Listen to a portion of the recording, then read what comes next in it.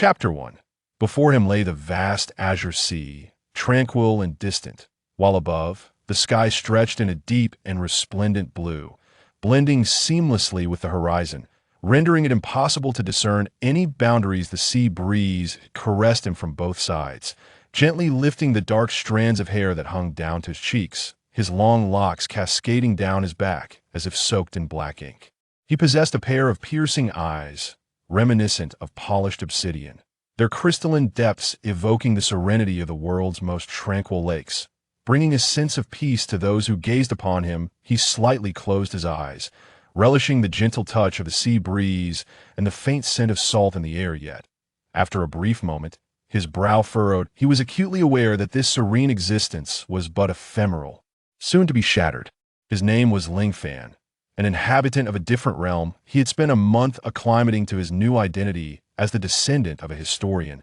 On the island of O'Hara, this seemingly unremarkable island was home to the world's largest library, the Tree of Knowledge, and gathered the finest archaeologists and elite excavation teams from across the globe.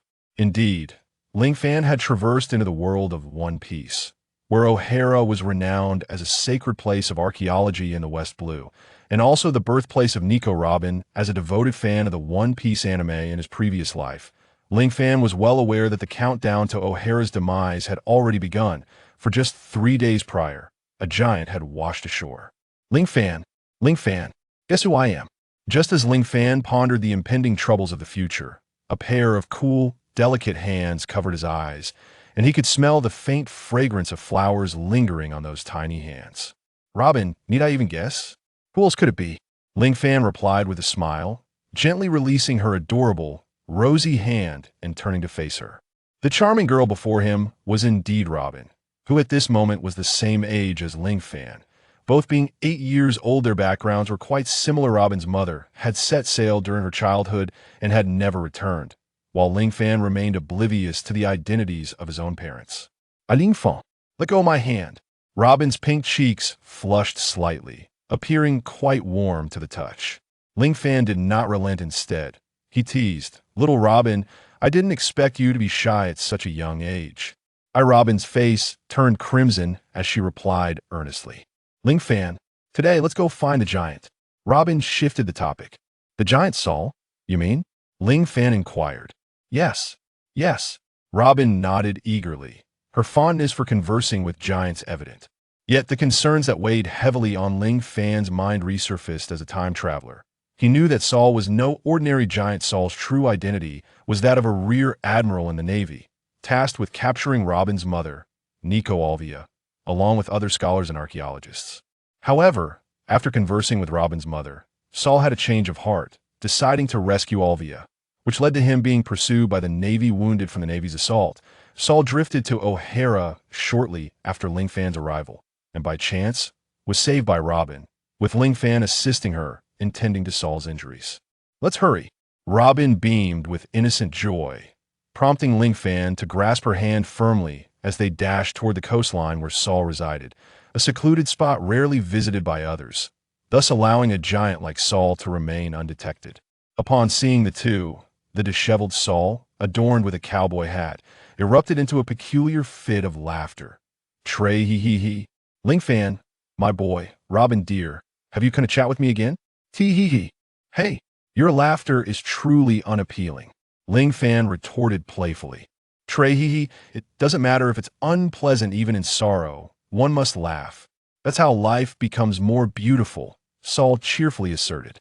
Observant Robin soon noticed the wooden raft floating on the sea and inquired, "Your raft is ready? Are you leaving, Saul?" she asked, a hint of reluctance in her voice. Ling Fan understood the rarity of Robin finding a friend, and Saul's straightforward nature endeared him to Ling Fan, prompting him to exchange knowing glances with Saul. "Oh, what's that for?" "Robin, don't wear such a sorrowful expression. By the way, I still want to make a flag. I intend to stay here a little longer." Saul grasped Ling Fan's implication despite only a few days of acquaintance. A deep camaraderie had formed among the three, and Saul relished their company, thus fabricating an excuse to remain with Robin and Ling Fan. As Saul crafted a flag, he engaged in casual conversation with Robin and Ling Fan ordinarily. This should have been a delightfully uplifting day, however. The troubling concerns that haunted Ling Fan finally materialized. In the distance, a colossal ship was advancing swiftly toward O'Hara. Well, what is that? Robin pointed at the immense vessel, her eyes wide with wonder, as she had never encountered such a massive ship before. That's a ship of the world government, Ling Fan observed, his gaze fixated on the flag representing the world government fluttering in the wind. What? That's a ship of the world government. How is that possible? Why would a world government ship be here? Saul exclaimed, visibly alarmed. Saul, sensing the impending danger, urgently asked, Robin, Ling Fan, can you tell me where we are? O'Hara. Upon hearing this name, Saul was utterly stunned. Good heavens! Oh, O'Hara, why? How'd I end up drifting to O'Hara?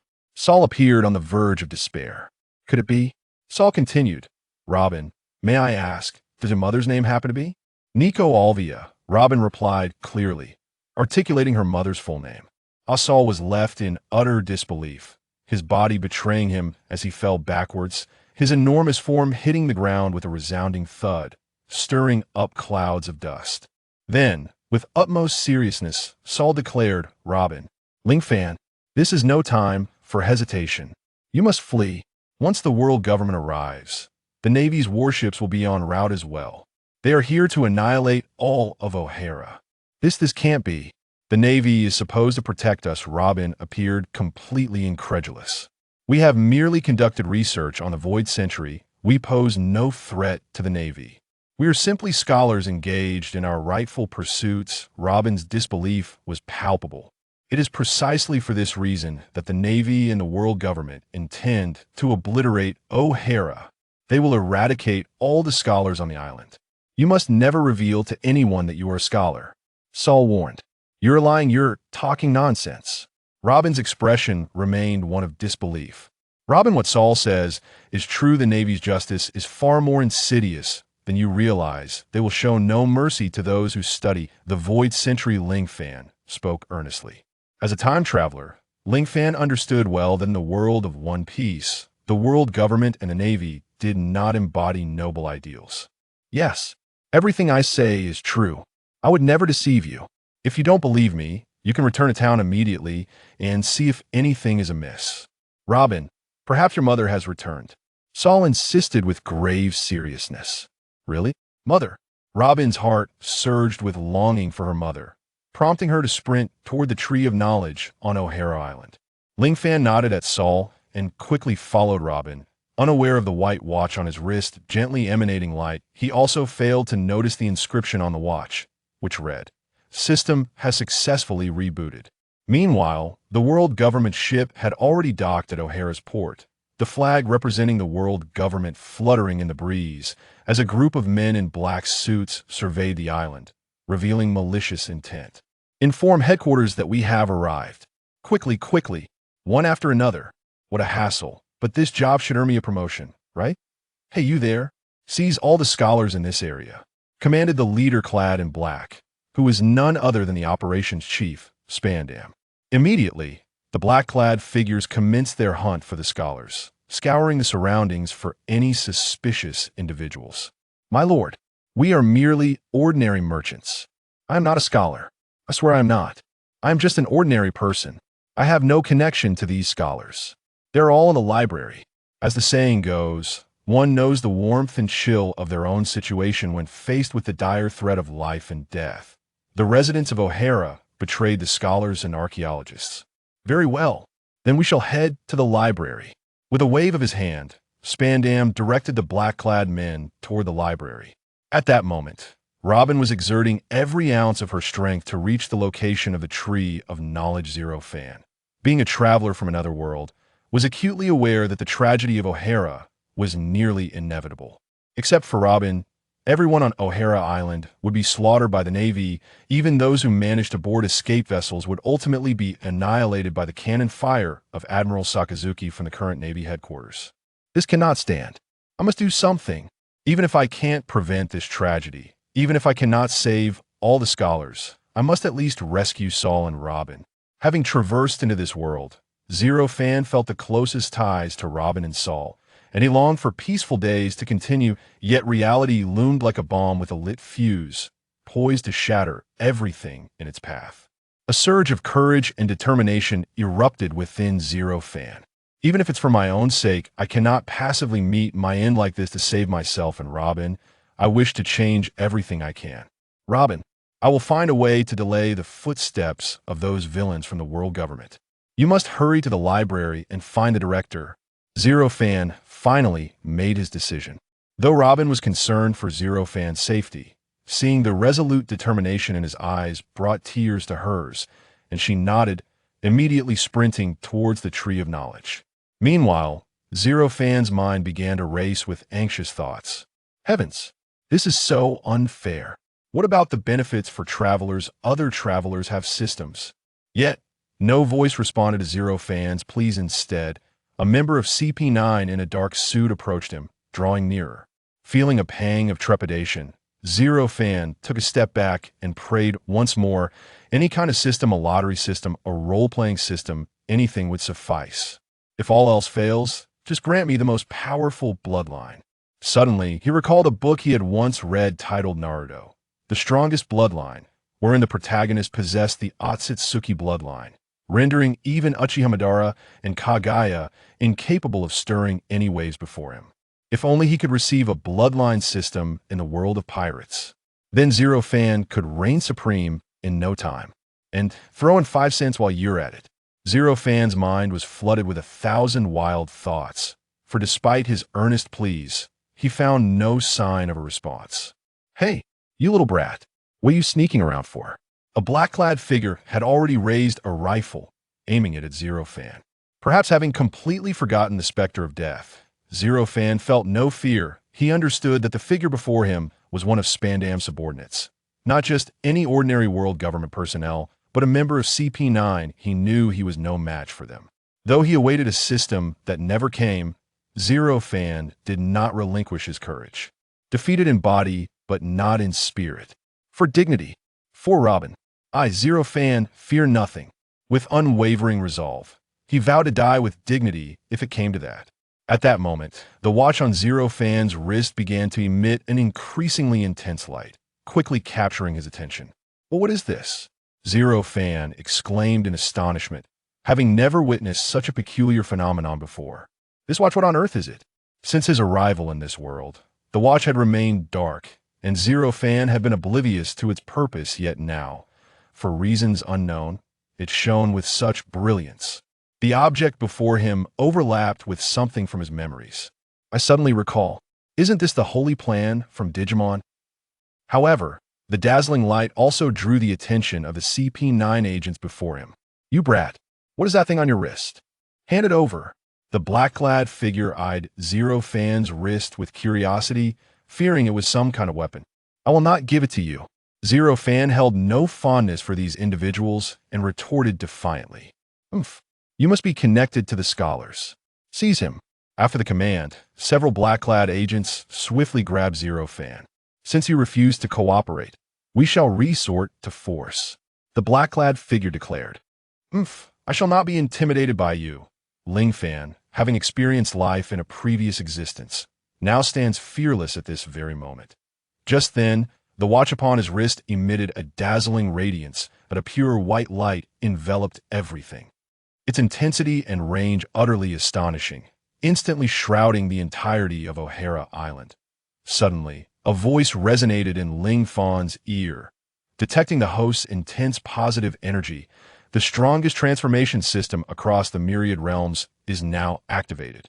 Entering tutorial mode. Please, host, loudly declare the activation of super transformation. Immediately, he was to transform into a formidable figure to confront the imminent crisis. Ling Fan was taken aback and swiftly responded, Is this my golden finger? The strongest transformation system in all realms. It sounds incredibly impressive. I wonder what this ability will allow me to become. Filled with intrigue, Ling Fan, having awaited this moment for so long, naturally wished to explore it. However, he soon realized that his body was completely immobilized, and everything around him seemed frozen in time.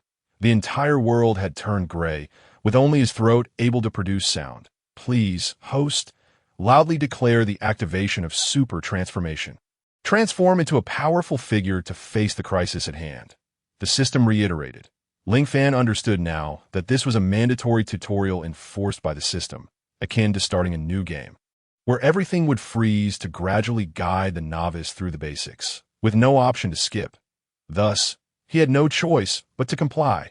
The urgency of the impending crisis compelled him to shout. Determined, he fixed his gaze and bellowed, "Activate super transformation." Internally, he mused, if I am not mistaken, this phrase resembles the iconic line from Kabuto's transformation in the animated series. In an instant, 5 radiant beams of light encircled Ling Fan's entire being, each beam extending to his limbs and head. Subsequently, his form began to undergo exaggerated changes. His previously diminutive physique surged to towering heights. His fair skin darkened slightly, transforming into that of an adult male, with muscles bursting forth, sculpting him into the ideal male figure. Moreover, his attire also underwent a transformation. The molecular structure of his original clothing altered instantaneously, morphing into blue combat leather armor, adorned with a white star on his chest, and a blue hood that revealed his eyes, nose, and mouth, while a letter representing the United States prominently appeared on his forehead. Yet, the most crucial element was the shield that materialized in his hand. At its center lay a white pentagram, surrounded by colors representing courage in red, truth in white, and justice in blue. This object was familiar to Ling Fan, Captain America's shield, crafted from the indestructible vibranium. Could it be that I have transformed into Captain America? Ling Fan then scrutinized himself closely, noting that his height and weight now bore a striking resemblance to that of Captain America from the Marvel Cinematic Universe, with the sole difference being that his face remained his own. The system's voice echoed once more. Host, the transformation system has been linked to the Marvel Cinematic Universe. Your forthcoming transformation journey will randomly bestow upon you various Marvel characters. You now possess all the abilities of Captain America. Attempt to eliminate the enemies before you. Upon the system's announcement, the surrounding gray scenery burst back into color, and the black-clad individuals stared wide-eyed. Their sunglasses hastily removed, they gasped in disbelief. Oh my God, just moments ago he was a mere child, right? How is it possible that he has transformed into a full-grown adult? The agent grasping Ling Fan was suddenly paralyzed with fear. Sinking to the ground and slowly retreating, this is a ghost. Shoot him! Shoot him! This guy could very well be a monster. Terrified, the black-clad man issued an attack order. Bang! Bang! Bang! Countless bullets rained down upon Ling Fan, while the nearby townsfolk, in sheer terror, shut their eyes, believing that Ling Fan's body would soon be riddled with holes. However, at this moment, Ling Fan was no longer the Ling Fan of before. He was infused with explosive power. His reflexes and speed far surpassed those of ordinary humans. I shall evade. Ling Fan, like one who had mastered the observation hockey, controlled his body with effortless ease, moving as swiftly as lightning, perfectly dodging every bullet. In truth, even if Ling Fan had not evaded, sustaining a bullet wound would pose little threat, as the rifles of the Navy in this pirate world were not dissimilar in power to those of the Second World War. A bullet striking Captain America would merely tickle. What is happening? This is impossible. How can he evade our bullets? Truly a monster. Quick, report to Commander Spandam. The black-clad men gasped in astonishment, witnessing the impossible transpire before their eyes. Nearly collapsing in disbelief, the world government's agents promptly informed their commander, Spandam, of this extraordinary event. Upon hearing, he bellowed, "Fools! You are a bunch of cowards. You are wasting my time. How could such a bizarre occurrence exist? Transforming into an adult and evading bullets, such phenomena are easily explained. This guy is a devil fruit user. Therefore, we must eliminate him swiftly and then capture those scholars. As for me, I shall take cover." Spandam quickly made his escape. This guy, he truly is as despicable and cowardly as in the anime.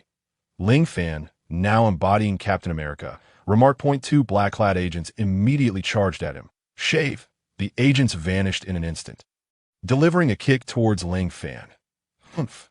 Ling Fan scoffed disdainfully, extending his arms to precisely grasp the necks of both CP9 members, securing them like a vice.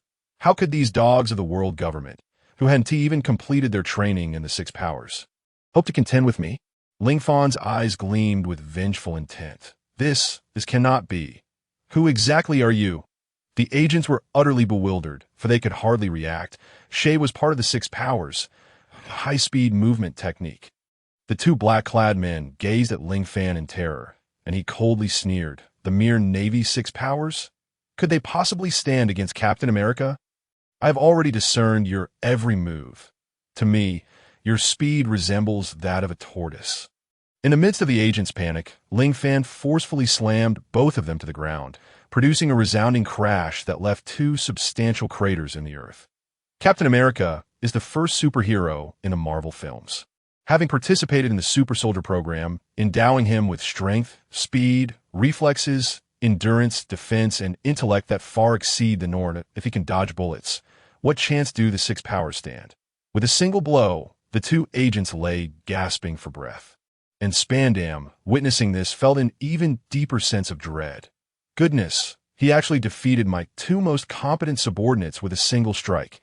This is intolerable. Spandam immediately summoned all his strength to shout, Everyone stop this thespian-like fellow.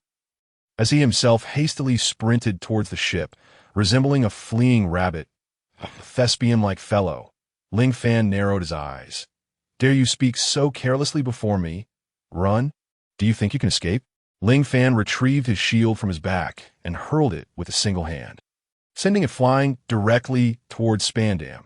Bang! Captain America's shield collided with the feeble Spandam, sending him hurtling through the air. Coincidentally or not, Spandam's head slammed into the world government ship with a resounding thud, rendering the scene quite comical. However, at that moment, no one was laughing. Ling Fan's display had left the entirety of CP9 in shock. Commander Spandam, clad in black garments, the members of CP9 surged forth in a concerted effort to rescue Spandam. While simultaneously encircling Zero Fan, their rifles raised. Fire! Eliminate him! Countless bullets rained down upon Zero Fan, yet he remained unfazed, gripping the handle of his vibranium shield to completely shield his upper body. Bang! Bang! The bullets struck the shield, erupting in a spectacle of sparks and producing a crisp clatter. But upon closer inspection, they inflicted no damage whatsoever. Impossible! The shield is utterly unscathed. What manner of shield is this? How can it be so resilient? It must be the work of a superhuman. We shall switch to sea-stone bullets. We will turn him into a sieve. Indeed. Aim at him. Open fire. The men in black replaced their ammunition, unleashing another barrage of bullets towards Zero Fan. At this moment, Zero Fan did not raise his shield. Rather, he retracted it, a faint smile gracing his lips. What is he planning? The enemies were utterly oblivious to Zero Fan's intentions as they commenced firing. Bang! Bang! Bang! Zero Fan began to dance amidst the hail of bullets, his palms swaying with fluidity. In no way. This guy is catching bullets with his bare hands. Even a superhuman could not possibly catch sea-stone bullets. My goodness, this cannot be real. Keep shooting. This is unbelievable. Zero Fan's extraordinary speed and reflexes rendered him impervious to harm. Sea-stone is exceedingly rare, and sea-stone bullets even more so. Even CP9 had only a limited supply.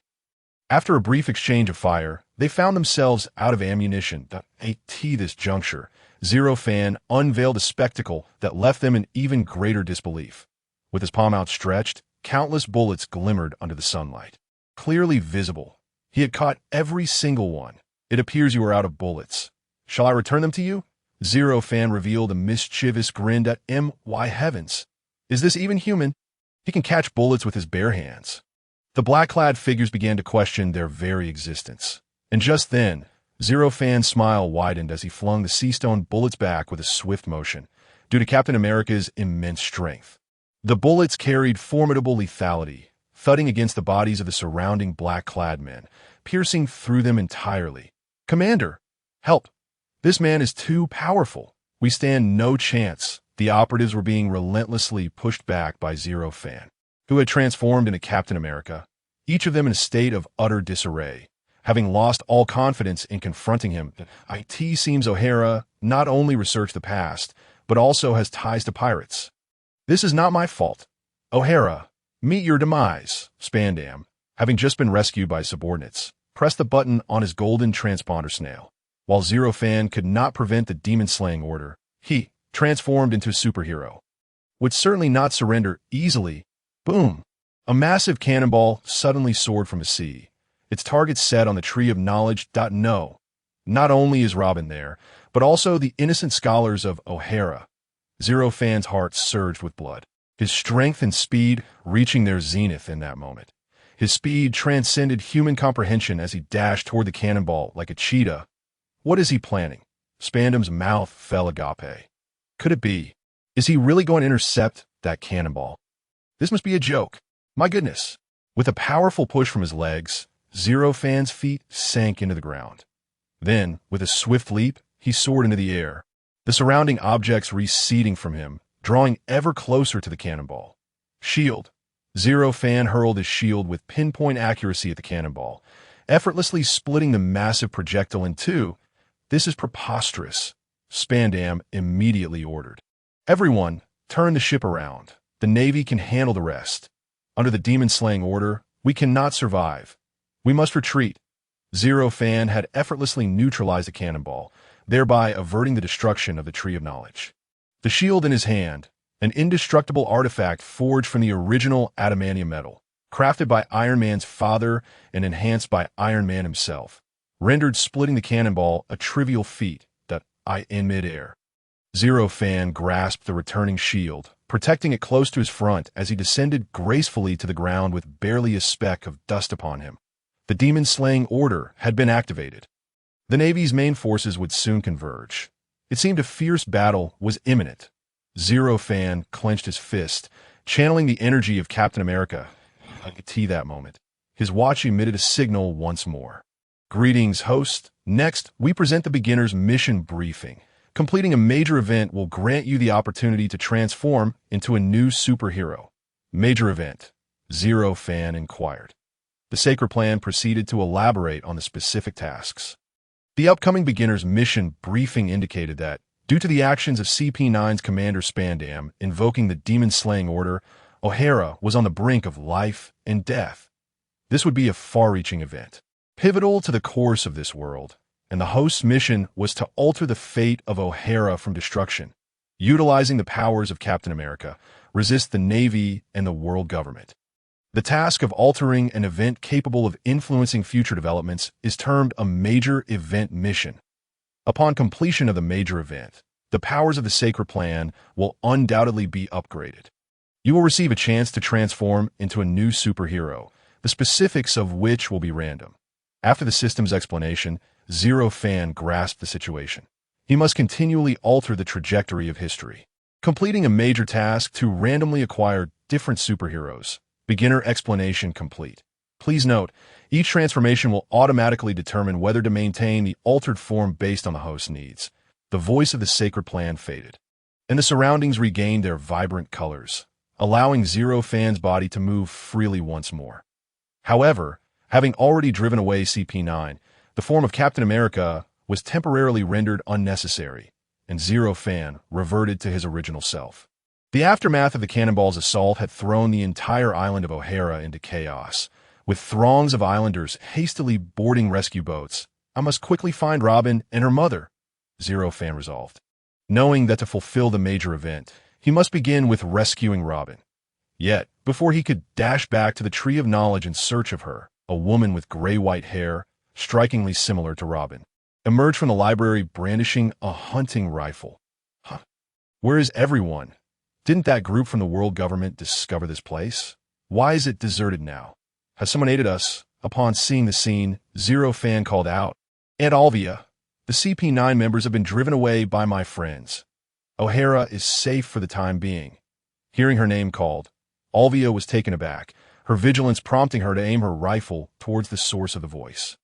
However, upon recognizing it was a child's voice, she lowered her weapon. Little one, who are you? How do you know my name? Who are your friends? Alvia inquired, puzzled that my name is Zero Fan, and I am Robin's friend. I learned your name from Saul, that I know he rescued you, and I also know about CP9, that my friends have already chased them away. Zero Fan explained. What? How could Saul possibly be here? Who are your friends that could drive away CP9? They are masters of the Navy's 6 styles. Do not jest with me. This is a moment of life and death for O'Hara. Since you are a friend of Robin, protect her and flee at once. Olivia declared resolutely. Ling Fan shook his head and replied, Escape? There is no time left. The CP9 commander Spandam has already issued the extermination order, and the Navy's warships have encircled O'Hara. Even the evacuation ship is not safe. It could be obliterated by the Navy's vessels at any moment. Olivia clenched her fists tightly, her anger bubbling over as she cursed, Navy, what do you want? Not only do you wish to annihilate O'Hara, but you also seek to slaughter the innocent islanders. Olivia's expression was a tumult of rage and sorrow, her fury directed at the Navy and the world government, while her sorrow stemmed from the fate of O'Hara and her child. Robin at that moment. Numerous massive Navy warships emerged upon the sea, their decks brimming with soldiers poised for action. The extermination order is a heartless assault designed to incinerate everything in its path. Deploying over 10 warships and 5 vice admirals, along with the Navy's elite forces. Undoubtedly, the extermination order signifies an irreconcilable stance from the Navy against O'Hara. It seems that hope for O'Hara is all but extinguished. Yet Ling Fan refused to succumb to despair. He possessed the transformation system. And Olivia, we cannot give up yet, Ling Fan exclaimed, patting Olivia on the shoulder. Solo can protect you and your daughter, while my friends can divert the Navy's attention. There is still a chance for O'Hara to survive. Olivia shook her head, saying, Do not be absurd. That is the extermination order. No matter how formidable your friends are, they cannot escape the relentless bombardment. Just then, the distant warships readied themselves, clearly preparing to obliterate O'Hara. I could see that moment. The ground trembled slightly, and a colossal figure appeared beside Ling Fan and Olivia. Ling Fan, Olivia, quickly! I am here to protect you, Solo declared, positioning his massive body in front of the two. Boom, boom, boom! The cannonballs from the warships immediately rained down upon the outskirts of O'Hara, unleashing a wave of probing attacks, likely prompted by the Navy's awareness of Solo, leading Vice Admiral Kazan to order restraint. Solo shielded them with his gigantic form from the barrage. Yet O'Hara suffered severe damage, the tree of knowledge engulfed in flames, that we cannot allow this to continue. We will inevitably meet our demise. O'Hara will be destroyed in due time. No, we must take action. We cannot remain passive. In that instant, Ling Fan resolved to awaken once more, and as the two faced the incoming shells, he raised his wrist to his mouth and shouted, Activate Super Transformation. 5 radiant beams of light enveloped Ling Fan, and in an instant he transformed, his stature soaring from under 1 meter to nearly 2 meters. His entire appearance morphed into that of Captain America, exuding an air of authority with a shield in hand. Hey, Solo, I need your assistance, Captain America stated plainly. You are, Solo and Olivia gasped in astonishment as Ling Fan had vanished, replaced by a figure resembling a theatrical performer, creating an eerie atmosphere. What is this? Is it the Navy? No. Could it be that you were the friend of that boy, the one who repelled CP9? Who are you? Olivia and Solo inquired in shock. Everyone calls me Captain America. Captain America? Solo, once a vice admiral of the Navy headquarters, had never heard such a name, pondering that it might be a title that be why the way Solo. I need you to do me a favor. Toss me onto that warship over there, Ling Fan requested. What? Are you serious or jesting? Solo queried. Olivia also looked incredulous, suspecting that Captain America was joking. Look into my eyes. Captain America, never joke. I am utterly serious. There is no time to waste. Trust me, Solo. Trust me. Olivia. Ling Fan's confident and righteous gaze instantly captivated both Solo and Olivia. Understood, Solo finally lifted Captain America, Ling Fan, into the air. Solo. Are you certain about this? Olivia, being a scholar, found the plan somewhat reckless, for some reason. I have faith in this fellow. Though I know not his intentions, I shall trust him. Solo then hurled Ling Fan into the air with all his might, spinning him around before releasing him. Whoosh!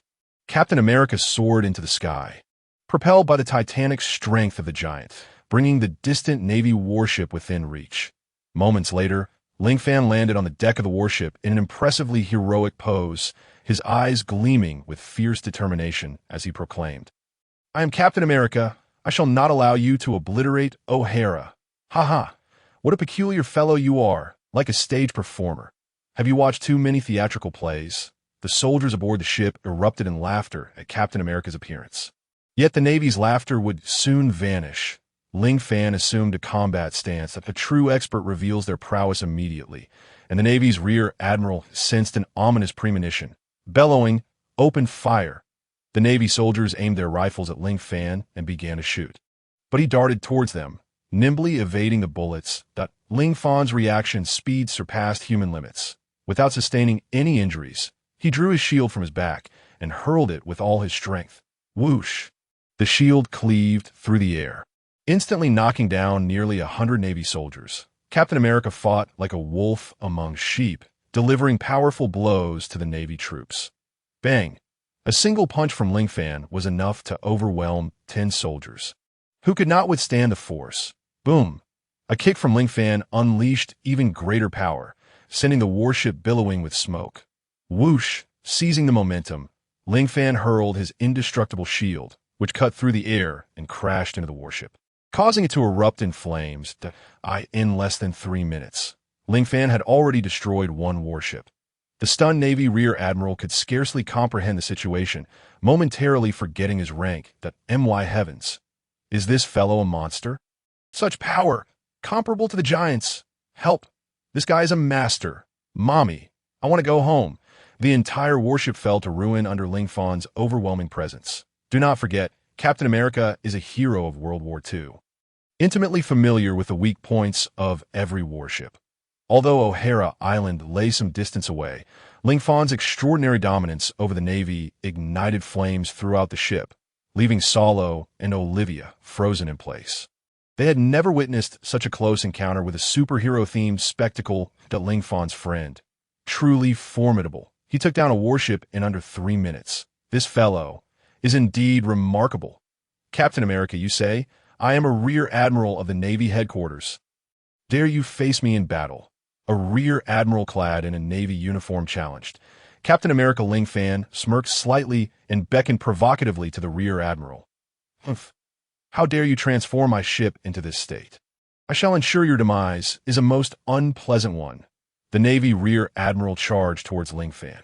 The Rear Admiral, as a commanding officer, naturally possessed strength far surpassing that of ordinary soldiers. Shave. The Navy Rear Admiral utilized the technique known as shave from the 6 powers, propelling himself at an incredible speed, appearing before Ling Fan in an instant, his index finger raised high as he aimed it at Ling Fan. Finger pistol. After transforming into Captain America, his intellect is equally exceptional. Otherwise, he would not have been able to become the spiritual leader of the Avengers. Utilizing the finger gun technique to close the distance in an instant, did he intend to eliminate me in a heartbeat? A normal person would indeed struggle to react. However, this maneuver holds no sway over someone who has transcended human limits like myself.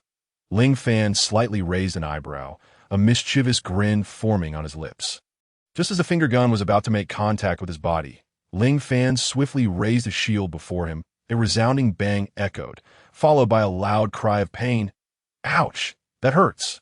The Navy Rear Admiral was left reeling in agony, nearly losing consciousness due to the intensity of the pain, for it is said that the fingers are connected to the heart. Did he think he could pierce my body with a mere fingertip?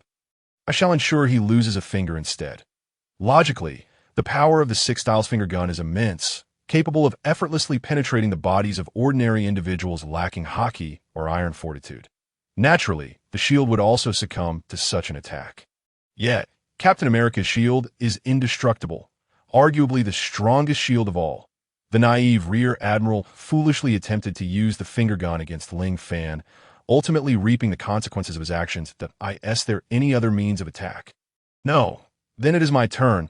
Ling Fan hurled his shield forward, but this time the Rear Admiral had learned his lesson and deftly dodged using his agility.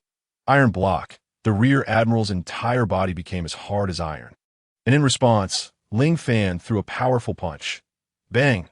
Although the force of Ling Fan's punch pushed the Rear Admiral back, it did not inflict any real harm. How about that? no matter how strong you are. You cannot break through my iron block. The Navy Rear Admiral smirked with pride. Ling Fan then remarked, impressive indeed. Hey, surrender. You must realize that you cannot triumph over me, the Navy Rear Admiral confidently declared. Ling Fan suddenly chuckled. What are you laughing at? The Rear Admiral inquired. I find your foolishness amusing, Ling Fan replied, as a shield returned to him like a boomerang. With no preparation, the Rear Admiral was struck on the back of the head with a resounding thud. Collapsing to the ground, unable to rise again. The entire Navy warship was on the verge of exploding, and Ling Fan swiftly made his way to the control room, discovering that the ship was still operational. He then maneuvered the vessel towards another nearby ship. Ling Fan himself plunged into the water. Captain America's swimming skills are naturally exceptional, and merely stopping one warship is insufficient to dismantle the Demon Slaughter Order. Ling Fan must confront even more adversaries. Fire! Fire! Someone come quickly! What is happening? Why is this warship heading straight towards us? Admiral, what shall we do? Ling Fan directed the warship straight towards another vessel, which happened to be commanded by a vice admiral of the Navy headquarters. This vice admiral, adorned with a naval cap and a cigar clenched between his teeth, had a beard that sprouted from his ears, covering his entire chin. He was Vice Admiral Huashishin of the Navy headquarters. Can we accelerate? Can we evade the collision? Huashishin inquired. No. The damaged warship is moving too quickly. We cannot avoid it. A soldier replied, fear evident in his voice. In that case, fire. We must eliminate this warship. We cannot suffer any losses. Vice Admiral Huashishin decisively commanded. Just as the order was about to be executed, a thunderous boom resonated. This is bad. This is terrible. The Vice Admiral exclaimed in a flurry. What is going on? What happened? A foreboding sensation gripped him. Our main cannon has been forcibly torn off, the soldiers reported. What? You're saying it has been torn off? Who did this? Vice Admiral Huashishin erupted in fury as he stormed out of the command cabin. It was I, Ling Fan's voice echoed, as he swung the main cannon of the warship with ease. How is this possible? He can wield such a massive cannon with such ease. Huashishin quickly drew his katana and struck. As a vice admiral of the Navy headquarters, Huashishin possessed strength surpassing that of a rear admiral. Though not the foremost swordsman in the Navy, he was certainly a formidable contender in an instant. He cleaved the massive cannon in two. Impressive, Ling Fan praised, and the two engaged in battle. Who are you? Huashishin asked, cigar still in his mouth. I am the heroic champion of justice, Captain America, Ling Fan proclaimed, thumping his chest, leaving Huashishin momentarily dumbfounded. The champion of justice, Captain America? Who is that? Huashishin scratched his head, utterly unfamiliar with the name amidst the vast ocean. Regardless, it seems you are an unknown entity. However, since you have attacked a Navy warship, it is a provocation against the Navy. I shall not let you go. You will face justice here. Vice Admiral Huashishin brandished his katana and charged at Ling Fan. Huashishin unleashed his Iaido strike once more. Yet Ling Fan did not retreat. Instead, he bravely surged forward, drawing his shield from his back to defend himself. Clang! The shield absorbed Huashishin's strike entirely, leaving the Vice Admiral's hands numb from the tremendous recoil, nearly causing him to drop his katana. What? This is impossible. I am a Vice Admiral of the Navy headquarters. My strikes can cleave even the toughest cannon in two. How could your shield withstand it? Is it made of sea prism stone? Huashishin exclaimed in disbelief. Not at all. My shield is not made of sea prism stone, Ling Fan replied, tapping his shield. It is made of pure adamantium, vibranium, you know? Ling Fan questioned. I do not know, but it matters not. I will thoroughly deal with you. The scientific department will undoubtedly be interested in this. Vice Admiral Huashishin wasted no more time, and the two clashed once again. However, this time Ling Fan positioned his shield in front of him, using the impact to roll off Huashishin's body. Farewell, Vice Admiral. I shall surely battle you again. Ling Fan seamlessly leaped into the water after rolling off Huashishin. You scoundrel, you actually escaped? Huashishin seethed with anger, feeling humiliated that he had not yet revealed his full strength before the enemy fled to the water. Admiral, the warship is about to collide. a Navy soldier reminded, prompting Huashishin to understand why Ling Fan had chosen to flee. Oh no, it's too late. Abandoned ship.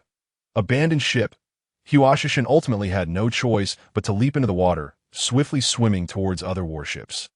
Quickly, everyone evacuate. With a resounding crash, the Navy warship collided with another vessel, causing it to fracture. The chaos on the warship was overwhelming. Some Navy personnel were thrown overboard. Others perished in flames, while many were killed upon impact. The cacophony of cries for help, distress, and alarm rang incessantly at this moment. Ling Fan harbored no thoughts of relaxation or respite. Although he had destroyed 2 Navy warships, the Demon Slaughter Order boasted over 10 vessels. Not to mention the terrifying elemental abilities of the Vice Admiral of the Navy headquarters. While Ling Fan could transform into Captain America, he lacked the domineering presence to effectively combat those with elemental powers. Ling Fan swam swiftly towards O'Hara, where the remaining 8 warships unleashed a relentless barrage upon the island. Captain America, this is impossible. The Navy's strength is simply too overwhelming. We know you are formidable. However, if things continue down this path, O'Hara will inevitably face destruction. Solo and Alvia lamented with a sense of despondency. The naval warships are attempting to obliterate this island entirely with their cannon fire. It's not just us. Even the ordinary townsfolk have suffered significant casualties. Alvia clenched her teeth, filled with resentment. Not despair. Zero Fan patted Alvia's shoulder and urged, think of Robin. You still have your daughter. How could you give up? Zero Fan, now endowed with the powers of Captain America, instantly transformed into a beacon of hope for everyone. What shall we do, Captain? Do you have any ideas? After all, you have already destroyed 2 warships. Solo had just taken in the entire situation. Of course, I have a plan. However, it is quite perilous. Do you have the courage to make a sacrifice? Zero Fan inquired. Trey. No problem. As long as we can save Robin and Alvia, I have no qualms. Solo declared resolutely. In that case, you and I shall once again launch an assault on the naval vessels. Having just destroyed 2 warships, we have undoubtedly caught the Navy's attention. If we strike again, we will surely divert part of their focus. Alvia, at this moment, you can lead Robin to escape through the gaps. Yes, Robin is still young. We must not let her come to harm. Solo found Zero Fan's reasoning compelling and immediately urged Alvia to act. Very well. Alvia nodded in agreement, finding the plan sound, and promptly turned to search for Robin at that moment. Solo glanced at Zero Fan and stated, we have become the last bastion of O'Hara. Indeed. Now, we must fight with all our might. Zero Fan clenched his fists, directing his gaze toward the 8 distant warships. Meanwhile, the atmosphere aboard the naval ships grew significantly heavier. Brew, brew, brew. Aga. Admiral Sengoku. Yes, a tall figure dressed in a blue costume. Understood, you can rest assured. The naval officer finally hung up the phone. This individual, tall and clad in a white vest and deep blue shirt, exuded a languid demeanor, reveling in freedom and leisure. He coldly observed O'Hara in the distance and remarked, how vexing. Not only has my rare holiday been ruined, but now I must deal with my former colleagues. The most troubling part is that the enemy has destroyed 2 warships, even forcing Vice Admiral Fire Mountain to leap into the water to escape with his life.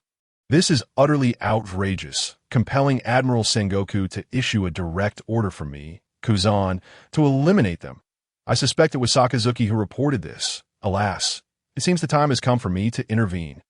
Indeed, the speaker was Vice Admiral Kazan of the Navy headquarters, who would ultimately rise to the rank of Admiral At that moment, he finally rose from his reclining chair, gazing at O'Hara, and ordered, cease fire. From now on, follow my commands. Kazan then froze the sea, creating a long pathway, and swiftly glided towards Solo and Zero Fan. Upon witnessing the Navy's cessation of fire, Zero Fan and Solo felt a surge of excitement. But in the next moment, their spirits plummeted into despair. That Kazan. Akiji no way. The future Admiral of the Navy is here before me. Zero Fan's heart raced with unease, even with the powers of Captain America. Facing Akiji would not be a simple task. Solo, it seems the Navy has recognized my strength. which is why they dispatched Kazan. You must go assist Robin and her mother, Zero Fan urged, aware that remaining against Kazan would spell doom for Solo. No, no. If you stay here, Kazan will kill you too. Don't think I don't know. You are indeed Zero Fan, aren't you? Trey, he. It is a true delight to have a friend like you, Solo, it turned out. Was not as foolish as he appeared. Seeing this, Zero Fan no longer concealed his identity and declared, Hurry, I will create a distraction. We must seize this opportunity, or we may lose it entirely. Solo chuckled in response. Trey. He. I never expected to find such interesting friends besides Alvia and Robin. I feel truly content in this life. I am willing to face death alongside you. In that case, let us fight to the bitter end. Even if an admiral of the Navy arrives, I will stand my ground. Just then, Zero Fan's divine plan suddenly manifested, releasing a brilliant radiance. What is this? Another transformation? Zero Fan felt a wave of excitement wash over him. Sensing the host's intense emotions, the light of friendship shone even brighter. The divine plan then announced, Attention! Kazan is approaching. Solo wore a serious expression. That guy probably cannot hear. The divine plan continued. You have established a bond of friendship. Now, we shall commence a new round of transformation. A new transformation? Zero Fan felt a blend of exhilaration and apprehension. While the new transformation might grant him greater power, it could equally result in becoming weaker than Captain America. Well, let fate decide. Zero Fan raised the divine plan to his lips and proclaimed, Initiate super transformation mode. Clang clang. At that moment, Zero Fan summoned 5 radiant beams of light, enveloping his entire being. What on earth is he doing? Kazan glided across the ice, then raised his hand high, declaring, Ice block, 2-pronged spear. Instantly, several ice spears formed beside Kazan, hurtling toward the glowing Zero Fan, and Solo. Zero Fan was in the midst of transformation. He could not possibly spare a hand to counter Kazan's assault. Solo immediately positioned himself in front of Zero Fan, bracing his body to absorb Kazan's attack. Thud! 2 attacks pierced through Solo's body, causing him to spew blood. At that moment, Zero Fan underwent yet another change, though it was not significant. His physique remained largely unchanged, but his blue costume morphed into ordinary attire. Solo, I cannot fathom why you would betray the Navy. Kazan finally reached Solo's side. This is the companion you call Captain America? Allow me to have a word with him. Ice Age. Kazan then proceeded to freeze the lower half of Solo's body. Run, Zero Fan, Solo urged passionately. Now, let me see which is stronger, your ice or my fire. A blazing inferno surged toward Kazan in an instant. Startled, Kazan raised his hand to release cold air, forming an ice wall. Boom! The flames shattered the ice wall, and Kazan barely managed to evade the fiery onslaught. What? Are you a user of the Flame fruit? Kazan exclaimed in astonishment. The Devil Fruit Compendium had previously noted a fruit that countered the Ice fruit, known as the Flame fruit. Humph. Kazan, you are mistaken. I am not a user of the Flame fruit. My name is Johnny. I go by the nickname Lightning Fire, Zero Fan replied coolly, then ignited himself into a blazing figure, racing toward Kazan at incredible speed. This time, Zero Fan transformed into the Marvel superhero, Human Torch, who can not only create fire, but also manipulate it and fly. After transforming into Human Torch, Zero Fan's energy and capabilities surged dramatically. And unexpectedly, the powers of Captain America harmonized with those of Human Torch. At this moment, Zero Fan not only wielded Captain America's shield, but also possessed the ability of flames. In this instant, Zero Fan finally gained the strength to confront Kazan. He can even fly. Kazan was taken aback. In his understanding, the user of the Flame fruit could not possess such exaggerated abilities. Wow. Kid, you are truly impressive. I never expected you to harbor such extraordinary powers. I truly underestimated you. Kid, give it your all, Trey. He. Solo chuckled optimistically. Iceball. As Kazan confronted the swiftly approaching Zero Fan, he raised his hand and unleashed 5 formidable ice pillars. These pillars, infused with the powers of a devil fruit, would encase any ordinary individual in an impenetrable frost upon contact. Yet, who was Zero Fan? He was none other than the extraordinary Pyro Johnny of the Fantastic Four. Flames erupted across Zero Fan's body, radiating a brilliant blaze as he enveloped the shield on his back with fire and hurled it with great force. In an instant, the indestructible vibranium shield shattered Kazan's 5 ice pillars to smithereens. Ice shards scattered with the wind, landing beside Kazan's astonished eyes. What sort of weapon is this? Kazan gasped in disbelief, unwilling to withstand such an assault, and deftly evaded the attack. Meanwhile, Zero Fan swiftly gathered his strength, channeling the flames throughout his body into his arm, ultimately unleashing a fire fist that transformed into a colossal fireball, morphing into a fiery wolf that surged forth from his hand. Kazan, on the one hand, dodged the flaming vibranium shield, while simultaneously concentrating cold air into his right arm, which solidified into hard ice, and then he launched it forward. Ice block. Violent cone. The massive ice transformed into the shape of an icebird, swiftly charging towards Zero Fan's firewolf. Kazan could hardly fathom that atop O'Hara there existed a warrior whose strength rivaled his own. The clash of ice and fire culminated in an immense shockwave centered around the two, sending ripples across O'Hara Island, shaking the very foundations of scholarly pursuits. Why heavens! What on earth is happening? This powerful shockwave. It has even disturbed the tranquility of the sea. At that moment, a man adorned with a naval cap scoffed. What is that rascal Kazan doing? Vice Admiral Sakazuki. Kazan is engaged in a fierce battle with an enemy. A fierce battle? With the traitor Saul? Or that actor known as Captain America? Sakazuki sneered once more, rising to his feet. What is the meaning of this? Sakazuki's eyes widened in disbelief, unable to stifle a gasp. The two had merely exchanged energy attacks, resulting in a massive crater left in their wake. Surrounded by flames still ablaze, with ice shards scattered everywhere, Saul, propelled by the shockwave, broke free from the ice encasing his lower half and immediately fled to higher ground. Avoiding peril, I could see this moment. Kazan was panting heavily, and Zero Fan also bore visible exhaustion, indicating that both were evenly matched. Who exactly are you? Captain America? Pyro Johnny. Reveal your name. Kazan inquired once more. Pyro Johnny, Zero Fan declared, patting his chest. You are formidable. However, this is where it ends. At that moment, Kazan had resolved his determination. What is the justice you uphold, Kazan? Saul, aware that Kazan intended to use that move, quickly urged him to reconsider. Justice. Each individual's perspective on justice varies. Right now, I wish to understand what justice resides in your hearts. Kazan pointed his finger at Zero Fan and Saul. Us. Zero Fan responded with confusion. Indeed. What does your justice entail? Kazan pressed on.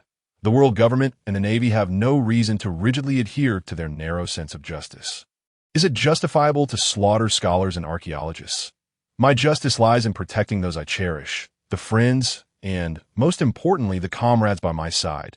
Saul declared, I ask that why you oppose the Navy. Is betraying them worth it? Kazan then turned his gaze solely upon Zero Fan. O'Hara is my birthplace, and Saul, Robin, and the others are my friends. Yet, this is irrelevant to justice. I, Zero Fan, shall combat the unscrupulous world government and the executioner Navy with every ounce of my being. Zero Fan boldly declared his name, Zero Fan. So this is your true name? Yes, my name is Zero Fan. Remember it well. Kazan merely nodded in response. Saul, depart. In the upcoming battle, I shall devote myself entirely to Zero Fan. I no longer have time to concern myself with others. Kazan squinted at Zero Fan. Go, Saul. Take Robin and Albia with you. Didn't you create a raft?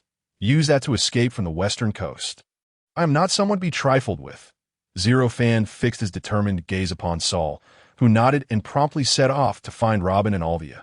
Once Saul had left, Zero Fan inquired, Why did you let Saul go? Because I wish to see what the things you protect with your lives will ultimately become, Kazan replied.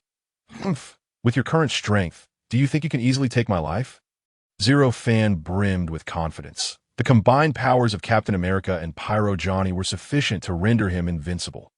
Ultimately, I shall unleash my most powerful move, Fear not, I will control its range, ensuring it only freezes you. Kuzan then began to amass power, pushing the abilities of his devil fruit to their limits. The temperature in the vicinity plummeted dramatically. Not far away, Vice Admiral Sakazuki stood momentarily stunned. How can the enemy be so powerful? Is he merely a man in costume? I never imagined Kazan would resort to his strongest move. Humph. Kazan has truly regressed. Sakazuki observed Saul fleeing in the distance and commanded, "Open fire! Open fire?" What does that mean? The naval soldiers were puzzled by the Vice Admiral's orders. That it means, commence cannon fire, destroy O'Hara, Sakazuki proclaimed. But Vice Admiral Kazan said not to bombard, protested one of the soldiers. Do you wish to defy the extermination order? Sakazuki coldly retorted, causing the soldiers to fall silent. Prepare for cannon fire, the soldiers shouted. Meanwhile, on O'Hara, Zero Fan, bracing himself against Kazan's impending onslaught, sneered, "Look at this. The rain of cannonballs? Is this what you call justice, Kazan? Do you endorse the Navy's version of justice? Slaughtering refugee ships, murdering innocent civilians, and sealing away history. These were things I had not anticipated." Kazan shook his head. "This is not my command. You are merely a pawn executing orders, a bullet for the world government," and the Navy Point Zero Fan's eyes gleamed with unwavering determination. "And I am a shield. I will protect everything I hold dear." Zero Fan clutches Captain America's shield tightly before him, assuming a stance of unwavering defense. In that case, I shall not waste further words with you. Ice Age. Kazan slammed his palm onto the ground. And within moments, the earth became encrusted with thick ice crystals, freezing a 50-meter radius around him. Even the sea itself solidified. This move was not merely about freezing the ground. The most critical aspect was that Kuzan's freezing power filled the air with an icy chill. Boom! Zero Fan immediately unleashed the full extent of his fiery energy, igniting the surrounding frigid air into scorching heat. However, the potency of Ice Age escalated rapidly. Not only did Zero Fan's body begin to freeze, but even the Captain America shield in his hand began to succumb to the frost. Time and again, Zero Fan pushed himself beyond his limits, breaking through the encroaching ice that sought to bind him. His body once more igniting in flames. The surrounding heat had all but been absorbed. There was no way out. This move seemed to be Pyro Johnny's strongest technique. I had underestimated the power of the pirate world. Kuzan truly was one of the 3 admirals of the Navy. If I survive this time, I shall burn, boy. Zero Fan unleashed all his heat, and his entire being ignited in an even more tremendous blaze. His actions left everyone astonished. This fellow, he can still endure. This is my strongest move. I never expected him to withstand it for so long. Kazan was taken aback, although he was a rear admiral in the Navy headquarters. His strength had long approached that of an admiral, wielding the powers of the ice fruit, and he had never before encountered a worthy adversary. However, this time, Ling Fan has completely revamped his worldview. This fellow must be dealt with mercilessly. If such a being is allowed to enter the vast ocean, he will undoubtedly become an exceedingly terrifying adversary. At this moment, Vice Admiral Sakazuki has also placed Ling Fan on his list of targets to eliminate. The flames emanating from Ling Fan's body, which were once blazing fiercely, have now been instantly retracted and condensed within him. Robin! Ling Fan has now soared into the air, seemingly having spotted Saul leading Robin to safety. Given this, I shall act without restraint. The expression on Ling Fan's face is immediately noted by Kazan. What is this fellow planning? Compressing flames? Could it be?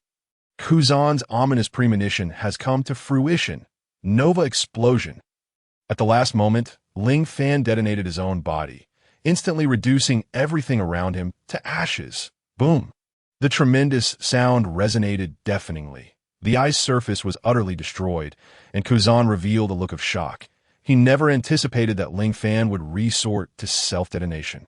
In the briefest span of time, he elementalized himself, transforming his entire being into solid ice, and immediately wielded his devil fruit powers to shield the surrounding Navy personnel.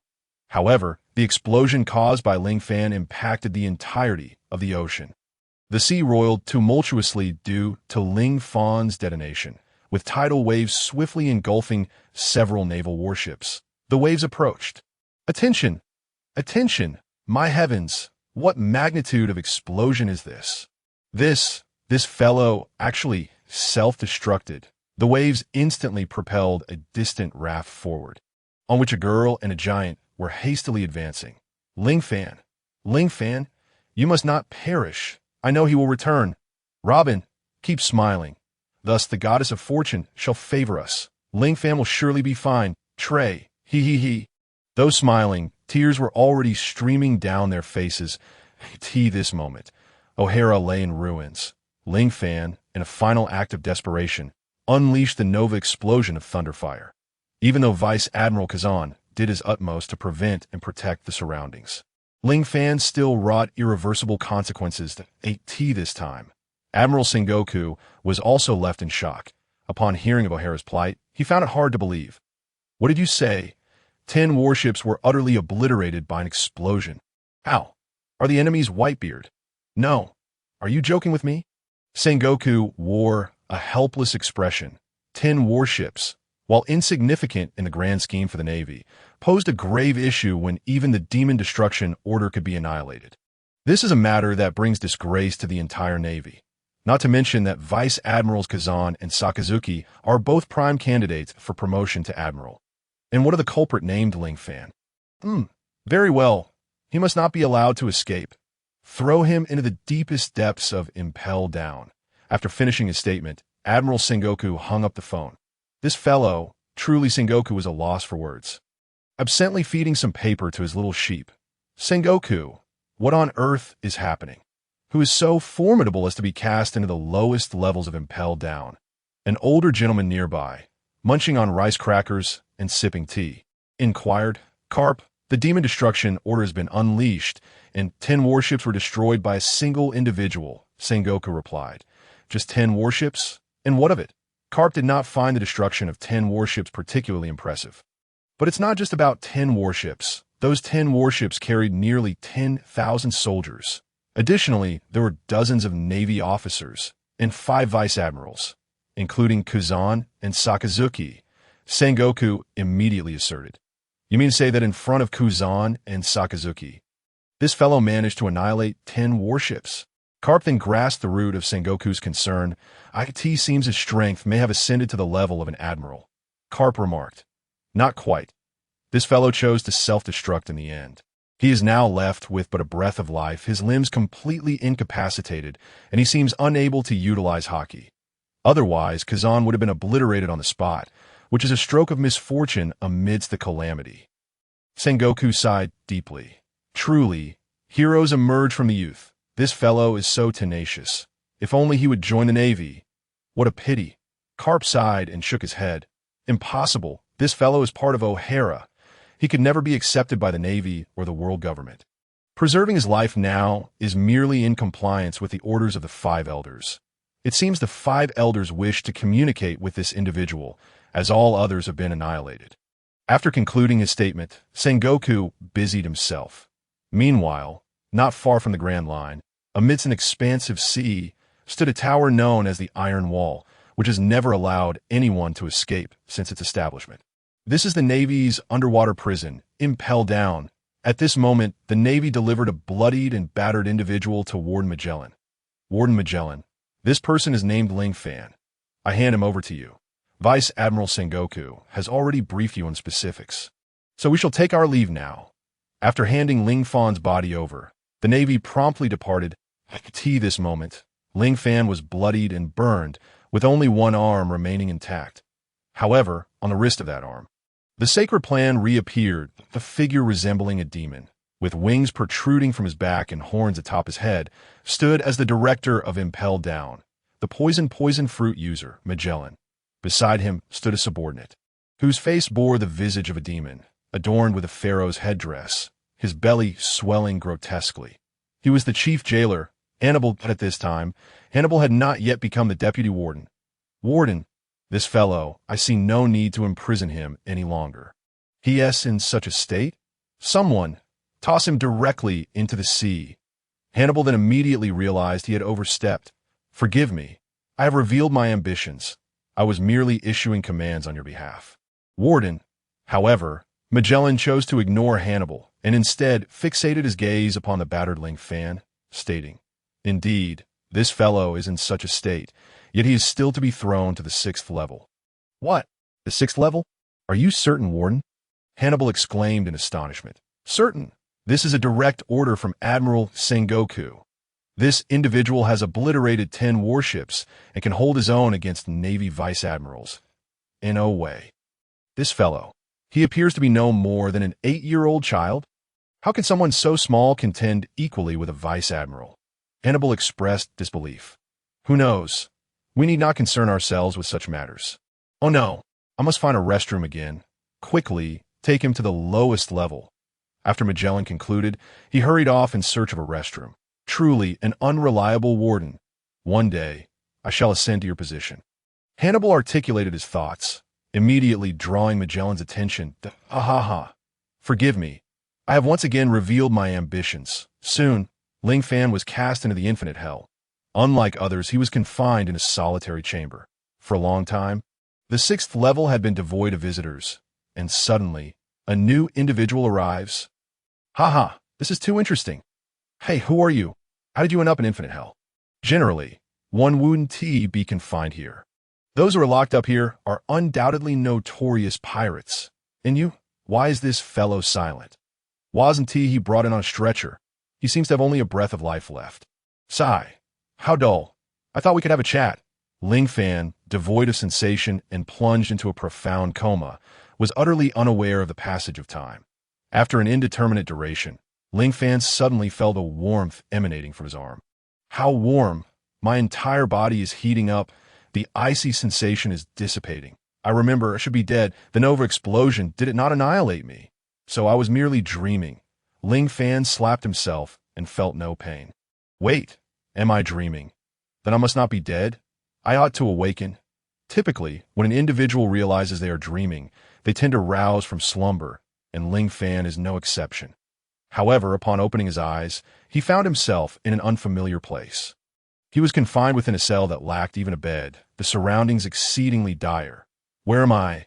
Could this possibly be impelled down the underwater prison? Oh, my body! It aches terribly. It was only then that Ling Fan realized his body had nearly become immobile. His limbs rendered paralyzed, with only one hand still resembling that of human. Is this the holy plan?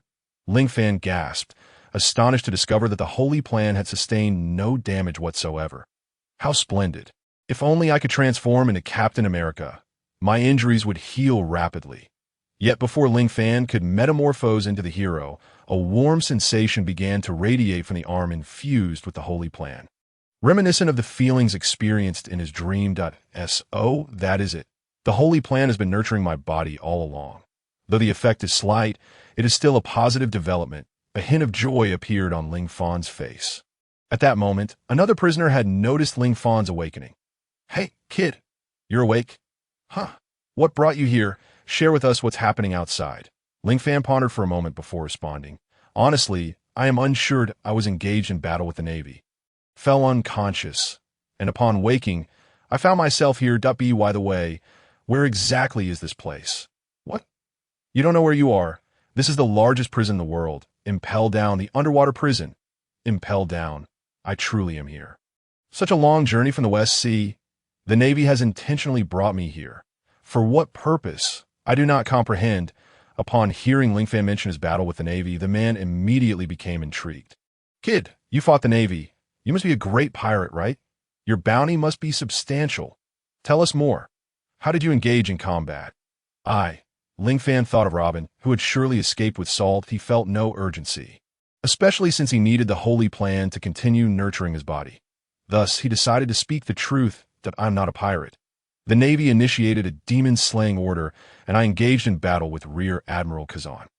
Ultimately, I self-detonated, destroying 10 warships and injuring Kazan severely. I thought I would die, yet here I am. Ling Fan recounted his experiences candidly. That you're not pulling my leg, are you? By the sound of your voice, you can't be more than 10 years old. Right? You destroyed 10 warships and managed to severely injure Rear Admiral Kazan.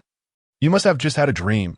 It is important to note that Kazan is a user of a Logia-type devil fruit, and he is on the brink of being promoted to admiral.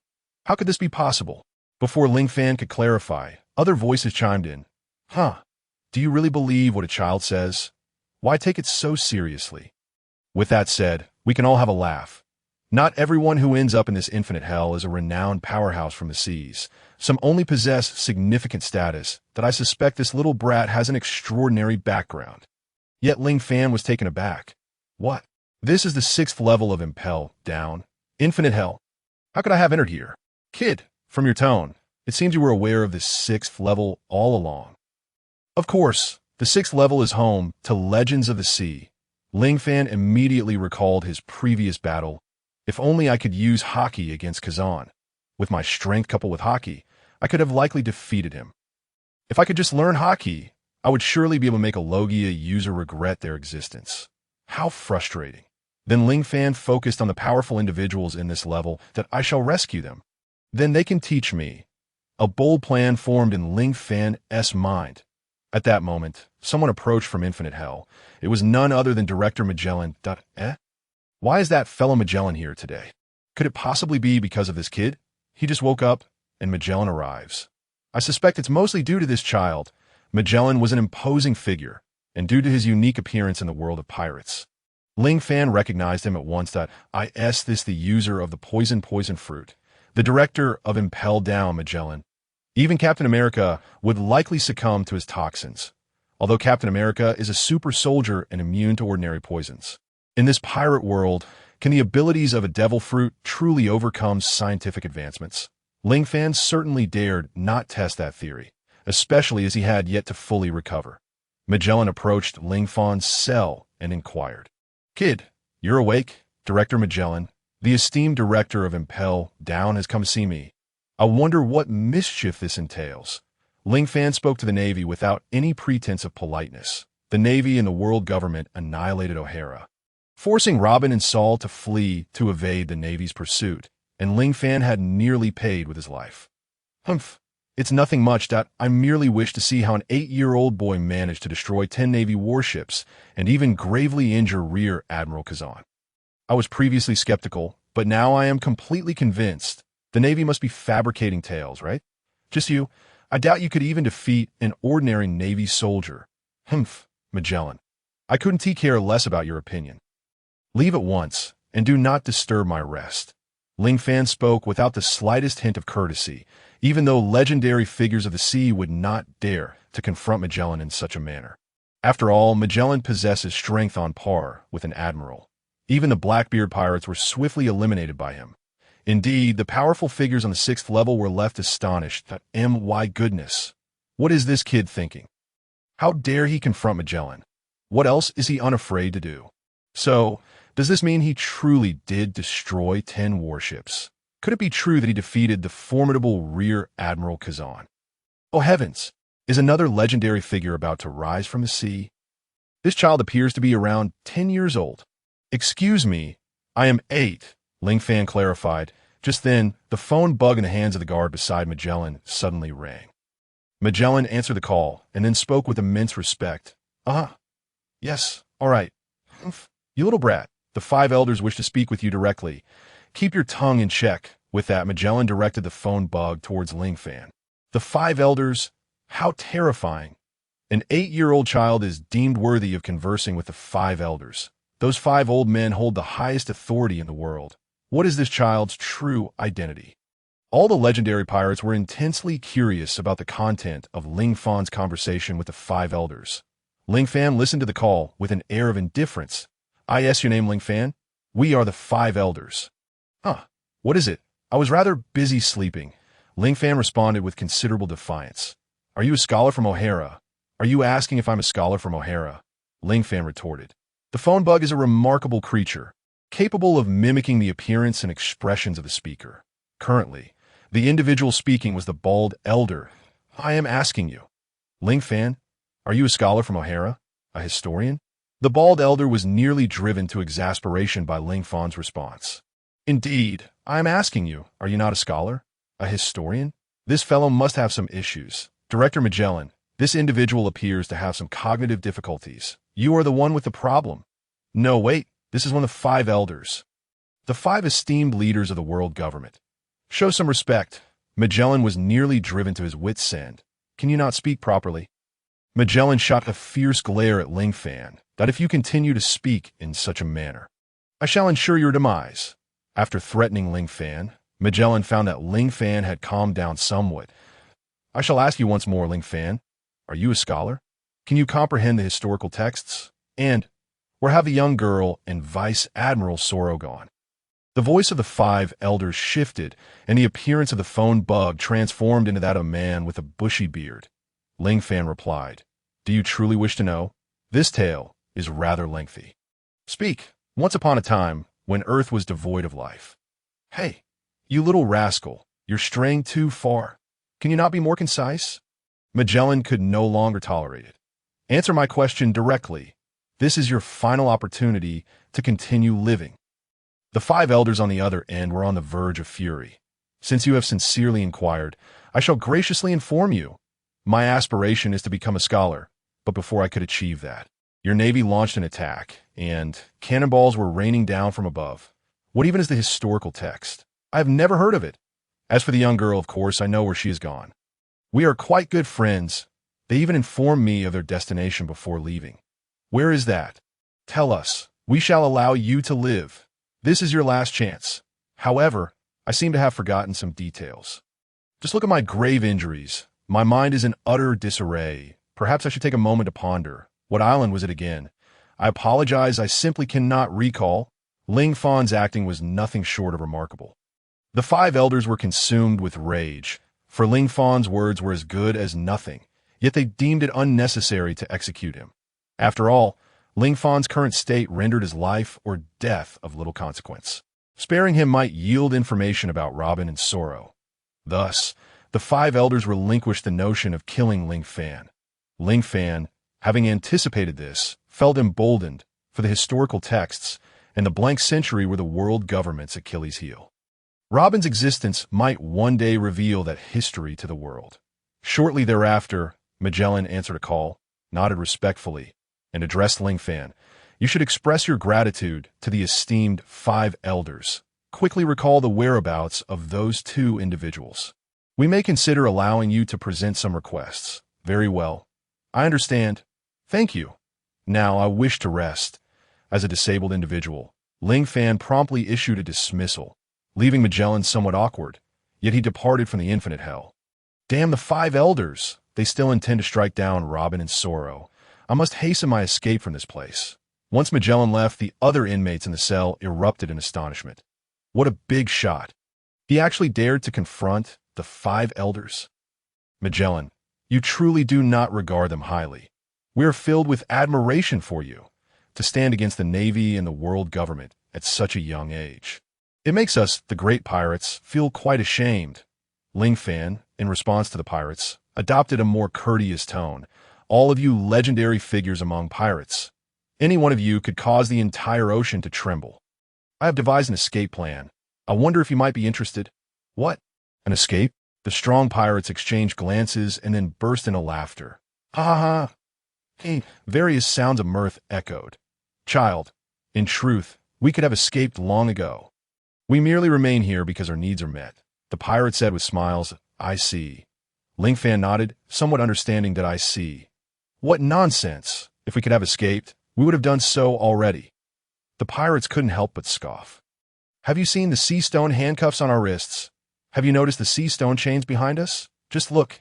Even the bars of the cell are made of sea stone. The fact that we can converse with you is a testament to our immense effort. Enough of this. I am weary. Kid, while we admire you, your ideas are rather naive. Moreover, there are layers upon layers of guards, and Magellan is no pushover. Kid, it seems we shall never have the chance to escape. You might as well stay here and accompany us until the end. Ling Fan sighed.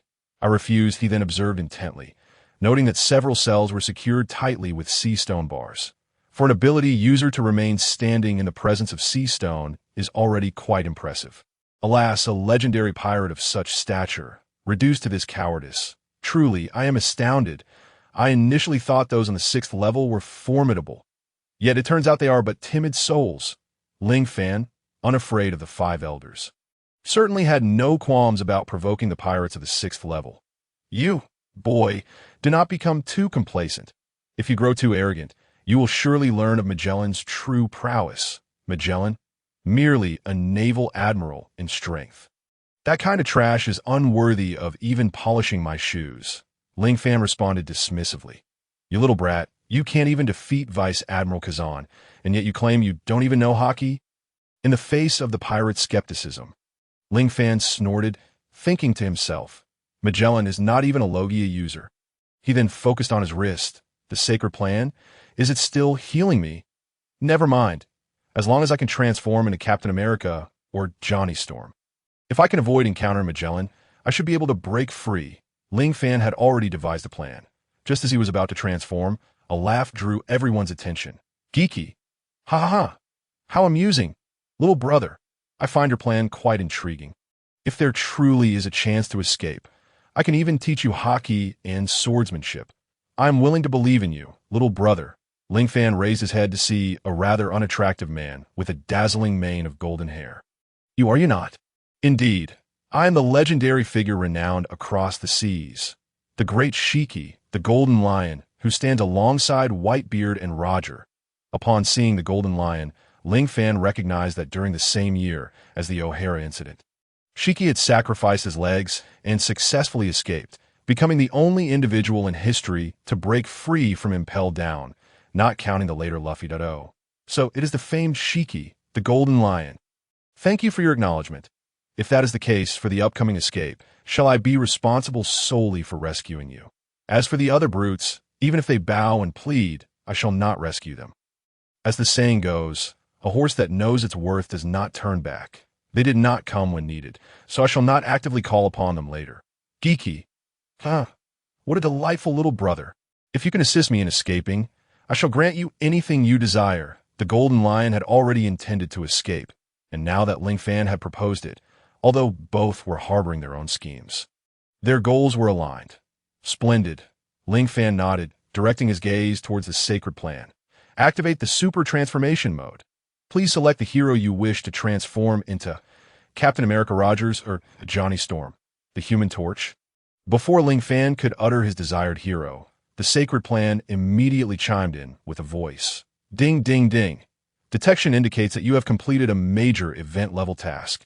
You have destroyed 10 naval ships and severely injured Vice Admiral Kazan. Therefore, the transformation system will randomly reward you with a new hero transformation.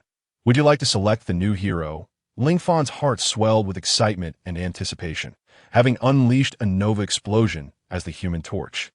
Not only had he survived, but he had also completed a major event task. Excellent. Now I have even more heroes to choose from.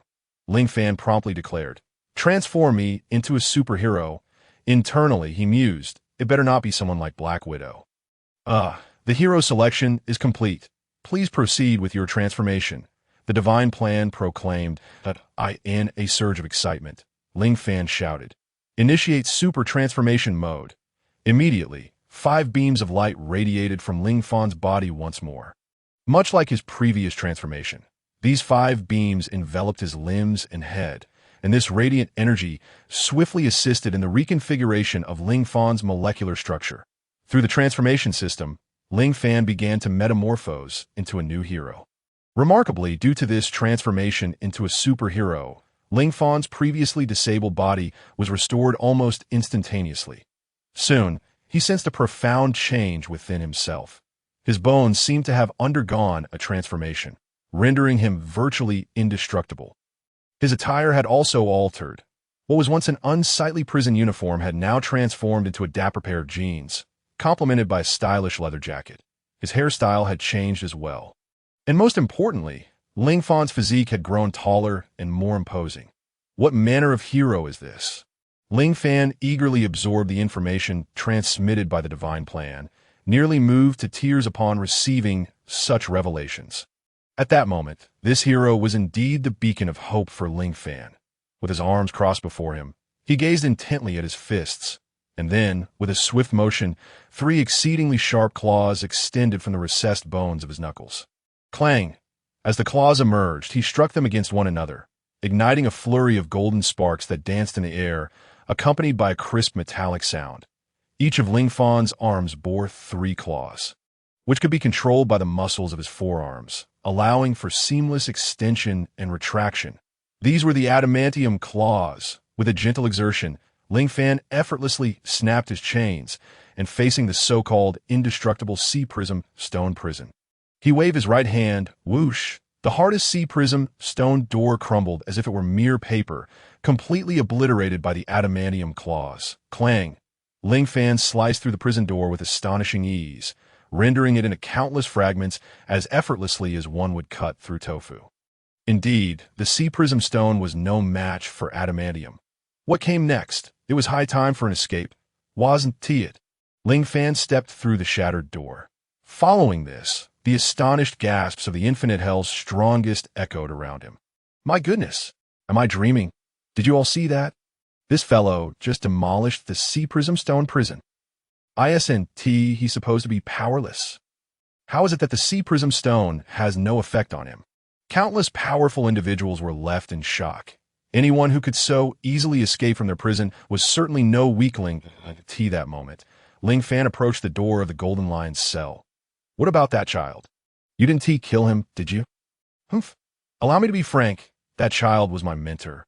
I am merely his novice apprentice. In other words, I am but his most incompetent disciple. Golden Lion, I will rescue you. Does the promise you made to my master still hold? Ling Fan inquired directly.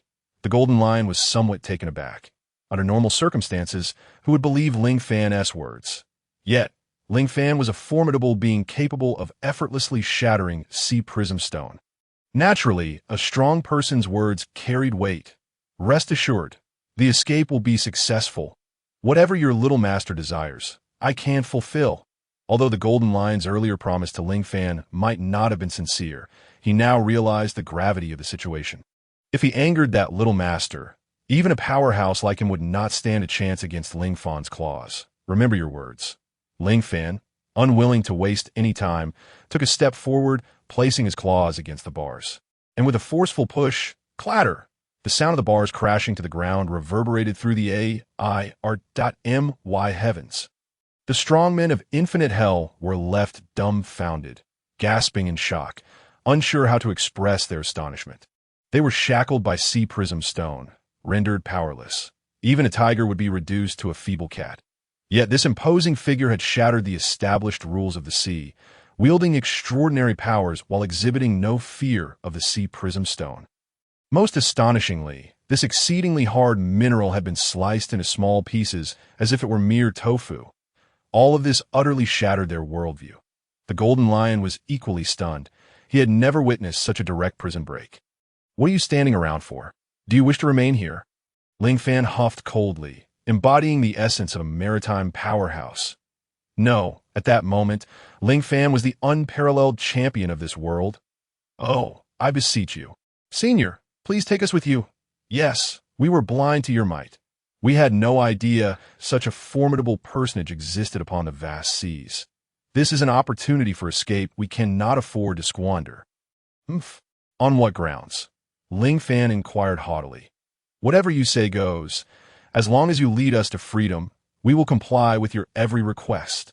Indeed, we can assist you in locating your lost companions in the sea. Ling Fan contemplated this, finding it quite agreeable that we are all legends of the sea. The world government and the Navy wish to erase our existence, which is why we have been imprisoned here, if you do not mind. We could form a faction together. Yes, with us, the force we establish would undoubtedly surpass that of Whitebeard, perhaps even rival the legendary Rocks pirates. If you wish to dominate the seas, we shall venture to the Grand Line and establish your pirate crew. If you seek vengeance against the Navy, we shall form a league to retaliate against them. The Avengers League, perhaps. Ling Fan mused. Do you truly mean what you say? Ling Fan asked promptly. Of course. Almost everyone responded affirmatively. Perhaps it was due to Ling Fan's transformation into Wolverine. He was feeling rather impatient, not wanting to waste time. He declared, Enough. Just my escape alone is rather dull. Since you have given your assurances, you must adhere to my commands. First, we shall march together towards the 5th level underground. Without further ado, Ling Fan disregarded the legendary figures of the sea, using his claws to swiftly dismantle the cells and chains confining the prisoners, slicing them into manageable pieces. After liberating the formidable beings from the 6th level, Ling Fan promptly advanced alongside them toward the 5th level. That Ling Fan's endeavor to rescue those from the 6th level was not born from sheer altruism. He had a purpose.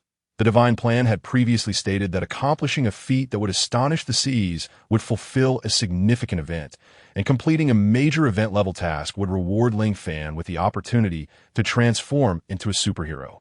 Merely escaping alone, even if successful, would not constitute a major event. Helping the Golden Line escape would yield little more than a newspaper headline. However, if a riot broke out among all the prisoners and impelled down, if every single one of them, the very beings the Navy and world governments sought to eliminate, returned to the sea, then chaos would surely ensue across the oceans. This would undoubtedly be an event of monumental significance. Meanwhile, in the monitoring room of Impel Down, a young man wearing a flight cap and smoking a cigar was left astonished. From the surveillance footage of the 5th and 6th levels, countless figures were making their way upward.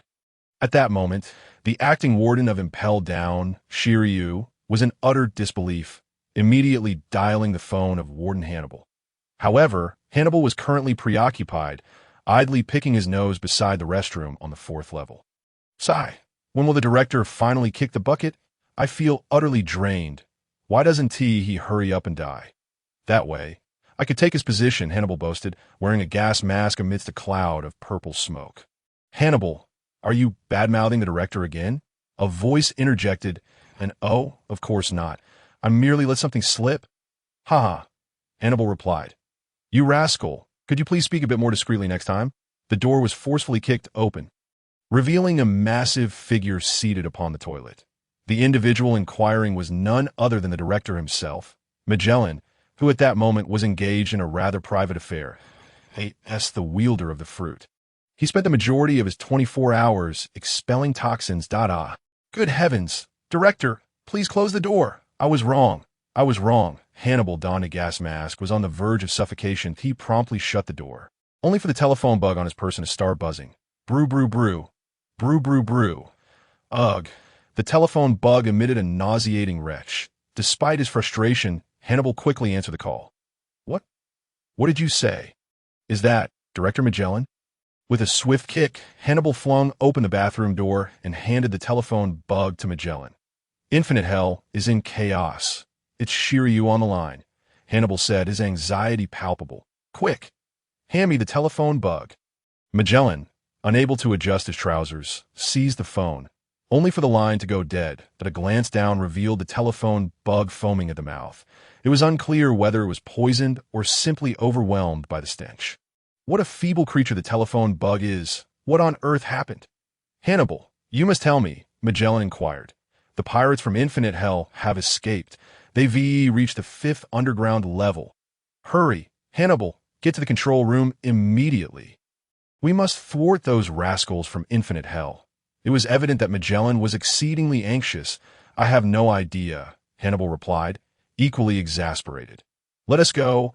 We must leave at once. Magellan adjusted his trousers and, alongside Hannibal, made for the exit.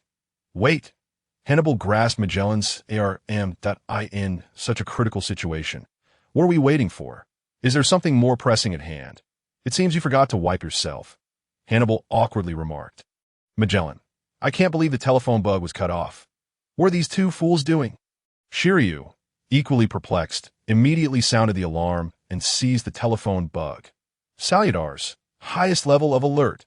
Dispatch all blue gorillas to guard the floors under your command. The military wolves on the 5th level should be able to hold them off for a while. I'm heading to the 5th level to halt their advance. Shiryu brandished his blade and advanced towards the 5th level of the extreme cold hell. Meanwhile, Zero Fan and his companions had already reached the 5th underground level, the extreme cold hell. Before Zero Fan could unlock the cells of the formidable prisoners on the 5th level, a pack of beasts encircled them. Awoo! The military wolves howled in unison, saliva dripping from their mouths, revealing their predatory eyes. The strongmen from Infinite Hell were not intimidated by a mere pack of military wolves and prepared to showcase their prowess by dispatching them all. However, at that moment, Zero Fan raised his hand, halting all movements. "Before my Uncle Wolf?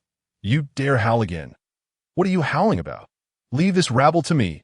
Unfazed by the biting cold, Zero Fan crossed his arms, and with a swift motion, his adamantium claws extended forth. Whoosh! The military wolves charged at Zero Fan, yet he was swifter still. With a flick of his claws, a sickening sound echoed as they pierced through the body of a military wolf. The scene was undeniably gruesome as Zero Fan lifted the wolf high before slamming it down, blood splattering in all directions. The military wolves had merely tested the waters. This time, they attacked in earnest. The pack lunged collectively at Zero Fan. He exaggeratedly swung his arms back and forth, and every military wolf that approached met its demise. Puffed! One particularly audacious wolf lunged, biting Zero Fan's calf, but he retaliated with a kick, swiftly impaling the beast. Miraculously, the bite on Zero Fan's calf healed at a visible speed. Oh. The military wolves were not foolish. Upon witnessing such ferocity, they emitted fearful cries and fled as if their feet were greased.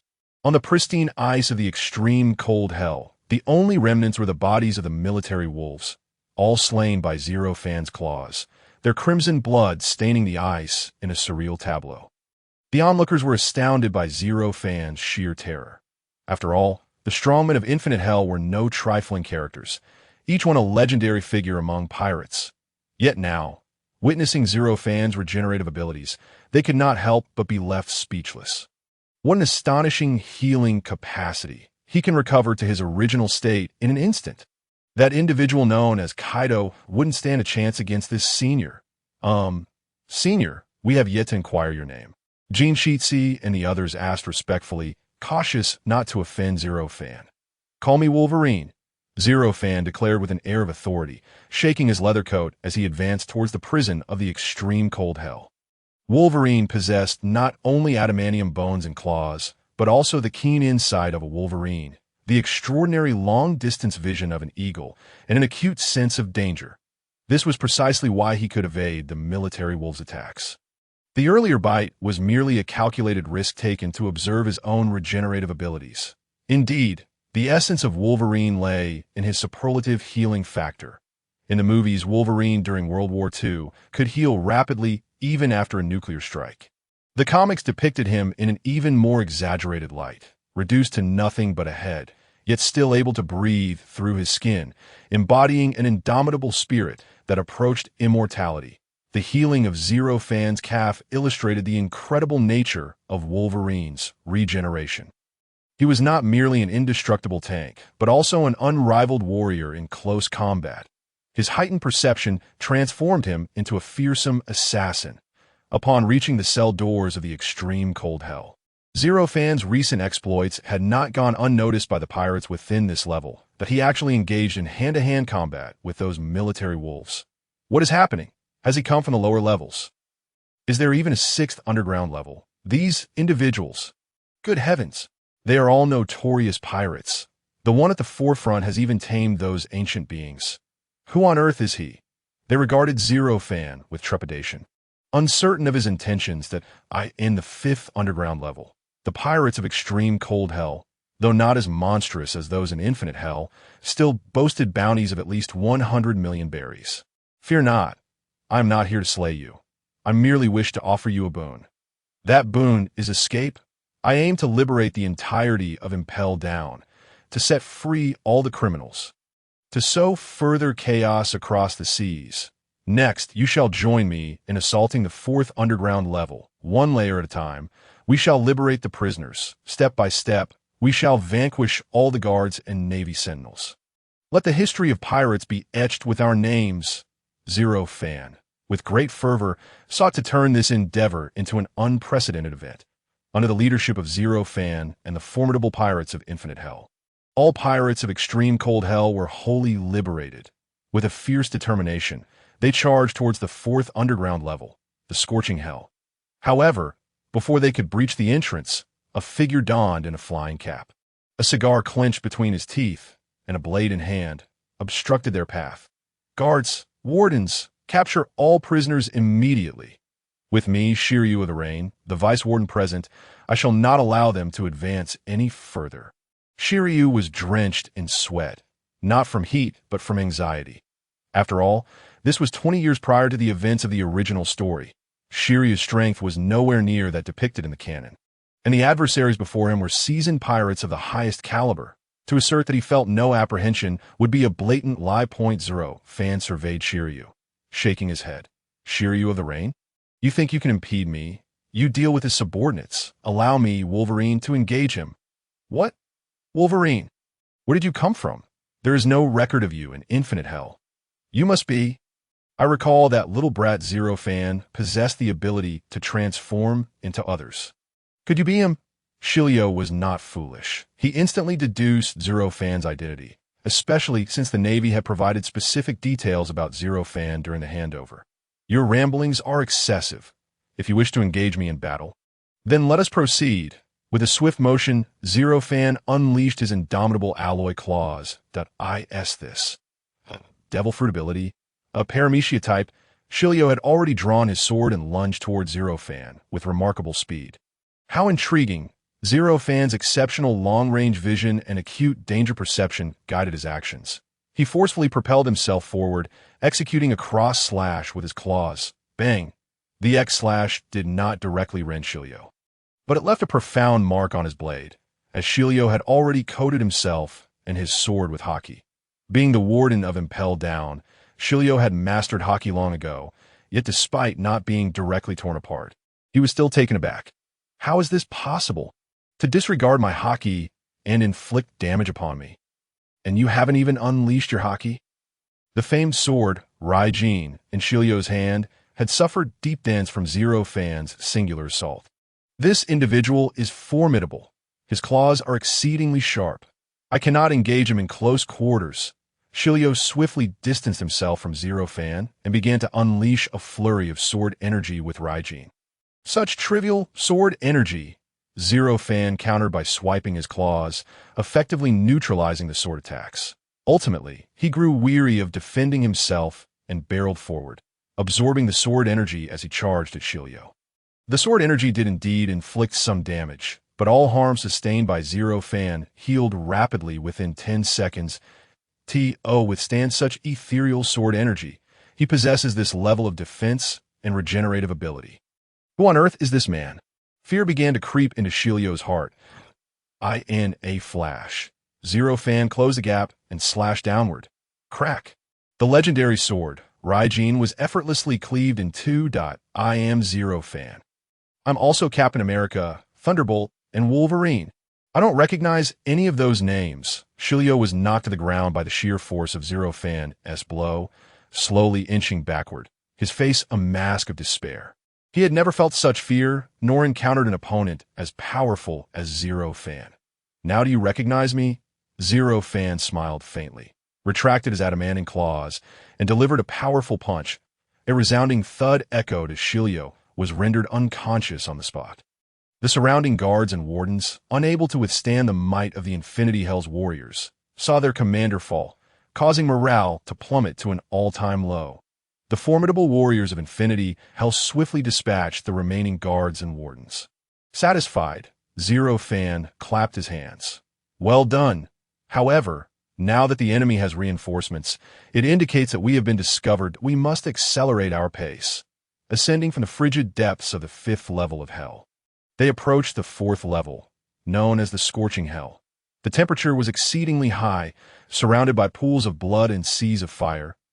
As usual, Zero Fan utilized his claws to sever the sea prism stone bars of the cells, liberating all the prisoners that that moment. Someone attempted to obstruct Zero Fan. Who are you? How dare you assist escapees? A small figure brandishing a trident pointed accusingly at Zero Fan. And who might you be? Zero Fan inquired. I am Saludas, the chief warden of Impelled Down. Saludas? Could you be the father of Saludi Eyes? Zero Fan blurted out. How do you know that? It matters not how I know. Do you wish to stop me? Zero retorted. Of course. As the chief warden of Impelled Down, it is my duty to thwart you.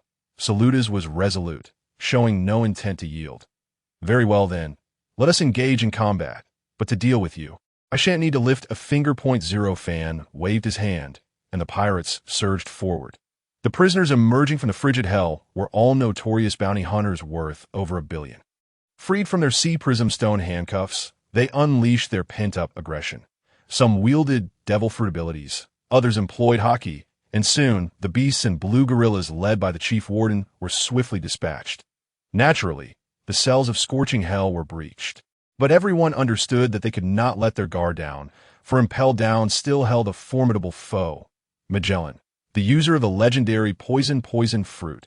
Magellan's strength was comparable to that of an admiral, and his attacks were lethal. Any contact would result in certain death from poison.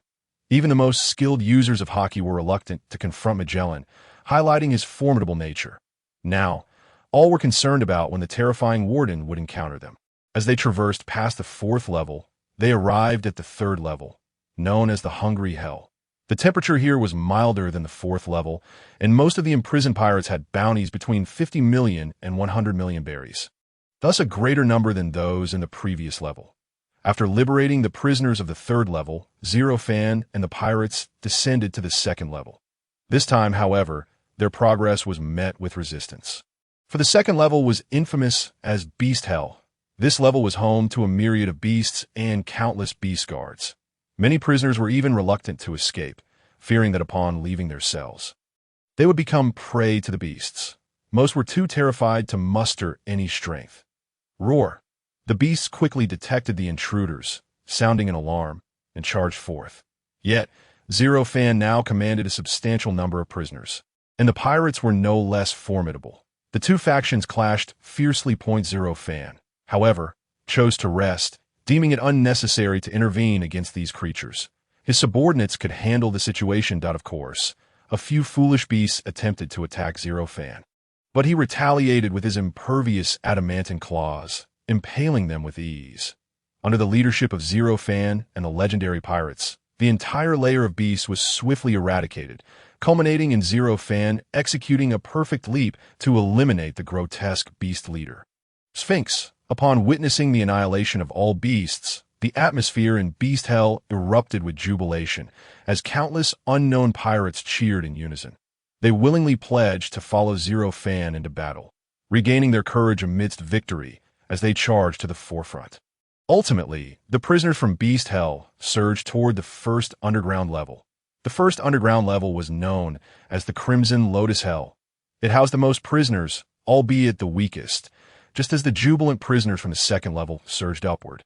They encountered an imposing obstacle. Oh my goodness. Can it be true?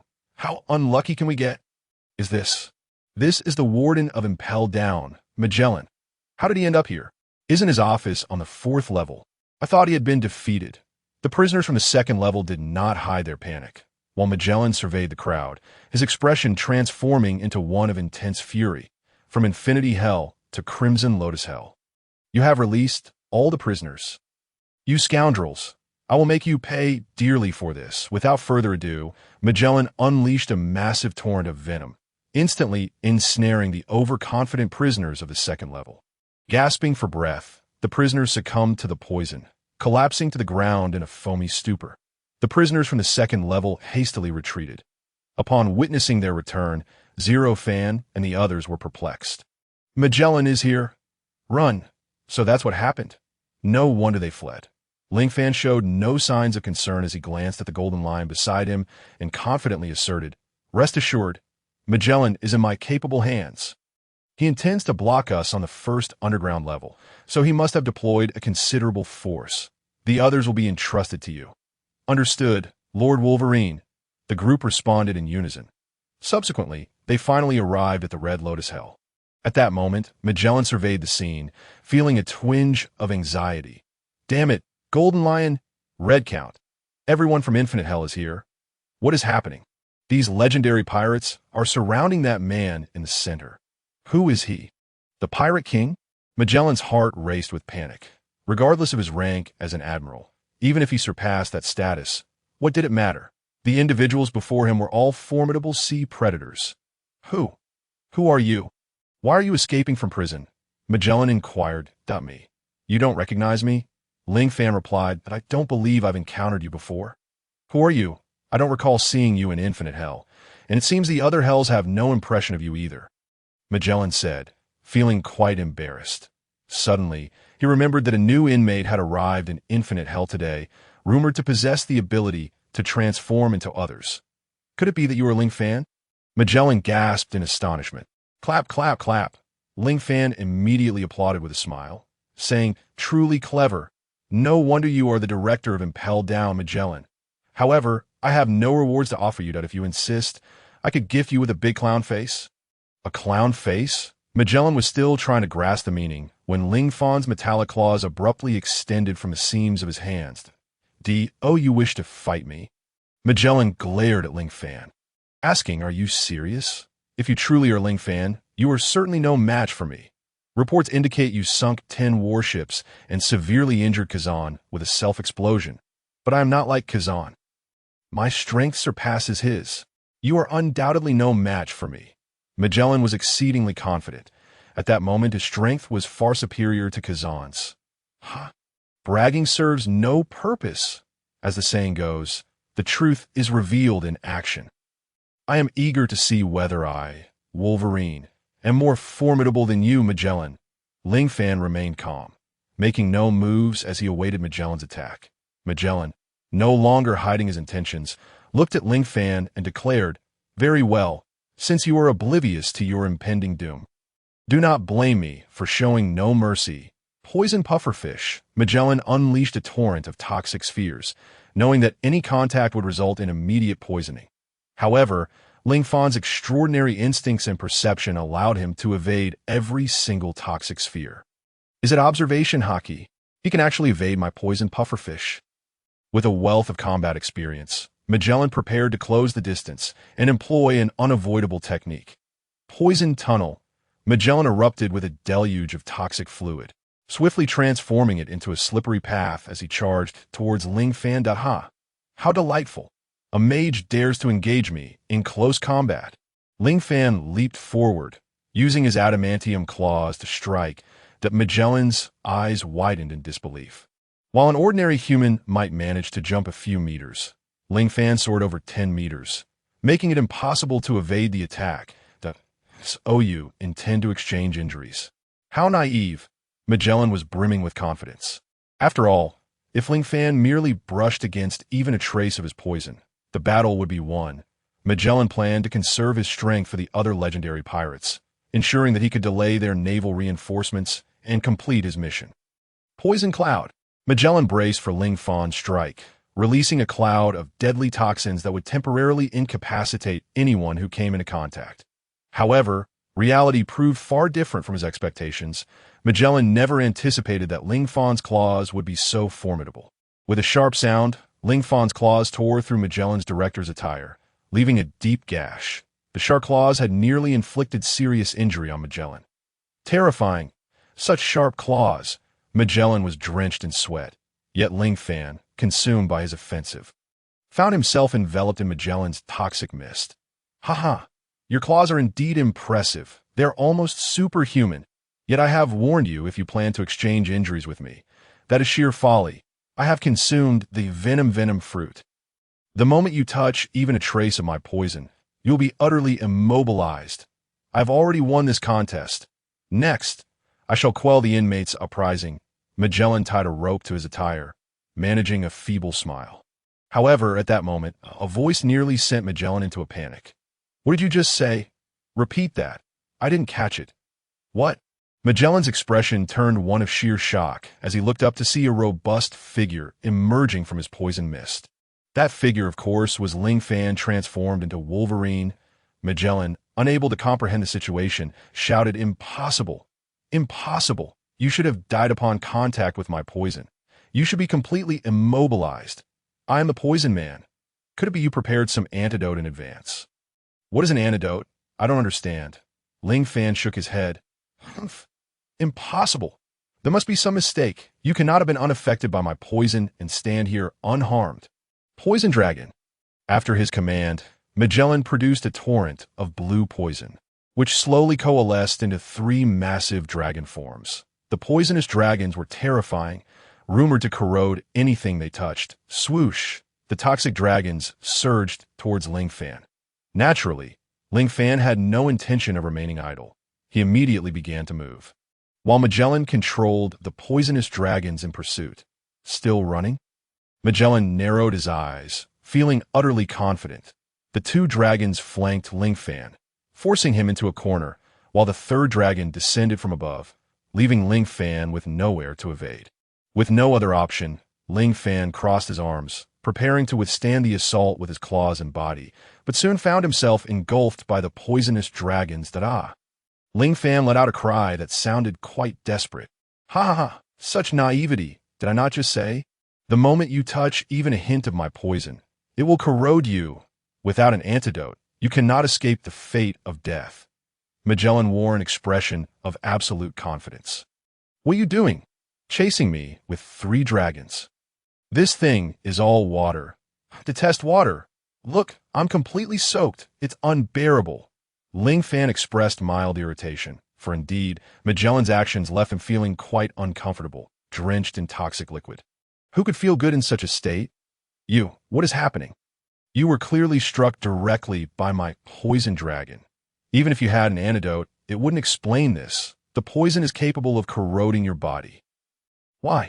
Magellan felt as though he might explode. No matter how powerful his attacks, he could not inflict any harm on Ling Fan. But you know why.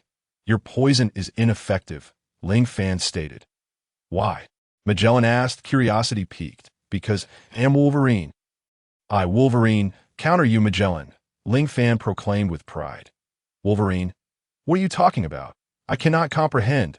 Magellan remained in a state of shock, unable to grasp Ling Fan's meaning. Wolverine is a character with visible regenerative abilities from the X-Men. His extraordinary healing capacity prevents any toxin or anesthetic from having an effect for more than a few seconds in fact, the rate at which the poison could corrode me is slower than my healing speed. You wouldn't understand if I explained that in any case, your poison has no effect on me. If you doubt it, feel free to test it. I happen to be quite bored right now. However, please refrain from using liquid poison. Being drenched is quite unpleasant. Zero Fan remarked. This Magellan felt somewhat awkward at that moment. Rest assured, I will not take the opportunity to strike you. I merely wish to validate my abilities. Zero Fan raised both hands high. Portraying an image of non-resistance, Magellan's mind was also filled with doubt. How could such a person exist? He actively invites me to use poison against him. Even if you're immune to corrosive liquid poison. I refuse to believe you can hold your breath. This time, I must ensure you inhale copious amounts of toxic gas. No matter how formidable you may be, you cannot withstand the toxins within your body. Magellan then activated the powers of his devil fruit once more. Poison gas bomb. Magellan expelled a vast quantity of poisonous gas from his mouth, which immediately enveloped Zero Fan. This attack from Magellan lasted a full minute. The toxic gas completely enveloped Zero Fan's entire being. I refuse to believe you will emerge unscathed this time. Although Magellan was quite confident, he could not help but feel uncertain about whether Zero Fan would collapse. Magellan, being extremely cautious, focused intently on the gas cloud, and after what felt like an eternity, the toxic mist finally dissipated. Magellan was assured that Zero Fan had breathed it in. Otherwise, a typical person would never have endured such a duration. A figure collapsed to the ground, and Magellan confirmed it was Zero Fan, nearly jumping for joy. Finally, at last, this guy has succumbed to my poison gas. Now I can deal with other pirates. Wait a moment. At this point, Zero Fan, still amidst the toxic gas, rose once more, dusting off the dirt from his body and saying, I am not so easily defeated by your poison. I have told you, I'm a natural nemesis of your abilities. The term natural nemesis began to resonate with Magellan. By the way, I need to return a phrase to you. You intend to exchange injuries with me? How naive. After uttering this, Zero Fan pointed at the wound on Magellan's abdomen, which was bleeding profusely after a series of battles. It seems there is no time left for a prolonged fight. You seem to possess an immunity to toxins, do you not? Since I cannot hold you back, I shall resort to this move. This is no ordinary poison. It will instantly corrode your life. The moment it touches you, you shall be doomed. This is my strongest move. If this cannot inflict any harm upon you, then you have won. At this moment, Magellan wore a serious expression, releasing a wave of toxins that were distinctly different from the previous purple ones. This attack was a specially crafted crimson toxin, said to infect and gradually erode anything it touches. Just a mere contact would spread throughout the body, leading to death. Giant of poison. Judgment of hell. Magellan bellowed, as the red toxin morphed into a colossal skeleton soldier, which raised its massive left hand and struck downwards. With a resounding bang, Magellan's attack thundered to the ground. The range of this move was immense, and many pirates nearby were inadvertently slain. What terrifying power! Magellan, the chief warden, is the strongest in Impel Down. Prisoners, you shall never escape. The guards and wardens had already fled far away, knowing that this move was Magellan's most potent technique. Therefore, once it was unleashed, no one could escape unscathed. Go, chief! The numerous pirates swiftly dodged backward, yet one person not only did not retreat, but instead charged forward. This person was, of course, Zero Fan, with unwavering determination in his eyes. He smiled confidently, displaying an expression of fearlessness that suggested he had everything under control. Magellan, I have told you, I fear no toxin, not a single one. Then let's see you try. Magellan commanded the giant of poison to lift its hand once more. Judgment of hell, let us see who is stronger. Zero Fan charged forward, leaping and recklessly slashing downward with his adamantium claws. The colossal attack of the giant of poison engulfed Zero Fan entirely. Yet in the final moment, his claws struck Magellan. The massive body of the giant of poison transformed into toxic liquid, cascading downwards, as Magellan lost control of his battered form and collapsed with a thud. Zero Fan clapped his hands once again. If I feared poison, I would have surely been defeated by you. Perhaps. Zero Fan then turned with an air of authority. Chief, chief, chief! The guards and wardens wore incredulous expressions. For their invincible chief, Warden Magellan had fallen. Block him! Block him! Everyone, perhaps influenced by Chief Magellan, the morale of the guards and wardens surged once more. Lion's might. Earthquake. With a swift motion, Zero Fan's underlings easily defeated Magellan's subordinates. And the first level of the Red Lotus Hell was utterly cleared. After releasing the prisoners from Red Lotus Hell, they surged onward to the ground level. Let us go. Let us break out of prison together. Let us create chaos upon the seas. With Magellan down, the obstacle preventing Zero Fan's escape had completely vanished. The crowd swiftly crossed over Red Lotus Hell and reached the ground level. There were no prisoners left on the ground level. Only a handful of guards and wardens. Although they were numerous, they could no longer stir up any waves in front of Zero Fan and his crew. The mission is nearly complete. As long as we exit this Impel Down. As long as we escape, we can search for Saul and Robin. I hope they are safe. Zero Fan, filled with hope, led the pirates, but an unexpected figure obstructed their path. Go back. I won't say a second time. The figure before him was Hannibal, who, despite being unreliable at times, stood firm in the face of overwhelming odds, brandishing his fork. An interesting individual. Zero Fan complimented. Zero Fan instructed the legendary pirate, do not kill this guy. Spare his life. That we are on the verge of a successful prison break, so do not let him waste our time. After Zero Fan's words, his powerful subordinates charged forth. Hannibal, who was already not very strong, was even weaker in this timeline, 20 years before the original events. Overwhelmed by the pirates, he was swiftly knocked unconscious and securely bound. All the guards, beasts, blue gorillas, wardens, and even the chief warden and vice warden. In short, everyone in Impel Down had been defeated. Gazing at the gates of the first level of Impel Down, Zero Fan declared, Brothers, charge with me out of Impel Down. Good. With all the prisoners rescued. Their numbers soared to tens of thousands. The furious prisoners followed Zero Fan, recklessly charging forward like wild horses, sprinting towards the shores of freedom. With a swift motion, Zero Fan executed an X-slash, and the gates of Impel Down were shattered into countless pieces, followed by a thunderous crash as his subordinates barreled through the remnants. Zero Fan finally led the prisoners away from Impel Down. Yet the challenges ahead were far from over. Given that the incident occurred at the 6th level underground, the Infinite Hell, Magellan and Hannibal had long since alerted the Navy and the world government. Outside Impel Down, there were originally several Navy ships, but now there were even more, over 10. Oh no! How could this happen? After finally escaping Impel Down, only to find the Navy had already surrounded the area. We have no ships. How can we leave? The weaker pirates were engulfed in fear. What are you worried about? We have the legends of the sea on our side. Indeed, our current strength is the mightiest in the world. The most fearsome pirates are gathering here. What do we have to fear? Some pirates are consumed by fear. Others exude confidence, while some remain silent. With his remarkable ability of foresight, Ling Fan has thoroughly observed the naval forces assembled. It seems the Navy is quite serious and concerned about this matter, having dispatched a force even more extravagant than the Demon Slayer order. However, this is fortuitous. The more tumultuous the situation becomes, the more joyous I feel, for it has been proclaimed in the sacred plan that the greater the impact of a significant event, the more formidable the rewards of superhuman heroes will be. Ling Fan genuinely hopes the entire Navy will converge to hunt him down, only for him to utterly annihilate them.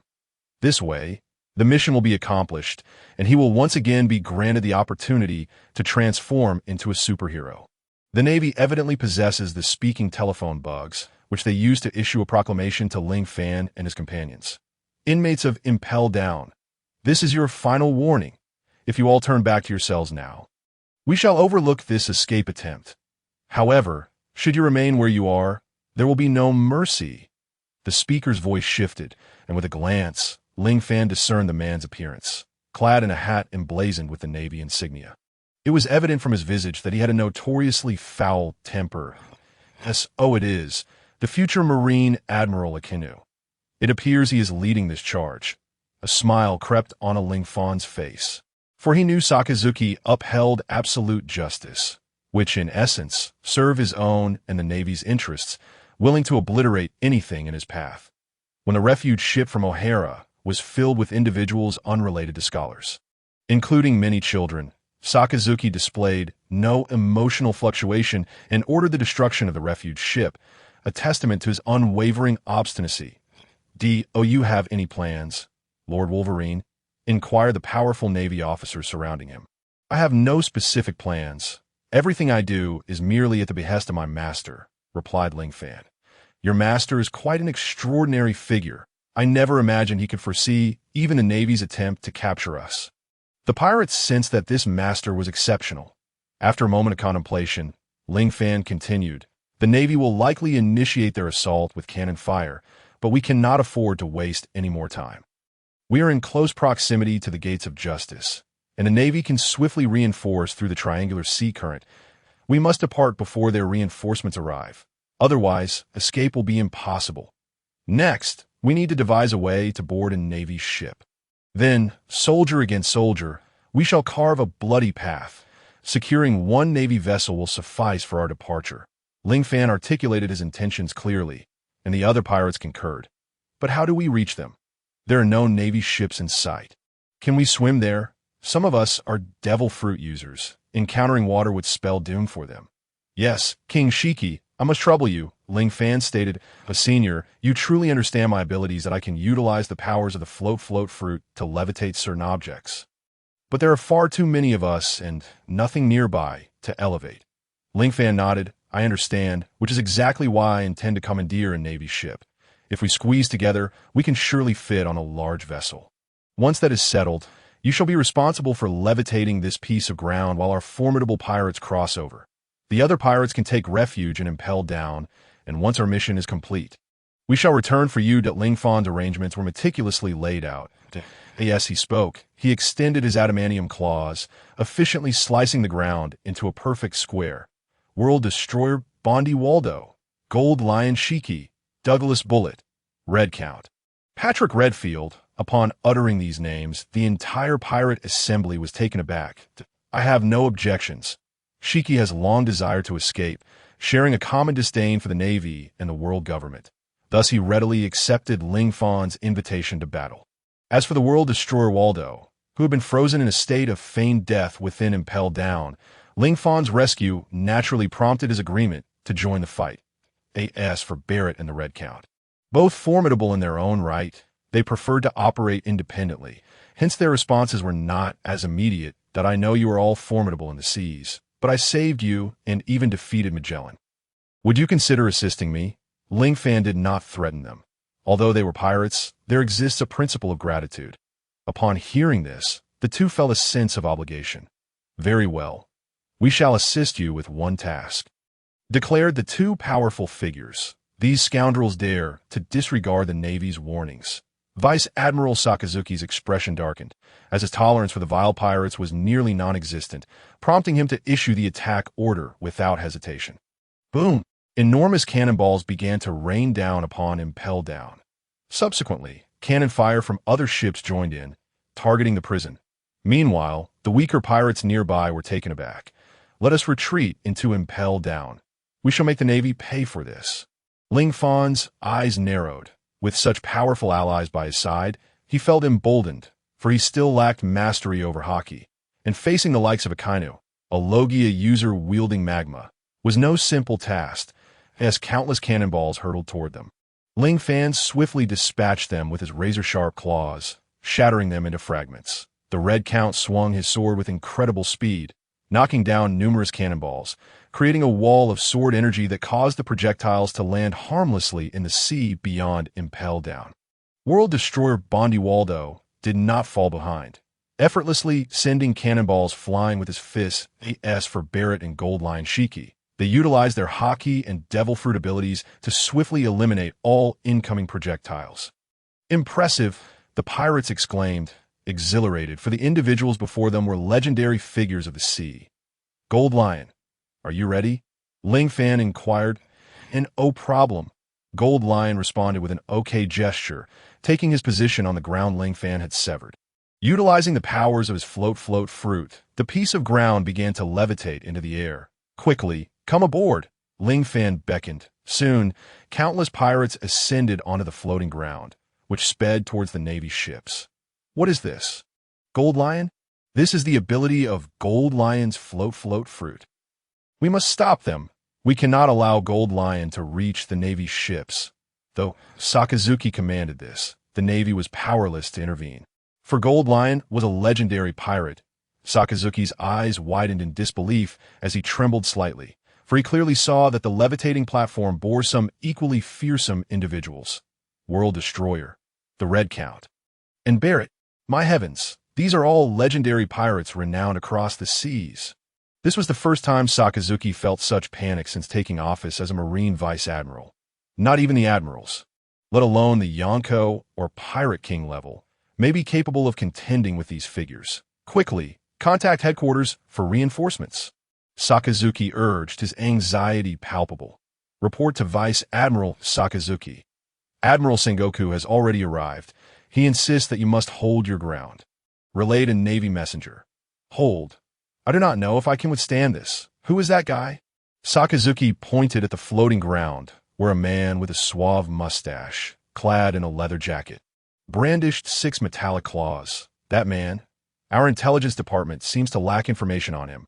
However, according to Chief Warden Hannibal's detailed report, this man appears to be named Wolverine. Wolverine? Sakazuki realized that this group of legendary figures of the sea was subtly led by Wolverine, which he found utterly astonishing. Just then, a resounding thud echoed as Ling Fan and the others descended onto the deck of the Navy ship. Humph! Pathetic Navy! May you all meet your demise. The lion's might. Experience my swordsmanship.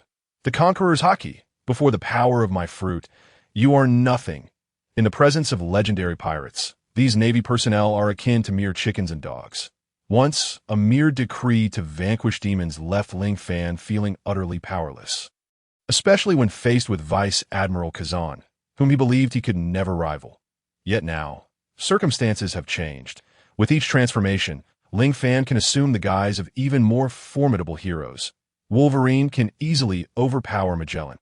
And there are even mightier heroes yet to come. At this moment, several naval warships are under relentless assault from the pirates, with Navy captains and vice admirals fiercely resisting the invading marauders. It is during this chaos that Ling Fan selects his opponent, the future admiral of the Navy, Akainu Sakazuki. Sakazuki, I have come to claim your life, Ling Fan declares. Sakazuki, gazing at Ling Fan, inquires, "Who are you?" "Me. You ask who I am.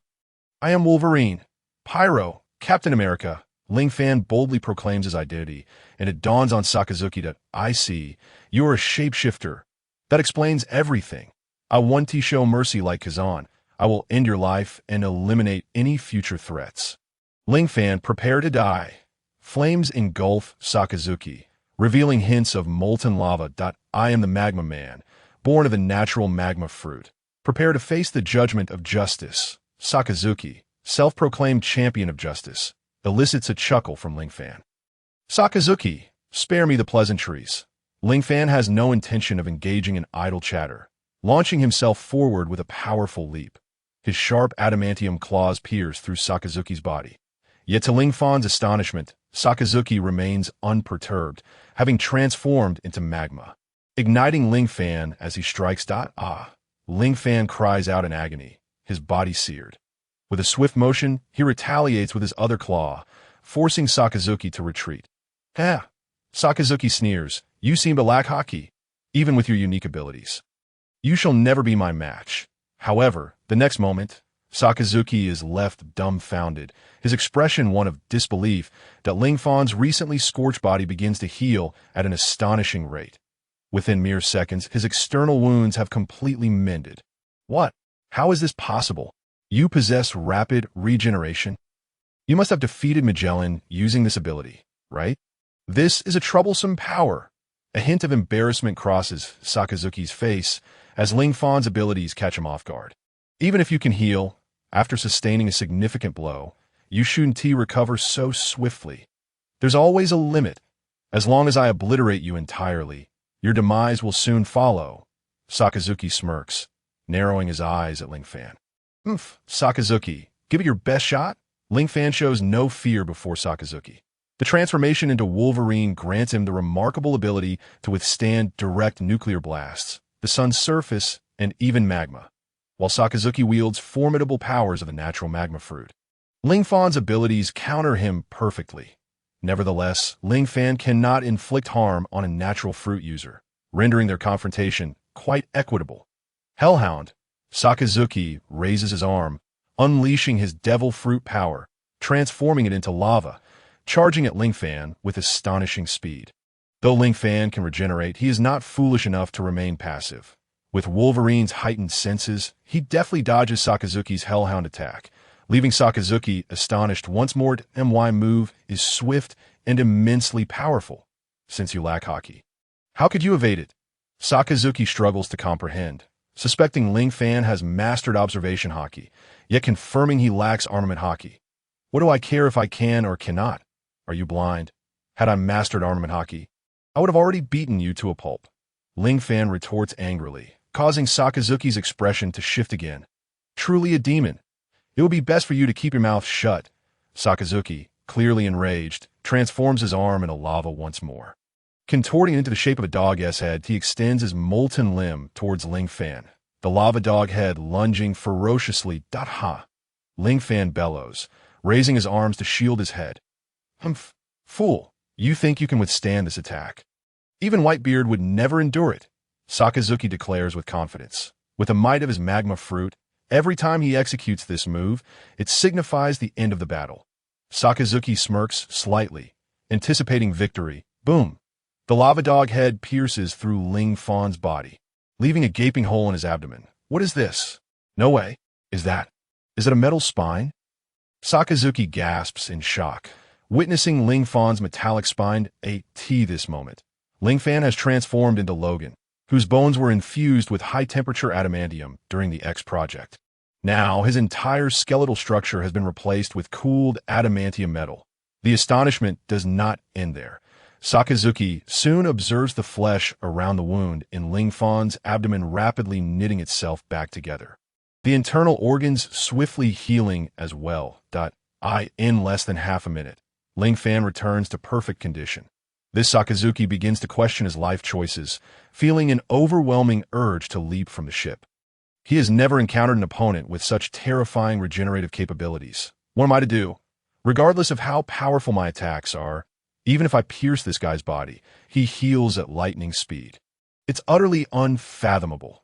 Sakazuki finds himself torn between the desire to end Ling Fan's life and the sheer confusion of how to accomplish it.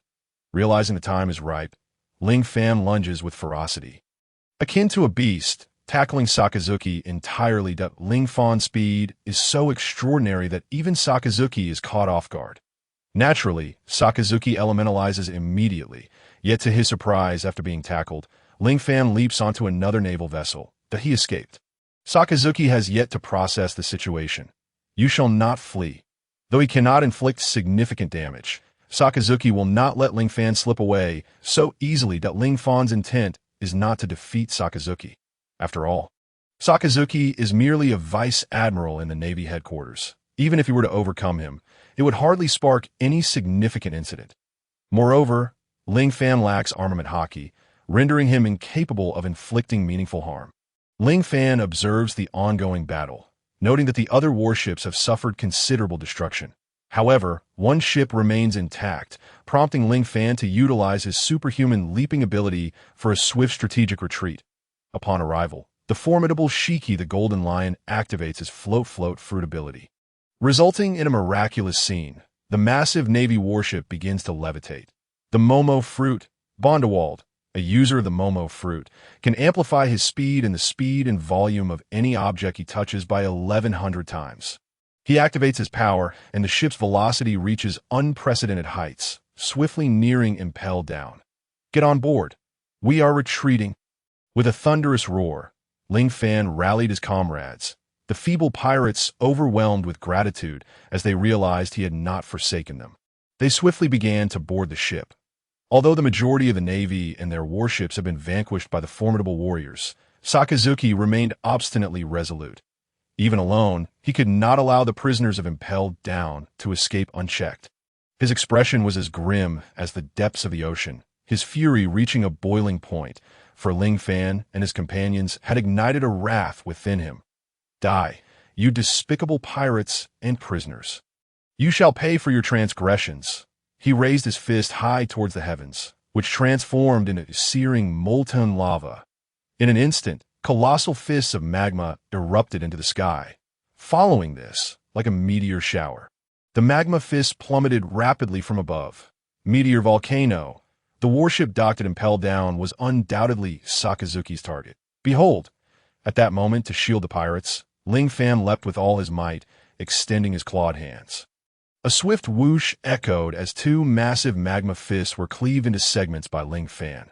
Simultaneously, Barrett, cloaked in his haki, valiantly swung his arm, obliterating the magma fists with explosive force. The Red Count, wielding his umbrella, deftly sliced through the sky, dividing countless magma fists with precision. Lion's thousand cuts. The Golden Lion displayed his swordsmanship, effortlessly dismantling Sakazuki's ultimate attack. At this juncture, the pirates had successfully disembarked. The Golden Lion then propelled the warship into the air once more. With the aid of the Momo fruit, gradually distancing themselves from the stagnant waters of Impel Down. Damn it! Damn it! Sakazuki lamented, immediately dialing Sengoku's number. Admiral Sengoku, the enemy has escaped. Thus, all prisoners at Impel Down were successfully rescued. The monumental mission was deemed complete. Yet before Ling Fan could confer with his divine plan, the pirates aboard the warship suddenly erupted into chaos. What is happening? Ling Fan inquired immediately. Barrett. He was taken aback to see Barrett ruthlessly dispatching the weak pirates. However, the surrounding formidable pirates made no effort to intervene. Barrett, what are you doing? Ling Fan demanded. For no reason at all that we agreed to help you escape Impel Down, but we never promised to become your subordinates afterwards. This fool spoke too much, so I dealt with him. Is there a problem? Barrett spoke with brazen arrogance. Having once been a subordinate of the Pirate King, Roger, he had since resolved to eliminate all powerful beings in the world, including the Yonko and admirals. Now, he was the first to voice dissent, which was hardly unexpected. Barrett, I truly regret saving you, Ling Fan replied, extending his adamantium claws. From my observations, you lack the prowess of haki and merely rely on your metal claws. Before me, you are nothing. Barrett immediately unleashed an astonishing aura, powerful enough to incapacitate the majority present. Conqueror's haki. Ling Fan recognized the nature of this ability. Barrett could wield it at will, and his armament haki enveloped his entire being. Truly, a worthy heir to the power of demons. Ling Fan couldn't help but commend him. Yet due to his adamantium skeleton and self-healing body, he remained unshaken by the overwhelming force of this moment. The Golden Lion utilized his fruit's abilities to soar, while the World Destroyer piloted the warship swiftly through the skies. The Red Count preferred not to take sides. The remaining pirates observed, knowing this conflict was inevitable. Should Ling Fan succeed, he would undoubtedly emerge as the leader among this faction of pirates. Conversely, if he faltered, they would all become Barrett's subordinates, for in this world, power reigns supreme. Activate Super Transformation. Ling Fan suddenly called out to the Divine Plan. Select Captain America Rogers. Select Johnny Storm, the Human Torch. Select Logan the Wolverine. Ling Fan consecutively chose 3 superheroes, and the Divine Plan promptly responded. 3 heroes. Fusion complete. Commencing fusion. Only Ling Fan could hear the words of the Divine Plan, as the others were frozen in a grayish state during the fusion process. Thus, Ling Fan underwent the transformation, not only altering his body, but also his attire. He became enveloped in flames, a shield appearing on his right hand and 3 metal claws forming on his left, an embodiment of the 3 heroes combined. With Wolverine's near-immortal existence, the renowned Captain America, and the Human Torch of the Fantastic Four, Ling Fan possessed not only adamantium claws, but also an adamantium shield. His offense and defense were deemed invincible, with added ranged lethality. After the transformation concluded, Barrett looked at Ling Fan with surprise. "What? You've transformed again?" Ling Fan replied, "Indeed. To confront you, I have drawn upon some of my true power. Stop with the theatrics." Barrett enveloped himself in the highest grade of armament haki, rapidly closing the distance to Ling Fan before unleashing a punch.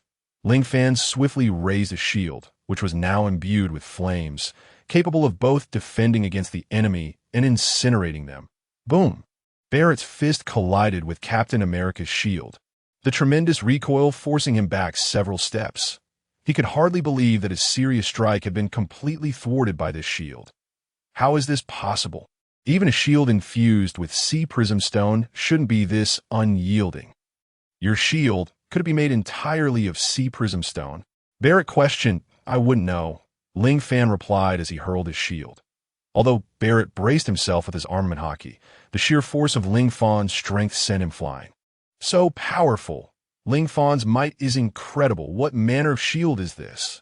It is utterly indestructible. This battle is utterly thrilling. The weaker pirates had already collapsed, while those still standing were fervently captivated by the spectacle. The outcome of this battle mattered little to them.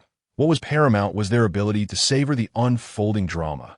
Whoosh, whoosh, whoosh. Ling Fan unleashed a barrage of fireballs, which Barrett deflected with a punch.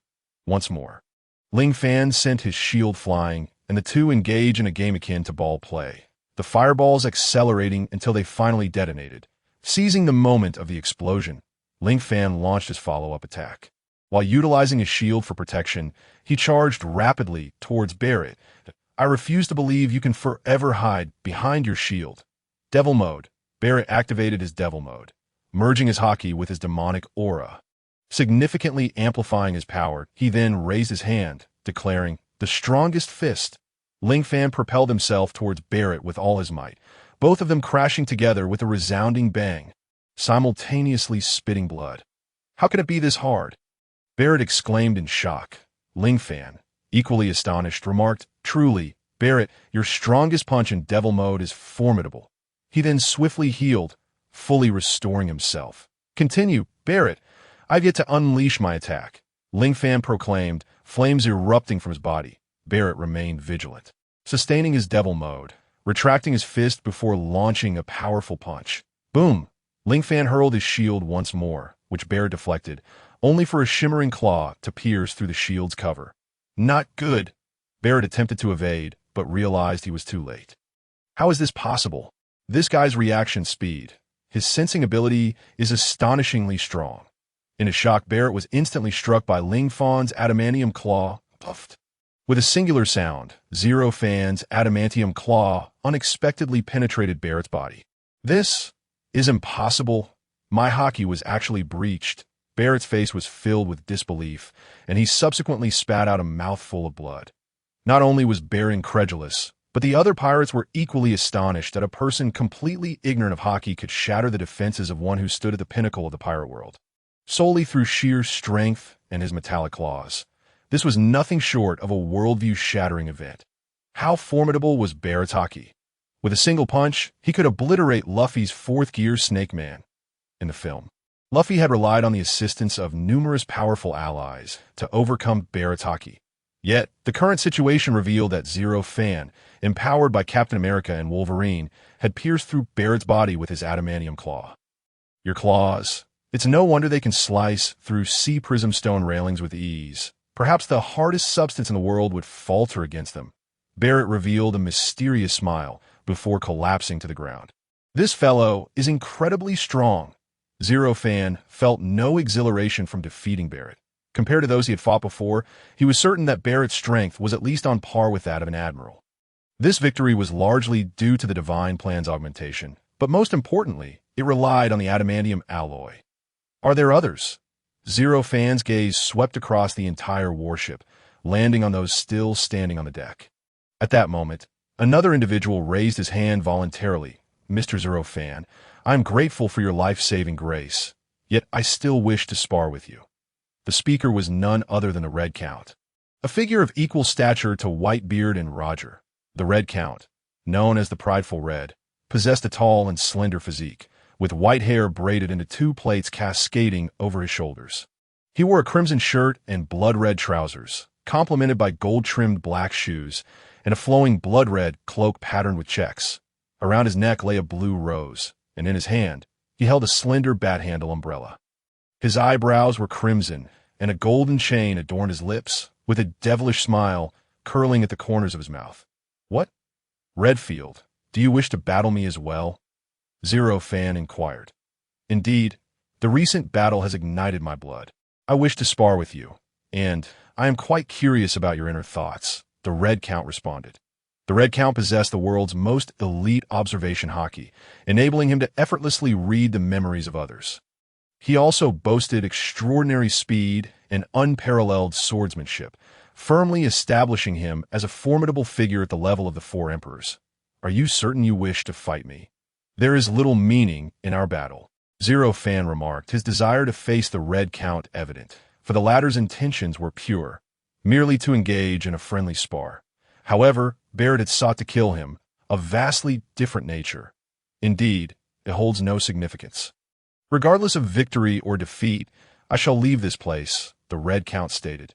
Then what is the point? I shall not engage, Zero Fan shook his head. What if I insist on fighting? The Red Count asked with a wicked grin. Then I shan't fight unless you agree to certain conditions. Zero Fan was not a martial enthusiast who sought to battle everyone without any benefit. Name your conditions, the Red Count replied. Let us do this. If I win, you must agree to 3 requests from me. Conversely, should I lose, I will comply with 3 of your requests. How does that sound? Zero Fan proposed. Agreed, the Red Count nodded. Then please hold on. Zero Fan raised his wrist and promptly exclaimed. Divine Plan, how about it?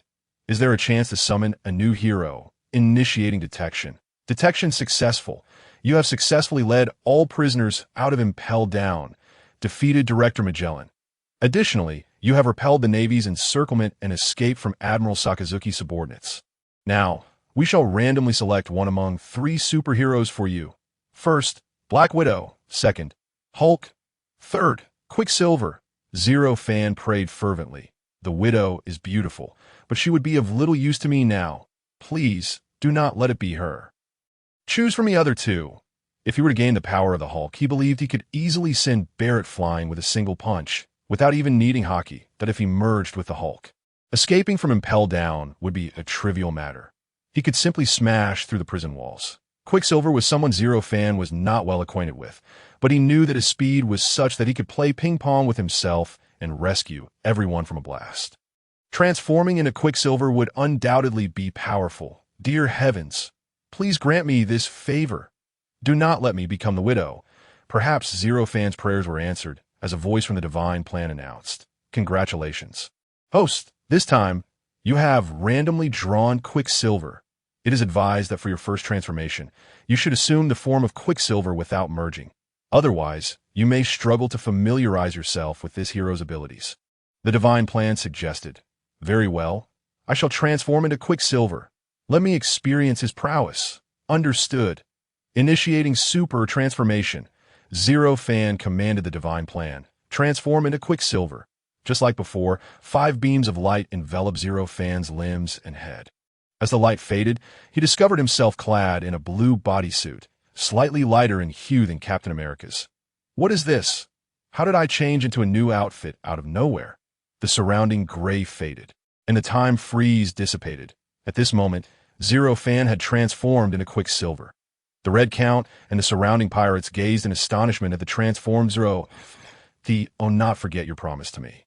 "Now I am ready for battle," Zero Fan declared, prepared for the confrontation. "Receive my blade." Although the Red Count issued a warning, his body had already instantaneously appeared beside Zero Fan, thrusting his umbrella sword towards him. "No shield now that you've changed clothes? Let us see how you respond," the Red Count thought to himself. Then, with a whoosh, Zero Fan vanished from sight, leaving the Red Count astounded.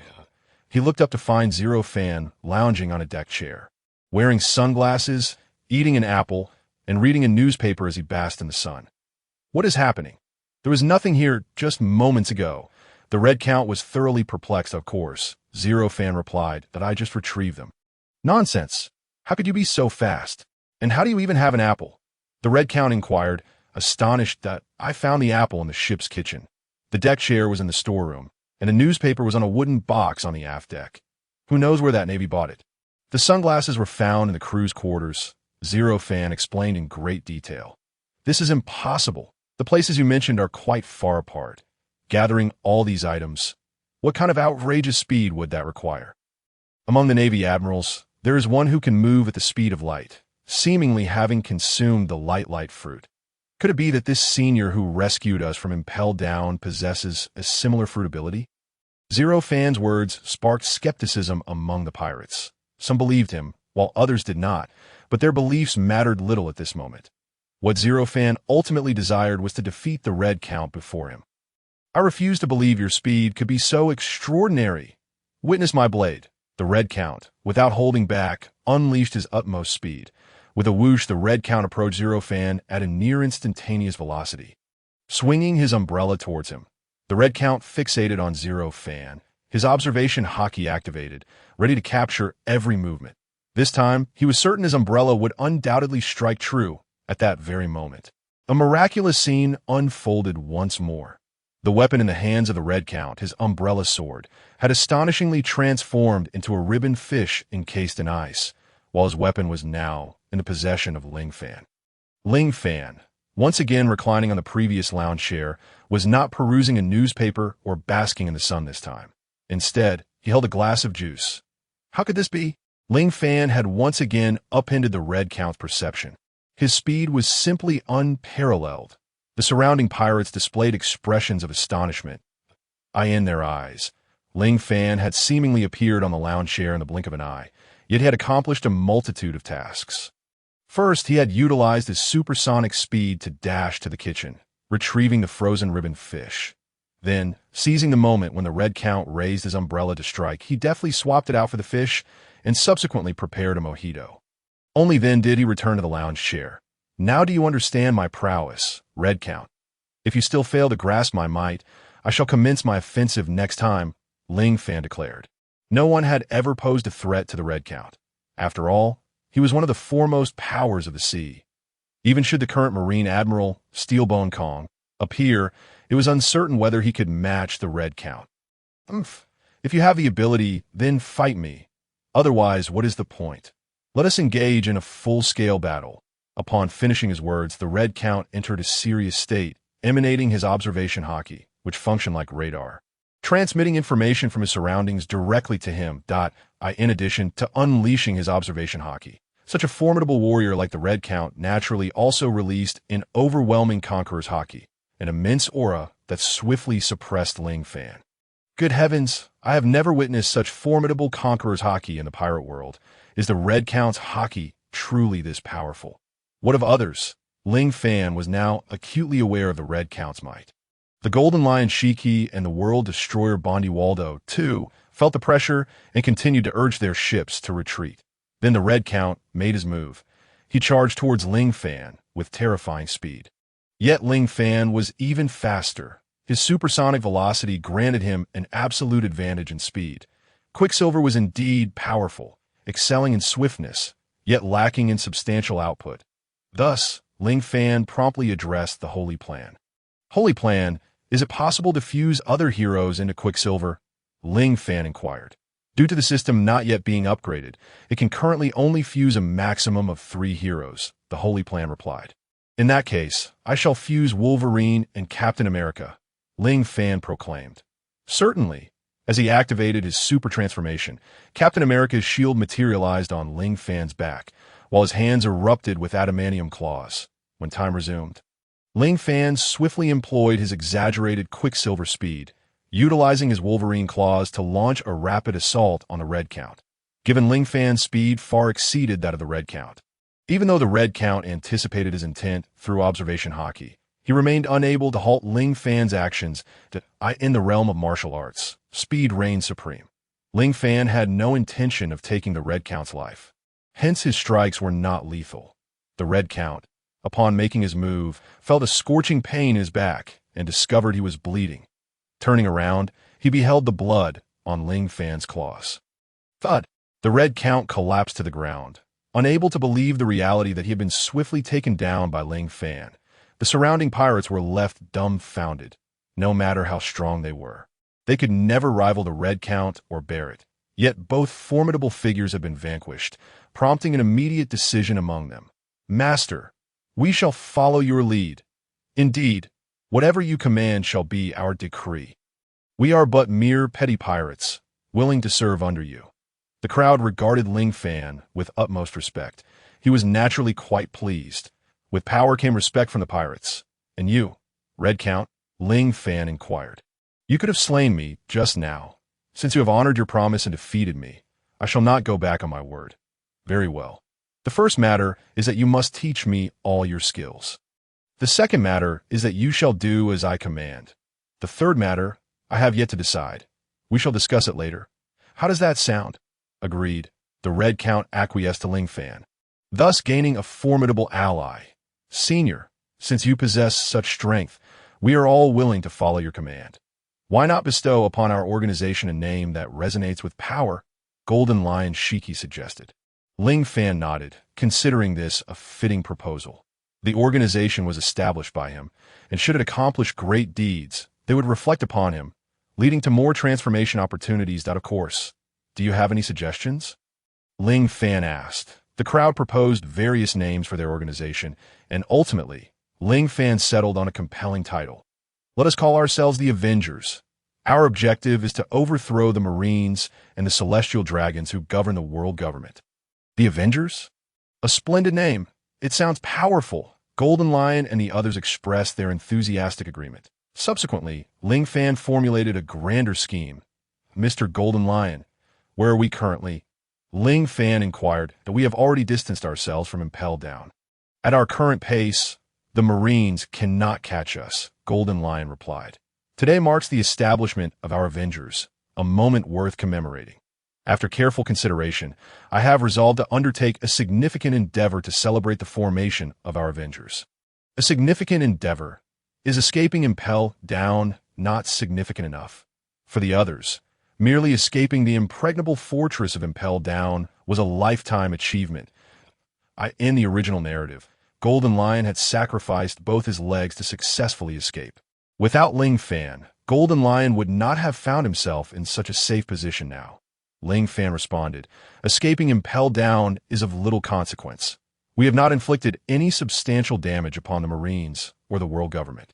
Escaping Impel Down merely struck a blow to the Marines and world conquerors' arrogance. However, to demonstrate our existence to the vast seas, we need to accomplish an earth-shattering feat. This time, not only must we humiliate the Marines and the world government, but we must also defeat them, making them fully aware of the might of our Avengers, Ling Fan declared.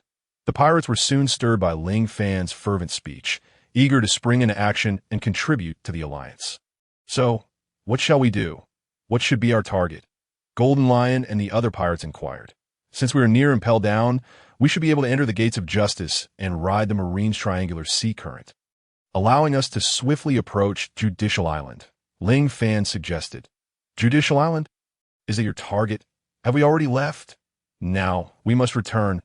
Wouldn't that be walking into the Marine's line of fire? We have distanced ourselves from that area.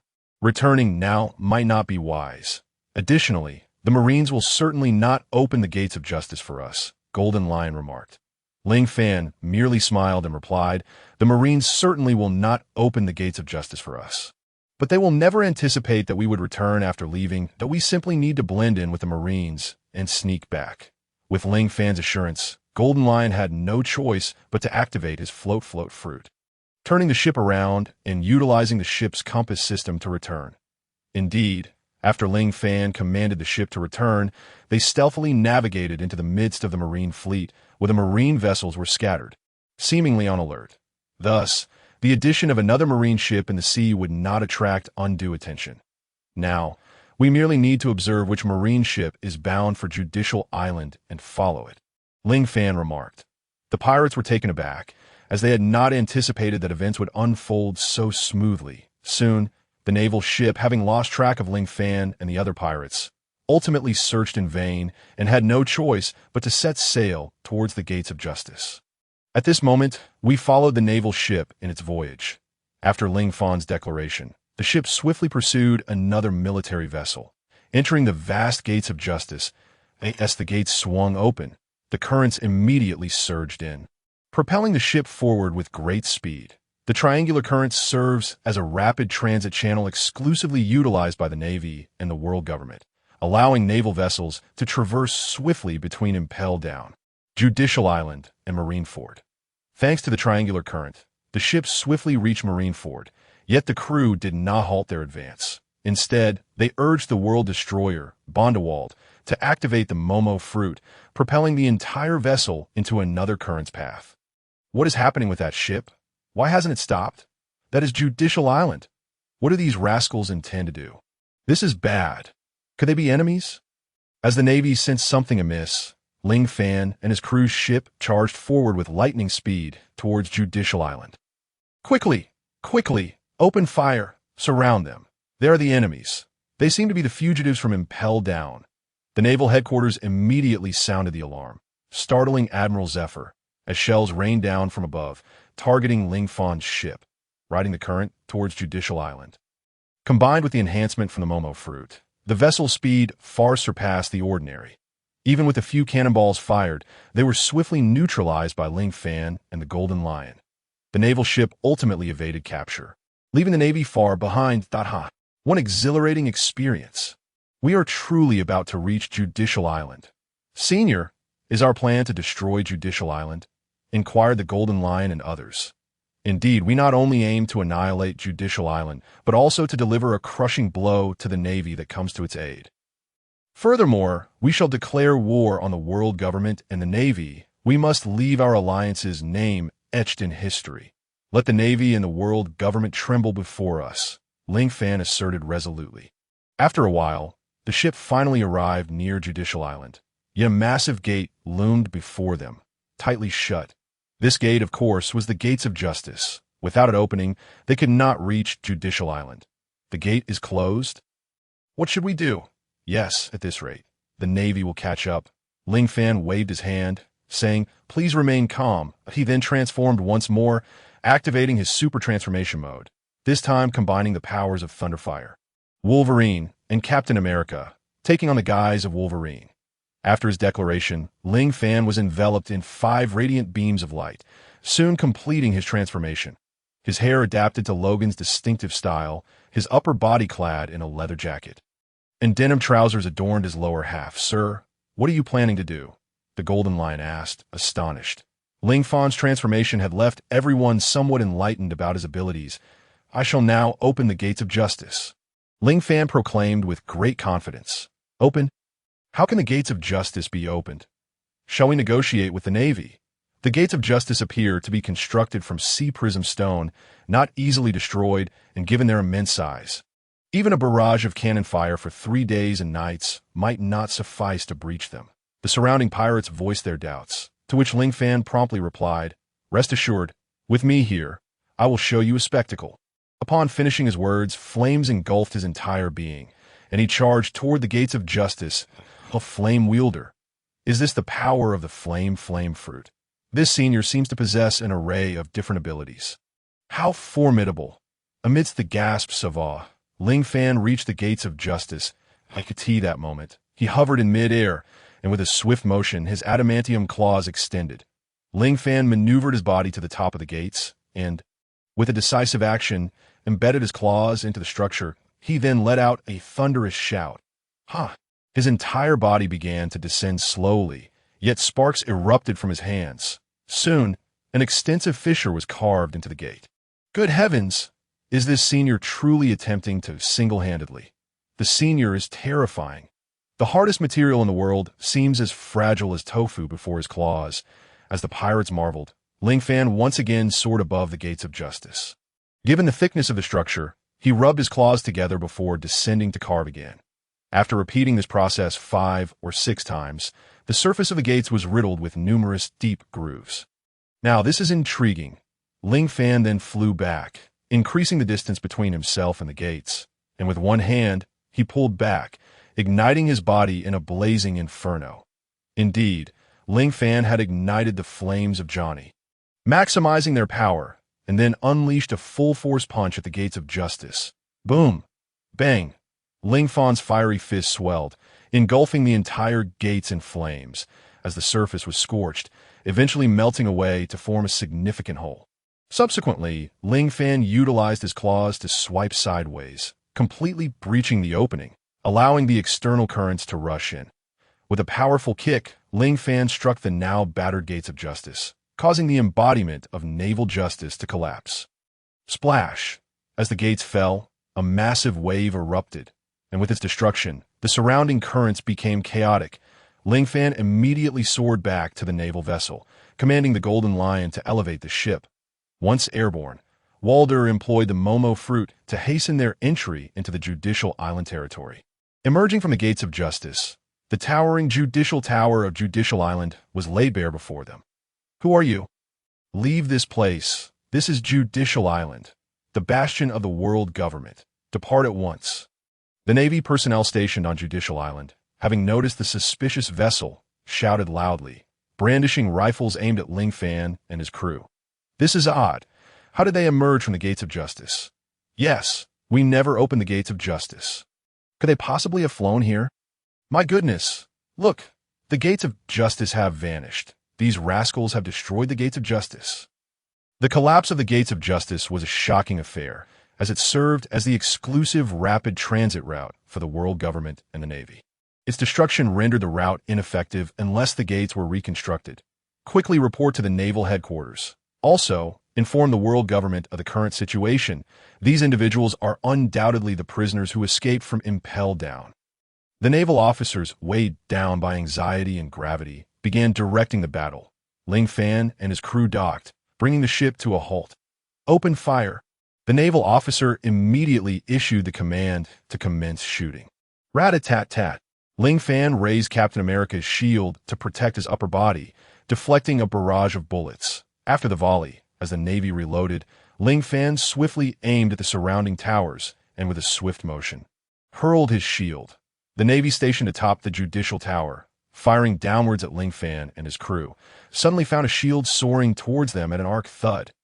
Thud, thud. The captain's shield, designed for such trajectories, allowed Ling Fan to strike with perfect precision, obliterating 3 Navy towers in an instant. Charge. Numerous Navy personnel rushed from the main entrance of the island to the rear of the Judicial Tower, determined to thwart Ling Fan at all costs. For this was a place representing the world government and the Navy's adherence to justice. Though this justice was marred with flaws, it still symbolized the face of the Navy and the world government. They were resolved to expend every effort to block their advance. The support from the Navy headquarters is on its way, a naval general proclaimed, and once again, the morale of the Navy surged. Faced with the frenzied Navy, Ling Fan exhibited no fear. The Golden Lion effortlessly unleashed a flurry of sword energy. Slash wave. As a master swordsman, the Golden Lion's sword energy instantly sent a group of naval soldiers flying. Take this punch! Bondualdo swiftly advanced towards the Navy, and the other pirates also engaged in fierce combat with the naval forces. Ling Fan then plunged into the throng, brandishing his shield and unleashing his alloy claws, rapidly dispatching the naval troops. The naval foot soldiers were no match for Ling Fan. He moved like a god of war, wielding Captain America's shield, occasionally throwing it to knock down countless Navy personnel. While his claws tore through the enemies with ferocity, the current situation was overwhelmingly in their favor. No, we can't hold on. The naval soldiers found themselves in an absolute disadvantage, slowly being pushed back and scattered. Their adversaries were ruthless pirates, escapees from Impel Down, whose numbers were terrifyingly high. Had it not been for Ling Fan seizing a colossal warship, the criminals would have had nowhere to go. Now, facing the Navy that had once imprisoned them, a true act of vengeance unfolded. These pirates were aptly dubbed the Avengers. Although the Navy was in retreat, suddenly, several formidable figures emerged from their ranks, clad in black, clearly affiliated with the world government. Apologies, but you can go no further. The black-clad individuals exuded an intimidating presence. Humph! Fools! A pirate charged forward, only to be swiftly dispatched by the black-clad figures. That's it. They're the dogs of the world government. The Golden Lion narrowed his eyes at the black figures. They are CP9, a bunch of incompetent trash. Ling Fan held the adversaries in contempt. Upon hearing this, anger visibly flickered across their faces. Then let us see what you're made of. I will show you what hell truly is. I will make you understand what it means to call someone father. After declaring this, Ling Fan unleashed a barrage of fire punches directed at the group of black-clad individuals. They immediately shouted, Soru, Shurgan, Rankyaku. As high-ranking agents directly under the world government, they utilized the Navy's 6 powers, a skill set reserved for only a select few within the Navy. In the face of Rankyaku and Shurgan, Ling Fan exhibited a hint of disdain. Bang! Ling Fan blocked the Rankyaku with a shield, while his other hand swiftly secured the enemy's wrist like a vice. How is this possible? We use Soru. Our speed is beyond that of ordinary people. In response to CP9's incredulity, Ling Fan merely smiled and said nothing, then knocked out the captured CP9 agent with a single punch. The Golden Lion Shiki was about to intervene, but Ling Fan immediately waved his hand, halting Shiki's intention to assist. Leave them to me. You all continue pushing forward and ensure the destruction of Judicial Island. Collect all Navy personnel willing to surrender. Those who refuse shall be met with no mercy, Ling Fan commanded. The CP9 members naturally heard Ling Fan's words and expressed their outrage.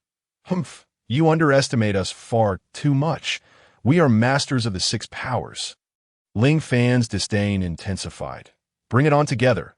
I refuse to battle with trash below the rank of Rear Admiral. The CP9 members, clearly infuriated, disregarded their concerns and charged at Ling Fan in unison. Some even moving through the air, employing moonwalk. Take this! Ling Fan hurled his shield, flames erupting from his body as his Edmund metal claws extended once more. The senses of a beast combined with Captain America's superhuman perception. No matter how fast CP9 moved, they could not escape Ling Fan's awareness. Iron Block, Shurgan, Rankyaku. Countless attacks surged towards Ling Fan. His shield first sent one enemy flying, and then he chose to endure all incoming attacks. As his metal claws ruthlessly pierced through the bodies of 3 or 4 CP9 members in succession. How can this be? I used Iron Block. So powerful. He can even break through to exchange injuries. Ling Fan's combat approach was remarkably unique. He fought like a warrior, facing his foes head-on, yet also exhibited the untamed ferocity of a beast by inflicting wounds upon himself. He directly eliminated several 6 powers masters. Subsequently, Ling Fan showcased his invincible self-healing abilities. Because Captain America's body contained the serum of a super soldier, the fusion of the 2 heroes' potent cells resulted in an even more pronounced healing effect, just moments after being injured by Shurgan and Rankyaku. Ling Fan swiftly recovered. At this point, he nearly possessed an immortal body, making the exchange of injuries an extremely profitable strategy. Do you wish to continue? Ling Fan's displayed prowess had obliterated the confidence of CP9 and their peers, causing them to vanish as if they had slipped away on oil-slicked feet. Ling Fan could hardly be bothered to pursue them, as they were merely a group of lowly weaklings. His arrival at Judicial Island had a purpose: to obliterate it and leave behind the legacy of himself and the Avengers. Having defeated CP9, no formidable opponents remained on Judicial Island. Countless pirates surged towards the Judicial Tower, sweeping away the spoils within, and then, like locusts, they charged towards the courthouse and the main gate. Soon after, Ling Fan unleashed his flames in full force, bombarding the Judicial Tower. Not only did he destroy the flag symbolizing the world government atop the tower, but he also brought the entire structure crashing down. Following this, the crowd left the Judicial Tower and rushed towards the courthouse. The world government's courthouse served little purpose. They merely staged trials for show, fabricating charges to execute or transport individuals to impel down. Representing a fa of justice while being among the darkest places. Destroy this place. Golden Lion, it's your turn. After Ling Fan's command, the Golden Lion declared, "Lion's might." Instantly, the ground around them began to tremble. And with a thunderous crash, the entire courthouse was uprooted, coalescing into a lion's head before commencing its destruction. I end this back and forth. The courthouse was utterly annihilated, and the hall representing naval justice, Eni's lobby, was reduced by half. Aside from the Judicial Tower and the courthouse, the only remaining structures on Judicial Island were the naval barracks and the main gate. Ling Fan showed no mercy, summoning flames to completely obliterate everything on the island. Those Navy personnel either perished or fled, while many chose to join Ling Fan's crew. Ling Fan did not refuse. Whether they were pirates or Navy, they would all be trained to become true members of the Alliance in the future. With us here, you shall not destroy Judicial Island.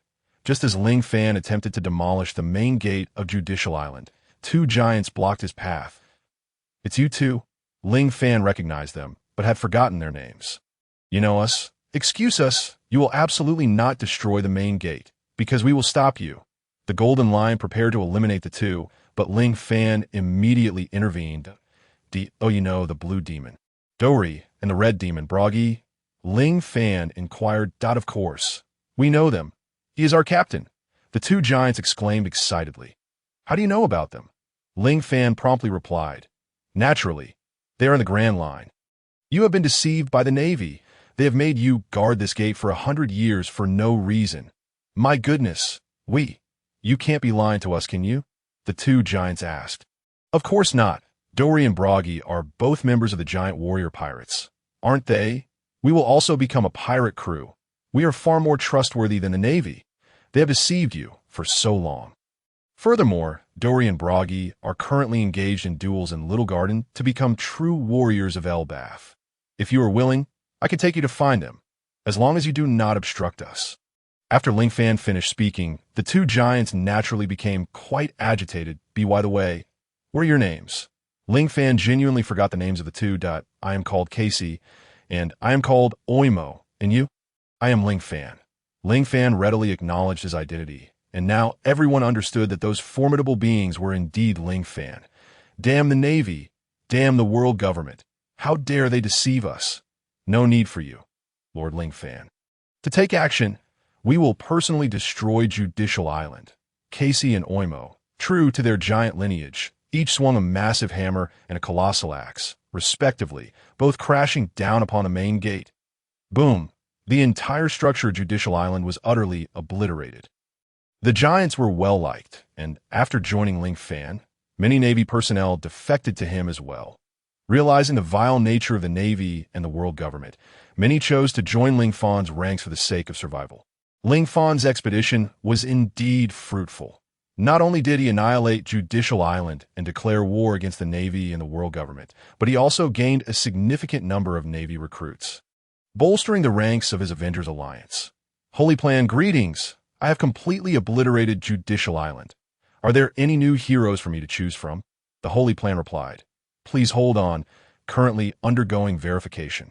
Verification complete. Host, greetings. It has been confirmed that you have destroyed Judicial Island.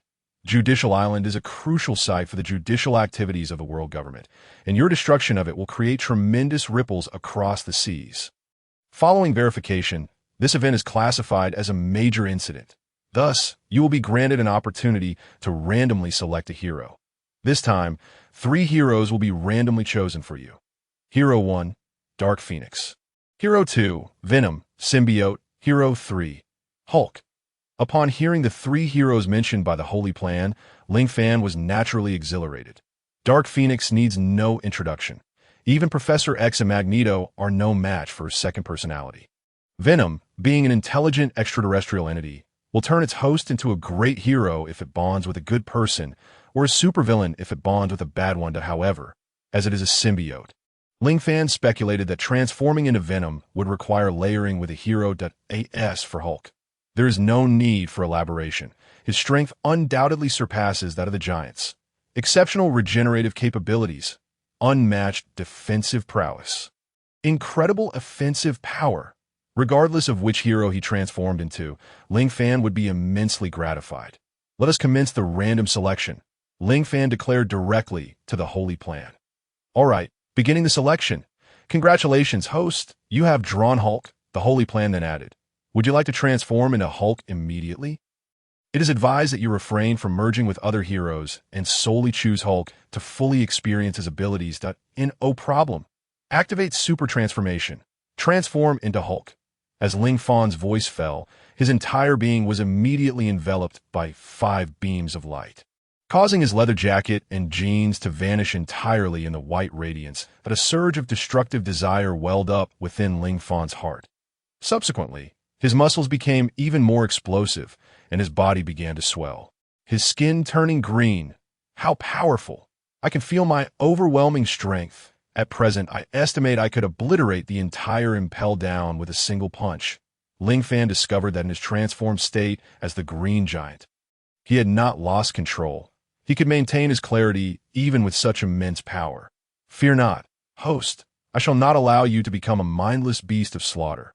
When you transform into Hulk, you will retain your rationality. After the Holy Plan explained, Ling Fan felt considerably reassured. Soon after, the gray time freeze dissipated, and the surrounding pirates were taken aback. Who is this green fellow? Just a moment ago, Lord Ling Fan was standing here. Indeed. How did you suddenly appear? This is quite strange. The giants Casey and Oimo were equally puzzled. At this moment, Ling Fan confidently acknowledged his identity. I am Ling Fan. The one you saw earlier was also me. I merely utilized my transformation ability to become a being akin to a giant. Casey and Oimo were quite skeptical. After all, even transformed into Hulk, Ling Fan was only slightly over 2 meters tall. Though his explosively muscular physique appeared quite formidable, Ling Fan understood the giant's doubts and promptly stated, do not underestimate me now. If you are unconvinced, we can measure our strength against one another. Seizing the moment while the Navy had not yet arrived, Ling Fan wished to ascertain his strength and proposed this challenge. Fantastic! Are you truly Lord Ling Fan? Are you certain you wish to test your strength against us? The 2 giants inquired. Absolutely. No more chatter. Let us engage in an arm wrestling match. Ling Fan replied. Arm wrestling? What does that mean? The giants asked innocently. Though Ling Fan felt somewhat embarrassed, he nonetheless explained the method of arm wrestling to Casey and Oimo. Once they grasped it, they were thoroughly excited.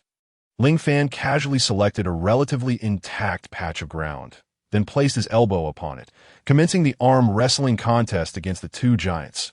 His left hand was positioned against Oimo's, while his right hand faced Casey's, and they both used both hands as well. Let the contest begin, announced the Golden Lion, taking a deep breath and declaring the start of the match. The 2 giants exerted their full strength. Yet even with all their might, they found Ling Fan steadfast as a stone lion, unmoving. Put in some effort, will you? You claim to be part of the giant race, and is your strength merely this? Come on, show me the might of the Elbaf warriors. Ling Fan encouraged once more. Ha! The 2-meter giants roared, pouring all their energy into the contest, at which point Ling Fan's hand showed the slightest shift. Not bad. However, if we are merely speaking of strength, You are still far from my level. Succumb. Huh. Ling Fan shouted, exerting force on his wrist, and with a resounding crash, their hands smashed against the stone slab, shattering it into countless fragments. My heavens, this is utterly terrifying, defeating a giant in arm wrestling. Who could withstand a punch from him? The formidable Ling Fan. It seems he can transform into anything. Truly astonishing. Ling Fan's display of strength instantly left the surrounding pirates in awe, and they now understood his prowess. The giants also exhibited expressions of surprise and fear. Lord Ling Fan, your strength is truly remarkable. Based solely on your recent performance, your power undoubtedly stands at the pinnacle of this world. Perhaps even the true warriors of Elbaf would not rival your might. Who else wishes to test their strength against me? Ling Fan surveyed the crowd. We concede. We concede. We are all in awe. The power Ling Fan exhibited was akin to that of a deity.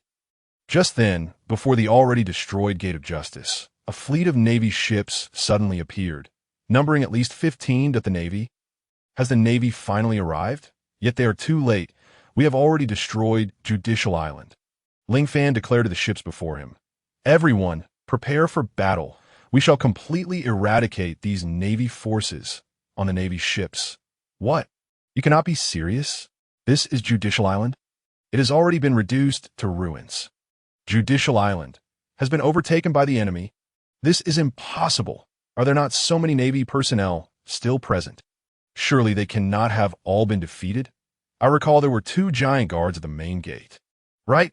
No adversary could possibly destroy Judicial Island so swiftly. And there are CP9 agents on Judicial Island. With them, could they not even hold off the enemy? A nameless Navy captain exclaimed in astonishment. Oomph! Do not underestimate the enemy. They are formidable monsters renowned across the seas. With their presence, the Navy would undoubtedly be no match, and everything transpired precisely as I had anticipated. The speaker, with strands of white in his hair, was none other than Monkey D. Garp, a man who had repeatedly driven the pirate king, Roger, to the brink of despair. At this moment, he had received orders from Admiral Sengoku and was leading a fleet of 20 warships toward Eni's lobby, with the objective of apprehending the fugitives who had escaped from Impel Down. Admiral Zephyr and Sengoku were also in the vicinity of Marineford, traversing the Triangle Sea, commanding the remaining reinforcements, poised to decisively crush Zero Fan and his companions. Borsalino, your speed is superior. You shall land at Eni's lobby first to ascertain the situation. The rest will disembark from the Tower of Justice. Gar commanded. The insurrection at Impel Down had sent shockwaves through the Navy headquarters and the world government. The 5 elders had swiftly issued orders. If these criminals could not be recaptured, they were to be executed on sight. After all, these offenders were far from ordinary.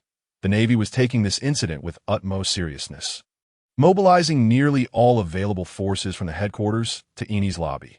The world government declared that losing Eni's lobby was inconsequential, as long as the criminals could be eradicated.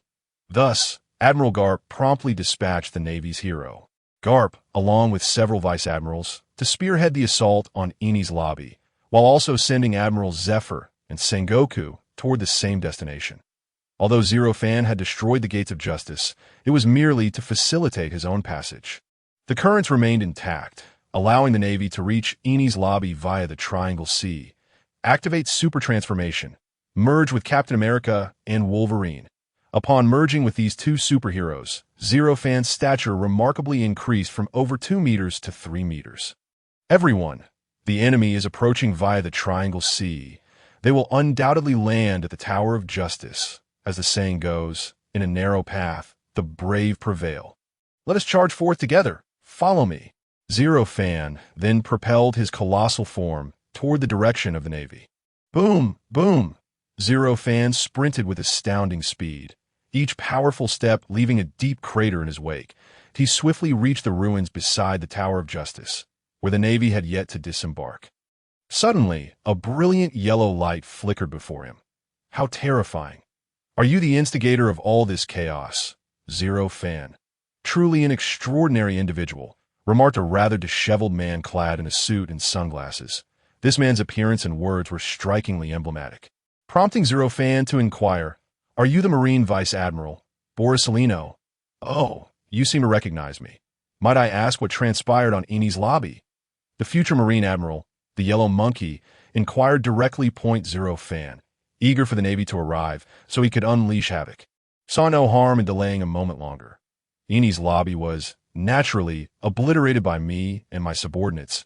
My intent in remaining here is to await your Navy's arrival, to completely sink your warships. Confidence tinged with disdain emanated from Zero Fan. Further surprising Borsalino, you certainly exude confidence. However, you may find this outcome disappointing, for your opponent is none other than me. Borsalino queried, have you ever been struck by light? Light speed kick. In an instant, a radiant beam erupted from beneath Borsalino's foot, propelling Zero Fan's massive frame several meters away. Bang! Zero Fan struggled to regain his footing and slowly rose. Borsalino remarked, what a resilient body. You were sent flying by my light speed kick and yet appear unscathed. Indeed, nothing happened, Zero Fan replied, patting his chest. Merging with Captain America and Wolverine, with Hulk's physique as the core, Zero Fan's regenerative and durability capabilities had reached an unprecedented pinnacle. Essentially, he was a powerhouse. Borsalino, while maintaining a composed facade, was internally tumultuous. This individual, without employing any defensive measures such as iron blocks or hockey, had withstood his light speed kick purely through sheer physical prowess. What kind of formidable body could achieve such a feat? Even the four emperors, Kaido, would pale in comparison, wouldn't he? Come on. I can take it. Show me the might of the Logia-type light fruit. Zero Fan boasted, uninjured and once again thumping his chest. Borsalino, however, was far from indifferent. He retracted his previously playful grin, determined to personally test Zero Fan's defenses. Amaterasu, Borsalino concentrated photons into the shape of a sword, then in a flash, transformed into a beam of light, instantly reappearing before Zero Fan. Although Zero Fan possessed keen vision and heightened perception, he could not match Borsalino's speed. Swish! Borsalino materialized, brandishing the photon sword, aiming to strike Zero Fan. Naive, Zero Fan countered with a punch, extending 3 incredibly hard adamantium claws from his colossal fist. Imagine this, a giant even larger than the Hulk, delivering a punch that unleashed claws longer than their original form. This sight startled Borsalino. Clang, the photon sword was effortlessly shattered. Swish! Zero Fan's claws pierced through Borsalino's form. Yet he immediately elementalized, evading the attack. By the time Borsalino reappeared, he had distanced himself from Zero Fan. What just happened? This fellow, clearly unable to match my speed, yet he reacts immediately upon my appearance. How can he predict my movements without haki? Borsalino was perplexed. Meanwhile, Zero Fan had discerned Borsalino's critical weakness. He was not a true light person. His speed was limited to a certain extent, and he relied on light for his attacks. When materialized, although his speed remained impressive, it was slow enough for Zero Fan to respond, especially with his beast-like instincts. Yada no Kagami. Borsalino then gathered a mass of light in his hand, forming a pathway of light that rebounded outward, propelling him rapidly toward Zero Fan. You possess exceptional durability. Then I shall pierce your head with a laser. Let's see if you remain unharmed, Borsalino thought. Laser, as he charged at Zero Fan, he unleashed a laser beam from his finger, moving at an incredible speed, seemingly capable of penetrating anything. Despite Borsalino's rapid approach, Zero Fan's reflexes were equally swift, and he immediately retrieved the enormous shield from his back. Thanks to the hero fusion, the adamantium shield was proportionately enlarged. Zero Fan raised the shield before him just in time. The laser struck the shield with a resounding clang. The laser did not dissipate instantly. Instead, it continued to beam onto the shield. What is this? Something that can withstand my laser. Borsalino was taken aback, yet he did not cease firing.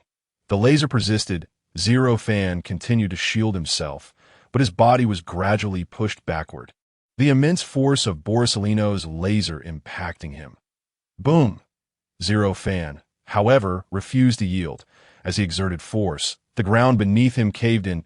He quickly braced himself against the laser's impact, steadily advancing forward, as the shield endured the intense heat. It transformed into a golden hue. Zero Fan's hand was scorched, yet he had no choice. Borsalino's luminous laser constituted an energy attack, leaving him with no option but to endure.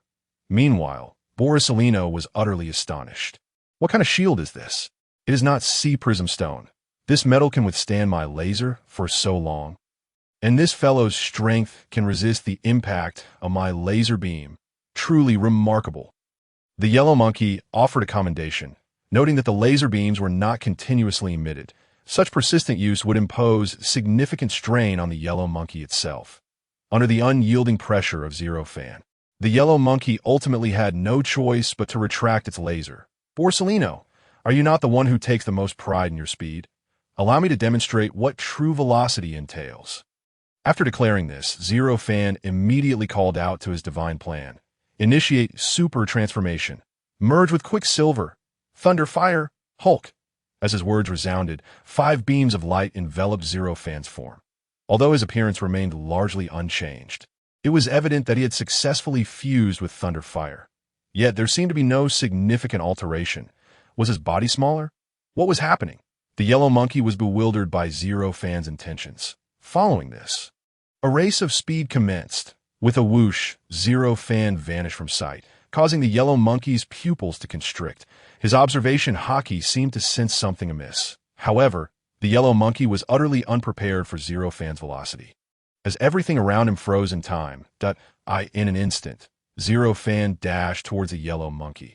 Having merged with Thunderfire, he not only possessed the ability to fly, but also to move at astonishing speeds. He reached the yellow monkey's side in a heartbeat. Clenching his fist tightly, the green giant hand enveloped in flames. Then came the resounding impact of a punch. Zero Fan struck the yellow monkey's chin, sending him flying. The yellow monkey witnessed Zero Fan's sudden disappearance. Before he could react, he found himself soaring through the air like a cannonball, an unbearable pain radiating from his chin. As he regained his composure, he caught sight of Zero Fan, his entire being ablaze, and the realization of Zero Fan's words dawned upon him. This fellow's speed had reached supersonic levels. Indeed, it surpassed even that. The most crucial point was, he could maintain this supersonic velocity throughout our battle, without uttering another word. The yellow monkey immediately elementalized, only to feel at least 100 attacks pierce through his body. In that moment, he dared not materialize. For Zero Fan was simply too formidable. What troubles you, Vice Admiral Borsalino? As a user of the natural type Glint fruit, you should be unfazed by my level of speed, correct? Zero Fan scoffed disdainfully. Who exactly are you? Not only do you wield tremendous power, but you also possess terrifying resilience, that peculiar shield, elongated claws, and the ability to manipulate flames. Most astonishingly, your speed has reached such heights. There is no one of your caliber in these seas. Who are you, truly? Borsalino, now serious and focused, confronted Zero Fan. Do you not know? I am Zero Fan, a shapeshifter capable of transforming into various heroes. At this moment, Zero Fan felt unafraid of the Navy or the world government. Boldly revealing his abilities, a transformation fruit. I have never encountered such a thing. Is it a natural type or a paramecia? It sounds like a paramecia. As a vice admiral of the Navy, Borsalino had seen countless devil fruit abilities. Yet this transformation fruit was entirely unfamiliar to him. Are you planning to cower like a turtle? Zero Fan unleashed several fiery punches, once more penetrating Borsalino, indicating that he remained in his elemental form. Zero Fan, you are undeniably powerful, but you lack haki. Moreover, as I understand it, the greater the ability, the greater the consumption. This technique must have its limitations. Admiral Martian will soon arrive, no matter how strong you are. You will never escape the Navy's encirclement, Borsalino asserted with unwavering conviction. Are you planning to retreat? How disappointing. Had you possessed haki, you would have met your demise today. Zero Fan sighed. Even if he could overcome the yellow monkey, he could not truly harm him, for Zero Fan lacked the ability to use armament haki. Borsalino retreated several dozen meters using his lightspeed abilities, while the Navy had already landed on Judicial Island. With his pirate subordinates arriving in droves, it seemed the next confrontation would be a fierce 1.0 Fan had never encountered such a formidable Navy force. Even the demon-slaying order paled in comparison. In contrast to the Navy's military might, Zero Fan's crew of criminals appeared rather pitiful. Lord Zero Fan. A bead of sweat trickled down the forehead of the Golden Lion. Zero Fan turned to face the Golden Lion. This time we have stirred quite the commotion. The Navy and the world government must be intent on eradicating us. 20 large Navy warships, over 10,000 Navy personnel, dozens of Navy commanders, at least 10 vice admirals, and several admirals. It seems the Navy headquarters has mobilized all its available forces to Judicial Island. Upon hearing this, Zero Fan's expression turned grave and serious. The Navy was evidently prepared for a serious confrontation. "What shall we do now?" asked Bondewald, the world destroyer. The inheritor of the power of demons, Barrett, remained in a state of severe injury and unconsciousness, rendering him incapable of assistance. Zero Fan's gaze shifted toward Redfield. 3 tasks. The second is to do whatever I ask of you, that if you require my assistance, I will fulfill 1 task. What do you say? Redfield inquired. Zero Fan pondered briefly. If he could benefit without cost, why not seize the opportunity? Very well. This time, you shall join forces with us to repel the Navy. After declaring this, Zero Fan surveyed his side. The World Devourer Bondewald, the Golden Lion Shiki, the Red Count Redfield, and of course, the unconscious Barrett. The remaining pirates, though formidable, paled in comparison to these legendary figures. Curiously, Zero Fan noted the absence of any members from the Blackbeard pirates among his ranks, which puzzled him greatly. Excluding the criminals who had fallen to enemies along the way, Zero Fan had brought forth over 30,000 pirates. In numbers, they held a slight advantage. The enemy warships likely housed around 1,000 men each. Totaling about 20,000, these 20,000 individuals were unlike Zero Fan's 30,000. Each was armed with rifles and well-trained. While among Zero Fan's crew, 2/3 were criminals from levels 3 and below. The proportion of those from levels 5 and 6 was naturally minimal. Eradicate the pirates, leave none alive. A voice suddenly rang out from within the Navy, prompting an immediate response as the Navy opened fire. The pirates swiftly retaliated, as the Navy was still in the process of landing, while the pirates held the strategic advantage of being prepared. After a brief exchange of gunfire, the officers made their entrance. Fire Mountain. Ghost Spider, Flying Squirrel, Doberman, and Stollerbury charged into the fray, unleashing a massacre upon the pirates. Wave Slash, Lion's Might, the Golden Lion, Shiki, made his escape from impelled down and scathed, still remarkably youthful. Indeed, he was at the peak of his power. The Golden Lion single-handedly held off 5 Navy vice admirals. Though it was somewhat taxing, the nature of the float fruit lent itself to area attacks, preventing him from being at a disadvantage. Golden Lion, your opponent is me. The Navy hero, Garp, prepared to engage. However, at that moment, a crimson figure swiftly obstructed his path. Who are you? Red the Lonely, Redfield, with time having dulled Garp's memory of those imprisoned and impelled down. The sight of this figure tightened his heart. Before him stood the man who had single-handedly defeated the Navy Admiral Sengoku and emerged victorious. Had it not been for Garp seizing the opportunity during Redfield's moment of weakness, he would never have been apprehended. This is troublesome. Although Garp was a Navy hero, he understood just how formidable this individual was. Garp, it has been a long time. You are no match for me. Redfield smirked wickedly, brandishing his bat umbrella as he launched an attack. Garp quickly responded, enveloping his fists in armament hockey to withstand Redfield's strike. That I never expected you, who dislikes forming alliances, to become part of their coalition. Garp remarked, part of a coalition? Not quite. I am merely fulfilling a prior promise. Once completed, I shall depart. Thus you would do well to take the Navy and leave immediately, allowing me to accomplish what I need. The Red Count proclaimed, is the withdrawal of the Navy truly the promise you made? This is utterly impossible. Both your strength and influence will surely incite turmoil throughout the seas upon your return. The Navy will not spare you. This is all the evidence you need. Garp glanced at the unceasing reinforcements of the Navy, conveying his sentiments. None of this matters. Once I have completed my tasks, I shall take my leave. After finishing his words, the Red Count swiftly launched an attack on Garp with the bat umbrella in his hand. Great fire! Yada no Kagami, 2 formidable vice admirals from the Navy headquarters. Akainu and Kizaru began to assault the World Devourer, Bondi Waldo, prompting Ling Fan to charge forward immediately. Activate Super Transformation. Fuse with Captain America, the Hulk, and Wolverine.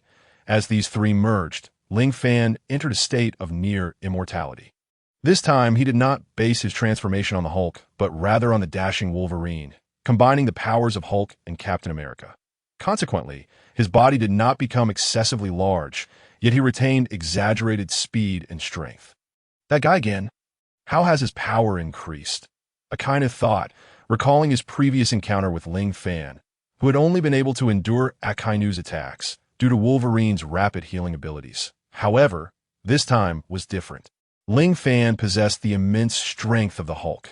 Unless elementalized, he would become invincible. At this moment, Ling Fan faced two opponents alone, battling against two natural-type users, which made it quite challenging for him to land a hit due to the absence of Haki. Yet, the two were equally awkward.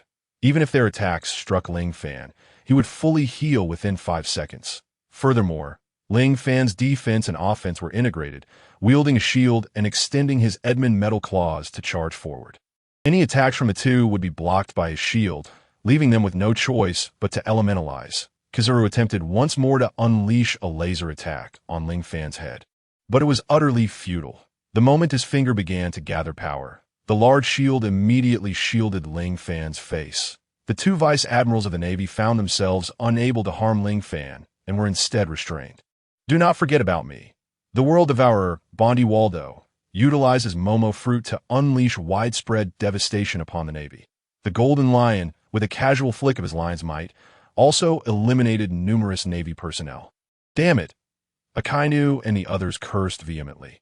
The ruthless pirates wreaked havoc on the Navy, who represented justice, yet despite the numerous officers dispatched, they remained in a state of stalemate. Yada no Kagami. Kizaru suddenly unleashed his area attack skill, sending countless light bullets hurtling towards the pirates. Meteor Volcano. Akainu unleashed his most potent technique, causing innumerable fiery fists resembling meteors to rain down upon the pirates, instantly tipping the scales against them. Attacking my subordinates while battling me. How outrageous! Ling Fan was visibly enraged. Despite the pirates being mere fodder, they were still his subordinates. I commanded you to fight. I commanded you to kill.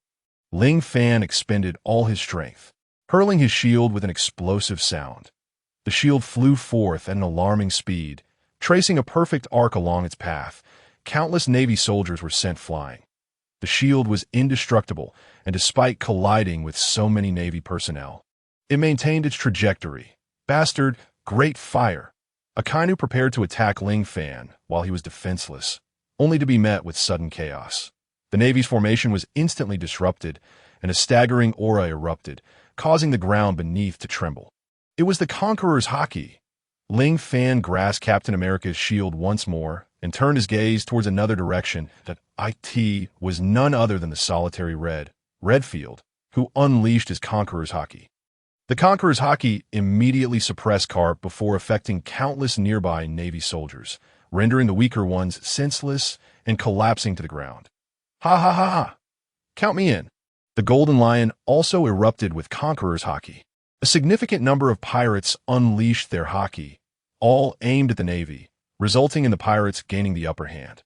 However, the Navy's strength was not limited to this. The forces currently present were merely the vanguard. The true army had already traversed the triangular SEIS that Zephyr and Sengoku. Ling Fan's keen eyesight discerned the approaching reinforcements of the enemy. Pirates, you have already lost.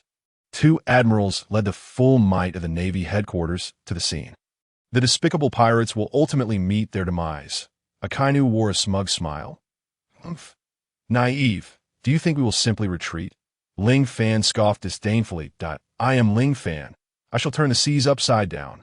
We pirates will discover the true One Piece. Everything the world government has concealed will be revealed once more. Ling Fan declared with undeniable authority. Truly terrifying to speak so boldly when death is imminent. Lion's 1,000 cuts. The Golden Lion sent the 2 vice admirals flying before swiftly joining Ling Fan's side. The Red Count also approached Ling Fan rapidly, as they sensed something different about him. Ling Fan was now emanating the aura of a king. The Red Count, Golden Lion, and others, being top-tier powers, seemed to have awakened Ling Fan's haki as a terrifying force surged from his black pupils. The ground began to tremble ominously. I will eradicate the Navy, eradicate the world government. Ling Fan finally unleashed his fury. A terrifying momentum erupted from his being. The conqueror's haki cannot be mastered through learning. However, once awakened, it signifies that the individual possesses the qualities of a ruler. As the leader of numerous legendary pirates, it would be utterly embarrassing for Ling Fan to lack conqueror's haki. Yet his haki was distinct from others. Upon its release, not only did the weaker Navy soldiers faint from the overwhelming pressure, but even the vice admirals were affected. Great fire!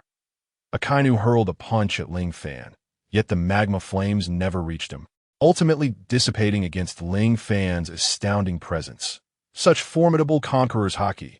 I cannot believe it awakened with such ferocity. This guy is truly impressive, the Golden Lion praised. Only then does he qualify to lead all pirates. The Red Count also acknowledged Ling Fan in his words. Conqueror's haki actually negated my attack. Akainu could hardly believe it. Impossible. Light-speed kick. Kizaru, astonished, promptly employed his technique. Ling Fan's conqueror's haki did not waver. As Kizaru's kick entered Ling Fan's range, it vanished completely. Ling Fan's entire being began to form a phantom, startling even Carp and the others. In the distance, the Navy was preparing to land, and the Admiral, Sengoku, exclaimed in astonishment. What is that? Conqueror's haki. This is the manifestation of conqueror's haki. How is it possible for someone like this to exist? Another admiral, Zephyr, was equally taken aback. This individual must be eliminated. Otherwise, another Roger will emerge. Sengoku's expression grew grave. Everyone, at all costs, kill that guy named Ling Fan, at all costs. Sengoku immediately utilized a transponder snail to relay the message to the vice admirals. Following this, the others disregarded everything else and simultaneously launched an assault on Ling Fan. Suddenly, a voice rang out. What a splendid opponent. It would be a pity to leave him to you pathetic Navy. A colossal figure, bare-chested, suddenly materialized before the crowd, and the seasoned veterans of the Navy, including Carp, instantly recognized the identity of this formidable individual. You are Douglas Barrett, Carp remarked, encountering yet another vexing presence. Barrett had been incarcerated and impelled down due to his strength being depleted by the demon-slaying order. He had been bested by a coalition of pirates who had unexpectedly launched a counterattack, leading to his defeat under the pressure of a dual assault. However, one must not forget, he was a one-man army. He had single-handedly resisted the demon-slaying order. Roger was already deceased, and this brute had also vanquished me. Finally, I have found a worthy adversary to engage in battle. I shall not allow you to eliminate him. Although aiding him irks me, I am even more displeased at the prospect of having my prey snatched away by you. His conqueror's haki ignited the very blood within my veins. Therefore, I shall also partake in this clash with the Navy. This shall be a battle etched in the annals of history. Barrett then unleashed his own conqueror's haki. Though Barrett's haki did not manifest as a physical entity like Zhenfan's, its reach encompassed the entirety of Judicial Island, and it radiated continuously. The likes of the Golden Lion, the Red Count, Barrett, and Zhenfan sequentially released their conqueror's haki. The majority of the soldiers from the Navy were impacted, collapsing to the ground, rendered unconscious. However, reinforcements for the Navy had already landed on Judicial Island. Leading them was none other than Admiral Sengoku, flanked by the renowned instructor of many Navy vice admirals, the Chief Instructor Black Arm Zephyr, who had already enveloped his arm with armament haki.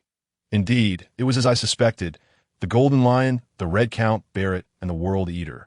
They have all escaped from prison. Sengoku's expression displayed concern.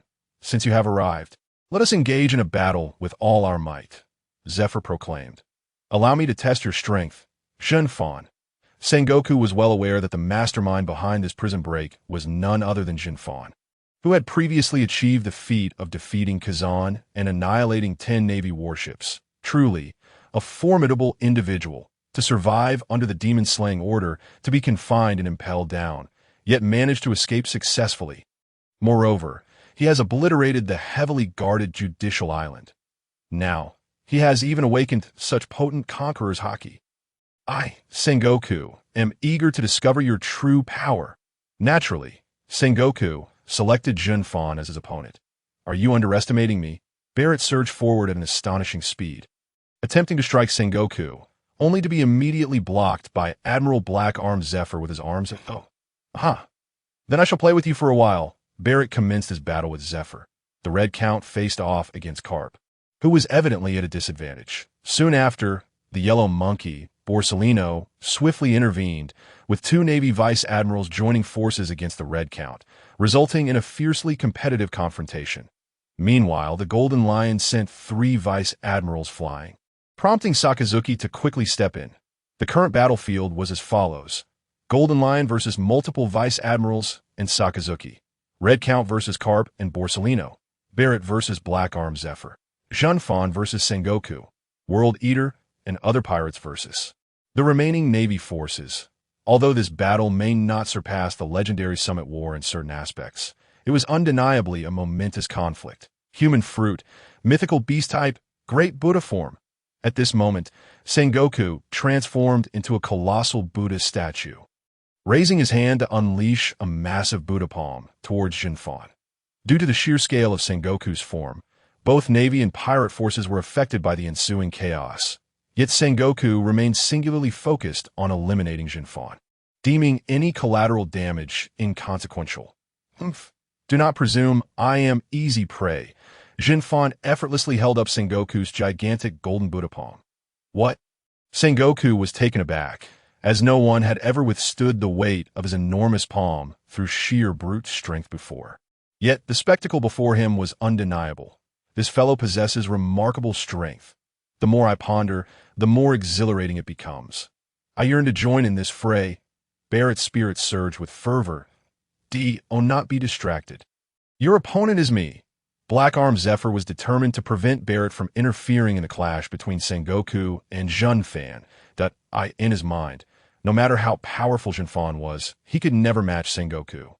The Navy's ultimate force, back off. Junfan exerted force, pushing Sengoku's colossal Buddha palm back. A strategist, Sengoku quickly discerned Junfan's capabilities upon contact. Such immense strength. I was not mistaken. Just this power alone surpasses that of the giant race. Truly a terrifying adversary. Sengoku then altered his approach, opting to strike with a pushing motion rather than a downward slap, forcefully thrusting forward. Junfan swiftly evaded, but Sengoku had no intention of striking with his palm. Instead, he unleashed a tremendous shockwave. Boom! The deafening roar of the shockwave reverberated through the air, sending dust swirling around. Junfan was propelled backward by the force of the shockwave. With a mighty shout, Junfan activated the genes and cells of Captain America, Wolverine, and the Hulk, unleashing a tremendous surge of energy. Sengoku's mighty shockwave was suddenly redirected skyward by Junfan's newfound strength. He can deflect even a shockwave. Such overwhelming power and defense. Sengoku was now prepared to unleash his full prowess. I refuse to believe that with my all-out attack, you will remain unscathed. Despite the failure of his initial shockwave, Sengoku exhibited no signs of discouragement. Instead, he relentlessly propelled his arms, producing a barrage of successive shockwaves. Junfan could not possibly redirect every single shockwave into the sky. After all, it required time.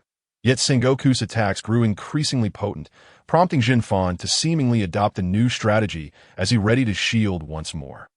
Boom! Boom! Sengoku's shockwaves repeatedly collided with Junfan's shield, causing Junfan to stagger backward with each impact. However, after acclimating to the force of the shockwaves, Junfan emitted a primal roar akin to the Hulk. He then charged rapidly towards Sengoku.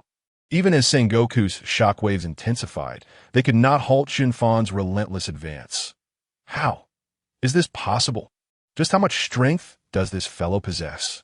What material is this shield made of? Is it a metal harder than sea prism stone? What is it?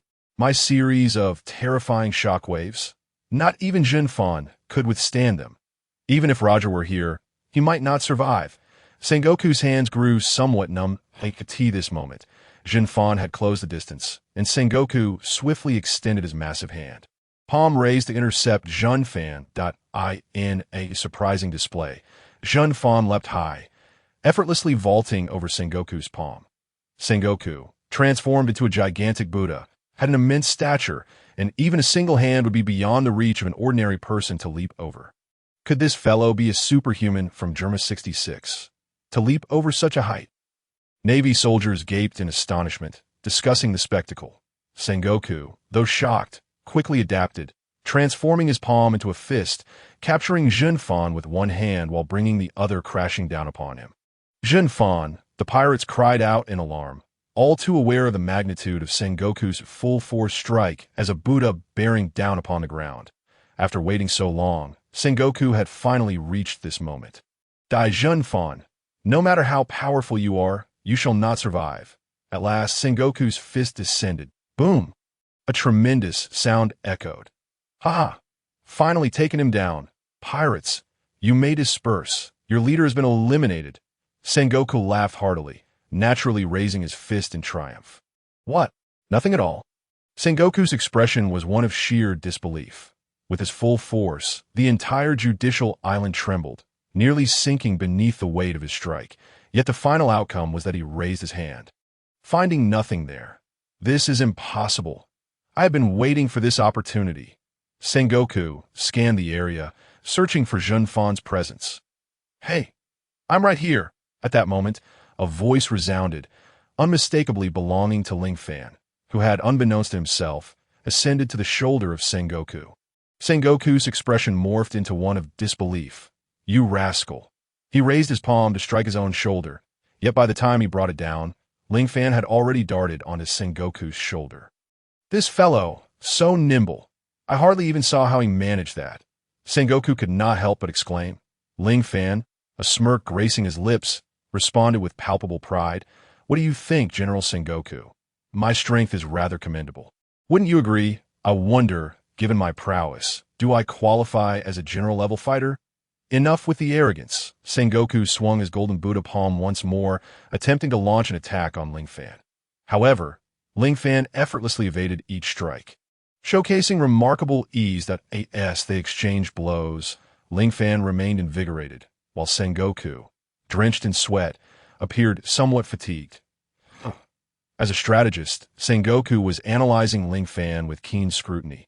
This fellow seems surprisingly formidable, Zephyr remarked during the skirmish. Thus, I shall defeat you as well. And then I will conquer him. Barrett revealed a sinister smile, perceiving the Navy as mere rivals for his sustenance, akin to other predators. Sengoku, your speed cannot match mine.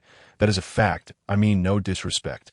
Let us clash using your greatest strength. Lingfan's words exuded a casual confidence, suggesting an unwavering belief that he could ultimately vanquish General Sengoku.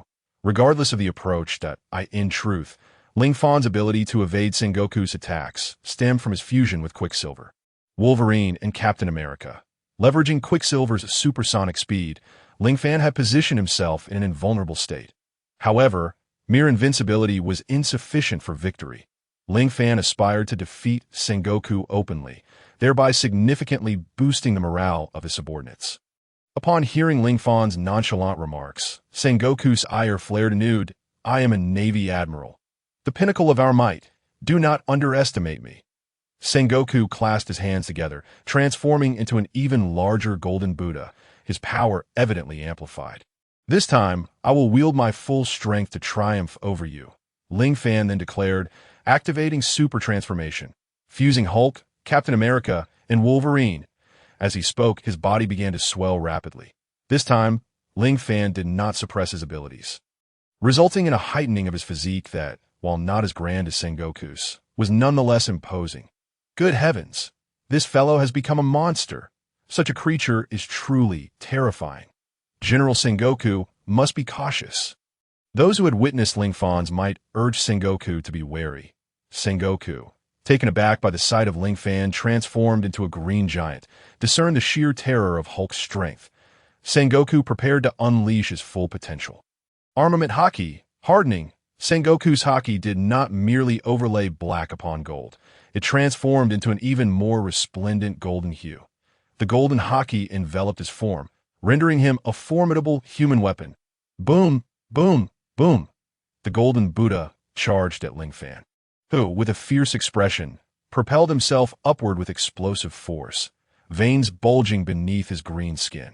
The two collided, unleashing a colossal shockwave that radiated outward from their point of impact, sending tremors throughout the entirety of Judicial Island. Truly frightening. What kind of power is this? Borsalino was genuinely astounded. Admiral Sengoku, may you triumph over this wicked foe. Justice shall prevail. Although Sakazuki was impressed by Ling Fan's strength, his confidence in Sengoku remained unshaken.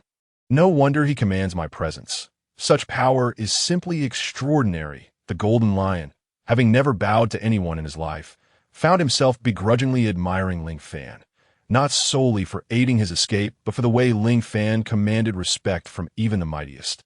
Indeed, among the few who possess Conqueror's Haki, this lad has the rare ability to manifest it. The Red Count praised. Such power has entirely surpassed me. I've heard Ling Fan is merely a child? Garp could not contain his astonishment. Ha!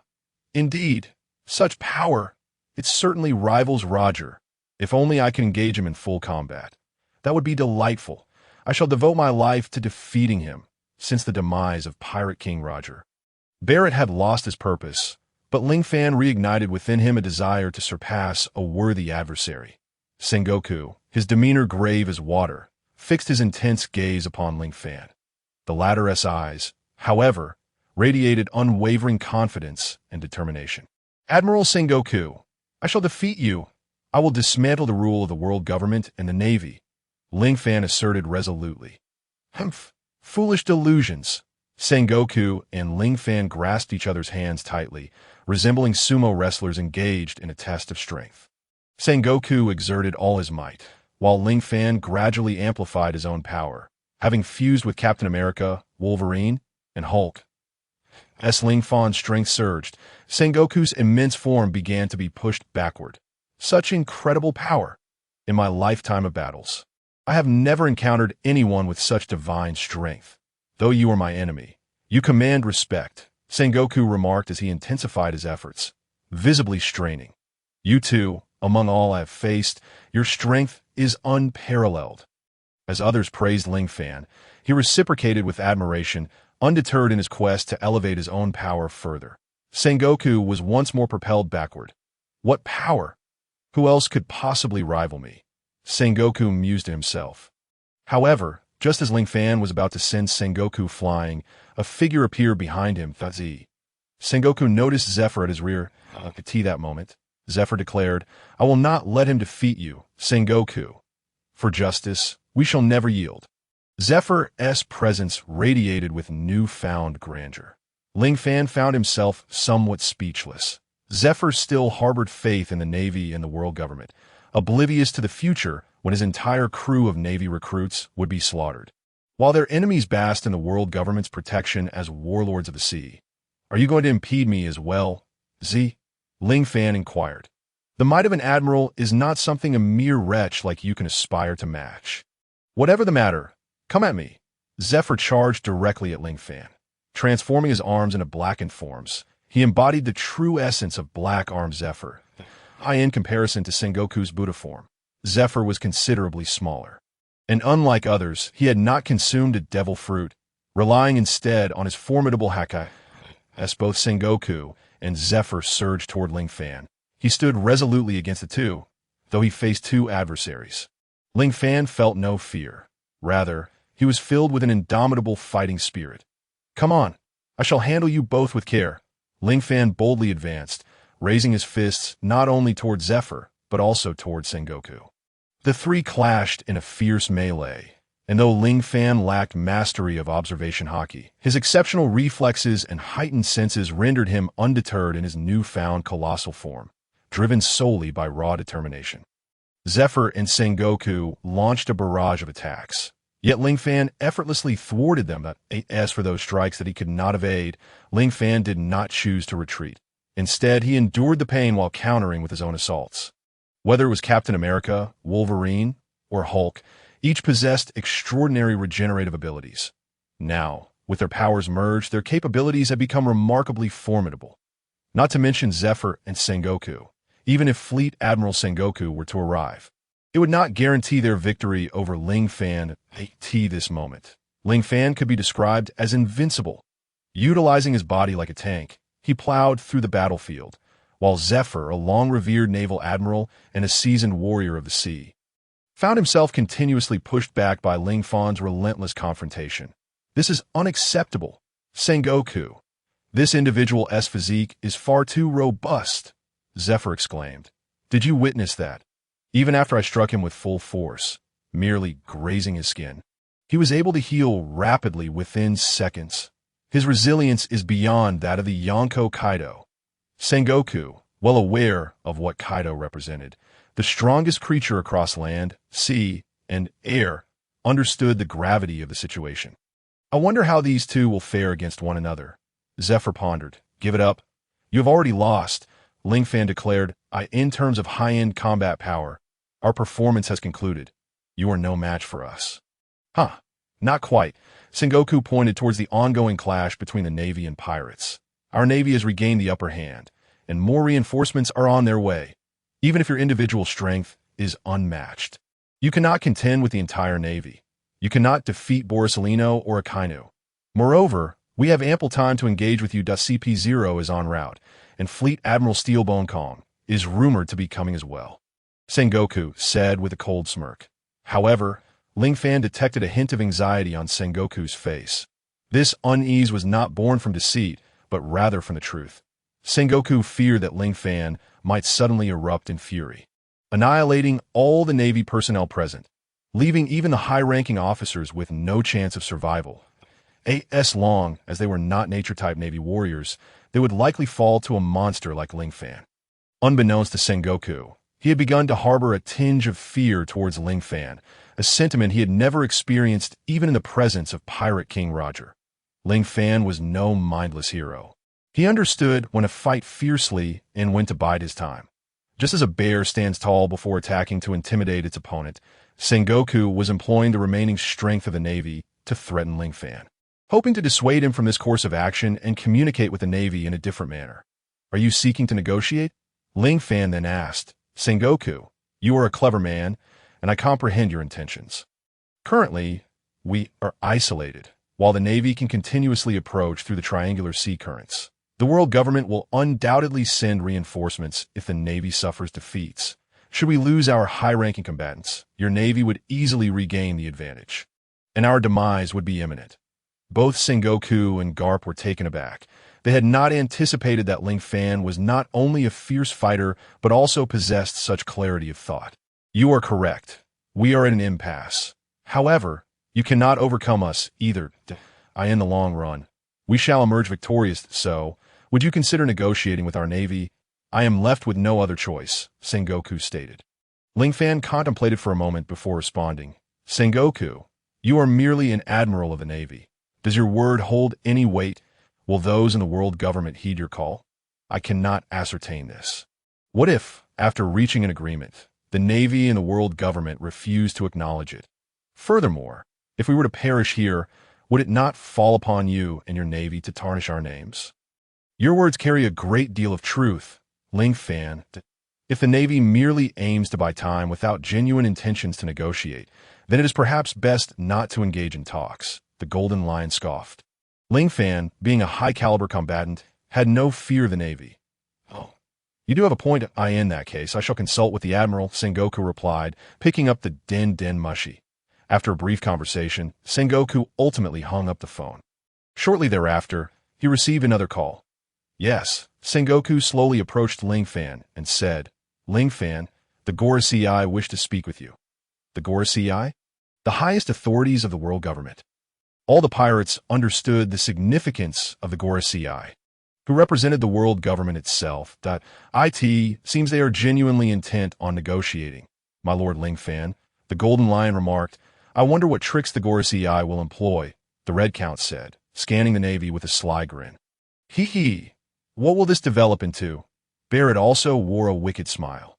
Ling Fan approached Sengoku and took the Den Mushi, which had transformed into one of the Gorosei, placing it to ZART this moment.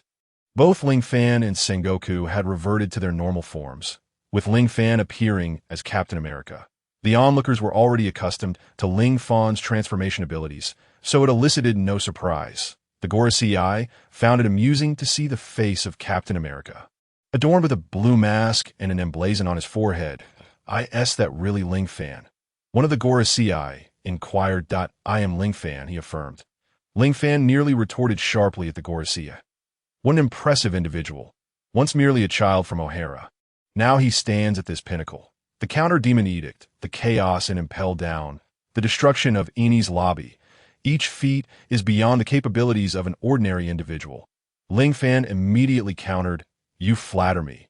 All these actions combine pale in comparison to your destruction of O'Hara. We initially intended to fight to the bitter end, but now we offer you a chance. If you reveal the location of that girl and Vice Admiral Saul, we will let you go." One of the Gorosei proposed, "Oh, is it truly that simple?" Ling Fan feigned surprise. "Indeed, we stand by our word, for we represent the world government," the Gorosei stated. "Then I shall gift you but 2 words. Dream on." Ling Fan promptly rejected the Gorosei's proposal. "Those who abandon their friends are unworthy of life. Moreover, I have no knowledge of Robin's whereabouts." Ling Fan spoke truthfully. He did not know, and thus could not divulge anything. The Gorosei had no recourse. "Well, we can spare you, but we cannot spare your subordinates. After all, they're among the most malevolent pirates in the world, and their release would disrupt the balance of power at sea. Now, you must make a choice. Your life or the lives of your subordinates?" The Gorosei cunningly presented Ling Fan with a dilemma. However, having merged with Captain America's intellect, Ling Fan swiftly saw through the Gorosei's divisive tactics. "Gorosei, abandon this charade. What are my subordinates? They are individuals willing to sacrifice their lives to protect me, and I would equally lay down my life for them. I have stated I will not abandon my friends, nor will I forsake my brothers who venture the seas with me," Ling Fan declared with utmost conviction. His subordinates moved to tears by his words. Such grandeur rivaled that of Roger. How intriguing, Barrett thought, a proud smile gracing his face, convinced he had chosen the right opponent this time. "It is my first encounter with such a fool. Even I, who embody pride, cannot help but feel a surge of passion," the Red Count admitted, equally affected by Ling Fan's grandiloquent speech. "Indeed, no wonder I, the Golden Lion, have chosen you. You possess the true qualities of a king." The Golden Lion nodded in approval. "If my lord Ling Fan seeks death, we shall not live in disgrace." The pirates roared in unison, their spirits soaring. The Gorosei felt quite embarrassed.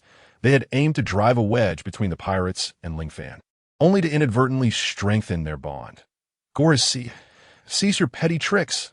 I suspect that the Navy headquarters lacks the manpower to deal with me any longer, do they not?" Ling Fan exclaimed loudly. "We cannot comprehend your words." The 5 elders adeptly feigned ignorance, acting as if they understood nothing. Do not play coy. You have initiated the demon extermination order, and I have unleashed a supernova explosion that has obliterated 10 of your naval warships. Subsequently, I wreaked havoc in Advanced City, arriving at Judicial Island and rendering it to ruins. You later dispatched over 20 warships, all present here. It takes time to gather your navy, despite having received Hannibal's notification early on. You merely sent Sakazuki and the accompanying navy. Now, with vice admirals and admirals converging here, if you had any remaining strength, you would have long since dispatched more reinforcements to attack. You would not be here negotiating with me. If I am not mistaken, the true threat of the Navy lies in the New World, does it not? There you face various ruthless pirates, most critically, the 4 emperors who stand as equals to your naval headquarters. I refuse to believe that the Navy and the world government would willingly mobilize all their forces here to confront me. Am I correct, 5 elders? Should I rise in rebellion, aside from the Logia-type Sakazuki and Borisolino, who may have a chance of survival? The rest would likely perish here. The Golden Lion, the Red Count, Barrett, Wald. Which of them is not an invincible force upon the seas? Which of them does not rival the 4 emperors? Mr. 5 Elders, are you truly certain you do not wish to negotiate with me earnestly? Ling Fan concluded, a satisfied and confident smile gracing his lips.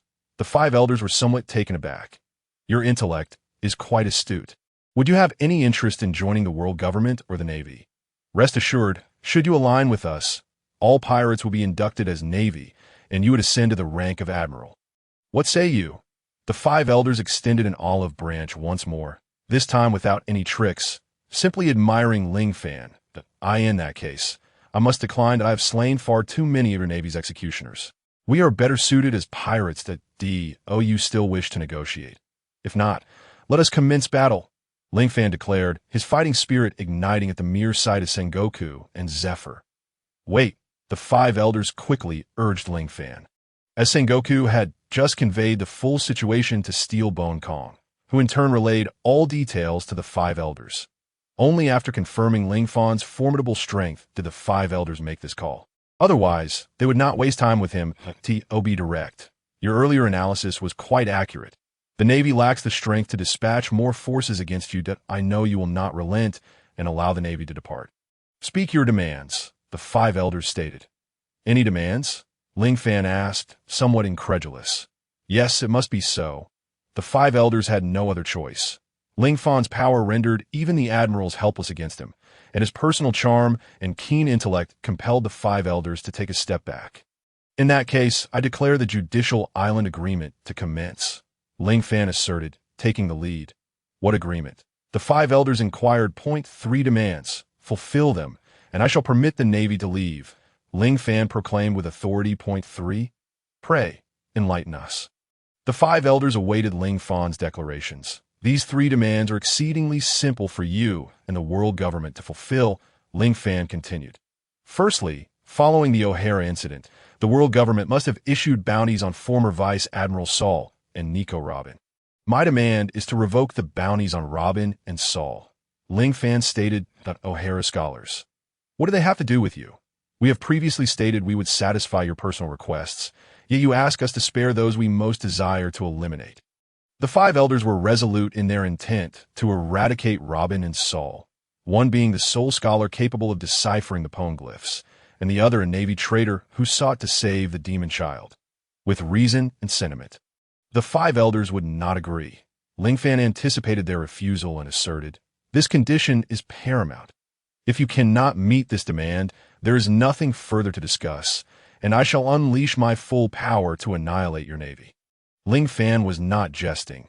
He understood the burdens Robin had endured since childhood, which were far too great for one her age. Thus, he wished for her to have a relatively stable environment in which to grow. Is there no room for negotiation? The 5 elders questioned.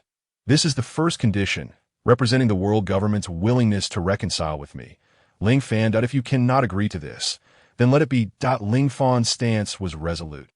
The 5 elders softened their approach. They realized that, even after revoking the bounties, they could still take action against the 2 through other means, so the impact of revoking the bounties was not as significant. Granted, we accept the first condition. The 5 elders ultimately consented to Ling Fan's request. Now, state your remaining 2 conditions. I hope they will not be overly excessive, they warned. The second condition will surely delight you 5. Ling Fan continued, for it is something you can easily fulfill. What is it? 10 billion berries. Ling Fan declared. 10 billion. Berries. The 5 elders pondered briefly, analyzing Ling Fan's intentions behind this sum, eventually concluding that he sought the funds to regroup. Merely 10 billion berries, that is no issue. The 5 elders acquiesced to Ling Fan's request that all you desire, 10 billion berries. Indeed, 10 billion berries equates to a bounty for a commanding admiral or a disaster-level bounty. In the grand scheme of the world government, it is not an excessive amount. However, my aim in acquiring this sum is primarily to sow discord between the Navy and the world government. We fight valiantly, yet the world government dares to compensate our enemies. Have we erred in our actions? Many in the Navy felt disheartened by this development. While 10 billion berries was hardly a fortune, the 5 elders, in an effort to maintain the Navy's elite fighting strength, were obliged to comply. Yet, they failed to grasp Ling Fan's underlying motives. The 10 billion berries had sown a seed of discord within the Navy. Sufficient, Ling Fan's heart swelled with glee. The whispers around him indicated that he had achieved his desired effect. We also consent to the 10 billion berries. Upon your declaration of the third condition, we shall ensure the Navy delivers the funds to you. The 5 elders inquired, what remains? The final condition must be made clear. We shall spare the Navy, yet you and the world government must likewise refrain from initiating attacks against us, Ling Fan declared. The third condition is a peace treaty. The Navy and the world government must guarantee peaceful coexistence with us for, let us say, 5 years. These 3 conditions must be inscribed in a written document, clearly delineated in black and white. Moreover, I require to see the Navy's sincerity on the front page of tomorrow's newspaper. Ling Fan articulated his final condition and the necessary supplement for the 3 demands in one breath. You wish for the entire world to witness the Navy and the world government bowing to you. The 5 elders expressed their anger. The 3 conditions are acceptable, yet this particular demand is utterly excessive. The other 5 elders also voiced their frustration that I care not. Your 5 only communicate with me, which is utterly futile. With the world as a witness, you may be more inclined to uphold your promises. Ling Fan understood that both the Navy and the world government were exceedingly duplicitous. Even with his demands, they might still resort to underhanded tactics. These are my demands and conditions. Do with them as you will. Regardless of whether the 5 elders agree or not, Ling Fan tossed the Den Den Mushi to Sengoku and stepped back in his own camp. This Sengoku awkwardly picked up the Den Den Mushi and resumed communication with the 5 elders. Upon returning to his own camp, Ling Fan was immediately enveloped by a wave of applause. Lord Ling Fan, how daring of you to threaten the 5 elders! Truly magnificent! Throughout the vast sea, regardless of whether the 5 elders would acquiesce to our demands, your name will undoubtedly echo across the waters. Your actions today have already placed you on par with the Pirate King, Roger. In the eyes of us pirates, you are a hero. Ling Fan's subordinates were exceedingly excited. Their leader possessed an extraordinary charisma, a rarity in this world. While the strong among the pirates acknowledged Ling Fan, the Navy was filled with disillusionment towards the world government. They had fought valiantly, only to be forced to retreat due to the world government's fear of losing its elite naval forces, which could undermine their ability to intimidate the pirates of the New World in the future. Compensation, negotiation. Akainu's temper was at its peak. It was unbearable for the Navy to concede when they were not at a disadvantage. Time passed, and Sengoku finally hung up the phone, his expression somber. After disconnecting, Sengoku sighed and informed Ling Fan, the 5 elders have agreed to your request, Mr. Ling Fan, that I will provide you with 1 billion berries immediately. They have also rescinded the bounties on the son of the devil, Nico Robin, and former Rear Admiral Saul. By tomorrow at the latest, the newsbird will announce the conditions you put forth regarding Judicial Island. Now, on behalf of the Navy and the world government, I shall draft an agreement. May I ask the name of your organization? Sengoku inquired. Ling Fan's heart raced with excitement. He had taken a chance, and to his surprise, it had succeeded. Our organization is called the Avengers. The Avengers? Sengoku repeated the name, pondering. This fellow would eventually become an enemy of the Navy, should they let him go just like that. Yet, what alternative did they have? At present, there was no way to defeat him, and the power of the 4 emperors was exceedingly formidable. They still had to guard against potential ambushes. Sengoku wrestled with his thoughts before finalizing the contents of the agreement.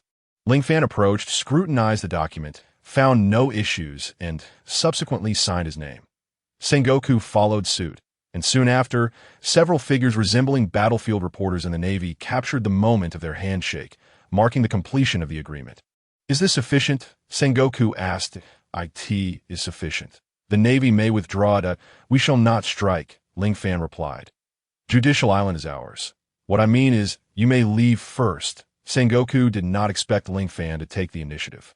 Ha! Ling Fan could no longer contain his excitement and laughed heartily. My apologies. I almost forgot.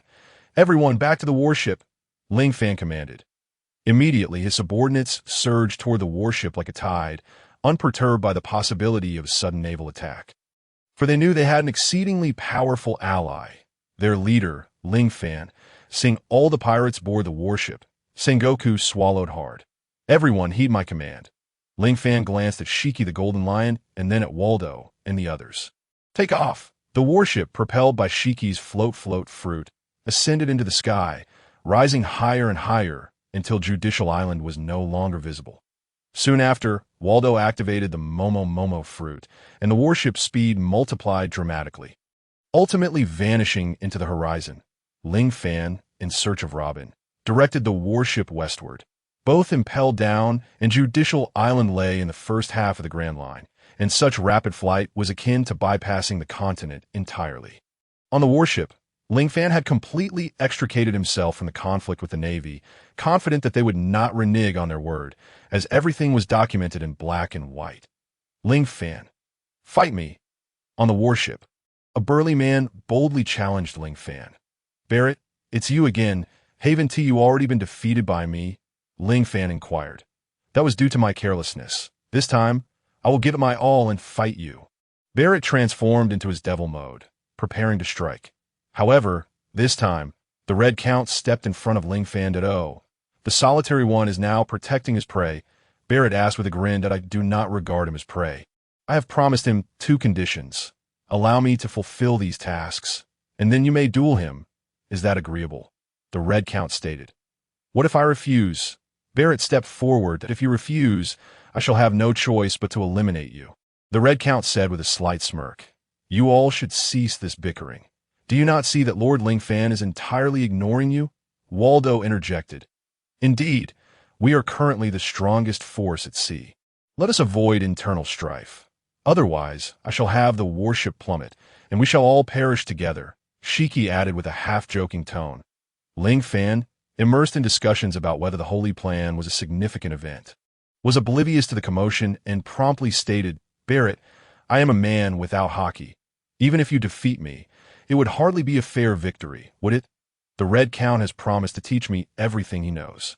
If at that time you can still defeat me, I shall concede. But even if you were to kill me now, I would not yield, Ling Fan asserted. Barrett instead found Ling Fan's words amusing. Ha! You think learning hockey will enable you to defeat me? You overestimate yourself, Barrett scoffed. Shall we not put that to the test? During our journey to the West Sea, I will learn hockey and then confront you directly. You must sincerely join our Avengers. Ling Fan proposed. Learn hockey in such a short time? Ha! How amusing. If that were the case, it would indeed be interesting. I eagerly await our battle. Barrett smirked, turned to head back to the cabin. Clearly, Barrett did not believe Ling Fan could master hockey in such a brief period. Nor did he think Ling Fan could defeat him once he did. Ling Fan then turned his gaze to the Red Count. Ha! What ambition! I like it! Ling Fan, I shall now impart everything I know to you. Good! After traversing into the pirate world, Ling Fan had engaged in numerous battles, yet the most exhilarating had been at Impel Down. Why? Because the strongest adversary there was merely Magellan, the poison MN, and no matter how potent a paramecia user, Ling Fan could withstand their attacks due to his near-immortal resilience. However, the future admirals of the Navy were all Logia users, and Ling Fan would encounter other Logia users in time. They could all utilize elementalization. Every time Ling Fan could clearly knock his opponent out with a single punch, they could simply think and become elementalized, rendering him unable to strike, even faster than Quicksilver. Why? Because Ling Fan lacked a crucial ability that was immensely significant for pirates in the later stages. My most formidable power lies in observation hockey, alongside my martial arts and swordsmanship, the Red Count declared. What I urgently require is armament hockey, Ling Fan admitted with embarrassment. Armament hockey is a skill that essentially every pirate with a bounty exceeding 100 million in the New World possesses. Albeit with varying degrees of proficiency. With stronger armament hockey, combined perfectly with oneself, one can unleash power far beyond their inherent strength. That is the true might of armament hockey. The Red Count glanced at Shiki. Very well, I shall demonstrate briefly. Shiki, understanding the Red Count's intention, prepared himself. Shiki the Golden Lion exhibited a significantly stronger grasp of armament hockey, whereas the Red Count excelled in observation hockey. The commonality between the two parties lies in their possession of exceptionally formidable swordsmanship. The fluffy fruit of the Golden Lion and the bat fruit of the Red Count, both of which are exceedingly powerful devil fruits. As for Zero Fan, ultimately, he merely benefits from the Holy Plan. This transformation system, he is at his core merely an 8-year-old child.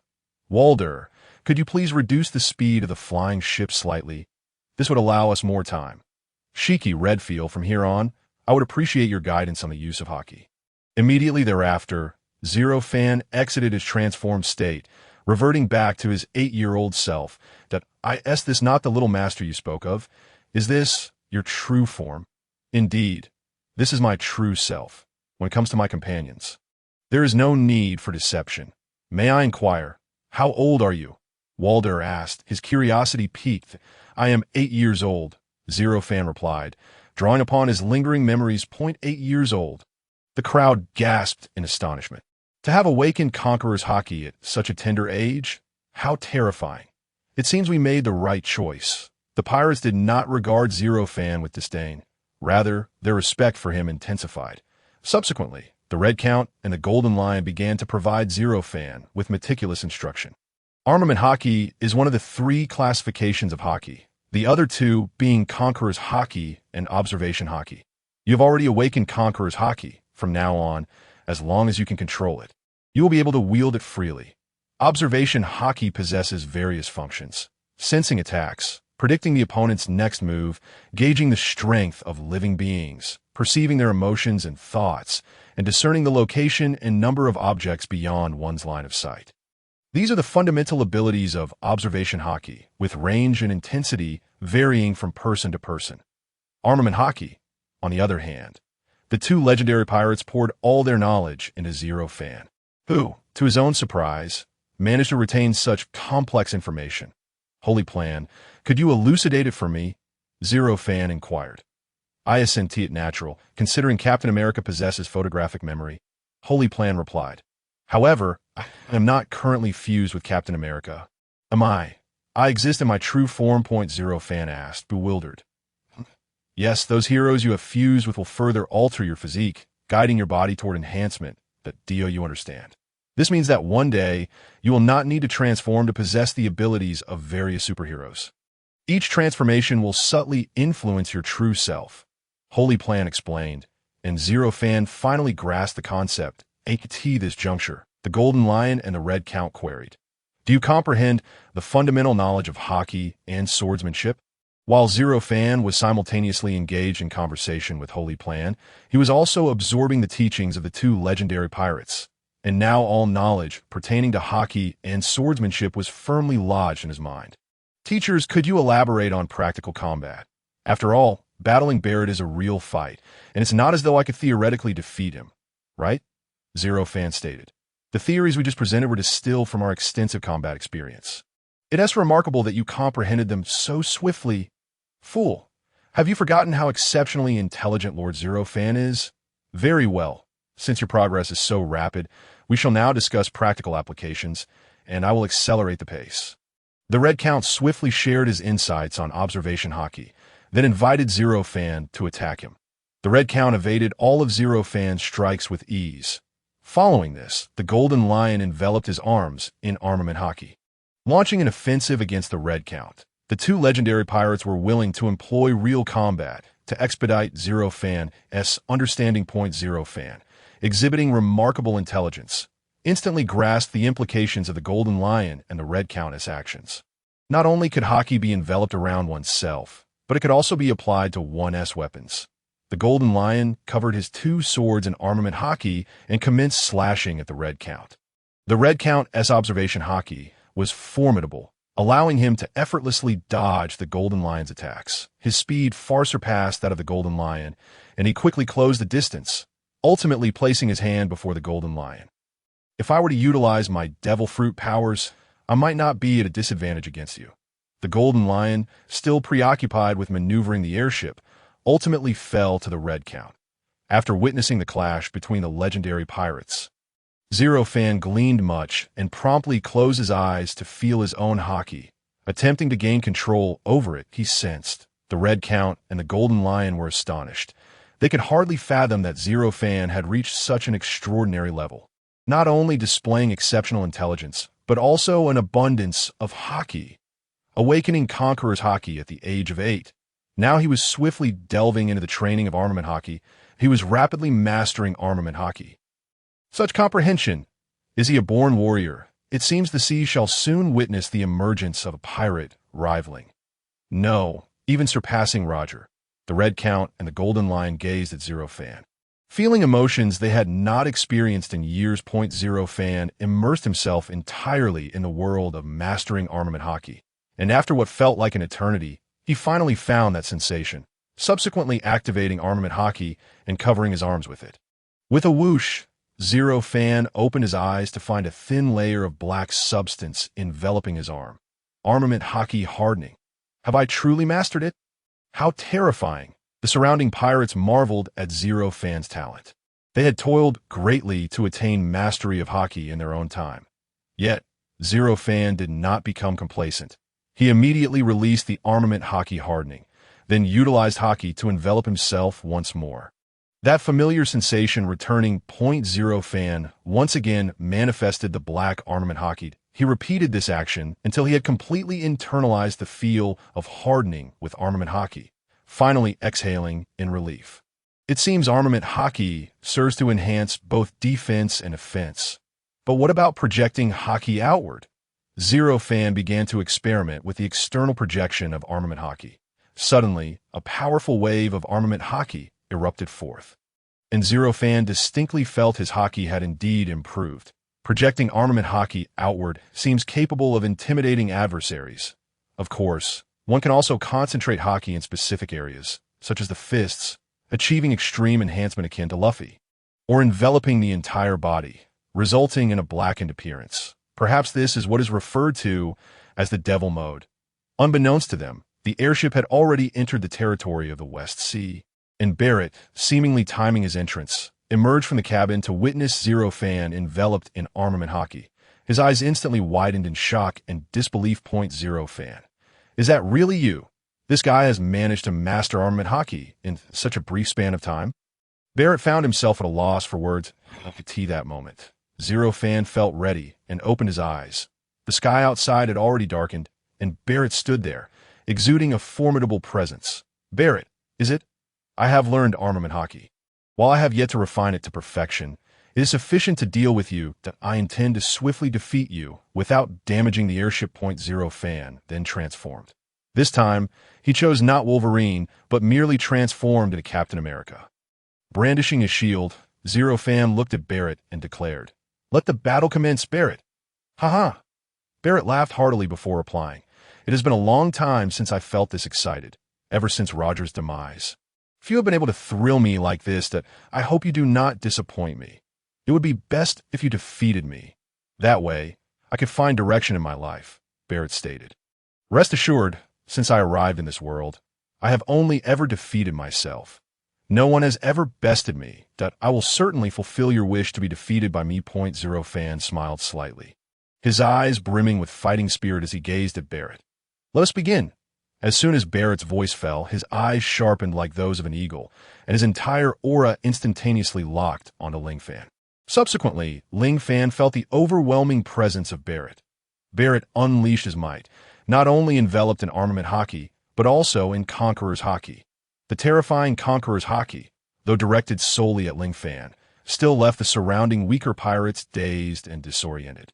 A slight smirk appeared on Ling Fan's lips. With a formidable sparring partner like Barrett, honing his armament hockey would undoubtedly be sufficient. Ling Fan's pupils constricted slightly, and soon he released his own Conqueror's hockey. Once awakened, this type of hockey was a lifelong possession. Conqueror's hockey signified the potential of a king, and as emotions surged, its subsequent eruption became a natural progression. The two Conqueror's hockey clashed, causing the air around them to tremble, their auras becoming palpable as they collided. Even the Golden Lion was taken aback. Indeed, a clash of Conqueror's hockey. The Red Earl observed the conflict between the two, realizing that the flying ship had already sustained damage. "Aren't you two supposed to be engaging in an armament hockey duel? Why is Conqueror's hockey involved? At this rate, the ship will sink," the Golden Lion and others urged. However, at this point, there was no room for hesitation. Ling Fan's singular purpose was to triumph over Barrett. "Ling Fan, here I come." Naturally, Barrett would not rely solely on his Conqueror's hockey to attack Ling Fan. Instead, he charged towards Ling Fan at an astonishing speed. Ling Fan, prepared and waiting, seized a shield and positioned it in front of himself. Bang! Barrett was as swift as the wind. During his rapid advance, he had already coated his hands with armament haki. Barrett's armament haki proved immensely powerful, his ebony arms colliding with Ling Fan's shield. Ling Fan was pushed back several steps. Impressive. You actually managed to withstand my charge, Barrett praised, then swiftly unleashed a flurry of punches and kicks, forcing Ling Fan to retreat once more. What is the matter? Are you not planning to use your armament haki? If so, I shall eliminate you in an instant. Barrett, having gained the upper hand, became increasingly cocky, his movements quickening. Ling Fan focused on defense, occasionally counterattacking, but Barrett, with his observation haki, deftly dodged each strike. I'm serious. Are you not going to use armament haki? Barrett, while suppressing Ling Fan, recognized that Ling Fan had yet to unleash his true power and urged him on. In that case, I will not hold back. Ling Fan had merely begun to adapt to Captain America's combat style, and seeing Captain America in a precarious position, he naturally activated his armament haki. Armament haki hardening. Ling Fan's arms were now fortified to the utmost, as he placed a shield on his back and actively launched an attack on Barrett. Bang! Bang! Bang! Ling Fan began to clash head-on with Barrett, with his arms enveloped in armament haki. And as the superhero Captain America, his abilities were significantly enhanced. The two fought fiercely, their fists and arms continually colliding in a back-and-forth exchange, captivating the surrounding pirates. Captain America possesses a plethora of combat skills. Amidst the battle with Barrett, Ling Fan rapidly absorbed Barrett's fighting techniques. Barrett consistently evaded Ling Fan's attacks using observation haki, with the majority of their exchanges consisting of the clash of their arms and fists. If you continue like this, the warship will surely be destroyed, Vardo cautioned. But who cares about that now? Barrett was becoming increasingly exhilarated, soon entering his devil mode, his entire form shrouded in armament haki, his body turning pitch black as he unveiled his true strength. Since that is the case, I shall step up my game as well. Ling Fan similarly enveloped himself in armament haki, and soon his haki began to emanate outward. In an instant, the two charged at each other with terrifying speed, astonishing those around them. This is beyond comprehension. To master armament haki to such an extent on the first try? I have never seen someone like Ling Fan. So formidable. Is this your devil mode? How intriguing. Bring it on. Barrett was now fully unleashed at this moment. Ling Fan not only covered his body entirely, but also enveloped his Captain America shield in armament haki. Presently, Ling Fan resembled a humanoid tank, colliding with Barrett. This time, it was Barrett who was forced back. Bang! Ling Fan exerted his power to the utmost, causing Barrett to stagger back a step. Remarkable, but you are primarily relying on my strength. Barrett's mind was racing with analysis. With the current Captain America transcending human strength, he still could not match Barrett. This was the world of pirates, and it seemed the spiritual leader Captain America was not enough.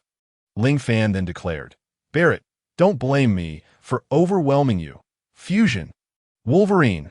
Ling Fan shouted, his entire being enveloped in the radiance of the sacred plan, though to the outside world, only a fleeting moment had passed. After the light faded, Ling Fan's exterior appeared unchanged, yet he had seamlessly merged with Wolverine. The combined might of Captain America and Wolverine was palpably greater, shifting from slight advantage to a definitive one.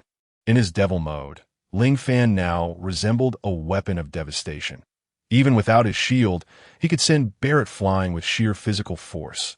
Barrett, do you have any other tricks up your sleeve? At this point, you are no match for me, Ling Fan proclaimed.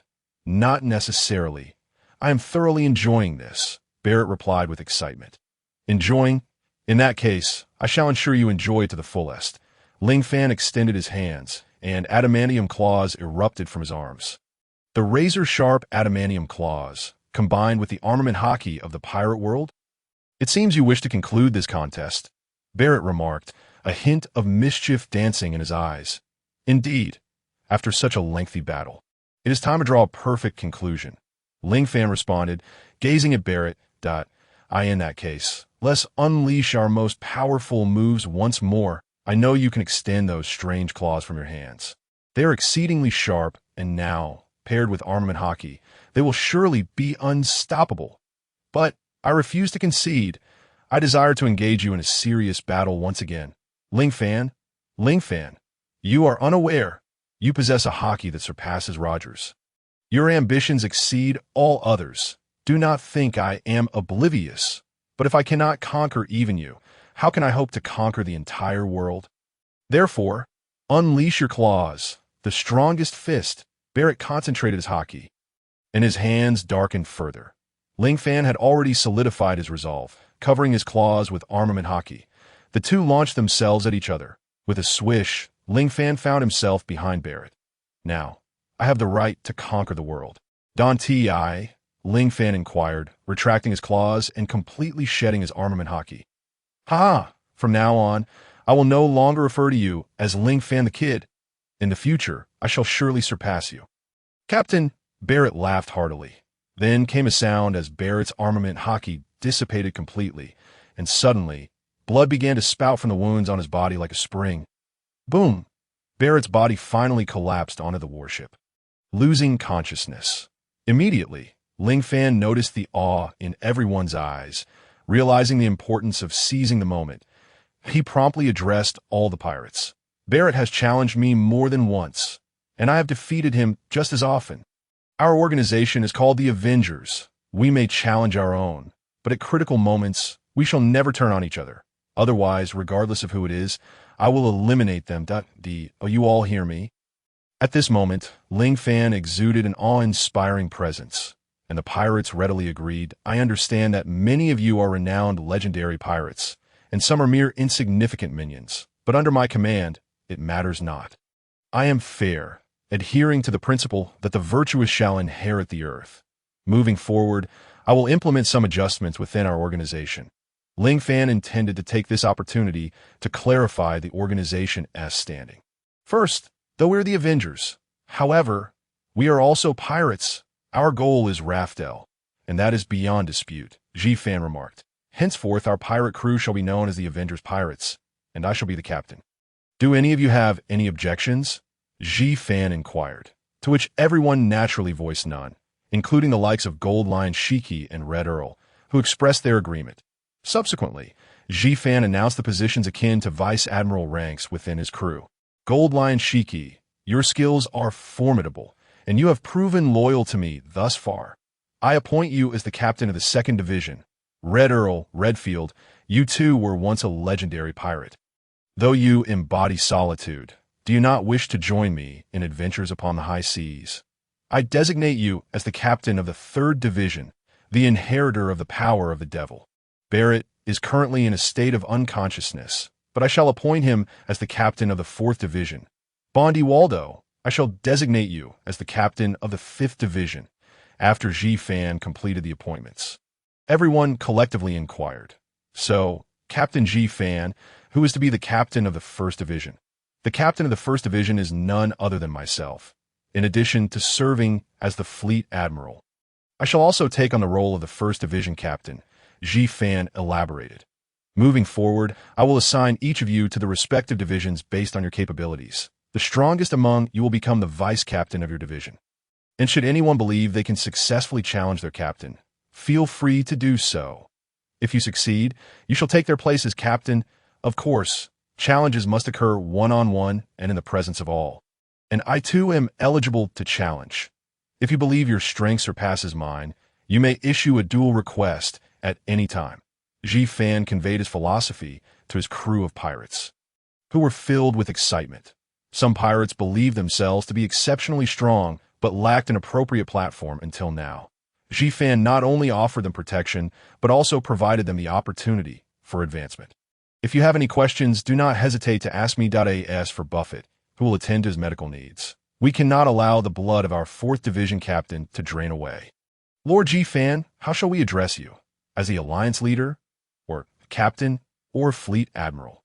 The title of Alliance Leader, that sounds rather unappealing. What is that about? Anything else is acceptable. Ji Fan promptly organized the crew structure, creating a more cohesive appearance for the 5 divisions.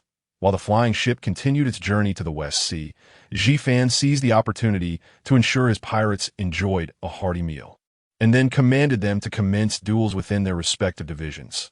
These duels were not to the death, but would determine the standings among them. The first would become the vice captain, the second would take the 3rd seat, and so forth. with those of differing ranks receiving rewards in berry from Ji-Fan. This approach greatly motivated everyone, and now Ji-Fan subordinates had gained a clearer understanding of their roles. Ah, Lord Ji-Fan, you have placed me in your ranks, which is the second matter. Teach me all your abilities. Let us consider this the third matter, to become my subordinate and serve me until I mature. How does that sound? Until you become the Pirate King. The Red Earl retracted his charming smile. Instead, offering a look of trust, I can hear the innermost thoughts of all, yet you alone possess lofty aspirations. A remarkably sharp intellect and an unparalleled spirit. These are qualities others lack. You have made me re-evaluate the notion of solitude. In comparison to me, you are far more solitary. It is indeed intriguing that a solitary soul like you has encountered one who embodies solitude. I shall help you become the Pirate King. The Red Earl spoke earnestly. Ha! The Red Earl, you have truly come to understand Lord Ji-Fan. I have long been captivated by him. Gold Lion Shiki laughed heartily. The atmosphere among the group grew more familiar, fostering a better camaraderie within the team. In the remaining days, Ji-Fan took advantage of the opportunity to swiftly learn the swordsmanship of the Red Earl and Gold Lion. It was during this time that the divine plan brought forth news. Another transformation opportunity? When did I accomplish a major event? Ji-Fan expressed his bewilderment. He began conversing with the divine plan. Greetings, host. You once again have the chance to randomly select a character. The transformation system announced. I thought I could only obtain the opportunity to draw characters after completing a major event. Ji-Fan voiced his confusion. Indeed, but is it not astonishing that 2 admirals of a navy, along with future admirals, dozens of warships, and tens of thousands of soldiers have all been defeated by you? Is that not a significant event shaking the seas? Furthermore, you compelled the 5 Elder Stars to make unprecedented concessions, and you are poised to carve out a place for yourself on the seas. The organization you founded will also shine in the vast ocean. These are all substantial events. After the divine plan elucidated this, Ji-Fan felt enlightened. Such opportunities for transformation are certainly beneficial. Come forth. Let me draw again, Ji-Fan eagerly exclaimed. Next, there are 4 heroes available for you to randomly select. Spider-Man, Peter Parker, Scarlet Witch, Deadpool, Thor, the God of Thunder. Ji-Fan was taken aback and immediately inquired. System, are you serious? Scarlet Witch. She is a formidable entity within the Marvel movies. Even Thanos has been soundly defeated by her. Deadpool. He is practically immortal, though it remains uncertain whether he is from the comics or the films. Thor. He is a god. Of course, it is still unclear whether we are dealing with a version wielding Mjolnir or Stormbreaker. Spider-Man, your friendly neighborhood hero, possessing Peter's agility, exceptional reflexes, and abilities that far exceed the ordinary. Equipped with web shooters, he can spin webs, a champion of justice. Ji-Fan desired each and every hero. Thus he declared, System. Proceed with a random selection. Regardless of who I draw from these 4, I would be pleased. Your mindset is truly commendable. The system paused for a moment before announcing, Congratulations, you have drawn Deadpool. As per usual, I hope you can transform into Deadpool individually, so you may experience his power. Do you not have a Red Earl and Gold Lion before you? You may spar with them. Transform into Deadpool, the divine plan suggested. Ji-Fan nodded and then stated, Activate super transformation. Transform into Deadpool. Immediately, 5 spheres of light appeared, but unlike before, their colors had turned red. This transformation occurred swiftly, as the red light flashed. Ji-Fan's body completed its change. He donned a red leather suit, with only his eyes visible, albeit they were white. Furthermore, 2 blades adorned his back, forming in shape. Upon completing the transformation, both the Red Earl and Gold Lion were taken aback. Questioning, Who are you? Could it be that Lord Ji-Fan has transformed? They asked. Yes, indeed. I am Ji-Fan at AT this moment. Ji-Fan had transformed into Deadpool. I would like to ask you both for a favor. Ji-Fan said. The Red Earl and Gold Lion suddenly felt a sense of foreboding, inquiring, What is it? Lord Ji-Fan. Do you need to learn Kinbunchika Hockey? Ji-Fan shook his head, saying, This time, I do not wish to learn Kinbunchiko Hockey. Do you see the character I have transformed into? I possess 2 blades. I wish to spar with both of you regarding swordsmanship in the world of pirates. Swords and blades are equivalent, so it matters not how they're named at IC. You wish to learn swordsmanship. The Red Earl and Gold Lion exchanged glances and then nodded in agreement. However, when it comes to swordsmanship, they had no reason to lose to Ji Fan, as he was strong in other aspects. But swordsmanship is not something one can master overnight. Haste will hinder the understanding of its true essence. No problem. Since Lord Ji Fan wishes to experience the allure of swordsmanship through practical combat, we are more than happy to oblige. The Red Count wielded his Baroque umbrella as if it were a sword, while the Golden Lion brandished his two renowned blades, Sakura, Tin, and Deadwood, ready for battle as for the Deadpool. Ling Fan also drew his firearm. Indeed, it was puzzling that Ling Fan chose to draw a handgun instead of a sword. What is this? A pistol? Were you not intending to showcase swordsmanship? Both the Golden Lion and the Red Count were momentarily taken aback. I don't know either. Just ignore it and let the battle commence. Ling Fan, in a daze, fired his weapon. His bullets were remarkably precise, yet this was the world of pirates. The Golden Lion and the Red Count moved with speeds far surpassing that of ordinary humans, effortlessly slicing Ling Fan's bullets into halves with their swords. Impressive, truly impressive. They were indeed masters of swordplay.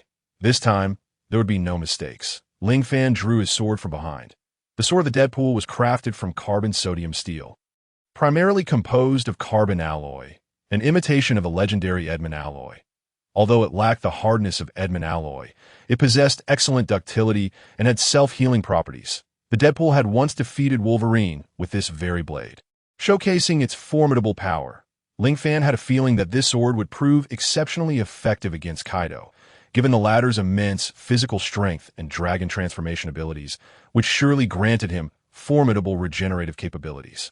So, this is a finely crafted metal. The Red Count and the Golden Lion, both swordsmanship experts, merely glanced at Ling Fan's weapon and recognized it was no ordinary blade. Unable to identify it, the Golden Lion speculated whether it was the supreme Great Blade or merely a Great Blade. Ling Fan chuckled in response. This is not some supreme Great Blade. It is, well, never mind, you wouldn't understand. Let us not waste time. We have a battle to fight, especially since the author of this narrative will soon be leaving. Author? What are you talking about? The Golden Lion and the Red Count were both perplexed, yet Ling Fan himself was unsure of what he had just said. He felt as if he could see a boy frantically typing on a keyboard in front of screen. Realizing that he had appeared before others. Why goodness, could it be that I am a comic world? No, it seems I am in a fanfiction world. No wonder I sensed a handsome boy typing away. It appears I have transformed into Deadpool, and like him, I am aware that I exist in another realm, system. Is there any way to rescue me? Ling Fan inquired. Become stronger, as long as you are powerful enough. This dimension cannot restrain you. You'll be able to break through the dimensional barrier and venture into other worlds. The Sacred Plan responded. Furthermore, do not forget that your transformation ability was granted by the author. And remember that you are a character in this world now, the Sacred Plan added. Very well. In that case, I shall perform splendidly. Ling Fan muttered to himself, oblivious to whom he was speaking. Could it be that Master Ling Fan is unwell? He seems a bit strange, the Golden Lion and the Red Count remarked, their confusion evident. And no worries. Let us commence. Ling Fan promptly dismissed the thought. Then we shall not delay any further. The Red Count and the Golden Lion swiftly closed the distance to Ling Fan. With a clang, Ling Fan raised his two swords to block their attacks. Be serious now. I am no longer the same as before. After all, I am now a master of swordsmanship, proclaimed Ling Fan, transformed into Deadpool. In that case, we shall take this seriously. The Red Count doubled his speed, while the Golden Lion unleashed waves of sword energy from a distance. Wave slash, the Golden Lion bellowed. Ling Fan, gripping his sword, began to spin, and the sword energy dissipated upon colliding with his blade. What? My wave slash was thwarted? The Golden Lion, confident in his swordsmanship, was taken aback by Ling Fan's unexpected prowess. Be cautious. After his transformation, Master Ling Fan's swordsmanship has indeed reached a new level. The Golden Lion warned. I understand. Do not worry, replied the Red Count, who, with his Baroque umbrella in hand, rapidly approached Ling Fan, launching a thrust. Ling Fan crossed his two swords, resembling a crab, to control the Red Count's Baroque umbrella.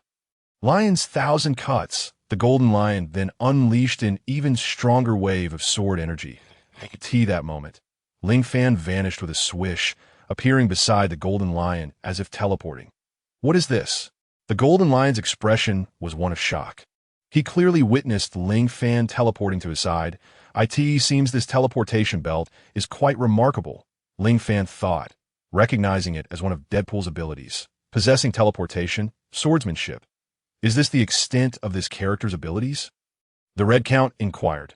Pretty much, Ling Fan replied uncertainly that moment. The Red Count activated his observation haki, attempting to invade Ling Fan's mind to read his memories. However, Ling Fan, being immune to mind-reading abilities, would not allow the Red Count to succeed. From then on, Ling Fan refrained from launching attacks, having discerned the capabilities bestowed upon him by his transformation. Firstly, Deadpool possesses stamina, intelligence, reflexes, and agility that far exceed those of ordinary humans. Secondly, he boasts exceptional swordsmanship and close combat skills, alongside teleportation and formidable regenerative abilities that if he were to merge the powers of Deadpool, Wolverine, and Captain America, his regenerative abilities alone would be sufficient to establish dominance in the pirate world. Well then, let us conclude today's battle, Ling Fan ultimately declared, recognizing that while little Jiajian's swordsmanship was formidable, it lacked the ability to unleash sword energy. If Ling Fan could still generate sword energy, he could achieve even greater heights. However, given his teleportation belt, Ling Fan could swiftly approach his enemies, rendering sword energy less critical. Is that all? The Red Count asked. Indeed. I will take a brief rest. We need not fly in the sky any longer. Let us walk upon the sea for a while, lest we lose our way, Ling Fan advised. Understood, replied the Golden Lion and Valdo. Subsequently, the Golden Lion utilized his float fruit to gently lower the warship from the sky to the sea. Now they had arrived in the West Blue, with O'Hara located within this region. Ling Fan hoped to find Robin and Saul's whereabouts. As the ship sailed across the ocean, a newsbird soon arrived, bringing not only news, but also a fresh official bounty issued by the world government. If you wish to see it, buy a copy, Ling Fan remarked, handing over a considerable sum of berries to the newsbird, which in turn provided him with all the news it had gathered, after distributing the newspapers to his crew. Ling Fan first noticed the headline. Judicial Island has been destroyed, the four emperors are about to be challenged, and the Avengers are set to strike. What is this? Ling Fan read on, noting that while the article clearly indicated the Navy's concessions to the Avengers, it was expressed in a rather roundabout manner. By the end of the article, Ling Fan sensed that the Navy had published this report to incite a conflict between himself and the four emperors. Flipping through the bounties, he discovered that the Navy had indeed not issued bounties for Robin and Saul. However, his own Avengers had been listed. Golden Lion Shiki, bounty of 1.5 billion. Red Count, Redfield, bounty of 1.6 billion. Heir of the Power of the Ghost, Douglas Barrett, bounty of 1.58 billion. World Destroyer, Bondi Valdo, bounty of 800 million. The rest were merely ordinary pirates, yet many had bounties as well. Ultimately, the combined bounty of Ling Fan's four subordinates reached a staggering 5.48 billion. Ling Fan turned to the final page of the bounty list and discovered his own name. God of Change, Ling Fan, bounty of 2 billion. Behind lies the indifference of life and death, the multitude of pirates. Upon catching sight of the trailing zero, erupted into a fervor of excitement, for they had never before witnessed such an immense bounty. It is revealed, a notably high reward is bestowed upon me to capture the attention of those marauders of the sea. Do they wish to make me the target of the ocean's wrath? The intellect of the five elders is indeed formidable. Not only have they fulfilled their promise to me, but they have also thrust me into the eye of the storm. What shall we do now? Our pirate crew's bounty has reached the level of the four emperors, declared Gold Lion at nothing. We shall simply continue with our intended course of action. First and foremost, we must journey to the West Sea to rescue Robin and Saul. Robin is not merely my friend. She is the sole individual capable of deciphering the true history of the world.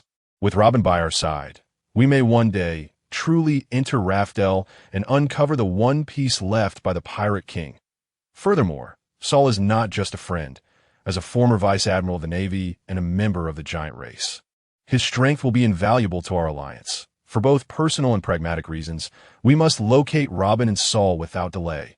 With a multitude of pirates at our disposal, finding skilled navigators to aid us is not a daunting task. As they set sail towards the nearest island. Meanwhile, the news of my bounty has spread across the vast seas. Unbeknownst to me, my Avengers alliance has stirred a considerable uproar upon the waters. At this moment, I overlook a crucial detail. Due to my frequent transformations, the world government lacks a current photograph of my true self, thus the image they possess only depicts me at the age of 8. To ponder that Robin possessed a bounty in the tens of millions at 8 years old is already astonishing. Now, I, at merely 8, am bestowed a bounty of 2 billion berries. The key issue lies in the fact that my crew consists of renowned masters of the sea, inevitably drawing widespread attention that I, in a certain realm of the New World, aboard the Moby Dick, resembling a great whale, Gold Lion and Red Count Barrett have unexpectedly allied with a faction known as the Avengers Alliance. How intriguing! A rugged gentleman with a white beard, clutching a jug of liquor, exclaimed, "This is quite the spectacle." But wait, are not these formidable figures incarcerated and impelled down? Indeed, the Navy's defenses were notably lax recently, and their panic suggested a mass breakout from impelled down, otherwise they would not have reissued their bounties, remarked Flowersword Vista. The crucial point is that this 8-year-old child commands a bounty of 2 billion. This is utterly outrageous, Gold Lion continued, his laughter echoing, "An 8-year-old, you say? Truly fascinating." Whitebeard resumed his drinking. Meanwhile, in the New World, a gathering of individuals celebrated a barbecue feast amid the snow. "Captain, have you seen news?" inquired a bespectacled, rotund man, lacquer robed, clutching a chicken leg. "Are you referring to that child named Xyraphan? Making his debut on the bounty list with 20 billion berries, it is only fitting he commands the attention of former maritime overlords," replied red-haired Shanks, sipping his beer. "Though the reasons remain unclear, the presence of such figures at sea will surely incite chaos," speculated first mate Ben Beckman. Let us wait and see. And in the meantime, let us drink. Shanks, the red-haired, feigned indifference, yet curiosity gleamed in his eyes. Elsewhere in the New World, on Cake Island, a colossal matron declared, "I demand pudding."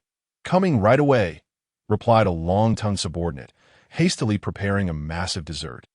"Mother, there is an 8-year-old child at sea who has been awarded a bounty of 20 billion by the world government, and his crew comprises notorious figures like Gold Lion and Red Count Barrett. Oh, those individuals are formidable indeed. If we could recruit this 8-year-old, might the Red Count and his ilk not join our pirate crew?" mused Charlotte Lin, known as Big Mom. "This, I am uncertain," stammered Perispero, offering an awkward smile. "Find a way to investigate. This child appears to be the key to my dominion over the seas." Big Mom, far from foolish, plotted her next move.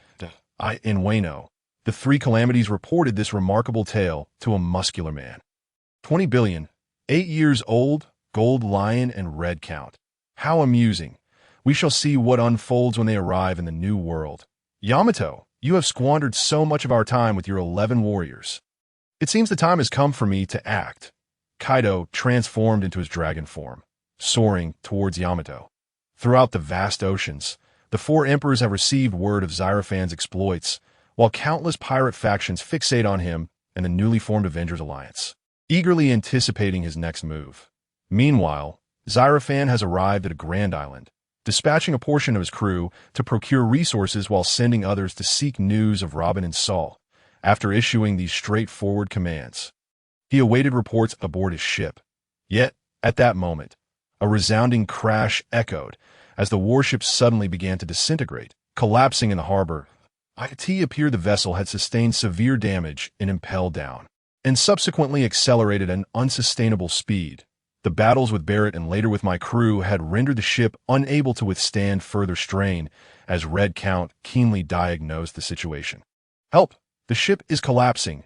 Many pirates found themselves unable to escape in time, but there's no choice. "Transform! Quick, Silver!" Xyraphan utilized his supersonic speed to rescue each pirate, gathering the ship's stored berries and vital supplies, ultimately piling them on the dock. Finally, Xyraphan ceased his efforts, watching as the warship succumbed to the depths of the ocean. Thanks to him, there were no casualties or losses. With the warship sunk, Xyrophan felt no sorrow. After all, it belonged to the Navy. Now we are without a ship. We must find a way to acquire one, he sighed, preparing to depart the port. However, those searching for intelligence and procuring resources returned. Do you have any news? Is there any word on Robin or Sol? Xyrophan inquired eagerly. Indeed, it is said that a giant has been sighted here, his laughter resembling Trey. He he he. Upon hearing this, Xyrophan rejoiced. That must be Sol. Such an unpleasant laugh belongs to him alone. Does anyone know his location? The townsfolk claim that the king here should possess such knowledge. We can seek an audience with him at the island's center. Responded the pirate. The king? Xyrophan queried. What kingdom is this? Where are we? Reported the captain. This is the Flower Kingdom. The Flower Kingdom? Xyrophan pondered, recalling information about it. That 8 treasure navy is supposedly from the Flower Kingdom. Correct? I have heard of their name. Their leader, Green Pepper, is a legendary figure with a bounty exceeding 500 million berries, Gold Lion confirmed. Yes, and their king, the king of the Flower Kingdom? Xyrophan contemplated.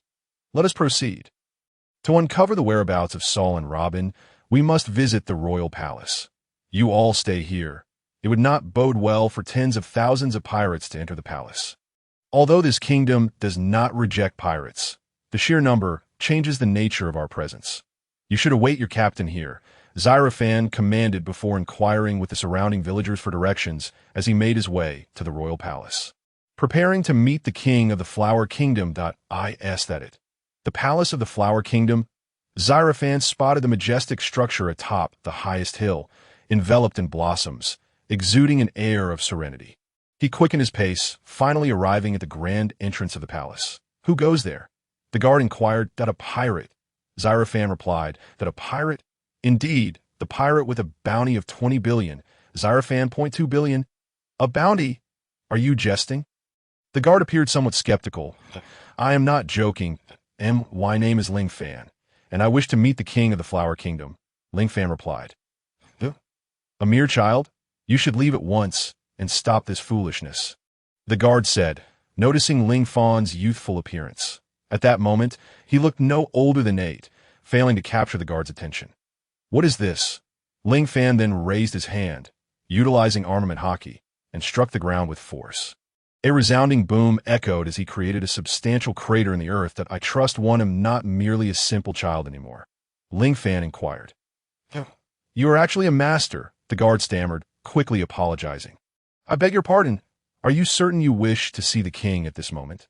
The guard sighed, appearing to carry some unspoken burden. What is it? Ling Fan asked, equally perplexed. The Flower Kingdom is currently at war with other nations, and we have suffered frequent defeats. The king is in a state of distress, the guard lamented, his face etched with worried. Is that so? No matter. I believe I can assist your king, provided he is willing to aid me in return. Ling Fan stated. Splendid. Since you are here to help, please, come in. Upon hearing Ling Fan's willingness to assist, the guard's demeanor shifted dramatically, and he opened the grand gates. Ling Fan swiftly entered the palace, arriving in the main hall, where he beheld a tall man adorned with various flowers. Greetings, are you the king of the Flower Kingdom? Ling Fan inquired. Indeed, I have heard you can offer assistance. What is it that I can do for you? The king responded courteously that I am searching for 2 individuals, one named Nico Robin, a small girl of 8, and the other named Sol, a giant. Oh, Sol. His laughter is quite memorable. The king recalled Sol with a hint of amusement. Indeed, I share that sentiment. Ling Fan chuckled before asking, might you know where he is? Unfortunately, I do not know the whereabouts of Robin, but as fortune would have it, Sol is currently within our Flower Kingdom. The king revealed, excellent. If we find Sol, he may know Robin's location. Hope flickered in Ling Fan's heart. Could you assist me with a task? If you do, I shall ensure you meet Sol. The king proposed. Well, let me hear your request. I may need to consult my comrades, Ling Fan replied. You have subordinates? How many? The king inquired. Approximately several tens of thousands, Ling Fan answered. Tens of thousands? Splendid. The king sighed. The situation is dire. We are engaged in war with another nation located on a distant island known as Bird Kingdom. They possess overwhelming firepower, leaving us at a severe disadvantage. Our only reliance is on the 8 Treasure Navy, led by the 12th generation leader, Qingjiao. With a mere 1,000 men maneuvering at sea, we could have sustained our position. But the enemy has heavy artillery. Our forces are in an untenable situation. The king displayed a look of profound despair. If this continues, defeat is inevitable, he lamented. Ling Fan pondered before replying, "Are you suggesting we assist you in defeating your enemies in exchange for information on Saul? The price seems rather steep. True enough. What else do you require? Speak freely, and we shall negotiate," the king offered. Ling Fan contemplated briefly. He lacked for nothing except several large ships to form a fleet, which would ensure his pirates had a foundation to stand upon. Thus, Ling Fan promptly stated, "We require multiple large ships to constitute our fleet, as well as a place to train and support our troops." The king considered, "No problem, provided we defeat the forces of Bird Kingdom. I will negotiate with the 8 Treasure Navy, and I will also grant you a quiet area for training. Furthermore, you shall meet Saul." "Very well. Where is the enemy? We can set out immediately," Ling Fan said, eager to finalize the terms. Do not rush. Qingjiao is currently engaged in battle at sea. You must first assist him, and then we will collectively vanquish the enemy, the king instructed. "Understood, but I must see those ships first. Without them, we cannot proceed," Ling Fan insisted. The king grimaced. "The large ships have been commandeered by the 8 Treasure Navy. All we have left are a few small boats." Expecting Ling Fan to refuse, the king was taken aback when Ling Fan shook his head. "One small boat will suffice." "What? Just one? Are you certain?" "Absolutely," Ling Fan replied, turning briskly to return to the harbor and informing his crew of the developments. Shortly thereafter, the king provided the small boats to Ling Fan's crew, who then looked to Valdo. "From here on, it's up to you, Valdo." "Not a problem." Valdo activated the Momo fruit, enlarging the small boat significantly. What was once merely a few meters long transformed into a sizable vessel. As the crew boarded, Gold Lion activated the Fua fruit, enabling the entire ship to float into the air. Ling Fan, merging with Wolverine, soon spotted the battlefield ablaze with cannon fire and pointed, "Shiki, over there. We shall fly across." "Understood." The crew swiftly approached the maritime battlefield. On the ocean, 2 factions were evident. The official pirates of the Flower Kingdom, the 8 Treasure Navy, and the pirates representing the Bird Kingdom. Suddenly, a barrage of heavy artillery erupted from the shore. The Bird Kingdom's pirates gained the upper hand under the cover of their formidable firepower. With a resounding crash, one of the 8 Treasure Navy's ships sank beneath the waves. Fortunately, the crew possessed excellent swimming skills. "Damn it, they have sunk our fleet." Lao Kai and Qingjiao fumed, having just gained a slight advantage which evaporated in an instant. "Saul, throw me out," Qingjiao commanded. "All right." A giant seized the captain and hurled him towards the enemy ship. With a resounding thud, Qingjiao, empowered by formidable armament hockey, collided with the enemy vessel, obliterating it. "That is Saul."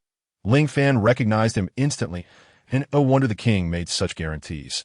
Saul was indeed among the 8 Treasure Navy. "Quickly, descend. We shall strike the Bird Kingdom with a crushing blow," Ling Fan urged. In no problem, Gold Lion directed the massive ship down towards the sea. "What is that? What is descending from the sky? Quick, shoot it down." However, the descent was too rapid for them to aim, and with a thunderous crash, the gigantic ship landed upon the ocean surface, sending a cascade of water splashing onto the deck. "Attack the Bird Kingdom with all our might."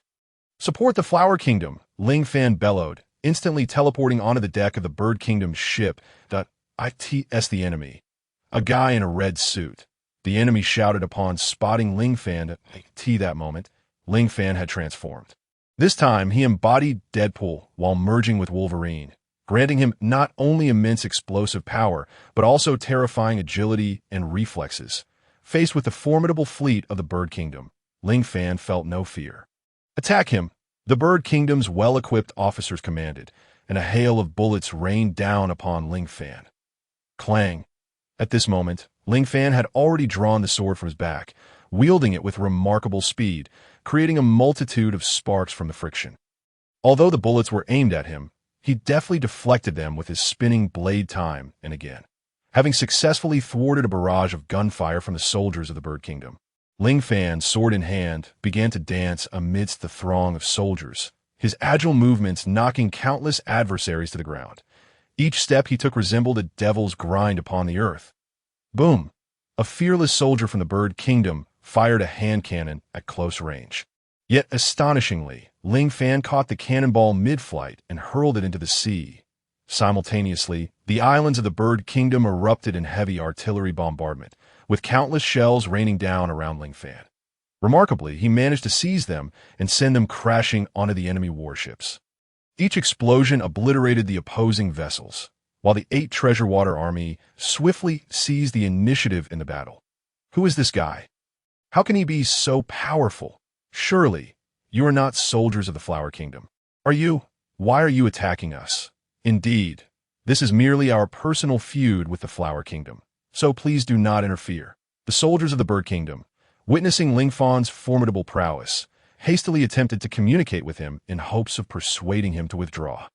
I am targeting your Bird Kingdom, and there is no reason behind it. Ling Fan paid no heed to their words, for his true objectives lay with Zoro and Robin. How outrageous! Even if we perish, we shall drag you down with us. Countless soldiers from the Bird Kingdom charged recklessly towards Ling Fan, encircling him tightly at that moment. Another cannonball soared through the air. Boom! The shell exploded, tearing a massive hole in the ship's hull, as torrents of seawater flooded into the cabin, causing the vessel to begin sinking. Realizing their impending demise, the soldiers of the Bird Kingdom ignited the black explosives they held to death. The fuses began to burn rapidly. With a resounding bang, the deck was blasted open, and the ship, devoid of hope, succumbed to a deluge of seawater, ultimately sinking to the ocean floor. The soldiers of the Bird Kingdom were naturally obliterated in the blast. Those who survived found themselves adrift in the water, beginning their countdown to death. As for Ling Fan, he utilized his teleportation belt to safely transport himself onto the ship of the Flower Kingdom. He immediately made his way to the vessel where Zoro was located. Zoro, it's me. I am Ling Fan. Ling Fan exclaimed excitedly. Zoro, momentarily taken aback, stared at Ling Fan in confusion and asked, "Are you certain you are Ling Fan and not deceiving me?" "I am indeed Ling Fan. I can transform into legendary figures. Don't you remember? Our time in O'Hara. Robin even fed you bread. You had barely enough to fill your gaps, yet we shared our food with you. You even crafted a bamboo raft. When we were about to depart, the world government and the Navy arrived. They issued the demon-slaying order, and I exploded, allowing you to escape. Afterward, I ended up in Impel Down, enduring a tumultuous journey before finally appearing before you." Upon hearing this, Zoro burst into his signature laughter. "Trey hee hee hee. How wonderful. It truly is you, Ling Fan. You're unharmed. Robin will be overjoyed to hear this." Zoro declared, "I hate to interrupt your touching reunion, but the enemy's warships have yet to be vanquished." A clearly high-ranking officer interjected. Zoro promptly introduced, "This is Old Kai, the vice commander of the 8 Treasure Water Army and the future pillar of our forces. This is Ling Fan, my friend." Ling Fan? That name seems familiar. The enemy has several warships and has begun their counterattack. Their firepower is formidable. Can we not discuss this after the battle? Old Kai inquired. Of course. Ling Fan nodded, declaring, "Let us take care of them." A resounding affirmation followed. Soon after, the Red Count, Golden Lion, Walled, and members of Ling Fan's alliance surged towards the warships of the Bird Kingdom's legendary pirates. They effortlessly obliterated the massive warships. The Golden Lion even touched each vessel, seizing control and levitating them before crashing them down onto the heavy artillery positioned on the shore. Boom! In less than half a minute, the entire Bird Kingdom, along with its coastal artillery, was decisively dealt with by Ling Fan and his allies. The soldiers in this area were nearly all annihilated, and those who remained had completely lost the will to fight. It was impossible to resist. Ling Fan's side was filled with prodigies. The soldiers of the enemy, and even those of the 8 Treasure Water Army, were left mesmerized, as if watching a holographic film. The seemingly invincible adversaries had been swiftly defeated by a miraculous force. "Old Kai, is it? Now that the battle has concluded, shall we continue our discussion?" Ling Fan, seeing the conflict had ended, casually resumed his conversation with Soro. At this point, old Kai was left utterly astounded. What just happened? In less than half a minute, no, in less than 20 seconds, all the warships were eliminated, and that was under the cover of the enemy's heavy artillery. Even the fleet of the Bird Kingdom, which we of the 8 Treasure Water Army could not defeat, was, who exactly is Ling Fan? Ling Fan, my goodness, ISNT the 8-year-old with a bounty of 2 billion. The most sensational figure of late. A bounty poster flashed in old Kai's mind, leaving him in a state of shock. Meanwhile, Ling Fan remained oblivious to the astonishment around him, for he deemed this victory a matter of course, believing that each triumph in the future battles he would lead would be inevitable. However, Soro was engrossed in conversation with Ling Fan. By the way, I still wish to inquire. What brings you here? Soro asked. I came to search for the two of you. We happened to arrive in the Flower Kingdom. But what of Robin? Wasn't she always with you? Ling Fan's heart was filled with thoughts of Robin. Soro sighed and replied, I'm sorry. I failed to protect Robin. I came here in pursuit of her whereabouts. After that day, I had to retreat to some remote areas of the West Sea to evade the Navy. However, due to my large size and distinct features, I chose to leave so that Robin could live better. Yet, shortly after I departed, I was pursued by the Navy. Upon evading them and returning, I discovered that Robin was already missing. Fool! How could Robin so easily abandon her companions? She must have gone searching for you. Ling Fan found Soro's reasoning amusing. If he were in her position, he would never forsake Robin.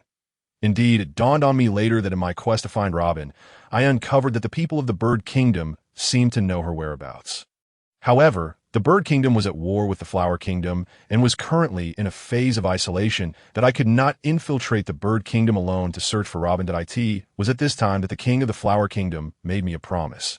If we defeated the Bird Kingdom together, I would be able to enter the Bird Kingdom smoothly to find Robin. Soro spoke earnestly. You are far too straightforward, willingly letting yourself be used as a pawn. Ling Fan, fully aware of the king's true nature, could not comprehend Soro's naivety, driven by his affection for Robin. Well, it's no loss. Let us just open the gates of the Bird Kingdom, Ling Fan declared. No problem. But first, let us wait for the leader of the Water Army. Soro replied. Leader, as soon as Ling Fan's words fell, numerous figures began to board the deck, all of whom were his subordinates. With an overwhelming number of followers, Ling Fan swiftly occupied several of the 8 Treasure Water Army's large vessels. Who are these people? Old Kai, glancing at the familiar faces among them, finally recognized them. My goodness. These are all legendary pirates with bounties exceeding 10 billion. Old Kai has confirmed the identity of Ling Fan this time. The leader of the entire Avengers organization, the god of change, Ling Fan. How could such beings have arrived in the West Sea? Shouldn't monsters like this be in the Grand Line? Old Kai was filled with doubts. Damn it! Are you reinforcements sent by Wong? You certainly love to steal the limelight. I was just about to defeat them. Humph! A tall, bald uncle stepped forward. He was the backbone of the 8 Treasure Navy. Qingjiao, who is your leader? Qingjiao inquired. The leader? Inside the cabin. Legendary pirates are usually low-key, Qingjiao asked, and they responded that it was evident that these legendary pirates had ulterior motives, waiting to watch the unfolding drama. Sure enough, with a temper that was already volatile, Qingjiao began to blame Ling Fan as soon as he stepped onto the deck. At you, the kid in red. You defeated the fleet of the Bird Kingdom and looked down on me. Qingjiao, I have no need for your assistance, Qingjiao stated. Ling Fan acknowledged with a sound, and then resumed his conversation with Sauron. This disregard for Qingjiao ignited his fiery temper. No, leader, this guy. Old Kai didn't have time to dissuade him as Qingjiao shouted, Wudo. He then charged forward with his head, at the same time. Qingjiao's head was covered in hockey, turning it black. A headbutt.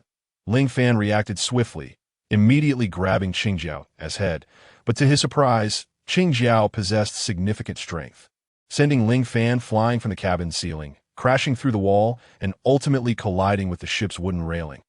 Hey, Captain Qingjiao, this is my friend. If you lay a hand on him, I won't hold back. Niran still had some fire left, and moreover, Sauron, although of a kind disposition, would never allow anyone to bully his friends.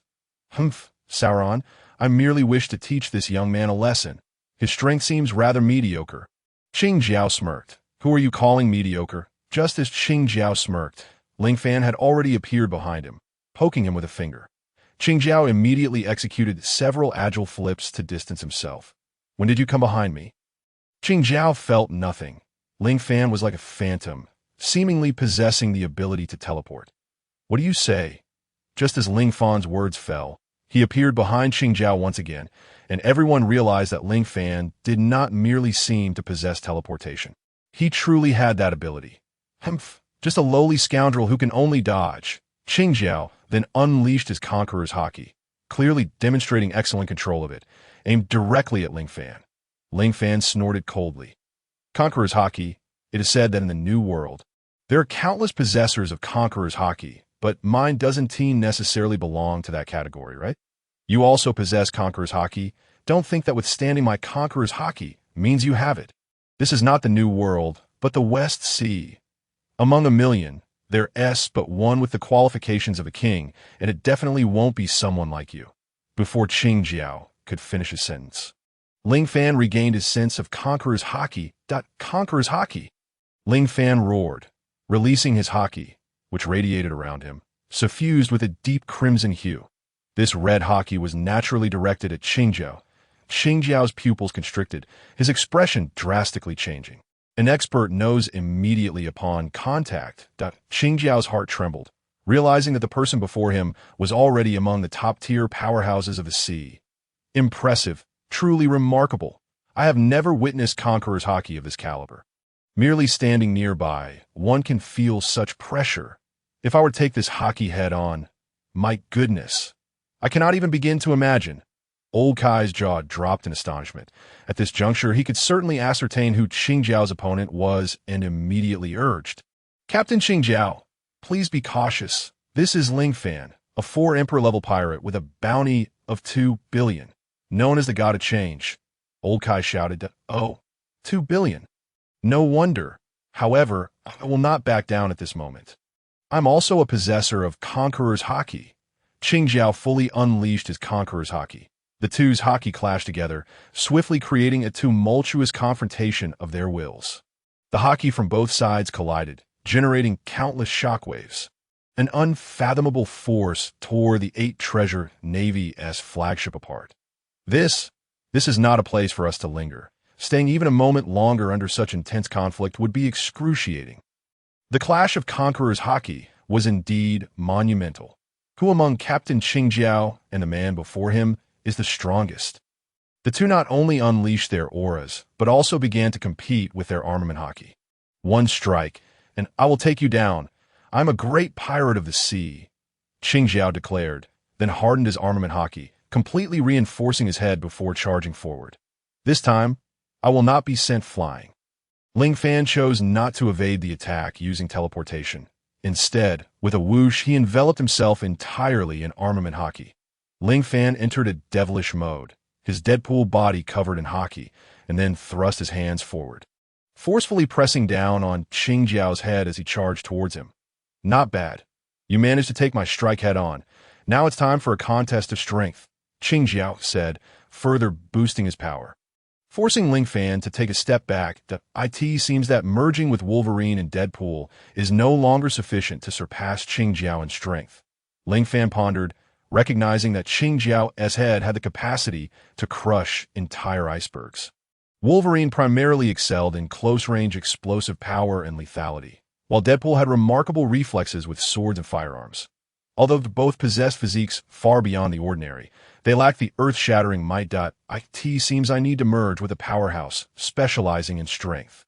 Merge with Hulk. Merging Wolverine, Deadpool, and Hulk. Ling Fan's voice echoed. Immediately, Qing Jiao was taken aback. He had initially been able to overpower Ling Fan in strength, but now the tables had completely turned as Qing Jiao's head was forcefully slammed against the ship. Bang! Qing Jiao used armament Haki, so his head sustained no damage, but this scene left Qing Jiao in disbelief. How is this possible? His strength has suddenly become so formidable. Such power is beyond the realm of human capability, isn't it? Still reeling from shock, Qing Jiao was met with another bang. Bang! Qing Jiao was once again pressed down onto the ship, ultimately being tossed aside effortlessly by Ling Fan. Whoosh! Qing Jiao's body flew out, and Old Kai immediately attempted to save him.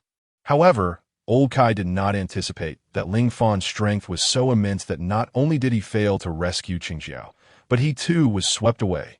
Qing Jiao, there's no time to waste. Use your strongest move. If you wish to fight me, be prepared to accept the outcome of your defeat.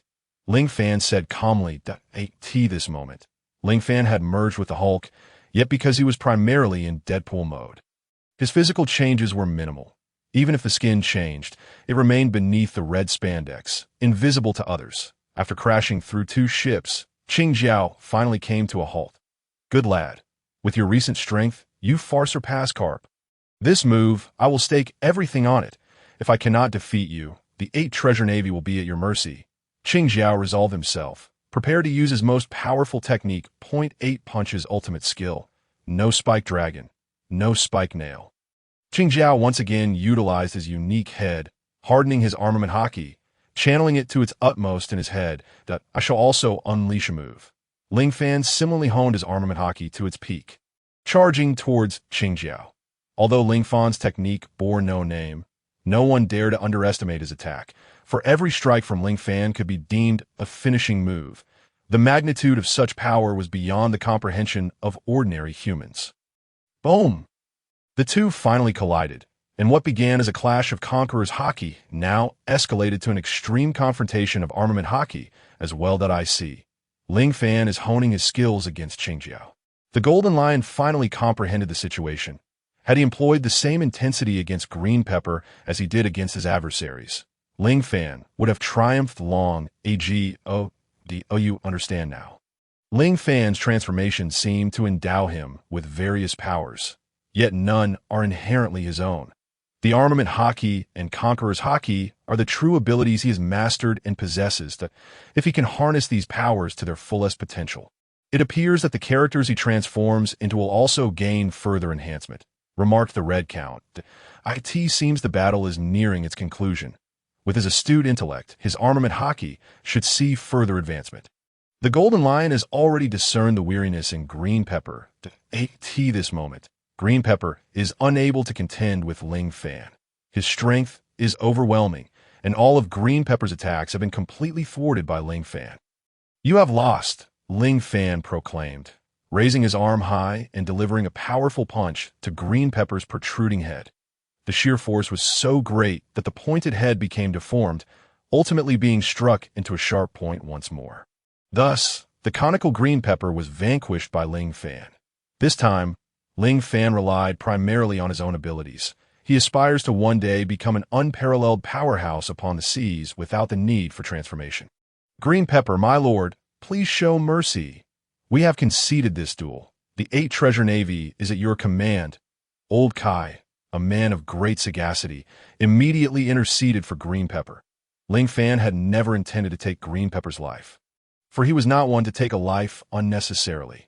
However, at this moment, Green Pepper approached him, touching his newly restored pointed head, his previous arrogance transformed into humility. How wonderful! How wonderful! My pointed head has returned. I shall never forget your great kindness. Green Pepper, having shed his usual demeanor, left everyone astonished. Curse Carp.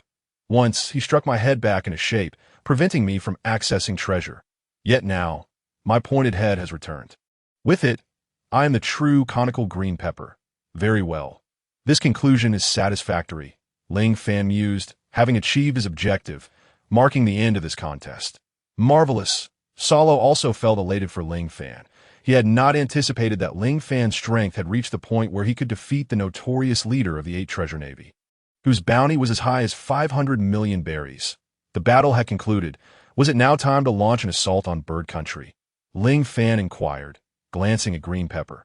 The 8 treasure navy is at your disposal.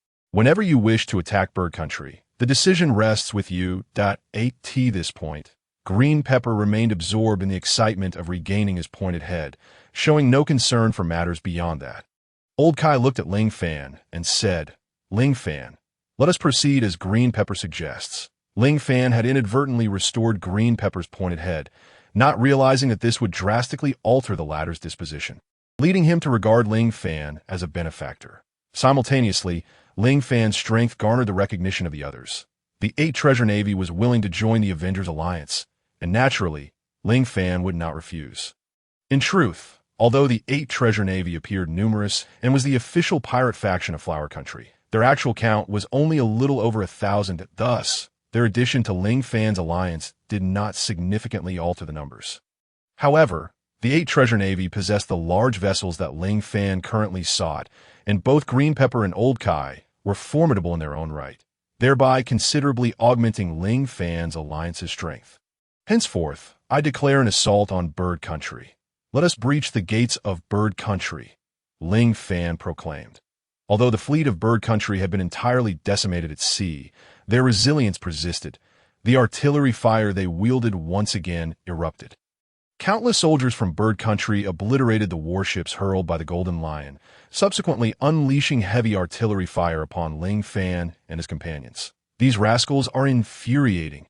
Everyone, let us unite and eliminate them. The morale on Ling Fan's side surged, and with fervent combat spirit, the skilled warriors charged toward the island of Bird Country, preparing for a beach landing, despite the current pirate world being equipped with bolt-action rifles. Bird Country boasted remarkably advanced machine guns, resulting in numerous pirates being struck down as they failed to evade the onslaught. Do not falter. Those skilled in armament hockey, cover with armament hockey. Those who cannot, utilize cover to the best of their ability. At this moment, Ling Fan had merged with Captain America, Wolverine, and Deadpool, subsequently employing armament hockey. The artillery shells raining from above were swiftly dealt with by Ling Fan's adept warriors. After sustaining some losses among the less capable crew, they finally managed to land on the shores. The firepower on the coast was equally fierce. The soldiers of Bird Country were doing everything in their power to repel the assault from Flower Country. Yet, unbeknownst to the soldiers of Bird Country, Ling Fan's arrival signified their inevitable defeat. How dare these wretches attack us? The Golden Lion and Red Count, within less than half a minute, completely obliterated the prepared fire positions of Bird Country. Within another half-minute, all the soldiers of Bird Country on the shore lay defeated, unable to rise. Everyone, let us strive together. Take Bird Country, Ling Fan bellowed, and the morale of the Flower Country forces soared to its zenith. With unwavering combat spirit, under the leadership of the great pirates, they successfully completed their landing and launched an assault on the gates of Bird Country. Along the way, they faced intercept from Bird Country soldiers. However, due to the lack of true experts on Bird Country's side and the overwhelming momentum of Ling Fan's forces, every counterattack from Bird Country was swiftly crushed. Soon, they arrived before the grand gates of Bird Country. Leave it to me. Ling Fan utilized his adamantium claws to tear apart the crucial parts of the gate, causing it to crash down. Following this, the soldiers of Flower Country surged inside. Kill! Ling Fan shouted. And while the soldiers of Bird Country were aware they were no match for Flower Country, they still attempted to resist, ultimately being subdued by Ling Fan's men. Suddenly, the soldiers of Bird Country seemed to have gone mad, launching a relentless barrage with rocket launchers at Ling Fan and the other soldiers. Some soldiers positioned too closely perished in the explosions of their own rockets, resorting to a desperate exchange of lives. However, Ling Fan could not retreat. With momentum at its peak, no matter the cost, victory in this battle was imperative. Through Ling Fan's unwavering resolve, Bird Country eventually crumbled entirely. All the soldiers surrendered their weapons, either capitulating or fleeing. The pirates on Ling Fan's side erupted in cheers, for at last, Flower Country had triumphed over Bird Country. Although both nations were small, Bird Country had previously held the upper hand due to their formidable firepower. Bird Country must have some connection to the underground world, otherwise they could not possess such advanced weaponry. Ling Fan understood that Flower Country had dispatched Green Pepper and others to Joker precisely because of war. After defeating the soldiers of Bird Country, the king himself opened the palace doors and surrendered. Ling Fan approached him directly, asking, "You are the king of Bird Country, are you not? I am the supreme commander of Flower Country in this endeavor." "I see," I suspected as much, for otherwise, merely with Green Pepper's 8 treasure navy, it would have been impossible to annihilate my fleet. What is your name? Such formidable power you possess. I have heard from frontline soldiers that your strength is akin to that of deities. The king of Bird Country inquired. Deity? Not quite. Yet when you encounter us on the battlefield, defeat is certain. My name is Ling Fan, he declared. Ling Fan? I have not heard of you. What is your bounty? The king of Bird Country, unfamiliar with Ling Fan's identity but aware of Green Pepper's bounty of 500 million, suspected that Ling Fan's bounty must be considerable. Ling Fan replied nonchalantly, My bounty is not high. It is merely 2 billion. Oh, I see. Only 2 billion. What? You say 2 billion? The king of Bird Country gasped, already beginning to doubt his existence. Indeed, 2 billion, Ling Fan reiterated. A pirate with a bounty of 2 billion. Could easily be considered of the 4 emperors' caliber. No wonder we employed such overwhelming firepower, yet could not impede you. It seems your strength exceeds our expectations. The king of Bird Country responded. So, do you intend to annihilate us, Bird Country? What is your purpose? Ling Fan shook his head and inquired. I am searching for a girl named Robin D. Oh, you know where she is? Ah, I see IT is for her. Then, no wonder, came the response. The king of the Bird Kingdom seemed to possess information about Robin. It appears you are aware of her whereabouts. Ling Fan pressed. Indeed. Tell me, he insisted. She is no longer here. Just a few days ago, she was in the Bird Kingdom, but upon discovering her identity, I contacted the world government, only to find that she had already escaped.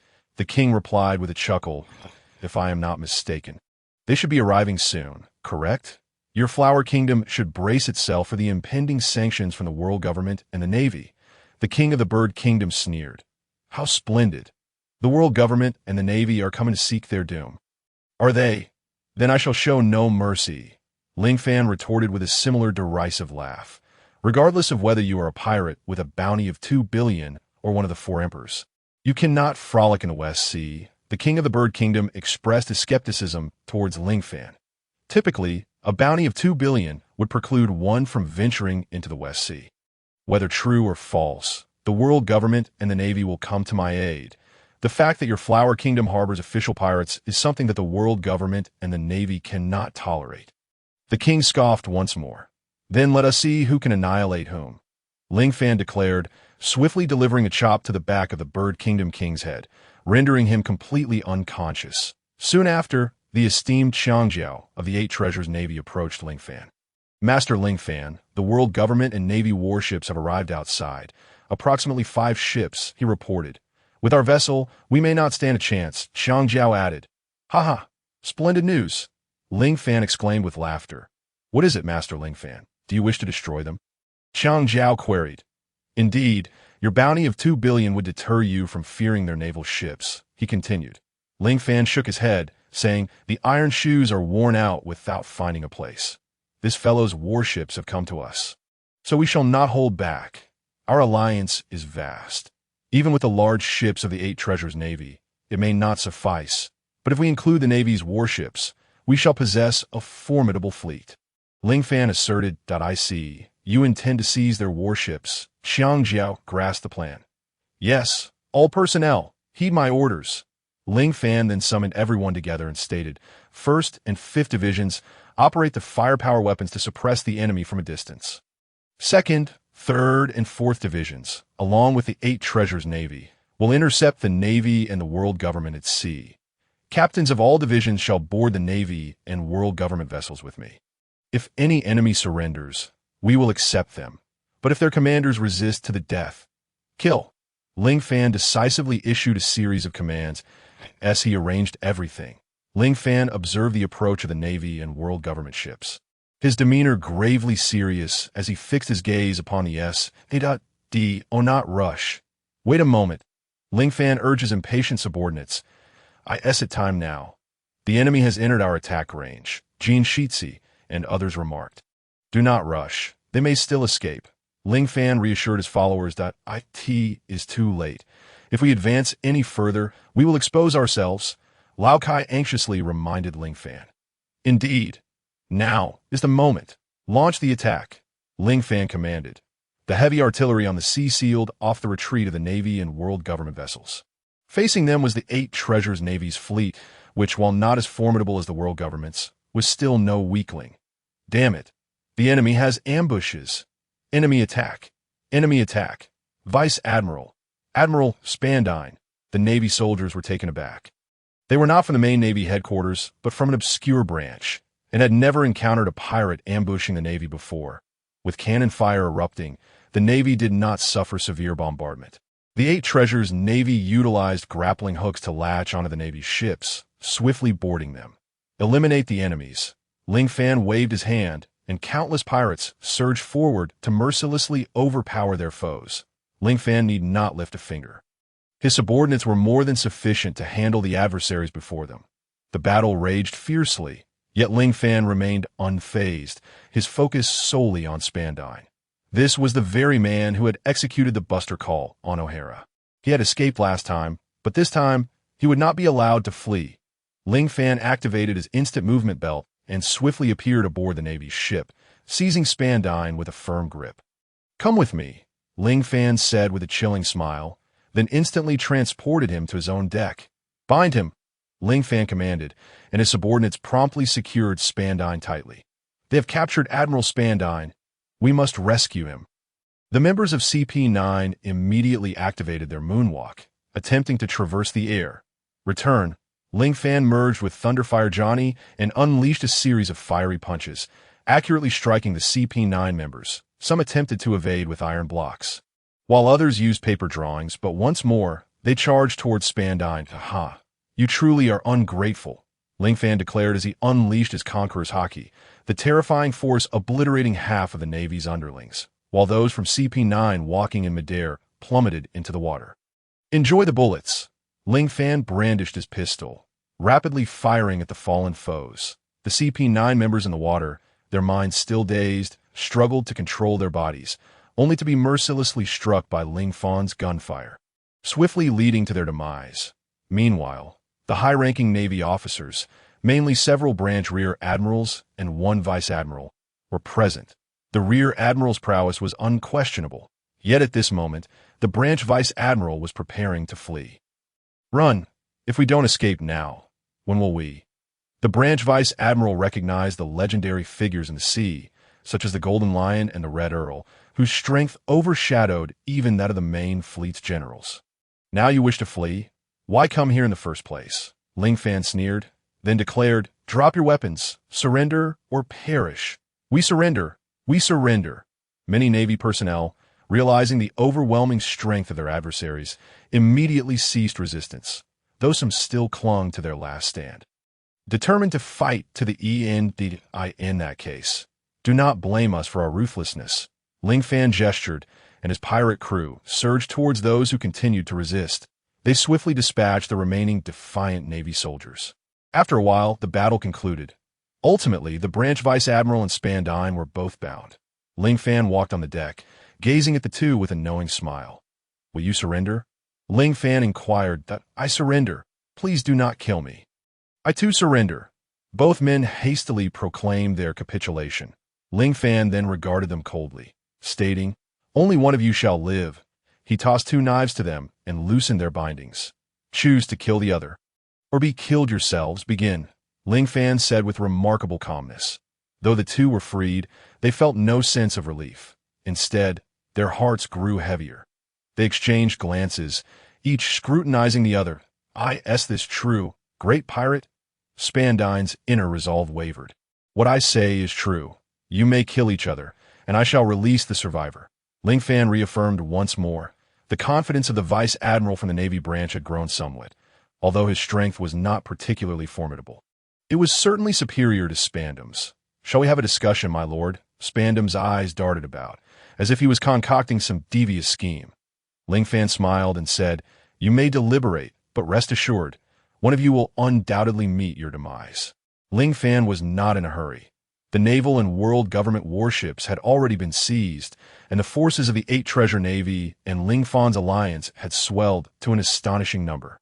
Even if all the Navy personnel from the headquarters rushed to the scene, it was unlikely they could rescue Spandam.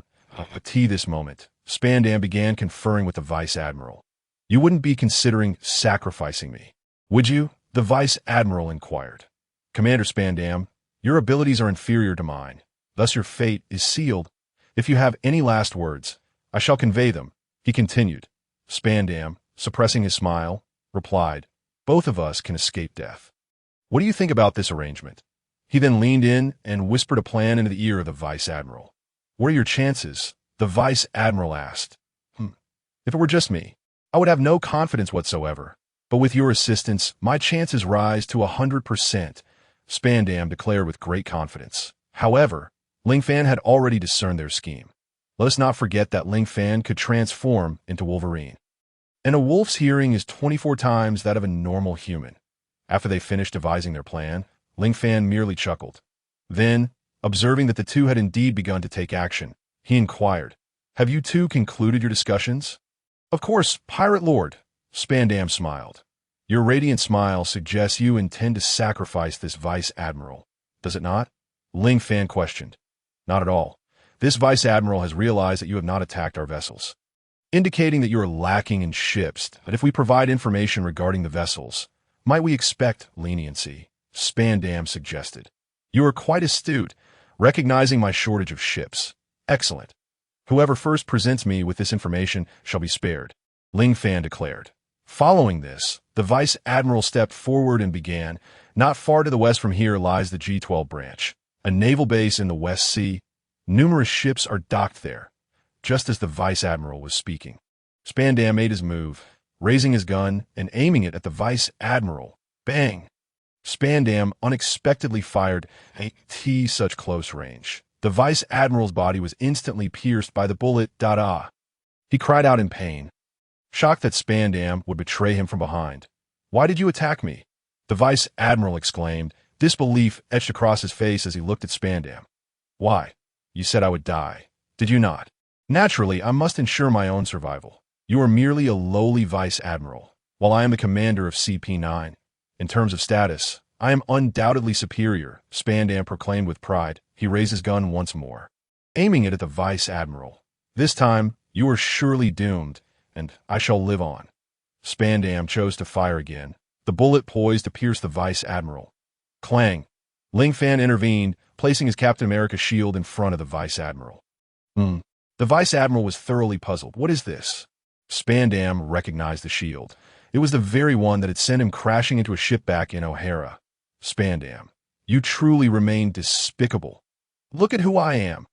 Ling Fan then transformed into the likeness of Captain America. You are Ling Fan, the notorious pirate with a bounty of 2 billion. Spandam could scarcely believe that the figure before him was the recently famed god of transformation. Ling Fan, so that means everyone here. Indeed, aside from the 8 treasure navy of the Flower Country, the rest are my Avengers. Now, do you recognize these legendary figures? Ling Fan gestured towards the remarkable individuals on the sea. My goodness, these are all listed as the most wanted. Golden Lion, Red Count. Spandam suddenly felt a surge of helplessness wash over him. He collapsed onto the ground, even though he was no longer bound.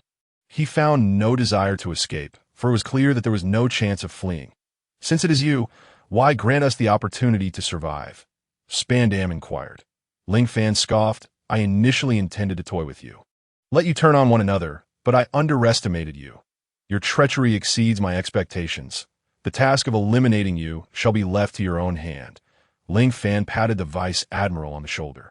The Vice Admiral, who had been contemplating surrender, now found his strength outmatched Spandam's. He had originally sought to rescue both men, but after Spandam's betrayal for his own survival, the Vice Admiral had only one objective: to eliminate Spandam. Kill him! Kill him! I will ensure you join us, Ling Fan urged.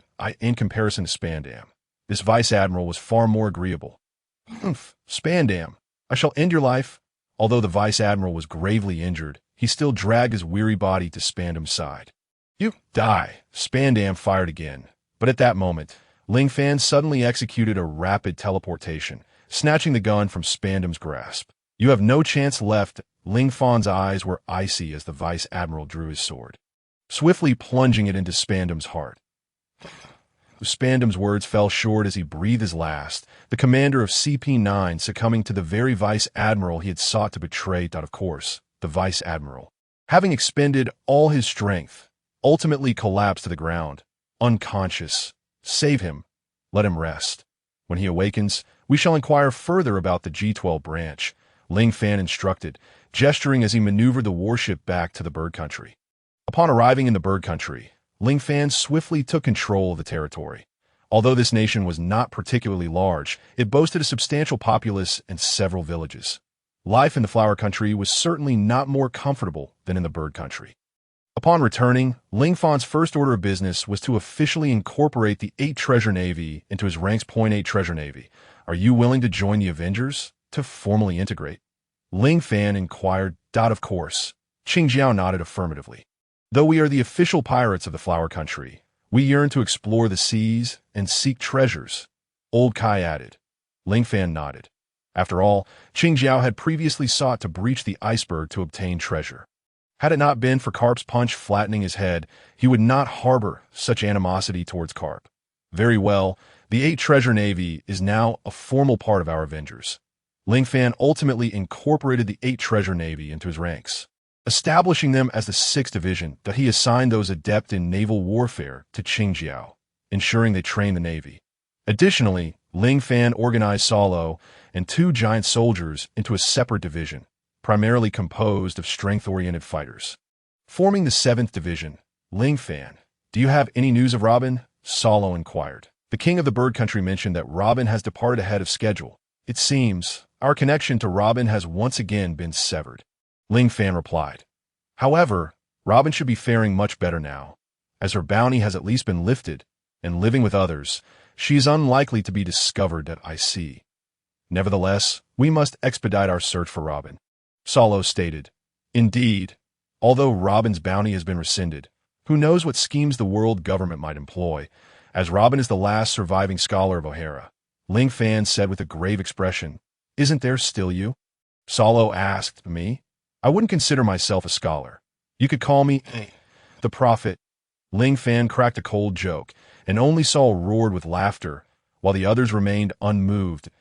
In the following days, Ling Fan began to train his subordinates. After Barrett awakened, he naturally expressed his absolute allegiance to Ling Fan. Barrett even took the initiative to serve as the training officer, under the tutelage of the heir to the power of the ghost. The strength of Ling Fan's subordinates grew exponentially as their overall power increased. So too did Ling Fan's own abilities. He was becoming familiar with the Marvel heroes he could transform into, while simultaneously refining his mastery of Conqueror's Haki, Armament Haki, and Observation Haki in the presence of various legends across the seas. One day, Ling Fan summoned the naval vice admiral he had encountered earlier. What is your name? Ling Fan inquired. I am called Cook, the vice admiral replied. Cook? Ling Fan was taken aback by the name, though the world of pirates was a melting pot where Western and Eastern names coexisted, making even a name like Di Jia plausible. That I wish to test your loyalty. Where is the G12 branch you mentioned? Ling Fan asked. Cook understood Ling Fan's intent. It was evident that he was indeed interested in the naval ships of the G12 branch. As I mentioned before, it is not far from the west. I am quite familiar with the route from here to there. We can coordinate our efforts to breach the naval branch. Cook explained. Indeed, a splendid idea. If this battle succeeds, you may choose a mentor from among the captains of the squadron to enhance your strength, and your future will be boundless. However, should you betray me, you know the consequences, Ling Fan warned, turning to his other subordinates. We have seized countless naval ships and can disguise ourselves as the Navy. That, if only Cook goes, it will easily raise suspicions. Some will accompany Cook into the G12 branch, while others will board larger vessels to block the swift boats and small ships. Cook, you will claim these are ships you seized from the enemy. Once the Navy allows you in, you will launch a sudden, lightning-fast attack. Ling Fan's strategy was remarkably flawless, with scarcely any oversights. This truly is an excellent plan, but we should also consider a more direct approach. I could easily obliterate the G12 branch alone, Barrett asserted. No, our objective is not to destroy the G12 branch, but to seize it, turning it into our stronghold and acquiring all their ships. The G12 branch is located on an island, which boasts a larger population than the Island of Birds. Moreover, this island is bigger, providing us with greater opportunities to expand our influence. Ling Fan clarified, pointing to the map. Listening to you, it feels as if I'm hearing the words of Roger, Barrett remarked. Is that a compliment or a slight? Saul interjected, It is undoubtedly a compliment. The Pirate King Roger is not someone ordinary people can compare to. Others chimed in. Now, let us not digress. Do you have any questions regarding the attack plan? I have outlined the preparations, the strategy for the assault, and my intentions afterward. What are you all waiting for? It is time for battle, Ling Fan declared passionately. All of Ling Fan's subordinates began to assemble, their weapons having been seized from the Island of Birds. The weapons were quite advanced, and with the recent training, each one yearned to take down the Navy. Subsequently, all plans commenced their normal execution. Is that the G12 branch, such a mere branch, yet it is filled with vessels of all sizes, including warships, Ling Fan exclaimed in astonishment. This can be considered the largest naval branch in the West. 80% of the warships in the West are docked here, Cook explained. Thus, controlling this branch effectively means seizing the lifeblood of the entire Navy. I quite like this notion, Ling Fan nodded, resolute in his determination to oppose the Navy for the rest of his life. Then, let us begin. The plan continues to unfold. After Ling Fan spoke, action commenced. First, Vice Admiral Cook led a portion of his men into the branch. Vice Admiral Cook, what about the larger ships behind? A naval officer inquired. Those are the large ships I captured from the 8 Treasure Water Army, now under the command of my subordinates. Do not initiate an attack. Cook replied, as a Vice Admiral of the Naval Branch. Cook was second only to the base commander, and his words naturally raised no suspicions among the Navy. The Navy opened the port, allowing Cook to disembark. Cook and Ling Fan's men swiftly landed on the shore and launched an assault on the naval branch's watchtower. Boom! The large ships suddenly accelerated, and countless smaller boats approached the port at an even quicker pace. An overwhelming number of pirates stormed the G12 branch, launching a powerful offensive against the entire establishment. What is happening? Vice Admiral Cook, he has betrayed us. Sound the alarm. Buzzing. The alarm blared loudly, seemingly audible across the entire island. Yet, it was too late. The branch was already in chaos, with Ling Fan's subordinates wreaking havoc. Cook and Ling Fan had coordinated seamlessly, and within a short span, they had nearly seized the entire branch. Damn it, Cook! A balding middle-aged man cursed. Seizing the transponder snail, brew, brew, brew, brew. The transponder snail rang, but no one answered. Finally, someone picked up. Quick! Deploy a defense network outside. Don't let the traitor Cook and the pirates escape. Understood, Commander, but we are also under attack here. What? The G12 base commander was taken aback and quickly grabbed a telescope. Upon looking, he realized that countless pirates had already boarded the decks of his warships. What is going on? Could it be the 8 Treasure Water Army from the Flower Country? Impossible. The 8 Treasure Water Army only has a maximum of 1,000 men. How could the enemy's numbers be so overwhelming? And it seems as if they descended from the heavens. The G12 base commander had not anticipated the reality. It aligned precisely with his assumptions. Ling Fan had instructed the Golden Lion to scout the naval ships from the sky, while simultaneously sending troops to assault the G12 branch and launching an attack on the naval vessels from the rear. Now that Cook had successfully gained entry, with the enemy's warships deployed, Ling Fan commanded the descent of treasure ships, taking advantage of the enemy's lack of awareness to board their vessels and engage in a desperate battle. Brew, brew, brew, brew. The transponder snail rang once more. This time, the base commander was not dialing his own ship's transponder snail, but the one at the Navy headquarters. Hello, this is Zephyr. What is the matter? The call was answered by Admiral Zephyr himself. What did you say? The G12 branch has been attacked. Zephyr was taken aback. Yes, it was assaulted by a tremendously large pirate group. There are at least 10,000 of them. The G12 base commander reported. There are such audacious pirates in the West Sea. That is the largest branch in the West Sea. Zephyr could hardly believe it. Indeed, I am not calling to request reinforcements, for I know it would be too late even if I did. I merely wish for you to be cautious. This group of pirates is the most vicious I have ever encountered. Please, the headquarters must take note of this. After saying this, the base commander's voice fell silent. Hello? Hello? Zephyr seethed. Damn pirates. What kind of individuals possess such power? Unable to comprehend, his aide, Rear Admiral Tsuru, inquired Z. What is wrong? You are not usually like this. The G12 branch has been attacked. Rescue is no longer possible, Zephyr replied. What? It cannot be. That is the largest branch in the West Sea and possesses a considerable number of naval ships. Tsuru was equally astonished. It appears the enemy's target is precisely this, Zephyr mused. That I wonder who could so easily breach the G12 branch. Perhaps it is only the Avengers, Tsuru suggested. Are you implying? It's that god of transformation. Is this the Avengers, led by Ling Fan? Z pondered, and it seemed quite plausible, for Ling Fan and his associates had accomplished numerous feats previously deemed impossible. However, just a short while ago, he was still on Judicial Island. How could he have suddenly traversed from the first half of the Grand Line to the West Sea? Z found himself perplexed. Have you forgotten that he has the Golden Lion among his ranks? The Golden Lion's float fruit enables an entire warship to soar into the skies, and with Waldo's capabilities, the ship's speed can exceed 100 times, transforming a vessel traveling at 100 kilometers per hour to a staggering speed of 10,000 kilometers. Crane succinctly explained, "This is utterly terrifying." Although Z was astonished, he had nonetheless solidified his objective. "This matter is of utmost importance. You must swiftly inform Sengoku, while I shall notify Admiral Kong." The entire Navy headquarters was similarly affected by this occurrence.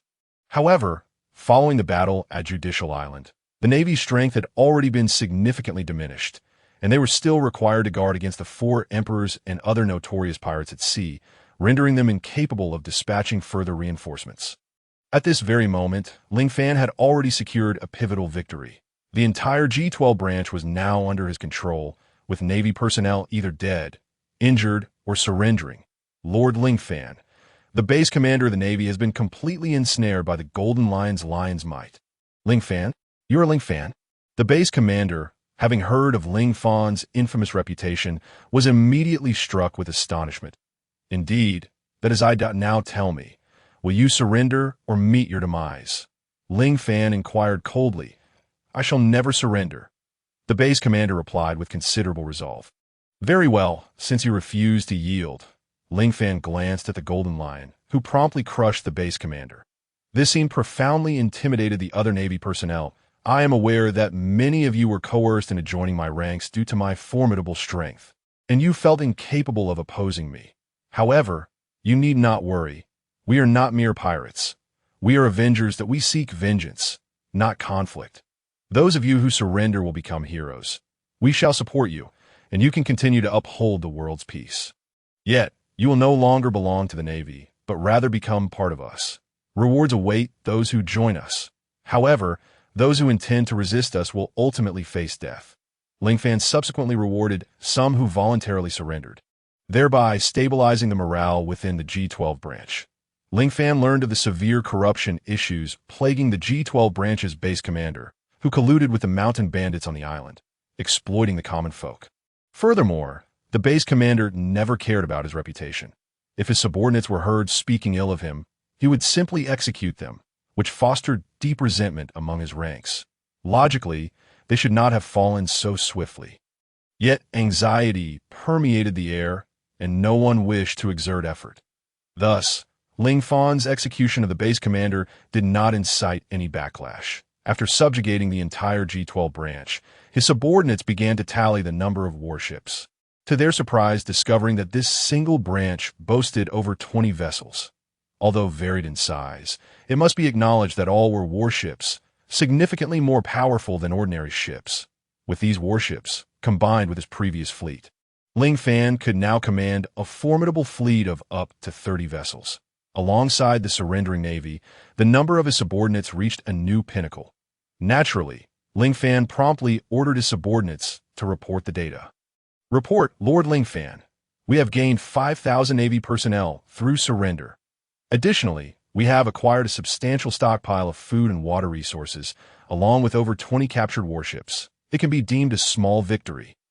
Do not be careless. Disperse the Navy personnel among their respective squads, occupying the entire branch to prevent any reinforcements from the Navy. Although uncertain of the Navy's intent to reinforce, Ling Fan resolved to prepare in advance. However, it was evident that Ling Fan's concerns were unfounded. The Navy currently adopted an attitude of neglect towards him. As long as Ling Fan did not infringe upon their bottom line, they would turn a blind eye. It seems the Navy will not come to our aid this time, the Golden Lion speculated. Indeed, had there been reinforcements, they would have arrived by now, the Red Count concurred. This victory belongs to us all. Let us applaud ourselves. Ling Fan began to clap. You are too modest. Without your strategic vision, we could not have achieved this victory so swiftly, his subordinates remarked. I believe we must also thank Cook. Without him, we would not have triumphed over our foes, Ling Fan stated. Let us raise a glass to Cook. This fellow I have long wished to eliminate. How could he conspire with mountain bandits? Such a person is unworthy of being a base commander in the Navy. I initially thought that Spandam, as a high-ranking official of the world government, would differ, yet they are merely a bunch of self-serving individuals. Cook also poured out his inner grievances.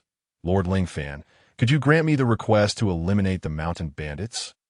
I cannot bear to witness the suffering of the common folk. If we eradicate the Navy, those bandits will likely become even more unrestrained. Cook expressed, do these ruffians not understand the principle of when the lips are gone? The teeth are cold?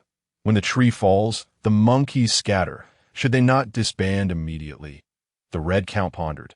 These rascals must be planning for one last heist, or perhaps they believe we are beneath them. Old Kai speculated that no, such scoundrels must be dealt with. They are even worse than the most notorious pirates, not only pillaging wealth, but also committing murder and arson. The righteous heart of Saul was undoubtedly stirred. Ha ha! Ling Fan laughed heartily, and everyone understood that he had something to say. Fear not. I am Ling Fan. We are the Avengers. For the ordinary folk who have yet to exact their revenge, we shall avenge them. Henceforth, matters concerning the G12 branch shall be entrusted to Redfield. I will single-handedly eradicate all mountain bandits, and it shall be no trouble at all. Redfield, the Red Count, possessed the ability of observation hockey. Allowing him to perceive the hearts of others, he was also quite astute, and alongside the Golden Lion, Barrett, and others, he would undoubtedly manage the G12 branch adeptly. Thank you for your trust. The Red Count understood Ling Fan's intentions. And what about us? Barrett and the others wished to accompany Ling Fan, yet he persuaded them otherwise. Familiarize yourselves with the warships. Familiarize yourselves with every nook and cranny of the branch. Train the soldiers. Fortify the defenses. You have much to accomplish, and must remain vigilant against any Navy incursions. Is it not enough for me to eradicate the mountain bandits? Upon Ling Fan's inquiry, no one dared to question him further.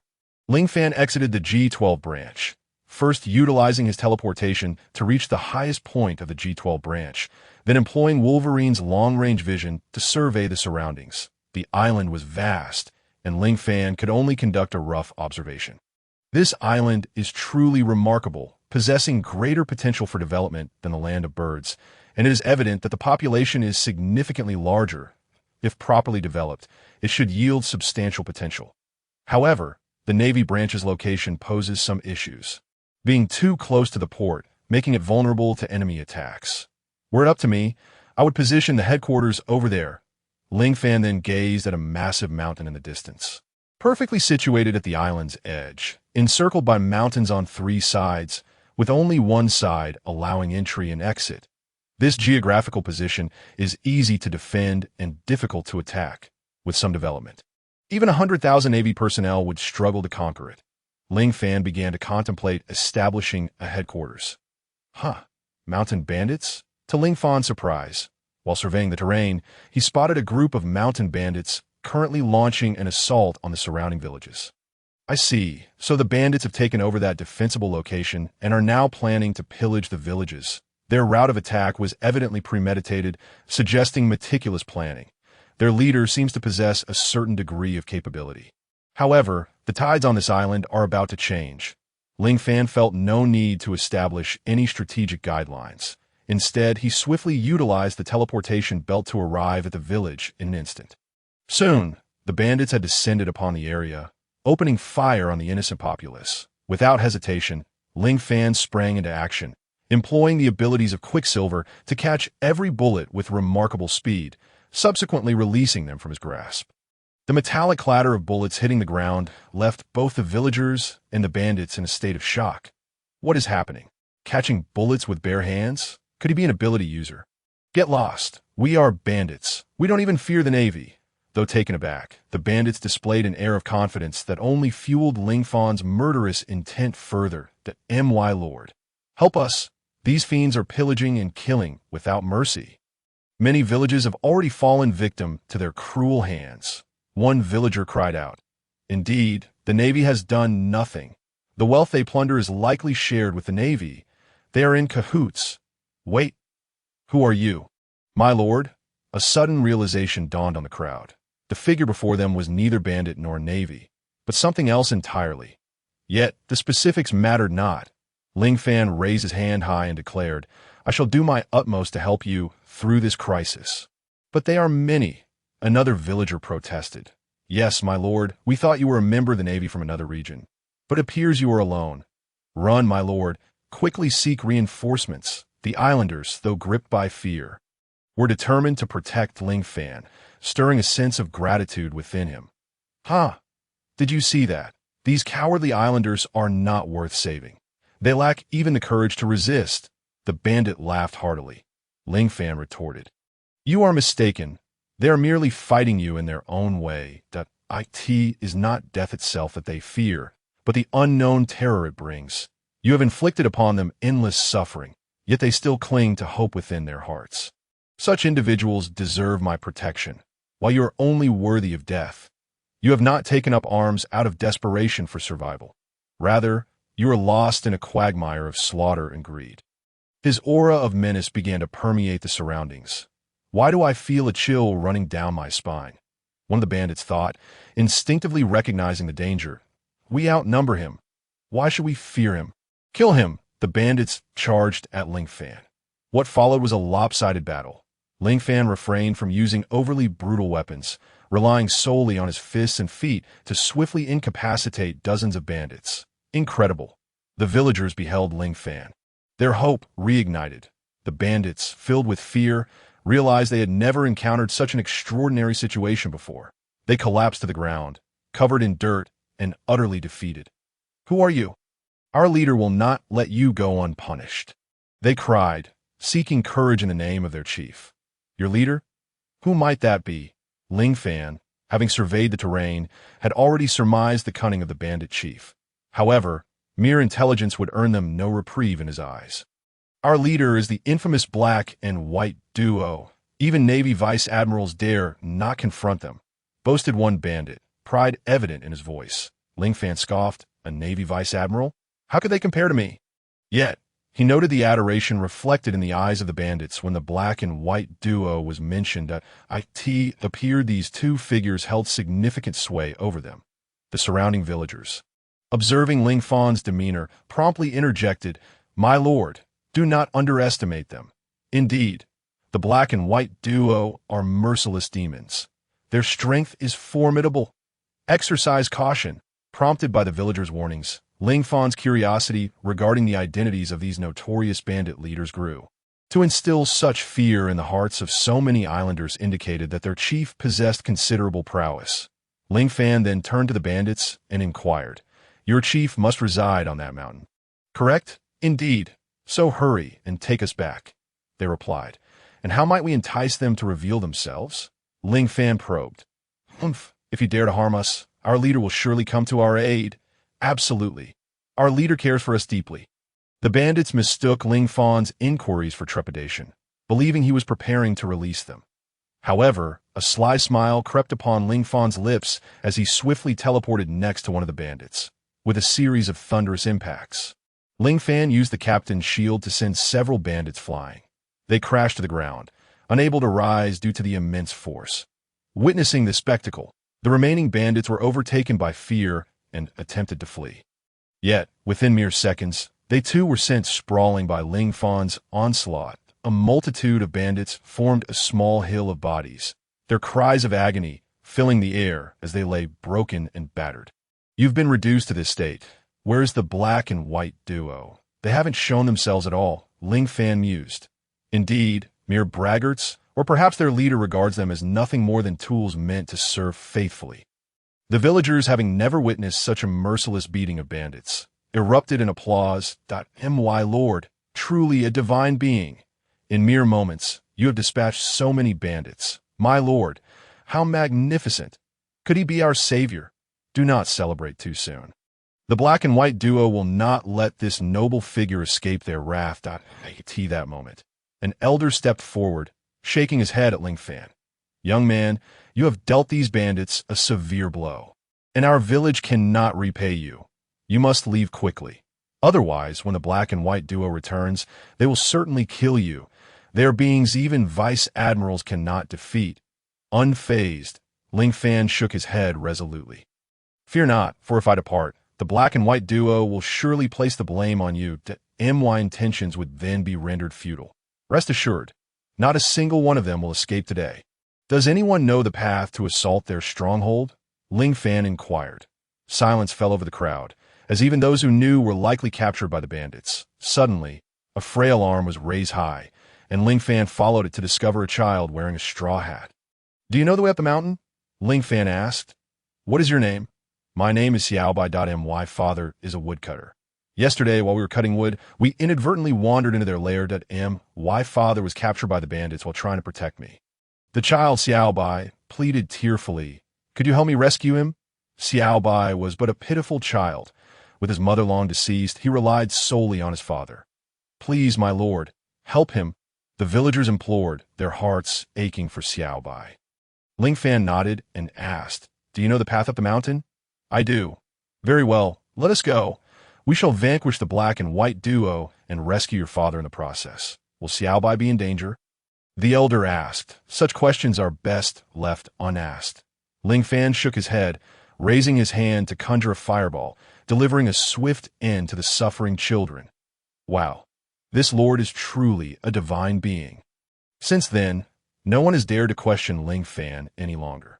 The bandit stronghold was established in a location that was both easily defensible and difficult to assault, surrounded by an abundance of trees that provided ample concealment. Even if Ling Fan stood at the highest point, he would struggle to see clearly. Hence, it was necessary for Xiaobai to lead the way to be fair. Although Xiaobai appeared quite frail, his agility was remarkable. He swiftly navigated through the mountain paths, soon guiding Ling Fan to a patch of grass that offered cover. There, over there, Xiaobai pointed into the distance. Ling Fan gazed in the direction Xiaobai indicated and indeed spotted numerous patrolling bandits, who had even constructed a watchtower. This tower served as a lookout post, where several bandits armed with long rifles stood guard. The presence of weapons among these bandits was not surprising, considering their illicit dealings with the naval base. Ling Fan further realized that had he approached via the original path up the mountain, he would have surely been detected by the guards at the entrance. Although being discovered might not have been an issue, one must not forget that the bandits could very well be holding hostages. If he could safely rescue all the captives, Ling Fan would undoubtedly earn their support and that of those around them. Of course, Ling Fan could not resort to using his conqueror's haki, as he could not discern the whereabouts of the hostages, and if he recklessly employed such powers, it could lead to the death of the captives. It's too dangerous inside. Stay here. I shall return shortly. By the way, what features does your father have? Ling Fan inquired. My father, like me, wears a straw hat, Xiaobai replied. Very well. I shall keep an eye out, and no matter what happens. You must remain here, Ling Fan reiterated before preparing to commence the mission. His first objective was to ascertain the locations of the hostages and the enemies. As he surveyed the surroundings, he discovered an excellent vantage point, the bandits' own watchtower. For Ling Fan, slowly climbing the tower would undoubtedly be the most foolish course of action. With the abilities of Deadpool's teleportation and Quicksilver's supersonic speed at his disposal, he could theoretically eliminate the bandits in the shortest time possible and complete his mission with ease.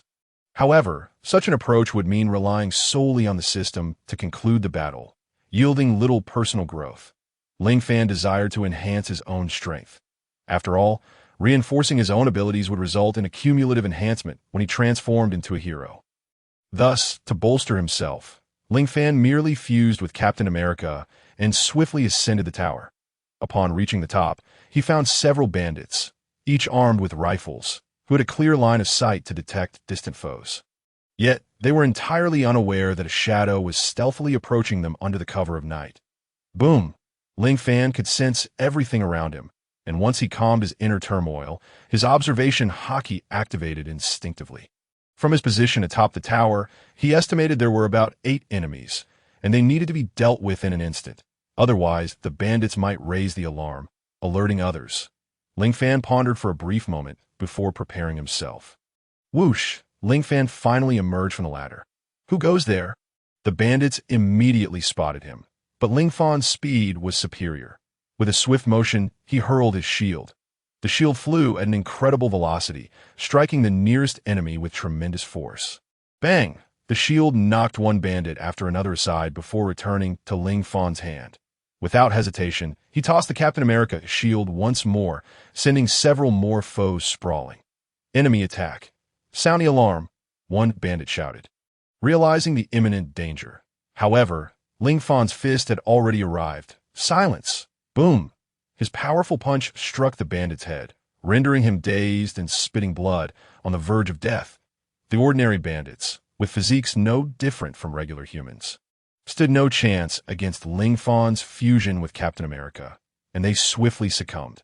Everything unfolded according to plan as Ling Fan rapidly dispatched the enemies atop the tower. Following this, he began surveying the terrain and identifying where the hostages might be located. There! Ling Fan soon discerned that the bandits had constructed small wooden huts to confine numerous innocent civilians. While listening closely, he could hear their anguished cries, and upon closer inspection, he noted the numerous wounds on their bodies, all inflicted by these bandits. What were these brigands truly after? They seemed intent on both plundering and inflicting suffering upon these ordinary islanders. One of them was a straw hat similar to Xiao Bai's. It must be Xiao Bai's father. Ling Fan's primary objective was to eliminate the bandits, but equally important was the rescue of all the hostages. It appeared that this was the extent of the captives. He would first free them and then confront the bandits. Ling Fan formulated a plan and, without hesitation, leaped from the tower, soaring through the air in a perfect parabolic arc before landing gracefully on the ground. Ling Fan positioned Captain America's shield beneath him, absorbing most of the impact as he landed, then rolled to dissipate any remaining force. Everyone, I'm here to rescue you. Follow me. Ling Fan effortlessly shattered the lock on the cage. Fantastic. We never expected such good fortune, we thought. We were doomed. The captives expressed their gratitude, overwhelmed by relief. Thank you, noble sir. Ling Fan gestured for silence. Not make any noise. Follow me. The hostages complied silently, easily evading the bandits under Ling Fan's guidance until they reached Xiao Bai's side. Who are you? Xiao Bai? The adult man wearing a straw hat was visibly shaken. Father, it's me. This great sir has rescued you, Xiao Bai exclaimed with exhilaration. Quickly, use this path to escape. I shall ensure that every last bandit is dealt with. No villain shall escape, Ling Fan declared as he prepared to re-enter the bandits' encampment. Thank you, noble sir. Xiao Bai expressed his heartfelt gratitude to Ling Fan. Thank you. Please be careful. The surrounding civilians echoed their thanks. Once the hostages were freed, Ling Fan's expression turned serious. This band of brigands was no longer permitted to exist. Their bloodthirsty nature necessitated their swift extermination. The fusion with Captain America was no longer sufficient for his wrath. At this moment, Ling Fan had merged with Wolverine, ready to commence a terrifying assassination. Utilizing his observation haki and Wolverine senses, Ling Fan effortlessly pinpointed the bandits' gathering place, where they appeared to be reveling, awaiting news from a band of brigands sent to a nearby fishing village. You shall soon join them. Ling Fan smirked coldly, leaping into action, his metallic claws swiftly dispatching one bandit, followed by an X-shaped cross of his arms that tore another bandit to shreds. What? The remaining bandits were filled with shock and terror, utterly unprepared for an attack from someone so formidable. Quick, sound the alarm. Given their overwhelming numbers, the bandits hastily triggered the alarm. However, Ling Fan did not hinder this. It perfectly suited his strategy to ensnare every last one of them. Although he could not eliminate them all in an instant without Quicksilver's abilities, this allowed Ling Fan to relish the experience of slaughtering them. Ling Fan had fused with Wolverine, clang, with each swing of his arm. He claimed the life of an enemy, and after dozens of strikes, scores of bandits lay bloodied and mangled upon the ground, their bodies piling high. The remaining bandits gasped in horror. Though they were seasoned brigands who had witnessed countless atrocities, they had never felt fear like this before. They could hardly believe how effortlessly this individual had dispatched dozens of their comrades. Lord Black and White, save us! This man is too strong. We stand no chance. Open fire! The bandits, gripped by fear, began shooting wildly, countless bullets raining down upon Ling Fan. Yet they proved utterly ineffective, for he had enveloped himself in armament hockey. Ling Fan himself was unaware who could possibly breach the hardened defenses of Wolverine fused with armament hockey. Die! Ling Fan swiftly eliminated all the mountain bandits, and at that moment, an individual appeared before him. "Humph! Are you one of the infamous black and white duo?" Ling Fan inquired. "You scoundrel! How dare you slay so many of my subordinates?" The figure cloaked in black was indeed Haisha, the leader of the bandits. Haisha, garbed entirely in black with a half-mask obscuring his face, exuded an air of mystery. Upon witnessing the mountain of corpses, Haisha's heart swelled with humiliation and rage. Such a number of bandits constituted a formidable force. Ling Fan had proclaimed that he would eradicate them, rendering Haisha's position utterly worthless. "Who are you? Why are you doing this? Why have you killed my men?" Haisha demanded coldly. "To wish for secrets to remain hidden, one must first refrain from wrongdoing. You have burned, pillaged, and committed every atrocity imaginable. I intend to cleanse this island of your nefarious ilk and restore peace." Ling Fan replied, "Ha ha! What a jest! I, Haisha, have ruled this stronghold for so long that none have dared to exterminate me. Do you truly believe you possess the means to accomplish such a feat?" Haisha scoffed at Ling Fan's grandiose declarations. Ling Fan's laughter was even colder. "I'm not here to debate with you. Justice demands a reckoning. A life for a life. A debt repaid. Soon, I shall make you pay for your blood debts." "Umph! Since you seek death, I shall oblige," Haisha bellowed, summoning a mysterious power as his form began to undergo a transformation. And no wonder you are so audacious. You are a devil fruit user." Ling Fan mused, unfazed, for he too was a shapeshifter, embodying the powers of countless devil fruits. "That I am a shield user of the shield fruit. No attack can breach my shield." Haisha proclaimed confidently, "Despair now, with your feeble attacks. You shall not vanquish me from now until dawn." His body morphed into a colossal shield. Ling Fan couldn't suppress a chuckle. He had not anticipated encountering such a remarkable ability. How intriguing! Coincidentally, I possess a shield as well. Let us see whose shield proves more resilient. With a grin, Ling Fan merged with Captain America, retrieving his shield with incredible speed and charging forward. "Humph! What significance does your shield hold?" Haisha dismissed, meeting Ling Fan's charge head-on. However, the ensuing spectacle was one Haisha could not accept. With a resounding crash, Haisha's body was propelled like a cannonball, crashing to the ground. Such immense power! "So, you are a strength-type fighter. No wonder you exude such confidence." Haisha thought, cold sweat trickling down his brow as he sensed the specter of death looming to strength-type. "No, I need not rely solely on strength to deal with you." Ling Fan shook his head once more, brandishing his shield and charging again. Behold! Haisha, now fully alert, braced himself against Ling Fan's assault. A shield user. His defensive capabilities were formidable. Even the strikes of a Marine Vice Admiral had proven ineffective against him. All he needed was to withstand Ling Fan's shield's impact to turn the tide in his favor. "Watch as I shatter your shield," Haisha declared confidently, aware that the forces at play were reciprocal. Both combatants surged towards one another. Their shields would bear the combined force of their might. Swift as the wind, fast as lightning, the two collided, yet neither was propelled away, for at the crucial moment, Ling Fan refrained from using his shield. Instead, he extended his other hand, launching a piercing strike. In that hand, he brandished his adamantium claws. Indeed, Ling Fan had fused with Wolverine, opting for a clawed thrust at the pivotal moment, replacing the shield's impact. How resilient is adamantium? Even the hardest sea prism stone in this world pales in comparison to Ling Fan's claws. A resounding clang, followed by a piercing sound, echoed as Ling Fan's hand penetrated Haisha's body. While Haisha's transformation into a shield granted him impressive defense, Ling Fan's thrust far exceeded the vice admiral's slashes. Moreover, as Haisha and Ling Fan collided, their combined forces were sufficient to breach Haisha's human shield form. In that moment, Haisha's body was pierced, and his shield transformation began to revert. Who? Who are you? There's no one of your caliber within the Marines. Haisha gasped weakly. I never claimed to be from the Marines. Allow me to introduce myself. I am Ling Fan, a pirate, he stated plainly, as Haisha could no longer muster any resistance. What? A pirate? Haisha erupted in anger. You pirate, why do you attack me? After all, you too are unwelcome upon these seas. No, though I am a pirate, I abide by my own code that I have seized a G-12 outpost, and this island shall soon serve as my stronghold in the West Blue. Therefore, mountain bandits such as yourselves must be eradicated. Ling Fan declared. What? When did pirates grow so powerful? You truly seized the G-12 outpost. I thought White Sha was jesting. Haisha exclaimed, astonished. Ling Fan pondered for a moment and soon understood.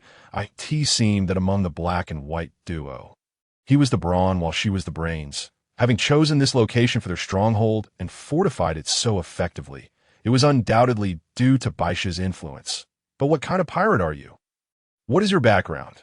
There are only a handful of notable pirates in the entire West Blue, and, clearly, you are not one of them. How much is your bounty? Haisha pressed. Let me clarify. My name is Ling Fan, and according to the latest bounty, I have been offered 20 billion by the world government. I hail from the Grand Line point 20 billion. Haisha's expression was one of disbelief. Enough talk. Prepare to meet your end. Ling Fan, unwilling to waste any more time, swiftly dispatched Haisha with a single claw, piercing his heart. Haisha coughed up a mouthful of blood, clearly beyond salvation. The stronghold was effectively seized. Apart from Haisha, there is also Bai Sha. Right? I suspect that she is the more cunning adversary. Ling Fan mused as he searched the area, finding nothing of note. Help! Sir! A voice suddenly rang out. Ling Fan, alerted, hastened towards the source of the cry. Upon arriving, he beheld a villager trapped within the largest hut, evidently a captive of Haisha's stronghold. Who are you? Ling Fan inquired, gazing at the woman. She had flowing hair and fair skin, appearing not like a sun-baked fisherman, but rather like a child of privilege. I am the village chief's daughter, forcibly taken by Haisha for 3 years. Please, sir, save me. Do not leave me here alone. Ling Fan nodded. Follow me. He then led the woman away from the camp and towards the fishing village. Along the way, he asked, What is the name of your village? There is no name, sir. It is merely a fishing village. The beautiful woman replied. I see. Are you truly the chief's daughter? Ling Fan questioned. Yes, I am the chief's daughter. Abducted 3 years, 8G.O.to survive. I had to showcase my talents. Knowing that only then would those bandit pirates spare my life, she explained. What is your name? Ling Fan asked. My name is Feng Yue. The Feng from Fengla, Shu, wind, flower, snow, and moon. The woman declared. Due to my talents, Haisha placed great importance on me, and the bandits referred to me as Baisha. I see. Ling Fan remarked, initially wary of the woman, but now, having heard her account, he felt more at ease. Upon returning to the fishing village, Ling Fan was warmly welcomed by the villagers that he shared the news of Haisha's demise, eliciting joyous reactions. Wonderful! Those bandits shall no longer terrorize the innocent. Indeed, sir. Thank you. Please tell us your name. We shall remember it for a lifetime. The villagers expressed their heartfelt gratitude. How fortunate we are to have encountered someone like you, sir, even in our darkest hour.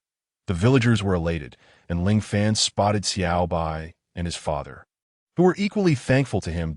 I am Ling Fan, a pirate. He introduced himself.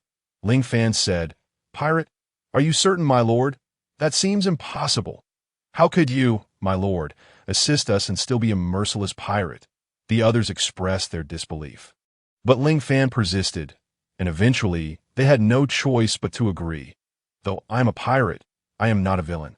You must understand that I hope we can coexist peacefully in the future. After saying this, Ling Fan prepared to return to the G-12 base. My lord, may I accompany you? Inquired a woman named Feng Yue. Accompany me? What are your intentions? Ling Fan asked. With sorrowful eyes, Feng Yue replied, I never imagined that because of me, our village would suffer so much hardship. Even my father, the former village chief, was slain by the mountain bandits. He can no longer face staying here. Everyone fears Baisha. Feng Yue was filled with remorse in such circumstances. You had no power to choose. If you did not assist the mountain bandits, you would have perished yourself. Ling Fan did not blame Feng Yue. The situation was beyond her control. Very well. Come with me, he said. Knowing that Feng Yue would face great challenges ahead, he invited her to join him at the G12 base, recognizing her intelligence and potential to assist him.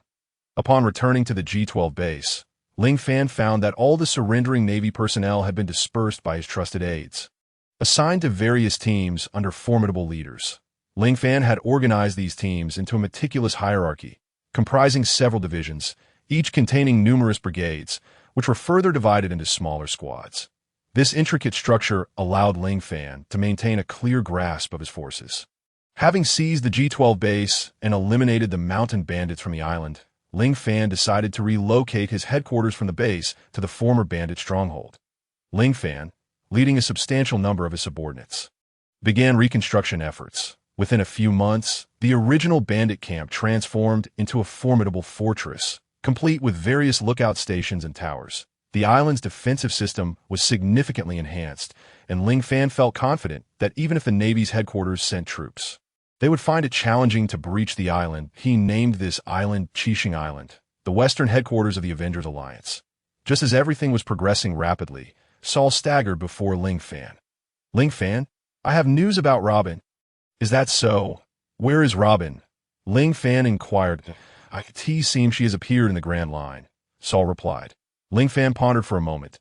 Sending a large army to the Grand Line was no simple task, as it was fraught with peril and numbers held little significance there. However, the headquarters required a strong presence. In other words, Ling Fan could either go alone or select a few companions to accompany him. The headquarters cannot be left unattended. Let Barrett and the others remain here. Saul and I will head to the Grand Line. Ling Fan made his decision. Feng Yue, you will oversee the construction of Qixing Island. During their time together, Ling Fan discovered that Feng Yue was not merely acting. She possessed a strong sense of justice, a clear mind, and remarkable intelligence. With her assistance, Ling Fan felt assured. Are we really setting off like this? Won't you take us with you? Barrett and the others were reluctant to let Ling Fan leave. That I will return once I find Robin, Ling Fan assured them. What if you cannot find her? Will you not return? Asked the Golden Lion. Whether I find her or not, I will come back. I will give you 3 months. If I have not returned by then, you may do as you wish. Ling Fan ultimately set a 3-month deadline. Very well. A promise is a promise. The Red Count nodded in agreement. Having reassured the legendary pirates, Ling Fan chose a small warship and, together with Saul, set sail across the sea. The warship was equipped with numerous permanent pointers. Swaying back and forth, Ling Fan noticed the record pointer for Reverse Mountain and directed the ship toward that course. Half a month passed swiftly, and the weather had drastically changed. Ominous clouds loomed, accompanied by thunder and torrential rain. At times, even heavy snowfall. What kind of dreadful weather is this? Ling Fan complained. This is the Grand Line. We are nearing Reverse Mountain. Saul pointed ahead. Ling Fan looked and indeed saw a colossal mountain, its shadow only visible amidst the flashes of lightning. Full speed ahead. Ascend Reverse Mountain, Ling Fan commanded. The small warship unleashed its firepower, propelling itself toward the mountain. Boom, boom, boom. The surrounding waves surged ominously, causing the ship to rock violently. If we increase our speed further, the ship might capsize. Saul exclaimed, startled. That don't worry about that. Full speed ahead. Ling Fan knew that in such moments, speed was of the essence. The small warship surged forward rapidly, due to the incredibly strong currents from the 4 seas. The water was powerful enough to defy gravity and flow upward. Witnessing this marvel up close, Ling Fan was thoroughly astonished. Directly ride the current upward, Ling Fan ordered, and Saul took control of the ship. The vessel was equipped with a propulsion system, and with full power engaged, it crashed into Reverse Mountain. To their surprise, rather than meeting a disastrous fate, the ship shot vertically upward, ascending the mountain. My goodness! How wondrous! Saul exclaimed in awe. Were you not a rear admiral in the Navy? Why have you never landed on Reverse Mountain? Ling Fan asked. Navy warships can typically navigate through the doldrums because they are equipped with propulsion systems, but it is perilous as the doldrums are a haven for sea monsters. However, even I have never entered the Grand Line through its entrance, Saul replied. If we cannot enter the Grand Line, it would be rather pointless, Ling Fan remarked, feeling the wind against his face as he gazed at the mountain peak in the distance. We're almost there, really. Indeed. Fortunately, the warship is sturdy. Hold onto the rails. With a whoosh, the warship soared into the air, landing heavily on the peak of Reverse Mountain. There was no pause at the summit, as the water continued to flow, causing the ship to slide down swiftly. Boom! The warship hurtled down at breakneck speed. Ling Fan felt as if he were on a roller coaster. The sensation of weightlessness was quite unsettling. Both Ling Fan and Saul closed their eyes, only opening them once the surroundings had calmed. Saul, Ling Fan called. We didn't die, did we? Saul asked that of course not. Open your eyes, we should have arrived at Twin Cape, Ling Fan replied. Saul opened his eyes, and indeed, they had escaped the earlier thrilling environment. Not far off lay a canyon, above which stood a lighthouse. Ling Fan recognized this scene. It was the Twin Cape, where Luffy and the others set sail. Let us go greet the ship's doctor of the Pirate King, Ling Fan suggested. What? The ship's doctor of the Pirate King. Saul was perplexed by Ling Fan's words. Suddenly, a loud call echoed around them, sounding remarkably like a whale's call. Ling Fan nodded and said, No problem. Let us go. He is who we are looking for. Following this, Saul steered the small warship toward the direction of the whale's call. Soon, they encountered a massive island whale, relentlessly crashing into the red soil continent. Bang, bang, bang. The whale was determined, repeatedly striking its head until it eventually knocked itself unconscious. Saul, astonished, asked, What is wrong with this whale? Why is it behaving this way? Friendship. Just like you and Robin, his friends promised to return to see him, but all of them perished, leading him to desire to crash into the red line in search of his companion's point zero. Fan naturally knew the tale of this whale. If he continues to charge like this, he will incur severe injuries, Zero Fan remarked. Indeed, the wound on his head is quite grave. I can't fathom how he has endured, said Saul. Had it not been for someone continuously tending to him, he would hardly be alive, Zero Fan continued. Kuroka's, the one who has been treating him, is also the ship's doctor of the Pirate King, Joel Deed Roger. Anyone who has entered the Grand Line in such a manner has likely encountered him and may have some knowledge of Robin's whereabouts. That makes sense, Saul concurred. Subsequently, Saul maneuvered the warship closer to the whale. The whale did not cease its assault on the red line. As the warship drew near, Zero Fan transformed into Frankie and lightly struck the red line with a fiery fist.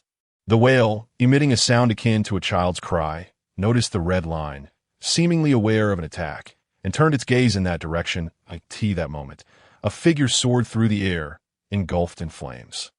Laboon, are you all right? Zero Fan inquired. You. The whale's name is Laboon, but it was evident that Laboon did not recognize Zero Fan. Although somewhat pleased that Zero Fan called its name, Laboon was not the person it awaited and once again prepared to ram the red line. Laboon, have you heard this song? Zero Fan began to sing Binksake. This song, a pirate's anthem, was often sung by Laboon's friends, and as the melody filled the air, Laboon's spirits were rekindled, reminding him of his lost companions. Filling him with sorrow, I know where your friends are, Laboon. Do you know Brook, the one who goes you ho ho ho? Zero Fan imitated Brook's peculiar laugh. Laboon, familiar with Brook's quirky and direct laughter, nodded eagerly. Brook is my friend. And since you're Brook's friend, you are also my friend, understand? Zero Fan successfully endeared himself to Laboon. Do you wish to see your friends? Zero Fan asked. Excitedly, Laboon nodded. Its intelligence was not lacking, as it possessed human emotions and could comprehend human speech. The Grand Line is perilous. Your friends are currently there, and it would be unwise for you to go. Let me assist you in bringing them back, Zero Fan offered, and without hesitation, he flew beside Laboon, solidifying their agreement. You must also refrain from crashing into the red line. If you break this promise, I will not help you reunite with them. Knowing that the Rumbar pirates had perished in the Devil's Triangle, leaving only Brook, who had consumed the Yomi Yomi no Mi and survived, Zero Fan recognized the necessity of this agreement to protect Laboon. Once the pact was made, Laboon ceased its ramming of the red line and submerged into the sea. At that moment, a rather peculiar-looking old man suddenly appeared. "Kid, do you know Brooke? You actually managed to persuade Laboon." Quite impressive. The old man's attire was amusing, adorned with feathers resembling a peacock's display. "Old man, if I am not mistaken, you are the lighthouse keeper Kuroka's?" Zero Fan inquired. "Who are you? You seem well informed, even about Laboon and the Rumbar pirates." Kuroka's replied, "I am Zero Fan, and this is Saul." Zero Fan introduced. "Zero Fan? Saul? Who are you?" Kuroka's asked, his expression one of genuine confusion. "We are pirates," Zero Fan stated. Pirates operating a warship? You must be formidable characters. It seems you can fly using flames? And this fellow appears to be of giant lineage?" Kuroka's remarked. "Indeed," Zero Fan affirmed. "Kuroka's, there's no need to deflect the topic. I am aware that you are Roger's ship's doctor. This gentleman's name also bears AD, and my bounty is 2 billion, marking me as an enemy of the Navy and the world government. My ultimate goal is to reach Laugh-Tale and claim the great treasure." Zero Fan decided to be forthright, laying his cards on the table. "A 2 billion bounty, and you haven't even entered the Grand Line yet? Remarkable indeed," Kuroka's praised. "Your ambition is commendable. I have high hopes for you. Best of luck."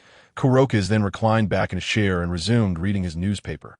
Feeling a bit awkward, Zero Fan said, "I came here to ask you a question." "Oh, is that so? You should have said so sooner," Kuroka's replied. "You convinced Laboon to stop harming himself. I should be thanking you. Go ahead and ask that a few days ago. Did you happen to see a little girl with black hair? A hint of exotic charm? About this tall?" Zero Fan gestured with his hands. Kuroka's pondered for a moment and said, "Yes, I am certain. Though I don't recall too clearly. Most who enter the Grand Line are pirates. But I did see a pirate ship with a girl who closely matches your description. That I suspect she is the one you seek." "Old man, do you know who was aboard that ship?" Saul inquired. "I cannot say. I only focused on the pirates, not the others, but I sensed that girl was quite clever." Kuroka's replied. Zero Fan nodded appreciatively. "Thank you, Saul. It's fortunate that the old man even noticed Robin. This indicates she successfully reached the Grand Line. Our next task is simply to locate her." Zero Fan stated. Kuroka's immediately explained, "This is your first time in the Grand Line, isn't it? Do you understand the concept of a log pose? There are 7 routes to take, and one knows which route your Robin has taken. But whichever path you choose, you must commit to it until the end, reaching Sabeti Archipelago, where all routes converge. Moreover, it's not as simple as it sounds. If either of you fails to arrive, you cannot meet." Kuroka's elaborated. Zero Fan contemplated Kuroka's words, recognizing their wisdom. Robin had entered the Grand Line, and, as a pirate, given her capabilities and intellect, she would unlikely be captured by the Navy. At most, she would endure hardships, navigating through various pirate crews, akin to an undercover agent. Furthermore, Zero Fan knew that 20 years later, if the storyline remained unchanged, Robin would naturally appear in Alabasta, becoming a subordinate of the warlord Crocodile. "Surely, I won't have to wait 20 years, Zero Fan mused, feeling quite conflicted, uncertain of his next steps. However, he soon shifted his perspective. 20 years is neither too short nor too long. There was no need to wait that long, as long as it was established that Crocodile would arrive in Alabasta and form Baroque works. Robin's location would undoubtedly be clarified. "Saul, it seems we have come in vain this time." Zero Fan expressed his disappointment, having hoped to make significant strides in finding Robin, only to be forced to halt. "You have not come in vain. Why not stay with me to guard the lighthouse?" Kuroka's proposed. Zero Fan considered for a moment and then replied, "Kuroka's, I have a pirate base in the West Sea, so I think it's best to decline. However, Saul could stay here for a while." "Huh, Zero Fan, are you leaving me here?" Saul exclaimed in surprise. "I am not leaving you here for nothing. I want you to learn how to fight from Kuroka's." Zero Fan clarified. "Learn to fight?" Saul was taken aback. "Yes, although you were once a rear admiral in the Navy headquarters, I still hope you can understand and master pirate combat methods. Do not underestimate Kuroka's. He is a man of hidden depths. That he was Roger's ship's doctor, and he possesses profound mastery of at least 2 types of hockey. Learning from him, your strength will surely grow steadily. For Robin's sake. Are you willing?" Ling Fan inquired. "I am willing, but Jean Shitsi and Hong Baso, the solo means that those masters can also teach him. Ling Fan shook his head and said, "Those individuals possess true skills that can only be imparted by them. Moreover, I hope you not only learn combat techniques, but also acquire medical knowledge. That should not pose a problem, right?" Solo ultimately nodded, realizing that Ling Fan wanted him to improve during his time here. "Rest assured, I will check in on you from time to time. After all, I possess the ability to fly, and I shall never forget this route." With that, Ling Fan prepared to leave. However, Kurolkas awkwardly interjected.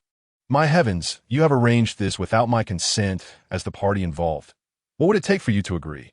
Ling Fan asked. "Next time, bring me some wine." Kurolkas made this small request. "No problem. It's a deal," Ling Fan nodded, thus placing Solo under the care of this location. "Until next time, the warship shall remain here." Ling Fan then ignited with flames and soared into the sky, effortlessly flying over the upside-down mountain and heading towards the West Sea. Possessing an extraordinary memory, Ling Fan recalled the ship's navigational direction with clarity, allowing him to swiftly fly towards Odd Shape Island. After a few days, Ling Fan finally returned to Odd Shape Island. "Oh, are you Lord Ling Fan? What brings you back?" The Red Count was the first to spot Ling Fan and inquired, "Don't mention it. Robin has entered the Grand Line, and now I don't know which route she has taken. However, in due time, I will ascertain her whereabouts. I believe we should make good use of this time." Ling Fan's intentions were clear to the Red Count. "Lord Ling Fan, are you aiming to enhance both yourself and the strength of our faction?" Ling Fan expressed, "Aside from your daily work hours, I hope you, Barrett, Jean Sheetsy, and others can utilize your leisure time to spar with me. That I expect remarkable advancements in observation hockey, armament hockey, conqueror's hockey, and swordsmanship." Ling Fan spoke earnestly. The Red Count nodded in agreement. "Of course, that is not a problem." "Thank you." Ling Fan clasped his hands in gratitude, and in the days that followed, he began engaging in sparring sessions with various maritime legends. One should not underestimate this phase of Ling Fan's training.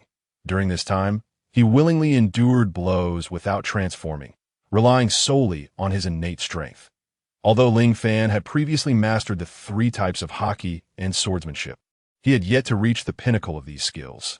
Initially, during the first 18 years, he was thoroughly overwhelmed, but soon he adapted to being relentlessly bested by various masters, resulting in significant improvements across all his abilities.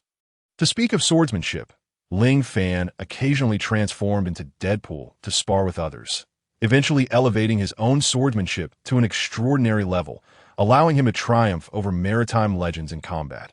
His Conqueror's Haki also experienced a substantial enhancement, not only amplifying its potency, but also vastly improving his control over it, enabling him to confront countless adversaries. Thus far, Ling Fan had yet to encounter a rival in the realm of Conqueror's Haki, leaving one to wonder whether Shanks among the 4 emperors was indeed stronger than Ling Fan.as for armament hockey. There was no need for elaboration. With Barrett's expert duels, Ling Fan mastered skills such as hockey hardening and emission, ultimately achieving perfect mastery of the Devil Mode. Presently, with armament hockey activated, few could breach Ling Fan's defenses. Lastly, concerning observation hockey, thanks to the Red Count's guidance, Ling Fan's abilities took a different turn, primarily focusing on perceiving others' thoughts, enabling him to effortlessly evade enemy attacks. With substantial breakthroughs in the 3 types of hockey and swordsmanship, not only had Ling Fan's personal strength surged, but the reputation of their faction also reached new heights. Odd Shape Island officially became the headquarters of the Avengers Alliance in the West Sea, though there were no headquarters in other maritime regions. The number of Ling Fan subordinates steadily increased over the 18 years, and he dispatched many of them for extensive training, ensuring that his followers were not only numerous, but also exceptionally strong. Although their faction was formidable, Ling Fan remained discreet, rendering the Avengers Alliance a legend in the West Sea, with many eager to join but unable to locate Odd Shape Island. With a following of 100,000 and over 50 warships, Odd Shape Island had become an impregnable fortress, a presence that none dared to provoke. While most other maritime factions operated within the Grand Line, Ling Fan's Avengers Alliance remained mysteriously concealed in the West Sea. On this day, Ling Fan finally received significant news. The Alabaster Rebel Army and the Royal Army had emerged, indicating that Robin had likely joined Baroque Works. After waiting 18 years, Ling Fan was finally informed of Robin's whereabouts. "Solo, we can set off now, while the rest of you should remain stationed here." Ling Fan declared at this moment. Solo had also transformed. Having followed Karolka's, he became a lighthouse keeper and learned many useful skills alongside him. Coupled with Solo's inherent giant strength, he had reliably reached the level of a vice admiral. 18 years have passed, and our faction is now capable of sweeping through the entire sea. Why not charge headlong in a battle? Jean Shitzi inquired. "There is no need. I am now comparable to an army of thousands. When necessary, I will return at the fastest speed, and at that time, Jean Shitzi, you will command all the warships to accompany me to the Grand Line." Ling Fan replied out of course. "All of this is contingent upon my finding a suitable new base of operations." Ling Fan understood that he could not remain in the West Sea indefinitely. With Robin's emergence, he intended to head to Alabasta and enter the Grand Line to seek an appropriate new headquarters, as future endeavors would unfold in the New World. Indeed, with your current strength, even against the 4 emperors, you would undoubtedly remain undefeated, the Red Count remarked. "The Navy's Logia-type users are certainly no match for me now. I can easily engage them," Ling Fan said, a smile gracing his lips. The passage of 18 years had transformed him entirely. One could say that aside from lacking a devil fruit, he possessed everything else. "Fengyue, I leave the base to you." Ling Fan addressed a woman whose exquisite beauty had remained unchanged over the 18 years. "I will not disappoint your expectations," she assured him. With that, Ling Fan felt a sense of relief. However, just as he was about to depart, several Navy warships appeared in the distance. Warships? Everyone was perplexed. The G-12 branch had been eradicated for many years. Did the Navy intend to encircle them now? As the Navy entered Ling Fan and his companions' attack range, a single command from Ling Fan would suffice to obliterate them. However, Ling Fan refrained from such actions, sensing that the Navy's intentions were not to instigate a conflict. After all, if they wished for war, they would have commenced it long ago. Indeed, the Navy showed no signs of aggression, ultimately arriving at Odd Shape Island's port. Ling Fan naturally approached personally, eager to uncover the Navy's intentions. Descending from the warship was a Navy rear admiral, and upon closer inspection, Ling Fan recognized him as Admiral Muskrat from Navy headquarters. "May I inquire if you are the god of change?" "Lord Ling Fan?" Muskrat respectfully inquired. Ling Fan, unperturbed, responded, "I am." "What business does the Navy have? Surely you are not here to wage war against me." Muskrat shook his head, saying, "Not at all. Rather, I bear a contract to see if you might be interested." "A contract?" Ling Fan expressed his confusion, wondering what the Navy and the world government sought to negotiate with him. "This document is known as the 7 Warlords Agreement. You may review it." Muskrat presented the file to Ling Fan, who began to comprehend the Navy and world government's intentions. "The 7 Warlords of the Sea? Isn't that your Navy's faction? If I joined this faction, I would become a henchman of the Navy and the world government."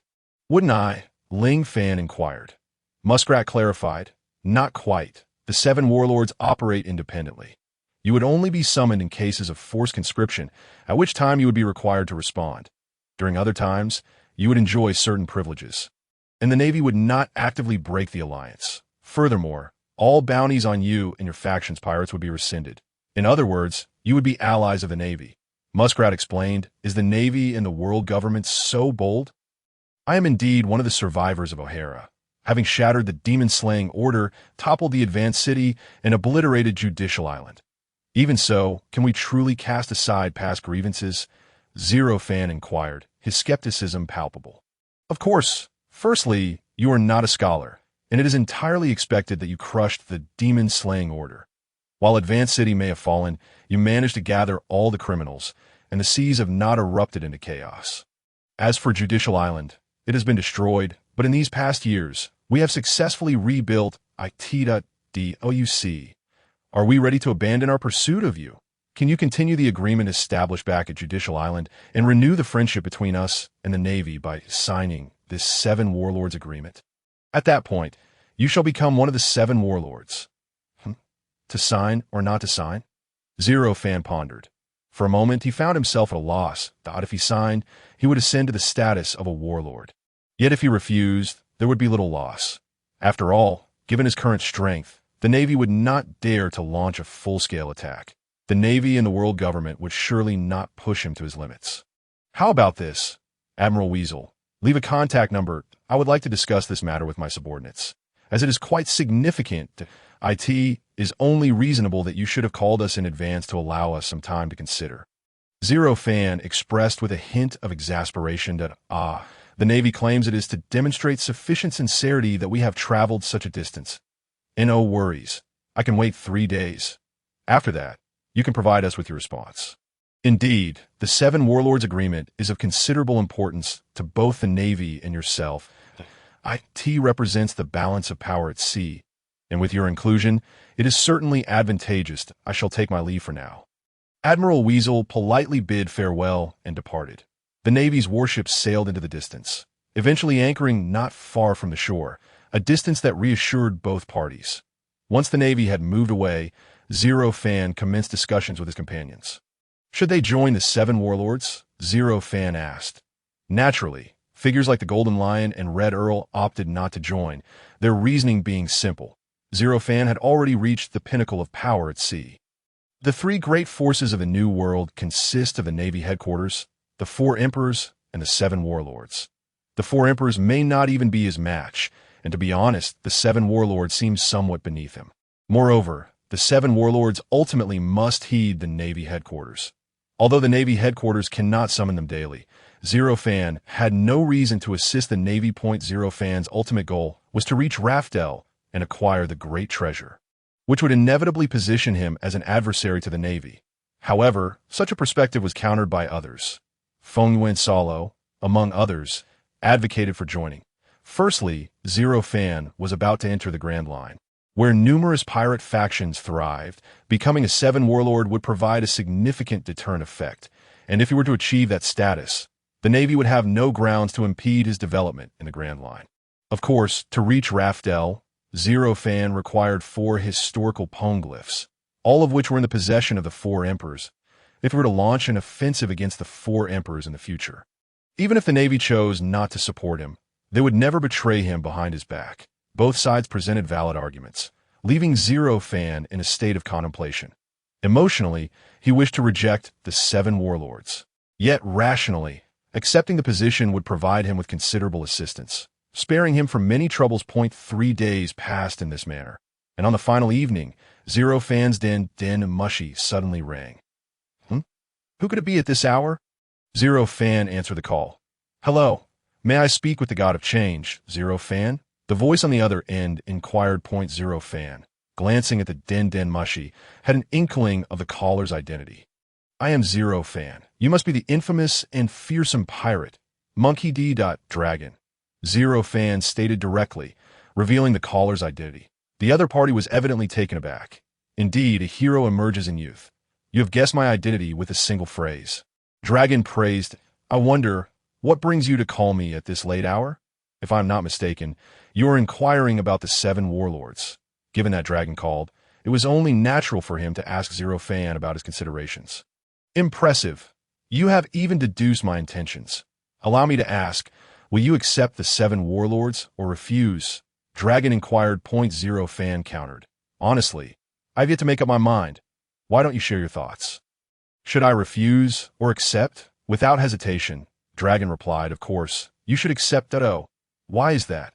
Zero Fan's interest was piqued. Though our goals may differ, in the end, we both seek to overthrow the world government and the Navy. However, prior to that, we naturally need to draw closer to the enemy. I trust you understand my meaning, Dragon elaborated. You want me to act as a spy? Zero Fan retorted. Well, you could say that if you join the Seven Warlords. It would signify our formal cooperation. Would you be amenable? Dragon asked politely. I am a very pragmatic individual. What are the benefits of collaborating with you? Could you elucidate now? Otherwise, I shall not be a pawn for others. Zero Fan's response was candid yet realistic. Monkey D. Dragon chuckled softly before stating, Intelligence. We can share intelligence from across the world with you. That sounds quite splendid, but for our faction to expand, we require a substantial amount of weaponry, Zero Fan remarked. As long as your weapons are aimed at the Navy and the world government, we could supply as many as you need, Dragon assured. I sense your sincerity. Thus, I shall join the 7 warlords. Zero Fan responded affirmatively. Excellent. Let us utilize this din mushy to communicate and strive towards toppling the celestial dragon's reign. Very well. Zero Fan and Dragon reached an agreement, binding the Avengers and the Revolutionary Army together from this point onward. After a night passed, Zero Fan naturally provided Admiral Weasel with a satisfactory response. Admiral Weasel, shall we sign the 7 warlords agreement here, or proceed to the Navy headquarters to finalize it? Zero Fan inquired. I can sign here, as I represent both the Navy and the world government. Admiral Weasel then produced the document, after Zero Fan reviewed it and found no issues. Both parties signed the agreement, thus bringing the 7 warlords accord into effect. By the way, aside from myself, who are the other 7 warlords? Zero Fan asked. The pirate Empress Hancock, the Shichibukai Crocodile, the world's strongest swordsman Mihawk, Bartholomew Kuma, Don Quixote da Flamingo, and Gecko Moria. Along with you, the god of change, Zero Fan. Admiral Weasel responded. Zero Fan, puzzled, inquired, what about Jinbei, the Knight of the Sea? Regrettably, Jinbei violated the 7 warlords agreement and has since been expelled from the group. In our view, you are far more suited to become a 7 warlord than Jinbei, Admiral Weasel explained. And I have one special request. May I communicate directly with the Gorosei? Zero Fan asked. Very well, let me make a few calls first. Admiral Weasel made several calls and ultimately handed the phone to Zero Fan. Zero Fan, welcome to the 7 warlords. We are now allies. What can we assist you with? The Gorosei were courteous. Nothing much. I just wanted to give you a heads up, considering it has been 18 years since we last communicated. Naturally, there is something I wish to discuss with you. What is it? The Gorosei suddenly felt a sense of foreboding. Although I become a 7 warlord, you should not interfere in the battles among pirates, correct? What do you mean? The Gorosei momentarily failed to grasp Zero Fan's intention. The 7 warlords and the 4 emperors are all my adversaries. My point is, you should not meddle in our conflicts. Zero Fan articulated his stance clearly. The Gorosei immediately replied. As for the 4 emperors, you may attack as you wish, but the agreement states that as a 7 warlord, barring special circumstances, you cannot engage in combat with other 7 warlords, as you are all allies of the Navy and the world government, and must not attack one another. Crocodile intends to illegally seize Alabasta. Could he potentially awaken the ancient weapon Pluton? Are you certain you wish to allow him to achieve his goal? Zero Fan scoffed. Many of the 7 warlords harbor rebellious ambitions. How could I be the same as the others? I require the authority to exercise oversight. If I encounter the 7 warlords who pose a threat to the Navy and the world government, am I permitted to eliminate them? If you disagree, then what is the purpose of my position as a 7 warlord?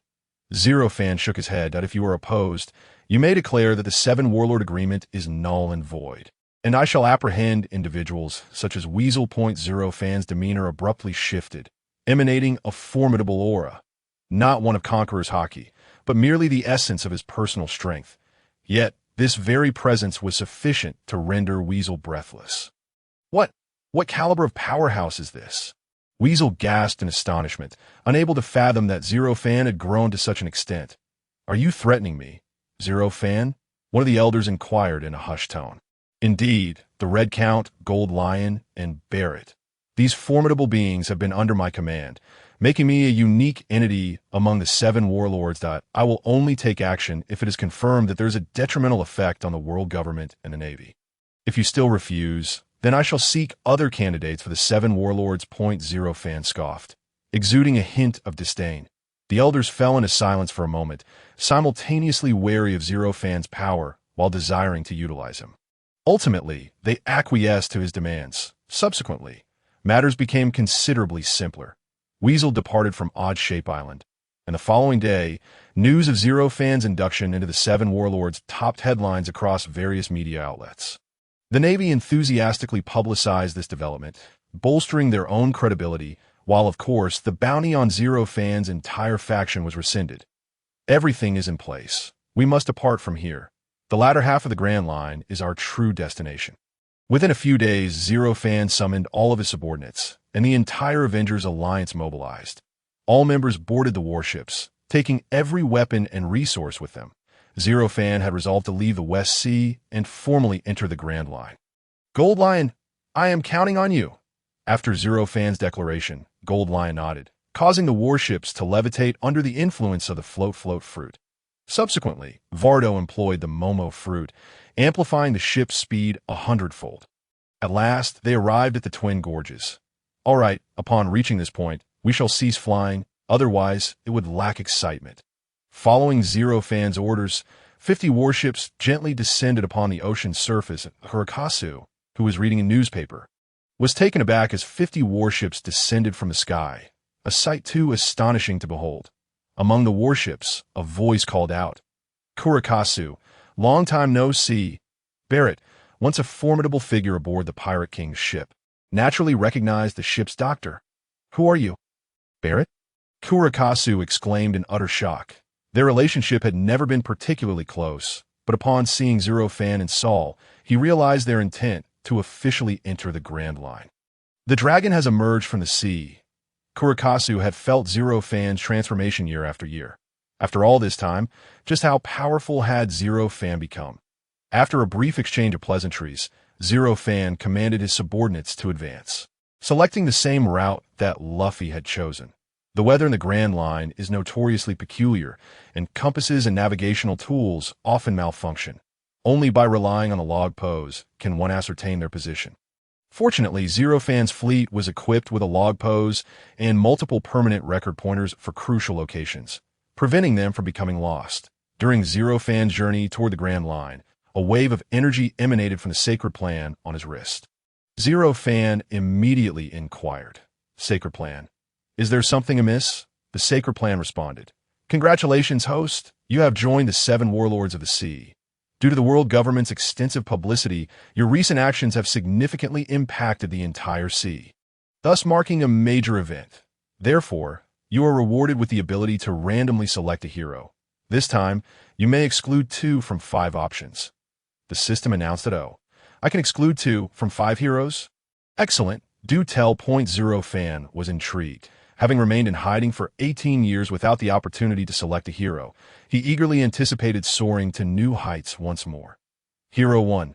Super Venom, an enhanced version of Venom. It boosts all your abilities, is impervious to sound waves, and does not amplify any malevolent thoughts, completely devoid of flaws, and can coexist with you. You need not transform to enhance your strength. Hero 2. Thor. Mjolnir, the Thor from the Marvel films. Although still in the Mjolnir phase, he is already a deity. Hero 3. Black Panther, the king of Wakanda. After consuming a piece of heart-shaped herb, his sensory and physical attributes are significantly heightened, granting him superhuman speed, acuity, strength, and endurance. Hero 4.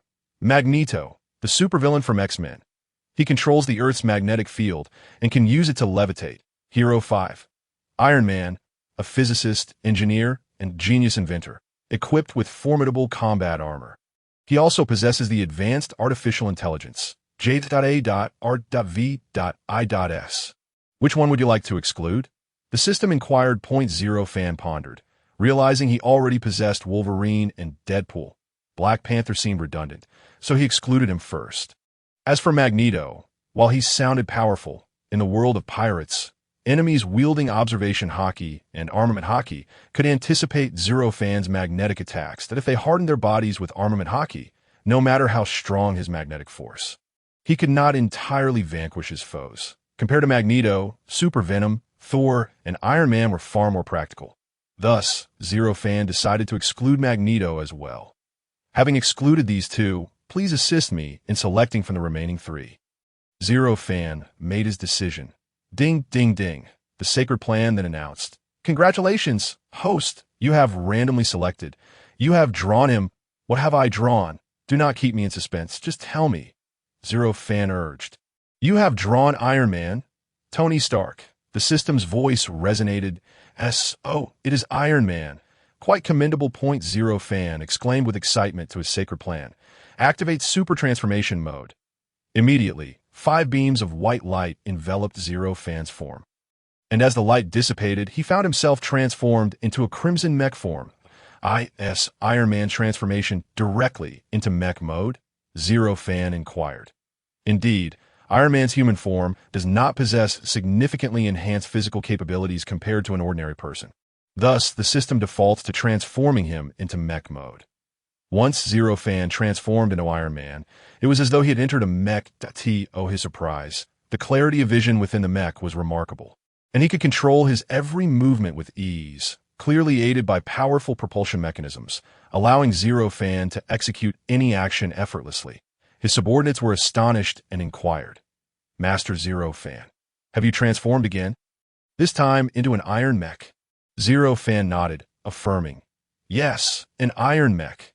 There will likely be even more transformations into different abilities in the future. Truly, you are deserving of the title of God of Transformation." His subordinates could not help but shower him with praise, as Zero Fan's abilities appeared nothing short of miraculous in their eyes. By the way, system, how can I revert to Stark's human form? After all, I still require Stark's scientific prowess. Zero Fan remarked that I am solely responsible for the transformation. If you wish to control the mech, simply consult J.A. or Davi.I.S. Came the voice of the sacred plan. J.A. or Davi.I.S. Zero Fan inquired. "Greetings, I am Jarvis. How may I assist you?" A voice suddenly emanated from within the mech, unmistakably the artificial intelligence of Iron Man. J.A. or V.I.S. That you are J.A. or V.I.S. What can you assist me with? Zero Fan directly asked. I can help you control the mech.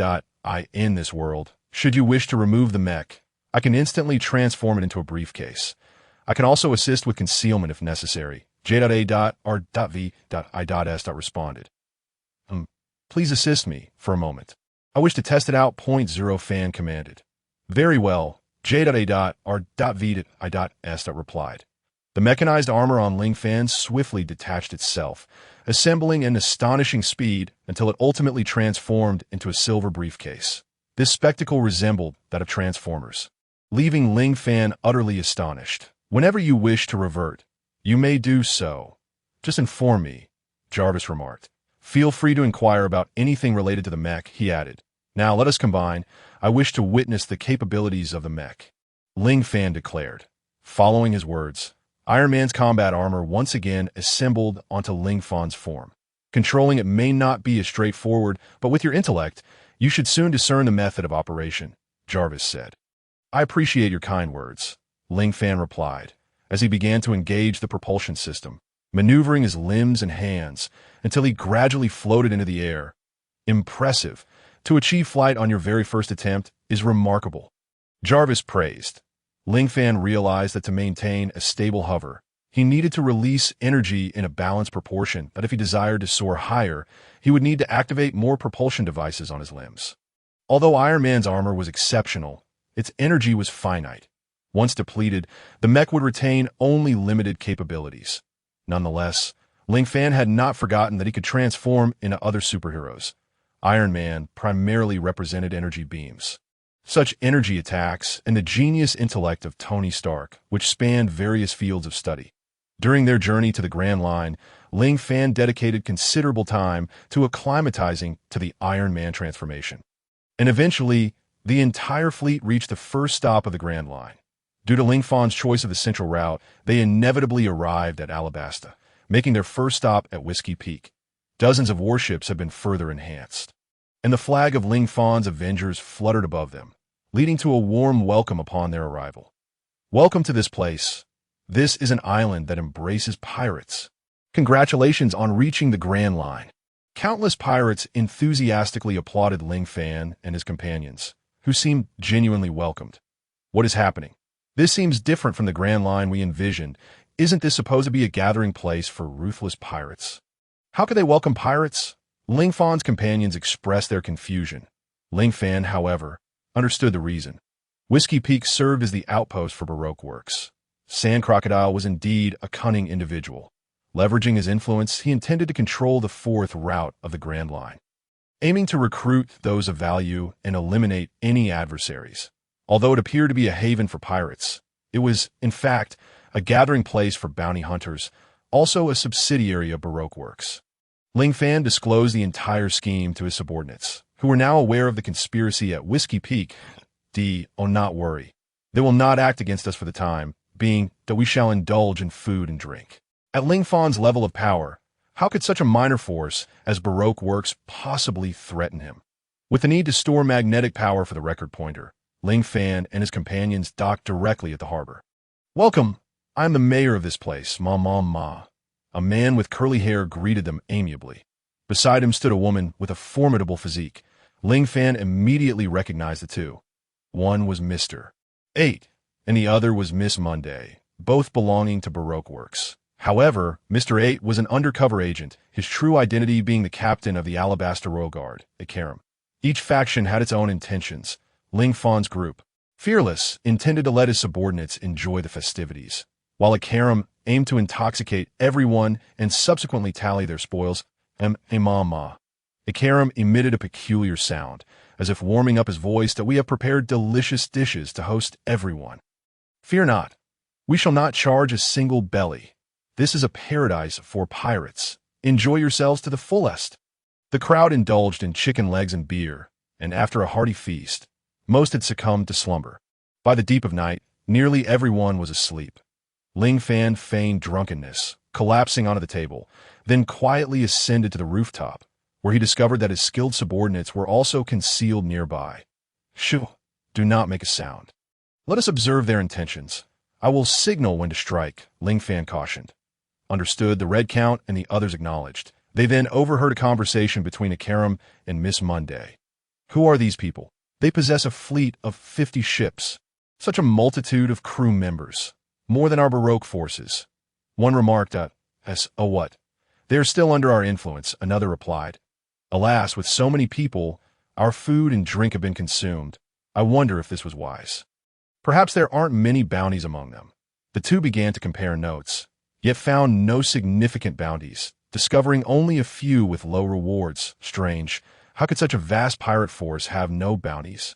Truly peculiar. Ikaram couldn't help but comment. "Indeed, it is impossible.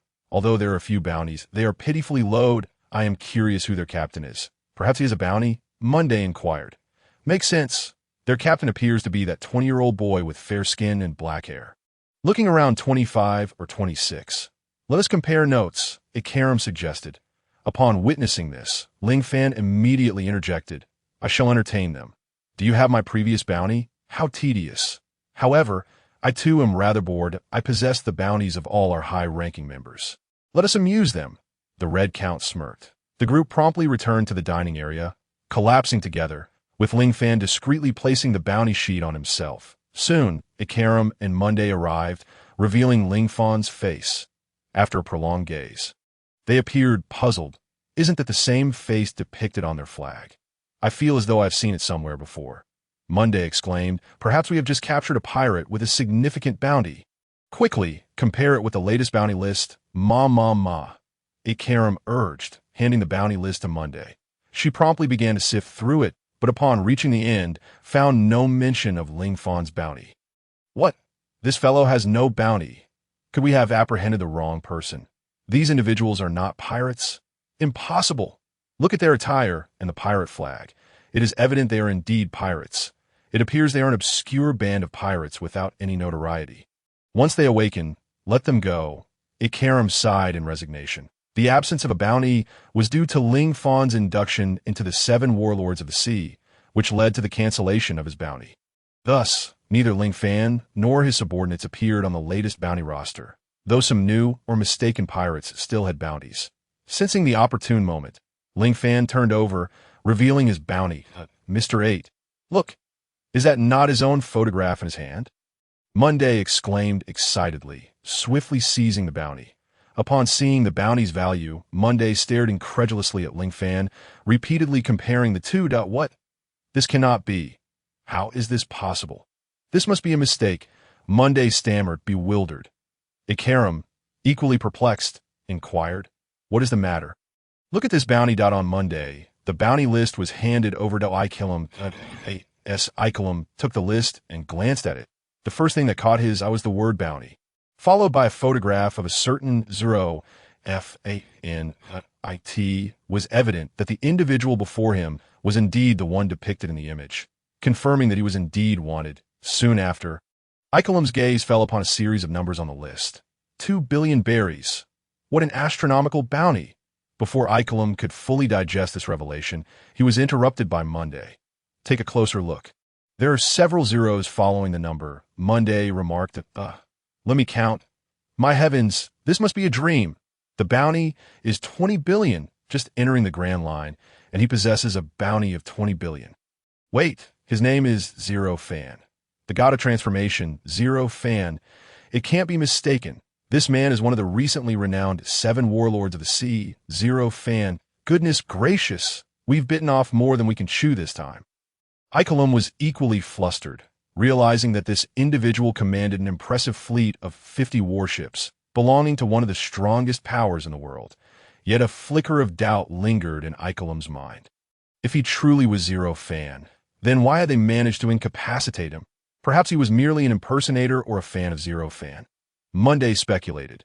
That possibility cannot be dismissed. Let's investigate further.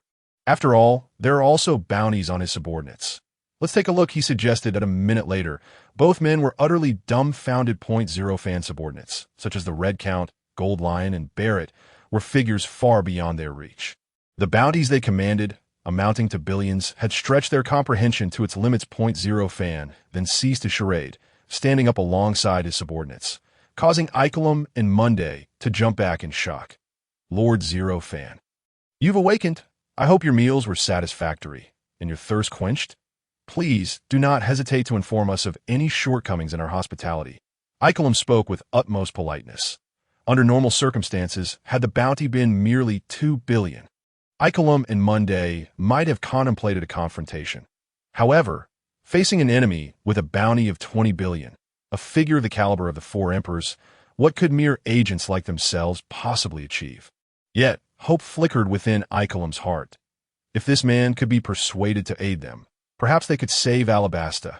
Just as Icolum prepared to voice his thoughts, he sensed a commotion outside. Through his observation hockey, he realized that countless bounty hunters had surrounded the building. Are you aware of our identities and still plan to confront us?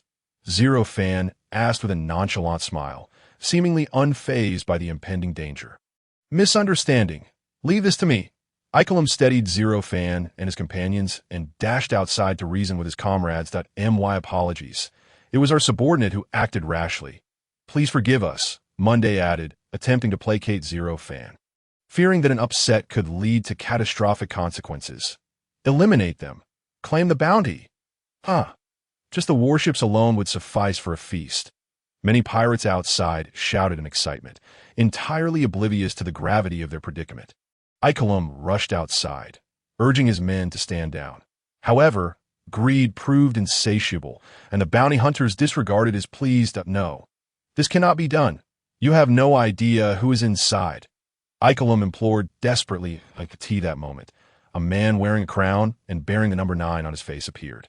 He was Mr. 9. We not only have you, Mr. 8, but also Miss Monday, along with myself, Mr. 9, and Miss Wednesday.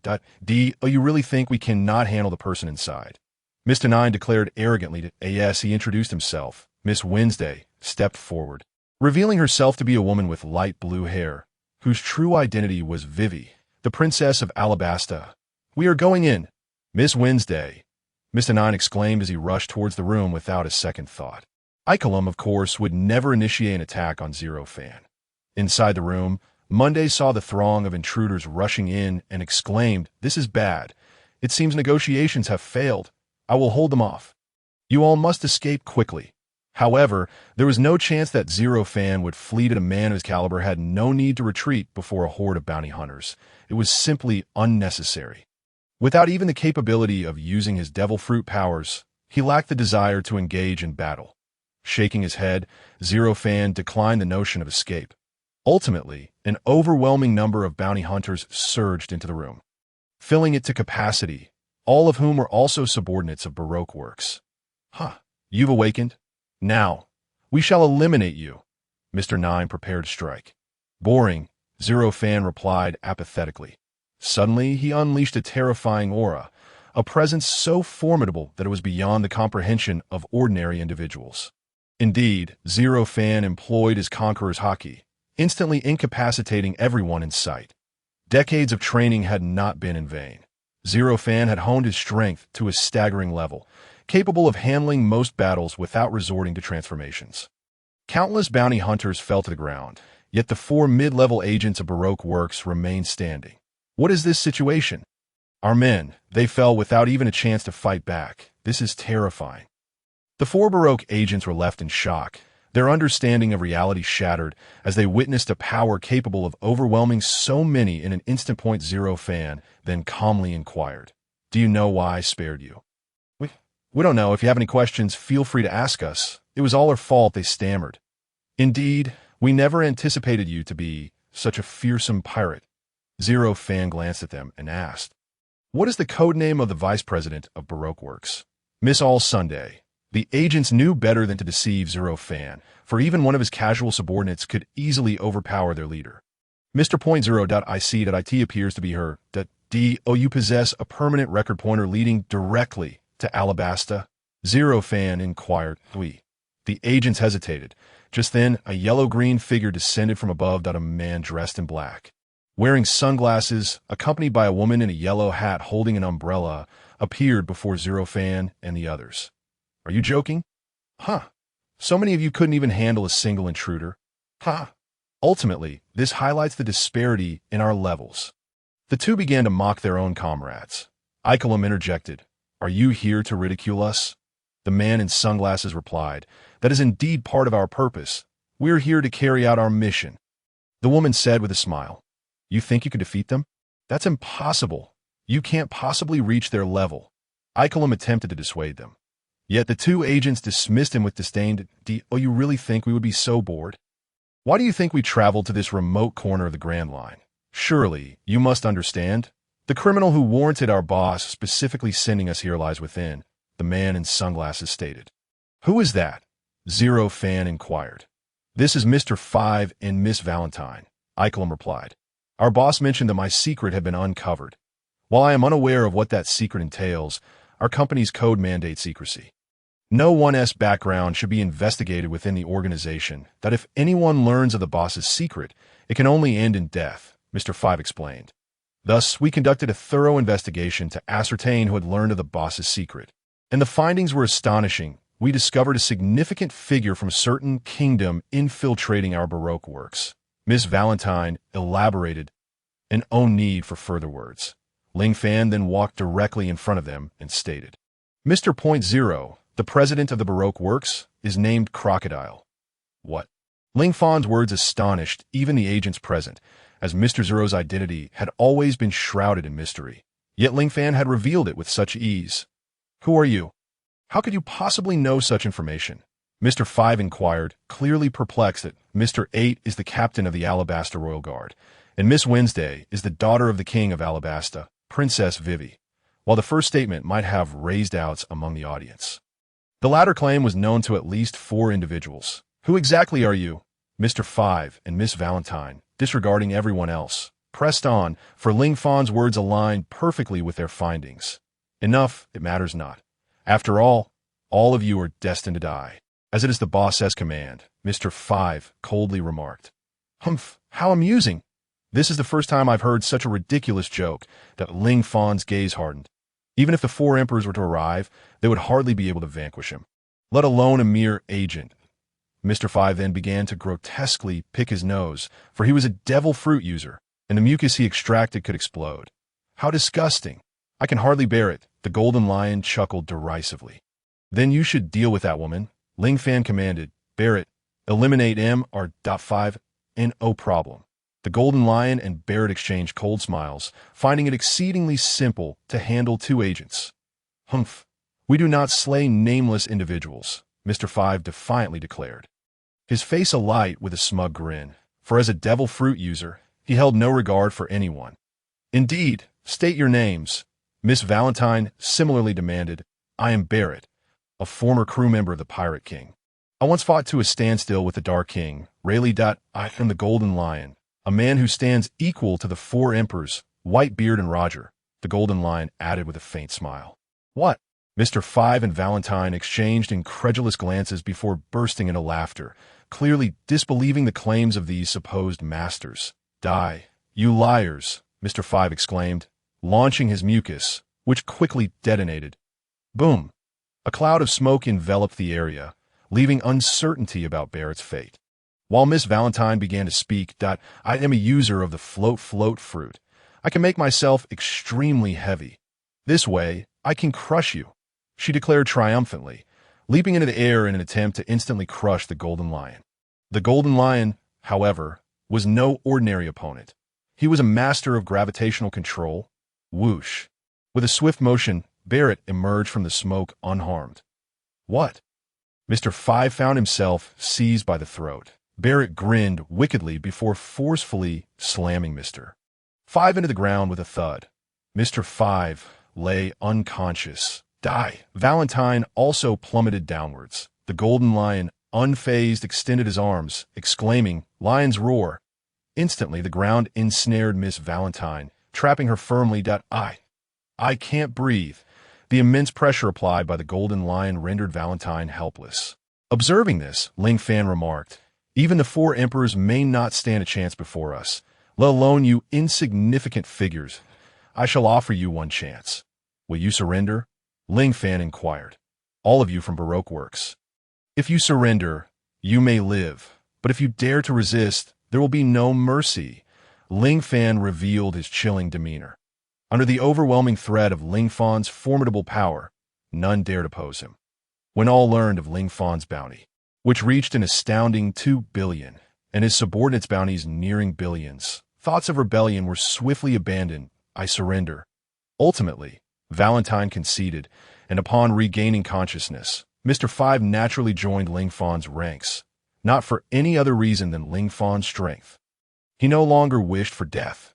Across Whiskey Peak, many bounty hunters aligned themselves with Ling Fan, significantly augmenting his influence. Ling Fan intended to gather diverse talents along this journey, aspiring to establish his faction as the most formidable force across the seas. With the events at Whiskey Peak essentially concluded, no one remained willing to oppose Ling Fan. However, Ikaram and Princess Vivi were eager to entrust the task of saving their kingdom to him. Lord Ling Fan, I implore you, could you assist me with this task? If you save Alabasta, the kingdom will reward you handsomely, Ikaram earnestly pleaded. Rewards? Do you truly believe I require such incentives? Ling Fan shook his head, seemingly unmoved by Ikaram's words. Please, I beg of you. This is my country. I wish to save my homeland. It is engulfed in war. I desire an end to this conflict, but I recognize my own limitations. Please, will you help me? I can fulfill any request you may have. Princess Vivi implored, tears streaming down her face. Ling Fan felt the stirrings of Captain America's genes within him. He understood the conspiracy lurking behind it all. To reclaim Robin, he would inevitably confront Crocodile. While agreeing to assist or pose no issue, Ling Fan was no saint. He would not squander such an opportunity. You claim you can satisfy any request? Is that true? Ling Fan inquired, his demeanor calm and inscrutable. Then I require the kingdom of Alabasta to fulfill 3 conditions. Would that be acceptable? Ling Fan stated 3 conditions. Speak, Princess Vivi replied.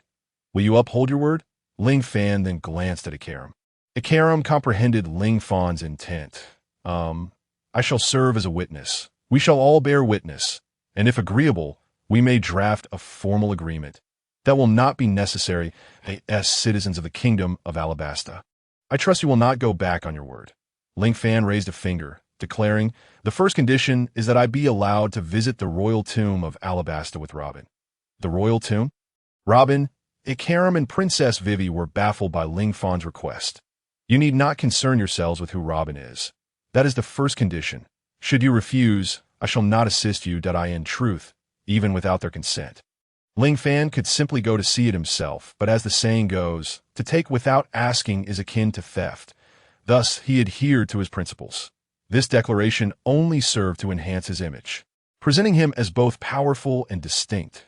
Very well, we agree to this. Ikaram and Princess Vivi acquiesced. Ling Fan nodded. With this agreement, Robin would easily access the royal tomb and uncover the historical narrative of the Pirate King. Ling Fan continued. The second condition is that the Avengers must establish a branch in Alabasta. The scale need not be large, but Alabasta must grant us this authority, a formal endorsement that Ling Fan's intent was not to dominate Alabasta, but rather to strategize for the future.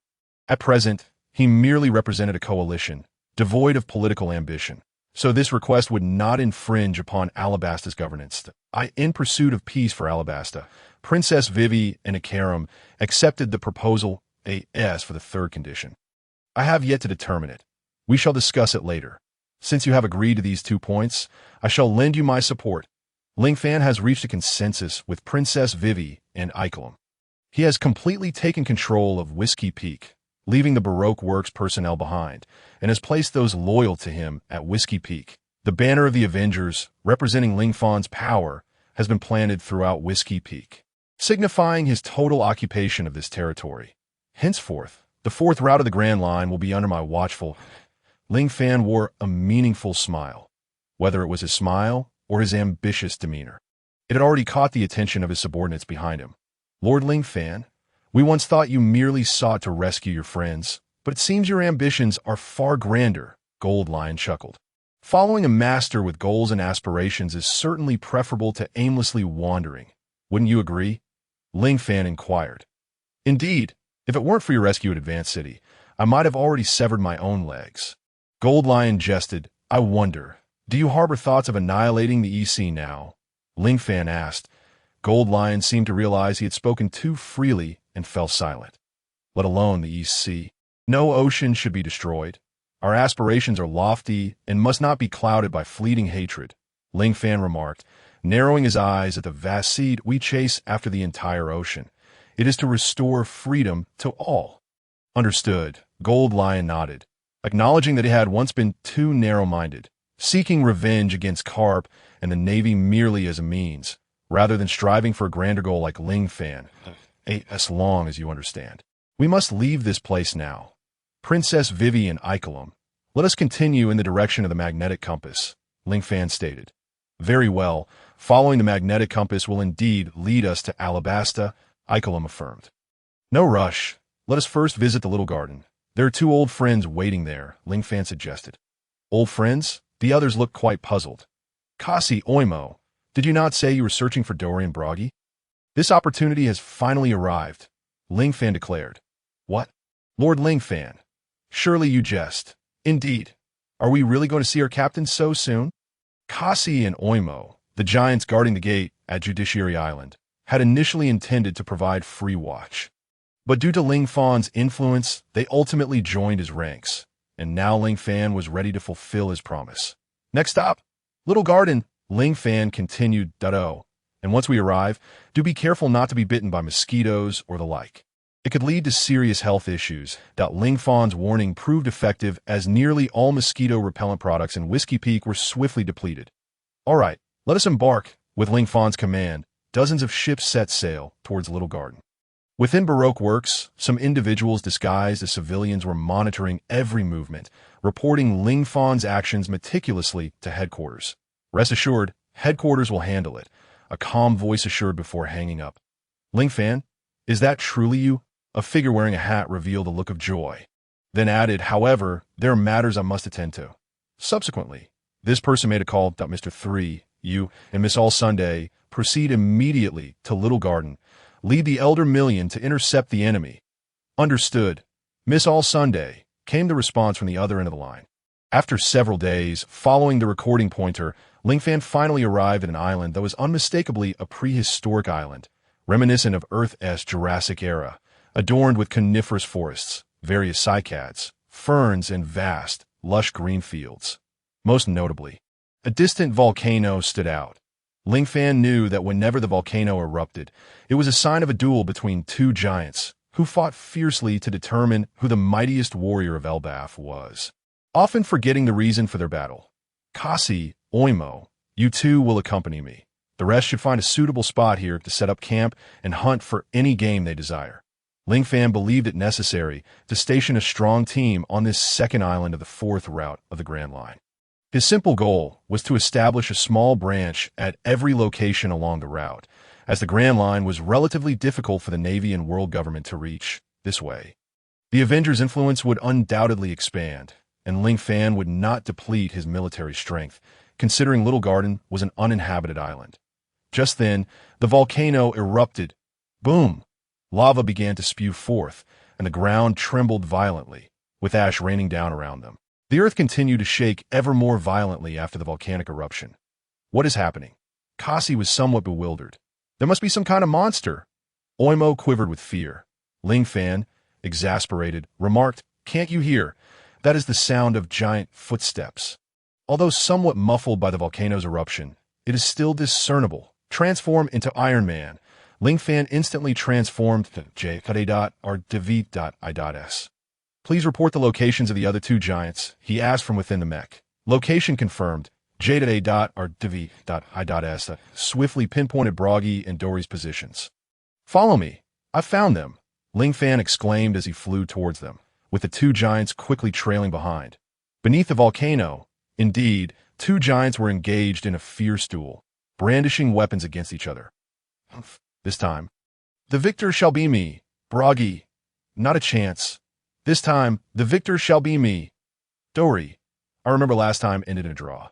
This time we must determine a clear winner. Boom! Without hesitation, the two giants clashed their weapons, creating chaos all around. You two, stop for a moment, Ling Fan called out. Yet his voice was too faint, and the two, blinded by their fury, completely ignored him. Ling Fan felt quite embarrassed, thinking, it seems I must teach them a lesson. Transform, Hulk, merge with Wolverine and Deadpool. As Ling Fan's words fell, his form began to morph, enveloped in 5 streams of white light. As the Hulk's essence took over, Ling Fan's physique became extraordinarily massive. However, to the two giants, he still appeared as a diminutive figure. Hey, I didn't expect guests to arrive on the island. This fellow seems quite formidable, Broggy exclaimed excitedly. Indeed. Why not let this guy be the referee? That way, our duel will yield a result. Dory suggested that I say, could you let me speak? Ling Fan retorted, somewhat annoyed. Go ahead. Go ahead. Our apologies. The two finally allowed Ling Fan a moment to speak. You are the captains of the giant pirate crew, correct? I have located your crew members. Would you like to see them? Ling Fan inquired. What? Is that true? We haven't seen our crew in ages. Indeed. Over the years, there have been almost no visitors here. You aren't deceiving us, are you? Given the passage of time. Dory and Broggy were understandably skeptical. Please wait a moment. Just as Ling Fan finished speaking, a voice of excitement rang out. Wow. Captain, you are really here. Wow. It's Captain Dory. And Broggy, Keisai and Oimo were both in tears. For it had been an eternity since they last met. It is you. The two were naturally overjoyed, promptly sheathing their weapons and warmly welcoming their former subordinates. Ling Fan, too, joined in the hospitality, appearing like a small giant as he shared meat with them, creating a scene of remarkable harmony. That moment, Sauron was absent. Had he been present, it would have truly been a gathering of giants. The group engaged in lively conversation, discussing everything under the sun, sharing both grievances and joys from the years gone by. Ultimately, the topic gravitated towards Ling Fan. Keisai and Oimo began to express their gratitude. Thank you, Lord Ling Fan. Without your intervention, we would not have been able to meet the two captains. It is nothing.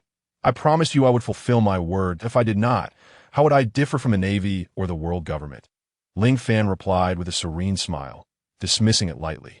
Damn the Navy, damn the world government. How dare they deceive you two so brazenly? Dong Li gritted his teeth, wishing he could annihilate the Navy at that very moment.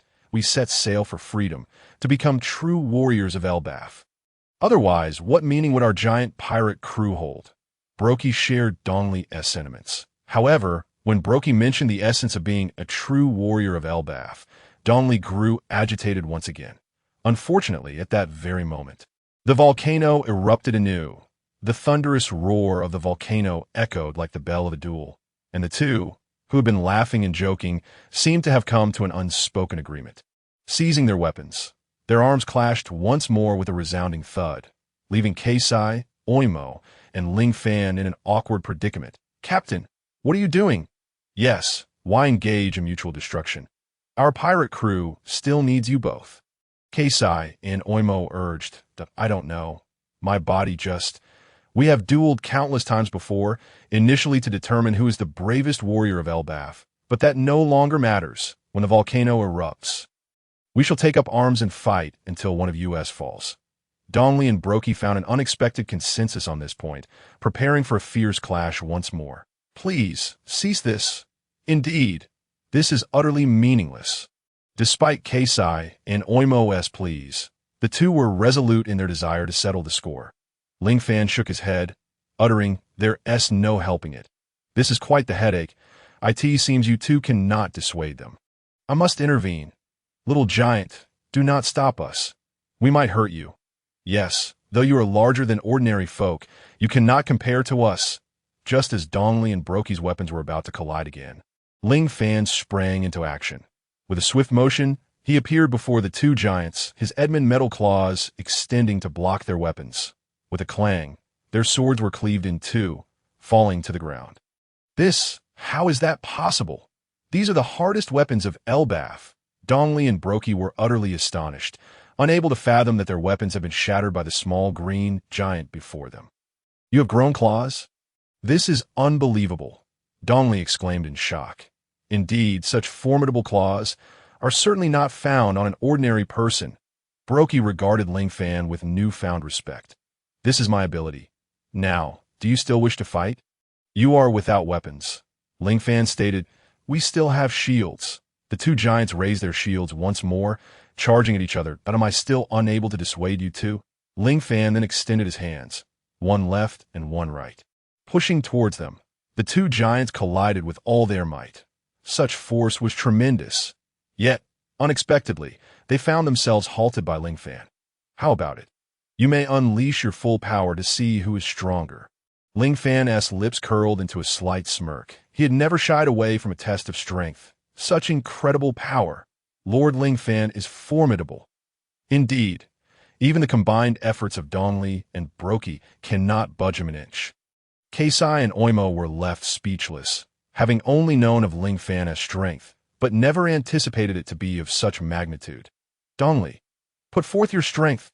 Brokey, I'm exerting all my might." The two giants exerted themselves fully. Yet Ling Fan effortlessly held them It seems you have given your all. Now it is my turn.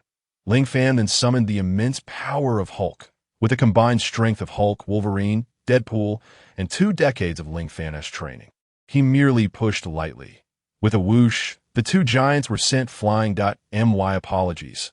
I may have exerted a bit too much force, Ling Fan said with an apologetic tone, then hurried after Keisai and Oimo. However, upon reaching the direction where the two giants had fallen, they stumbled upon a group of ill-intentioned individuals. These individuals appear to have evaded Ling Fan's forces, landing elsewhere. The leader sported peculiar hair, marked with the number 3, while another was a 14-year-old girl. The individuals behind them bore the insignia of Baroque works, clearly indicating their allegiance. How fortuitous to find what we seek without effort. The bounty on these two giants is not insignificant. "Oh, there are 2 giants? This must be our target for this mission," the individual marked with the number 3 said with pride, addressing Ling Fan, Keisai, and Oimo. "You must be Mr. 3 and Miss Golden Week, correct?" Ling Fan's demeanor remained unchanged. Yet he felt a surge of excitement. The one marked with the number 3 was indeed the user of the candle fruit. Given the rarity of devil fruit users at sea, Mr. 3 felt quite confident, viewing Ling Fan and the giants as mere prey. "Indeed, you recognize us. It seems you are our target," Golden Week remarked. "Why bother with further conversation? His subordinates are oblivious to our presence. Once we capture them, no matter how many there are, they will think twice before acting against us," Mr. 3 declared. "Oh, you wish to capture us?" Dongli and Brokey were equally astonished, unable to believe that such an oddly dressed man would dare to attempt such a feat. Ling Fan was well aware of Mr. 3's abilities. With a mere flick of his finger, he said, "Is that not the candle fruit user?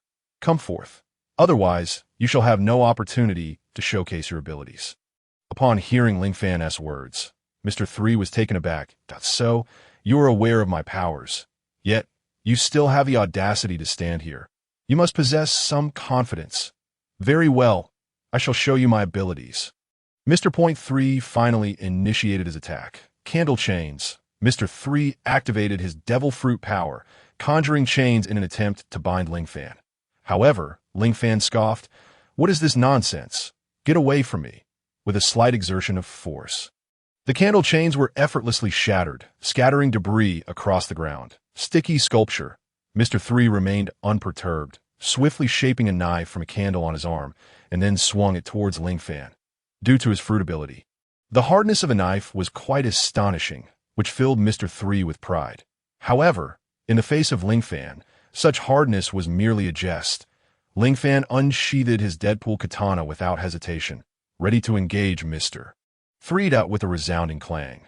Mr. 3's candle knife was once again shattered by Ling Fan, ultimately reduced to mere fragments of wax. "You! Who would have thought your swordsmanship could be so remarkable? To think a mere blade could shatter my candle," Mr. Point 3 exclaimed, astounded, having never encountered an opponent of such formidable prowess before. Ling Fan shook his head and replied, "The issue is not with swordsmanship, but rather your excessive confidence. You, who are unaware of the hockey, can only flounder in the first half of the Grand Line." Although Mr. 3 did not fully grasp Ling Fan's words, the underlying disdain was unmistakable. "You dare belittle me? I am Mr. 3 after all. Allow me to demonstrate my true strength." Seemingly incensed, Mr. 3 unleashed his most powerful technique, the Candle Champion Cup. This move possessed the power to defeat a bounty of 42 million berries.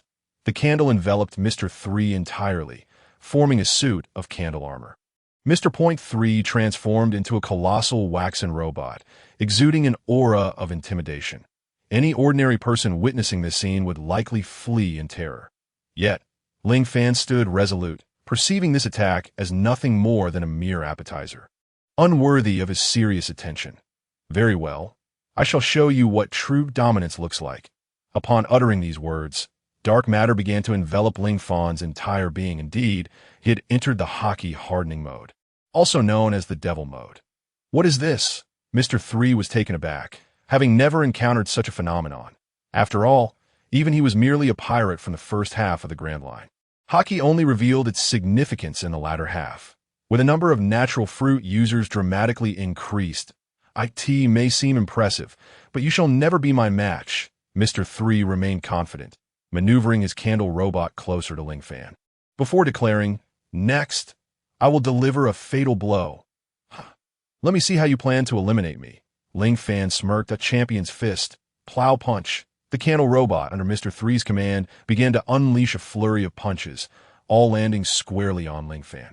At this moment, Ling Fan stood with his arms crossed, exuding an air of invulnerability. Despite the relentless barrage, he appeared impervious to the onslaught. After approximately a minute of sustained assault, Mr. 3 found himself utterly exhausted, his energy nearly depleted. However, to his astonishment, Ling Fan remained unscathed before him. "Isn't this intriguing? My devil mode has effortlessly negated all of your attacks," Ling Fan remarked. What is this, did I not mention? This is hockey, a commonly utilized skill in the latter half of the Grand Line." Ling Fan responded, Who are you? How could you possibly wield techniques from the New World?"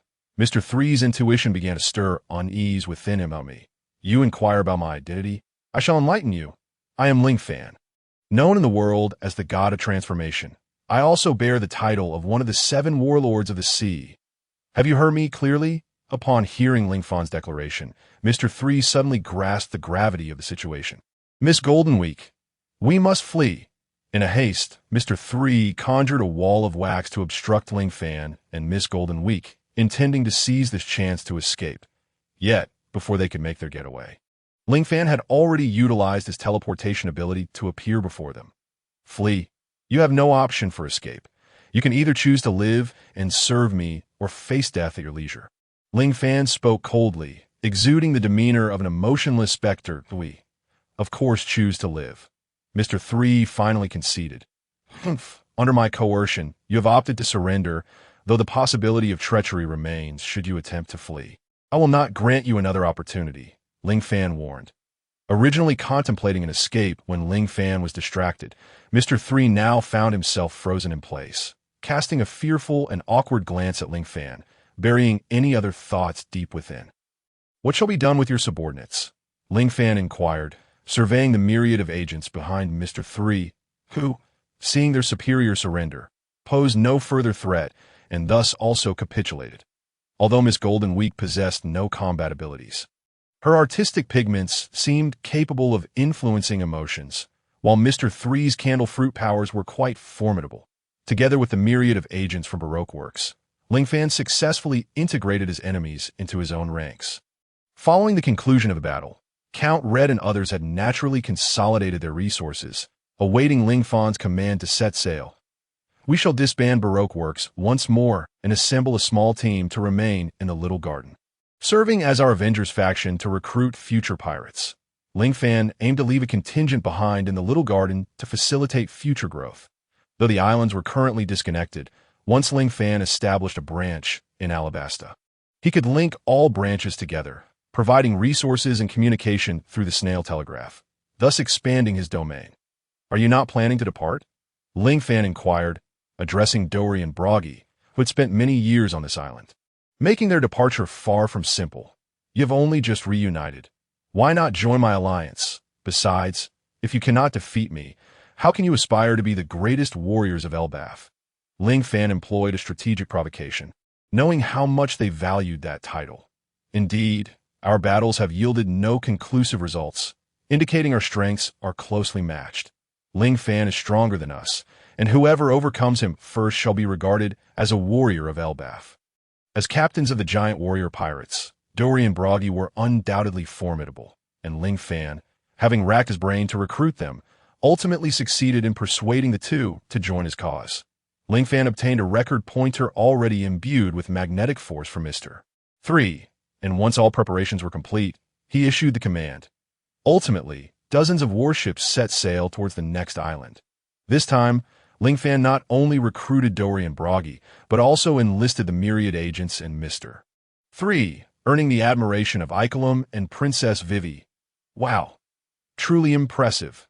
Indeed, Ling Fan is remarkable. Are all the warlords of the sea this powerful? Not at all. No warlord can compare to Ling Fan, even among the 4 emperors. I doubt they can match Ling Fan. The crowd showered praises, recognizing that Ling Fan's ability to command such a multitude of pirates placed him on par with the 4 emperors in terms of influence. Icolum, Princess Vivi, I assure you that I will fulfill my promises to you, Ling Fan said, gazing out at the vast ocean. The crowd nodded with unwavering confidence. With Ling Fan's formidable army and the man himself, Alabasta would surely weather even the gravest of crises. Ling Fan's fleet sailed in unison with his flagship, while he navigated by the guiding compass. Days passed, the weather gradually turned colder, and a mist began to rise in the distance, within which an island could be discerned that, if I am not mistaken, that is a winter island, Ling Fan remarked. As the ship drew closer, he beheld several peaks resembling magnetic drums upon the island. It appears this is indeed the fabled magnetic drum island. He nodded. Wait here in the open sea for a moment. I shall return shortly. Transforming into Iron Man, Ling Fan found warmth within his armor, and he swiftly flew to the port of Magnetic Drum Island, where a village lay nearby, and landed there with remarkable speed. However, upon his descent, the villagers immediately noticed him. Evidently, they had spotted him emerging from the fleet through their telescopes. Who are you? Flying the pirate flag? Are you a pirate? Leave this place at once. Despicable scoundrel, they shouted. Indeed. Return the way you came. All present raised their rifles, aiming them at Ling Fan. I merely wish to measure the magnetic force of this island before proceeding to the next. I harbor no ill intent toward you. Otherwise, with over 50 warships at my command, no matter how numerous you are, you could not hope to deter me, Ling Fan stated, presenting an undeniable fact. The crowd exchanged glances, recognizing the truth in his words. If over 50 warships intended them harm, they could have easily attacked. Yet Ling Fan chose to anchor in the sea, showing them a degree of respect. After deliberation, they ultimately decided to allow Ling Fan to pursue his intentions unimpeded. At that moment, a commotion erupted in the village, piquing Ling Fan's curiosity, prompting him to rush over, only to discover a man collapsed in the snow. That he is ill. He needs medical attention. Quickly, summon the witch doctor. But I fear he might not survive. The witch is in the highest castle. The villagers lamented. Clearly distressed, a young man clad in green armor stepped forward, raising his hand. I am a fruit user. Allow me to go. Perhaps I can save him. If it is Dalton, then surely there is no cause for concern. Ling Fan approached the fallen man, using his observation hockey to assess his condition, discovering that he seemed to suffer from a severe heart ailment. Without the utmost haste, the man would surely perish. Thus, Ling Fan volunteered, allow me to assist. This man is afflicted with heart disease, and if we do not reach a healer swiftly, he will undoubtedly die. Heart disease. Yes, he indeed suffers from it. The villagers recalled that the fallen man had suffered from similar ailments in the past, though it had been long ago, which is why it had momentarily escaped their minds. Are you certain? Can we truly trust a pirate? Perhaps Dalton is the more reliable choice. The question of the pirate's trustworthiness lingered in the air. Ling Fan shook his head. I can fly, if you are concerned. I can take Dalton and the patient with me. Upon hearing this, Dalton interjected, there is no need. I trust this young man, but we entrust our villager to you. Dalton bowed deeply. Rest assured, Ling Fan nodded before transforming into Quicksilver. Merging with Iron Man, he utilized supersonic flight to reach Magnetic Drum Mountain in an instant. Upon arrival, he noted the castle atop the mountain. Here lies the residence of Chopper and the Witch Doctor. He surmised, swiftly entering. Hello, this man is in acute heart failure. He is on the brink of death. I implore you both to save him. Ling Fan spoke as he entered what resembled a research facility. Encountering the two, who are you? The Witch Doctor exclaimed in surprise, though her gaze quickly shifted to the patient in Ling Fan's arms. Chopper, do not concern yourself with anything else. Save this life first, the Witch Doctor commanded. Chopper nodded, focusing all his attention on the patient, seemingly unfazed by Ling Fan's presence. I shall step outside, Ling Fan said, wishing not to disrupt the proceedings. Clad in Iron Man's armor, he addressed Jarvis. Jarvis, activate the internal heating system. Is the energy supply sufficient? Rest assured, the energy levels are ample. Thus, although Ling Fan stood outside the castle, he managed to maintain his body temperature. After a while, he felt someone tapping him, awakening to find it was the Witch Doctor. Come inside. Your friend is no longer in danger, she announced. Thank you, Ling Fan replied, re-entering the castle. In truth, he's not my friend. I merely transported him quickly. Thanks to my speed, Ling Fan clarified. Indeed, your velocity must have reached supersonic levels. Otherwise, this man would surely have perished, the Witch Doctor remarked, taking a sip of her drink. You must be a user of abilities. Are those warships in the distance yours? What brings you to this island? She inquired. Ling Fan contemplated and decided to speak candidly that I wish to establish a branch of my influence here, so that pirates entering the Grand Line may join my cause, and in turn, my subordinates could protect this island. Oh, such ambitious aspirations. Remarkable. Though you are a pirate, you do not seem to resemble those vile brigands, the Witch Doctor expressed her surprise. Indeed, the terms per navy are merely labels. As a leader, one cannot restrain their subordinates, for that would be a failure. Ling Fan responded with a smile. Well said, the Witch Doctor agreed with a nod. Suddenly, Ling Fan became aware of a disturbance the Witch Doctor raised her telescope, spotting a completely different group of pirates approaching. Who are they? Wapple, the Witch Doctor gasped. They were landing on the opposite side, seemingly having defeated the villagers at the port, and were now marching toward the castle. Should we hide? Ling Fan inquired. How splendid. You possess remarkable eyesight. We shan't hide. With you, a former warlord of the sea, present, I shall drink while watching the spectacle unfold. The Witch Doctor, Kureha, exclaimed, astonished to recognize Ling Fan's identity. Then, let us await their arrival, Ling Fan stated, unafraid of the former tyrant of Magnetic Drum Island. Before long, the intruders arrived at the castle entrance. Yo-ha-ha, Wapple exclaimed, arms stretched wide, brimming with excitement. Behold, everything remains as it once was. This is my castle. The kingdom of Drum shall be revived here. Wait, Lord Wapple, look atop the castle. One of his subordinates alerted. Wapple then noticed the flag of the Cherry Blossom Pirates fluttering above. What is that? Where has the flag of the kingdom of Drum gone? Wapple demanded, AKT that moment. Ling Fan, Kureha, and Chopper emerged. I burned that long ago. Kureha stated, AKT last. You reveal yourself. The last of the doctors, this castle is no longer yours. You do not belong here, you wretched little brats. Depart from this land. The kingdom of Drum has perished, Kureha declared. What did you say? Wapple's gaze fell upon Ling Fan, clad in his striking iron armor. Wapple, this land is no longer yours to command. From this day forth, I shall protect it. Ling Fan proclaimed. You shall protect? Ha ha ha. I am thoroughly amused. Who might you be? What capabilities do you possess to assert dominance here? Your Majesty Walpo is indeed a user of the munch fruit in the presence of His Majesty. You should brace yourself to be devoured. Ha ha. Walpo and his sycophants mockingly deride Ling Fan's audacity. I shall grant you 3 seconds to turn and flee. Otherwise, you shall meet your demise. Ling Fan boldly stepped forward. As the energy cannon in his hand began to accumulate power. Wow, how impressive. Chopper did not perceive Ling Fan as particularly fearsome or terrifying. Rather, he appeared as a heroic figure clad in armor. Such fervor. Witnessing this scene filled him with excitement and intrigue. Chopper truly is a child, Kureha remarked with a smile. Let us jest. Walpo stepped forward. Point 3. Attack him. Capture him. I shall consume him.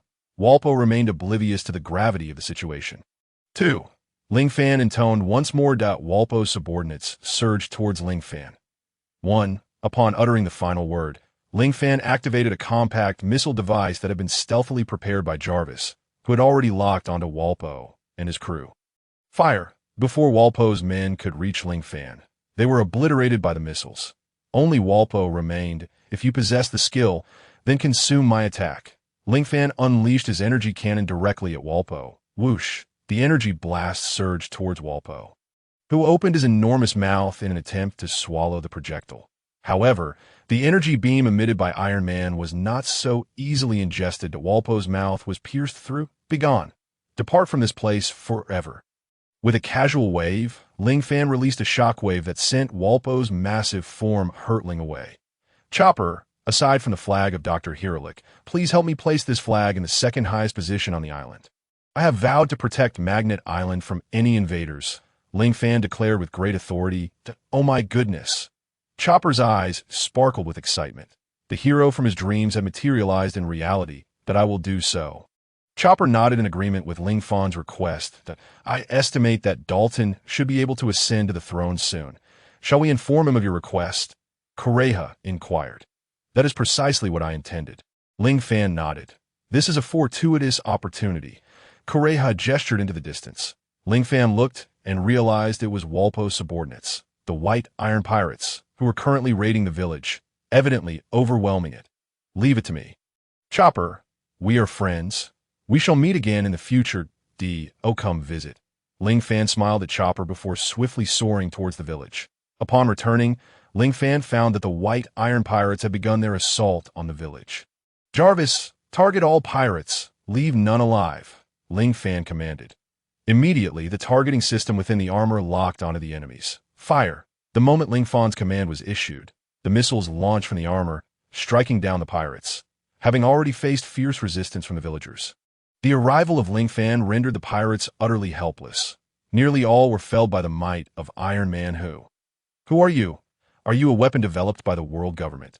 The pirates were astounded, as Ling Fan, concealed within his armor, bore a striking resemblance to a future pacifist. Me? I am a great pirate. Ling Fan lowered his visor, revealing his visage. I have already sent Walpo flying. You now have a choice. Life or death. As he spoke, an icy aura emanated from him. The pirates, naturally, were completely subdued by Ling Fan's imposing presence, unable to utter a word.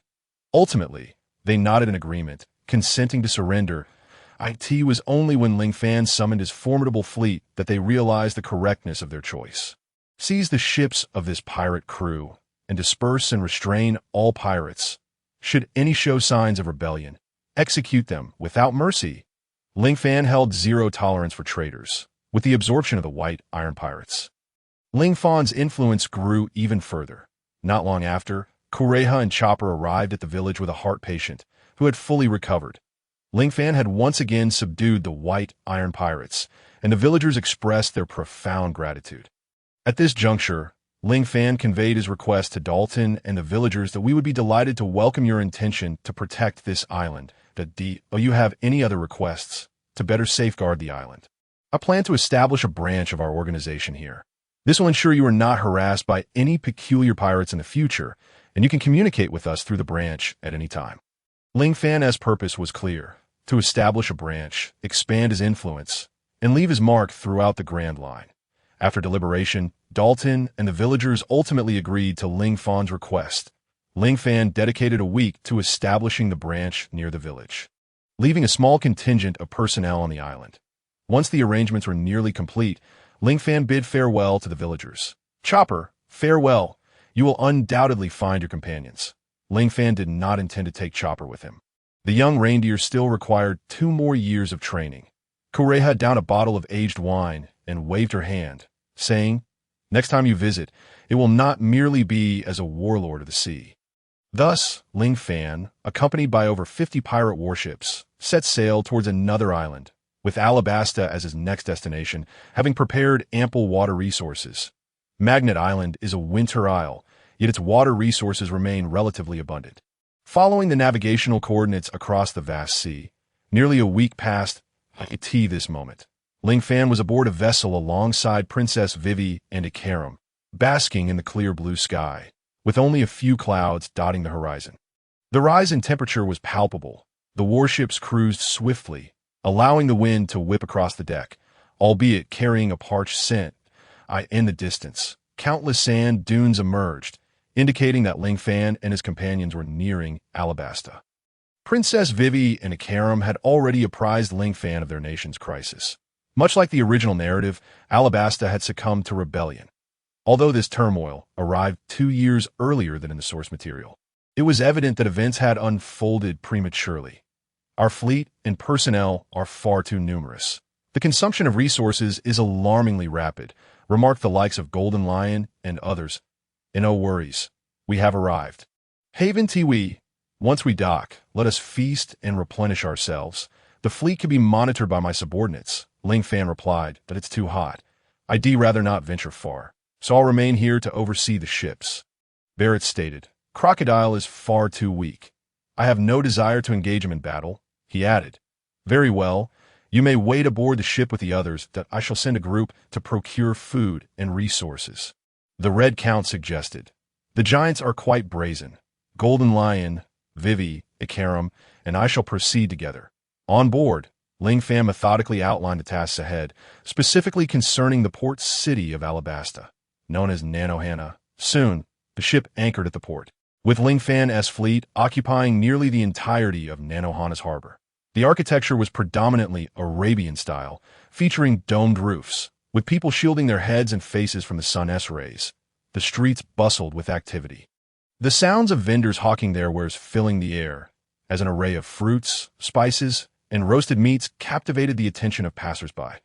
Proceed as planned, Ling Fan instructed before disembarking with Princess Vivi and the others. Initially, they modestly acquired some resources before retreating to a secluded location. "Now, Princess Vivi, Ikaram, what are your plans?" Ling Fan inquired. "I must first pay a visit to the royal palace to report on the matters at hand." "Swift, take Ikaram with you. I shall handle the subsequent affairs." Princess Vivi responded, "Oh, Princess, will you be able to take care of yourself in my absence?" Ikaram expressed his concerns for Princess Vivi, that "I am no longer a child. Besides, Lord Ling Fan will be here, so there is absolutely no cause for worry," Princess Vivi assured him. With that, Ikaram felt a sense of relief. He then boarded the swift transport and set off towards the capital of Alabasta. While Princess Vivi had her own objectives in mind, the northwest of the city lies an oasis known as Yuba, which serves as the stronghold of the rebel forces. "I intend to go there first to quell the uprising," Princess Vivi declared. Ling Fan nodded in agreement, acknowledging that although the original tale depicted Yuba as having fallen under Crocodile's machinations and being consumed by the desert, the truth could very well differ. Who could say if Yuba was indeed in such a state 2 years ago? However, reaching Yuba necessitates traversing the desert. We should gather as much water and food as possible, as well as clothing that can shield us from the sun and allow us to disguise ourselves as commoners. We must also avoid the Baroque works to prevent alarming them. Princess Vivi meticulously listed the necessary items for Ling Fan. Naturally, Ling Fan and Shiki procured everything they required and made their preparations. Yet, during their shopping expedition, the Golden Lion made an intriguing observation. "Lord Ling Fan, have you noticed the many carts being pulled by camels?" he asked. "Indeed, they contain munitions and supplies." "Let us remain discreet," Ling Fan replied, choosing not to expose the activities of the rebels, who were ultimately mere pawns of Crocodile. Upon their return, Ling Fan, the Golden Lion, and Princess Vivi set forth. With Shiki being a user of the float fruit, he could soar through the skies, while Ling Fan possessed both the capabilities of the Thunderbolt Johnny and the Iron Man armor, affording him two modes of flight. By the way, system, can I have someone else wear the armor? Ling Fan inquired. "For matters concerning the armor, you must consult Jarvis. It is beyond my jurisdiction," the system replied. "Very well." After transforming into Iron Man, Ling Fan asked Jarvis, "Is it possible for someone else to don my armor?" "Certainly," Jarvis responded. "However, she will not be able to control the flight." "Can it switch to automatic flight mode?" Ling Fan questioned. "Absolutely." With Jarvis's reassuring answer, Ling Fan felt a surge of confidence. If all three could fly, their journey would be much swifter and they could avoid many obstacles along the way. "Princess Vivi, do you know the direction to Yuba?" "We plan to fly straight there," Ling Fan stated. "What? Fly?" Princess Vivi was taken aback, and before she could comprehend the situation, the Iron Man armor enveloped her entirely. Although it was a scorching day, she did not feel particularly hot once clad in the armor. With a sudden whoosh, Vivi found herself hovering in mid-air. Her propulsion devices activated. "Am I truly flying?" Princess Vivi asked, still incredulous. "Of course." Ling Fan chuckled. "You can communicate with Jarvis to control it and direct the armor to any location." As it was an automatic mode, it was quite simple, and Princess Vivi quickly grasped the controls. Thus, the trio took to the skies, heading towards Yuba. They soared rapidly, crossing from the eastern coast of Narahara to the northwestern Yuba, a journey that would have otherwise required a boat to reach the western coast of Aelmarl. Once known as the Green City, Aelmarl had ultimately fallen to desertification. In truth, the once mighty Sandora River, which traversed Alabasta, could have been redirected into the city via canals, yet those had also suffered from human interference. Lacking rainfall and with no water to store or utilize, the city was inevitably abandoned. Behind this tragedy, Crocodile played the role of the unseen puppeteer, a fact that Princess Vivi was well aware of. "We have crossed the Sandora River and have now arrived in the western part of Alabasta." Princess Vivi exclaimed, her excitement palpable. Such towering sand dunes. If we were to traverse them on foot, it would surely take an eternity. Even Shiki expressed his astonishment at the several-meter-high dunes. Those are ancient dunes, and some of the larger ones exceed 300 meters. Moreover, we must contend with perilous weather, such as sandstorms, and there are many strange creatures here with immense destructive power. Ling Fan remarked, "It seems as though you have been here before and are quite familiar with the terrain." Princess Vivi chuckled. After some time, the trio finally arrived at their destination. "This is Yuba. Let us descend," Princess Vivi instructed. As they landed, Ling Fan retracted the armor. This. Is this really Yuba? The city looks so peculiar." Princess Vivi exclaimed in astonishment. "What is that sound?" she inquired. "A sandstorm," Ling Fan replied. "How could this be?"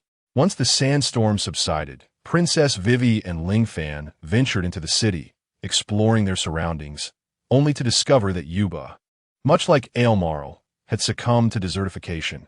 There is so much sand that the ground has risen, and the oasis has been consumed. Princess Vivi lamented sorrowfully. They then heard the sound of a shovel scraping the ground. "Are you travelers? I apologize. This city has become desolate, but you can rest well. There are inns everywhere. Those are the best places in this city," an elderly man said while digging a canal. "May I ask? I have heard that the rebel forces are in this city," Princess Vivi inquired. "What do you want with the rebels? You aren't planning to join them, are you?" The old man reacted with agitation.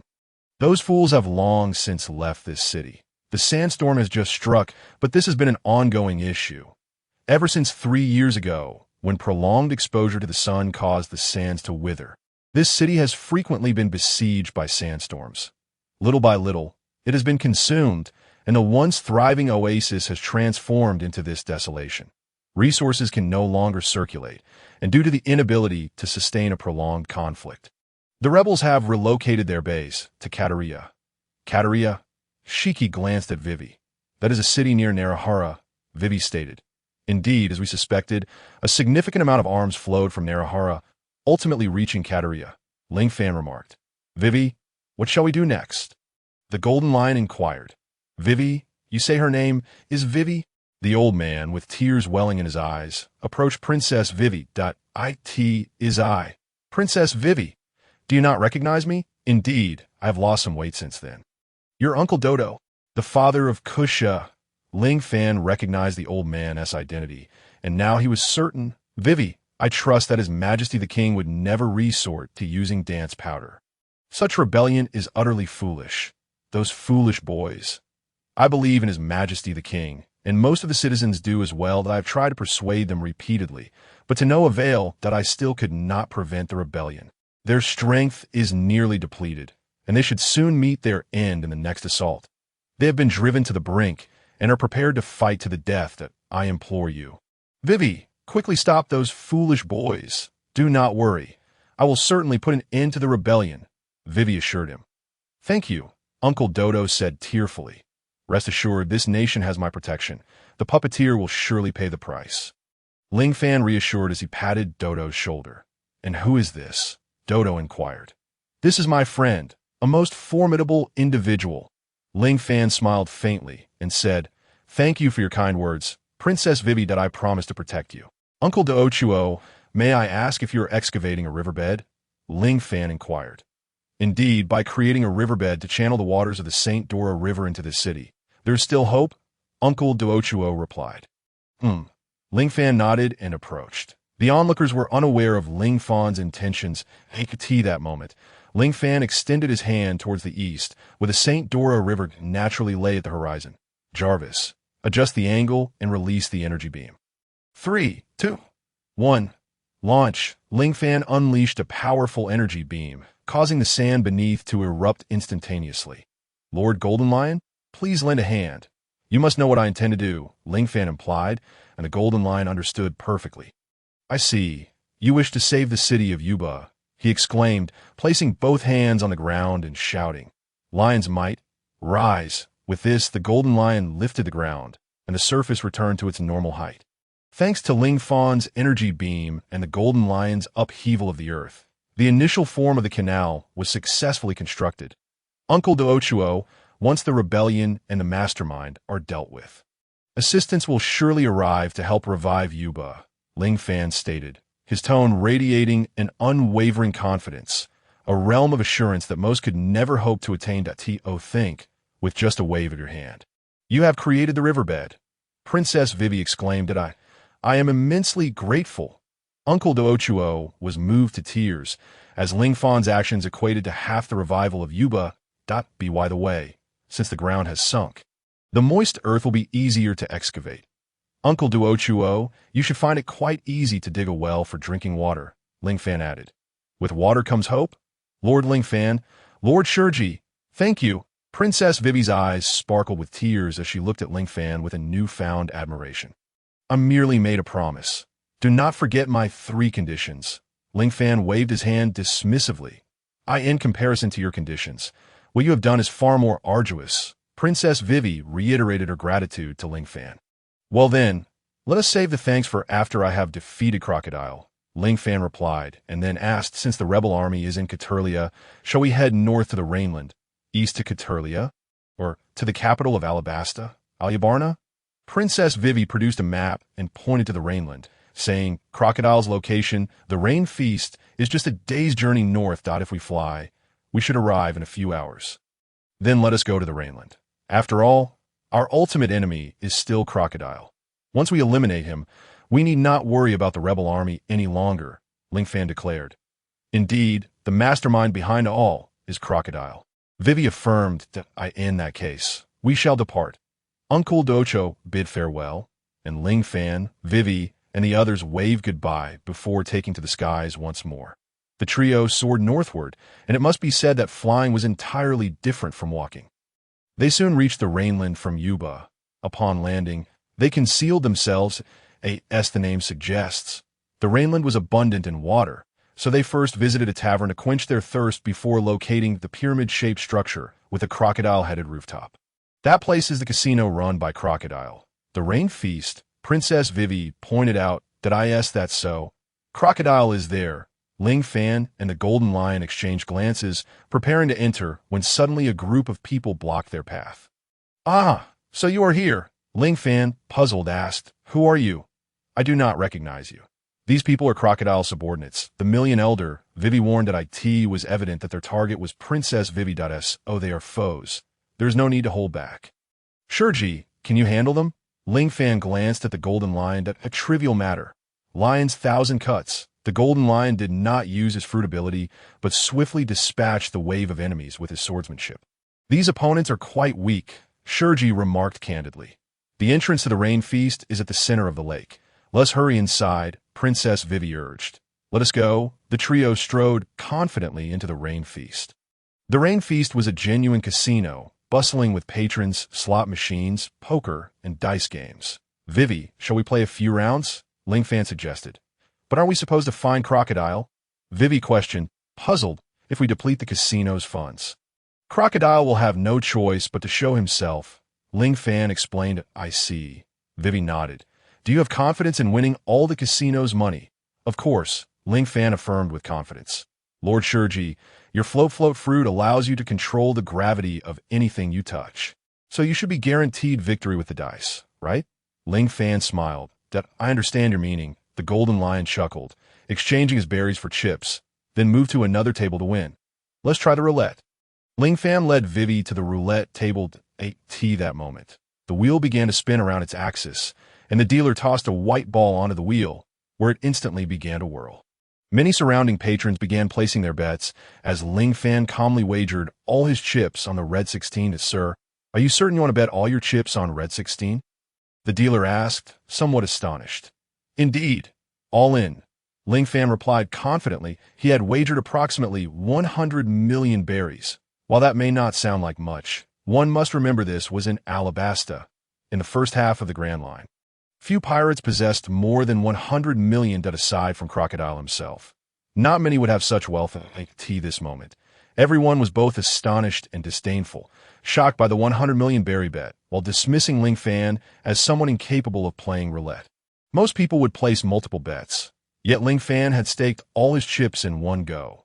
"Bet locked," the dealer announced. Just as everyone believed Ling Fan was certain to lose, the roulette wheel finally came to a halt, and the ball landed squarely on red 16. The crowd gasped in disbelief. "This is extraordinary. Could it be that we've encountered a gambling god? The odds are astonishingly high." No one had expected that Ling Fan, whom they had all underestimated, would emerge victorious in mere minutes, winning a fortune. Due to the exorbitant odds, countless onlookers were captivated by Ling Fan's success along with the dealer, who was witnessing such an occurrence for the first time. He immediately directed his gaze toward the casino's small proprietor.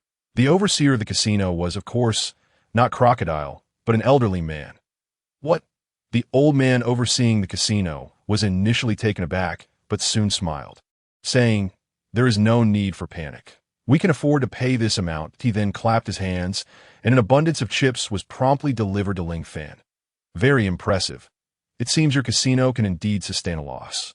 "I shall continue playing," Ling Fan declared, his hands now heavy with chips. "Boss, this golden-haired fellow has already won several rounds of dice," a casino staff member in black exclaimed in shock, just as he finished speaking.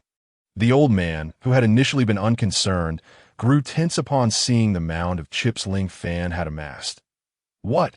Has he truly won so many chips? Just how many bets did he place?" The old man was becoming increasingly frantic, teetering on the brink of collapse. First it was the raven-haired Ling Fan, and now the golden-haired Shurji. If this continued, Yin would soon find itself bankrupt from gambling. "Oh, you two know each other?" the casino owner suddenly inquired. Ling Fan raised an eyebrow and replied, "And what of it? Does knowing someone preclude winning?" "Not exactly, but your actions are rather suspicious, and I have reason to suspect you of cheating," the casino owner retorted. "Oomph. Do you have any evidence?" Ling Fan looked disdainfully at the old man, exuding an air of arrogance, as if entirely disregarding him. Evidence. Not at the moment, but I will have it soon. Please step inside to discuss this. After the old man spoke, several menacing figures clad in black rushed out, seizing Shiji, Ling Fan, and Wei Wei, attempting to drag them away. I had hoped to resolve this matter amicably, but it seems that is not to be. Ling Fan sighed, then unleashed his conqueror's haki, causing all the casino's black-clad henchmen to collapse to the ground. The casino owner gasped in shock and fled in a panic. Meanwhile, chaos erupted within the Yuyan casino. Chips flying everywhere as countless gamblers fled in terror. That moment, a sound of footsteps caught Ling Fan's attention. Thud, thud. A figure appeared before him. 18 years had passed, and Ling Fan was finally reunited with Robin. The one he had longed for. As they locked eyes, both were at a loss for words, until it was the casino owner who broke the silence. Boss, this guy and that golden-haired person are about to win all our money. Understood, you may withdraw. The boss personally invites him to the VIP room. It's not my call, but a command from Crocodile, Robin stated. The old man was momentarily speechless and then retreated. Golden Lion Shiji, god of transformation Ling Fan. I've heard much about you. Please come in, Robin continued. Robin, do you not recognize me? Ling Fan asked. Apologies, I miss all Sunday, Robin replied, seemingly eager for Ling Fan to enter the VIP room. You wouldn't be planning to kill me, would you? Ling Fan remarked. It matters not. Crocodile wouldn't harm me anyway. Robin, you must have your reasons for this, right? I'll follow you, he added, nodding at Shiji and Princess Wei Wei. They then accompanied Robin into the VIP room, where the left side bore the inscription VIP and the right proclaimed pirate. Ultimately, Ling Fan chose the path of the pirate and fell from the sky.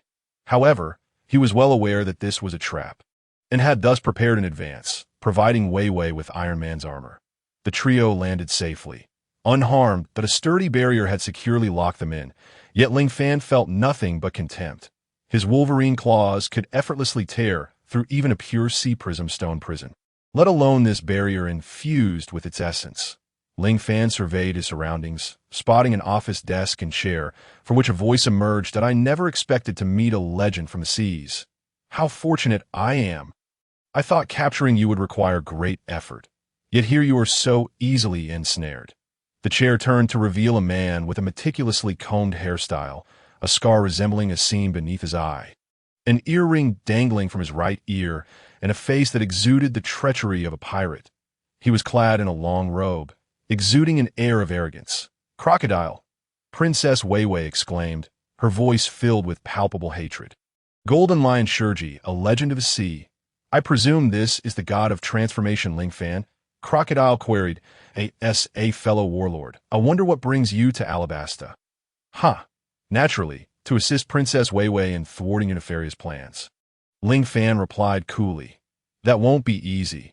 My scheme has been in motion for many years, and Alabasta is already within my grasp, Crocodile declared. That is not a certainty. You think you can defeat me? You are deluding yourself, Ling Fan asserted confidently. The sea prism stone posed no threat to him. Golden Lion could effortlessly upheave the ground with his fruit abilities, a force potent enough to shatter the confines of their prison.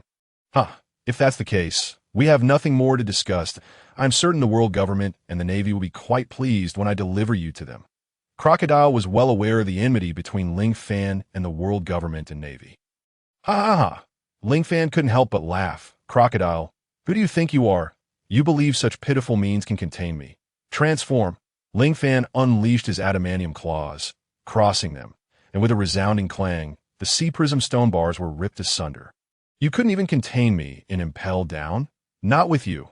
Ling Fan swiftly closed the distance to Crocodile. This is impossible. How could anyone break a sea prism stone prison?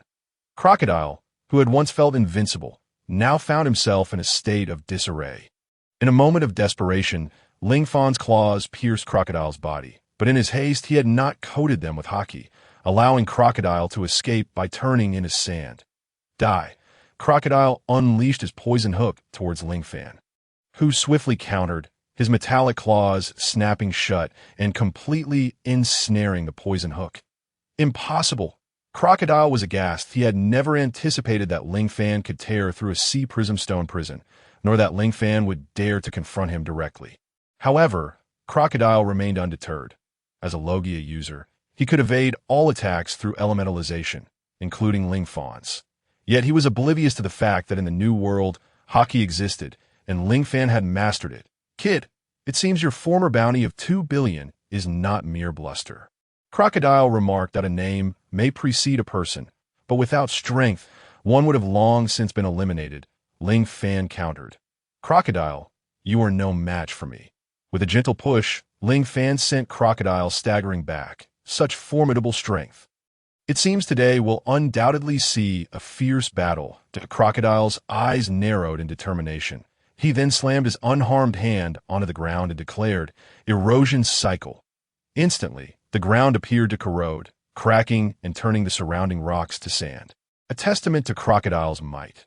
Nevertheless, Ling Fan remained unperturbed, floating in the air. While this attack was formidable, it had no effect on an airborne adversary, a S for Golden Lion. He floated effortlessly, unharmed alongside Princess Weiwei. You can fly?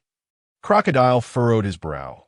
His powers thrived outdoors, yet he remained formidable indoors. Truly, Crocodile was a warlord of the sea, but at this level, he wouldn't even come close to touching Ling Fan. Let's see, Crocodile proclaimed, raising his arm high and shouting. Desert Sword. His arm transformed into a blade of sand, slicing towards Ling Fan, who, despite recognizing the devastating power of the attack, was determined to take the risk. Ling Fan refused to succumb to doubt. Armament Haki. Harden.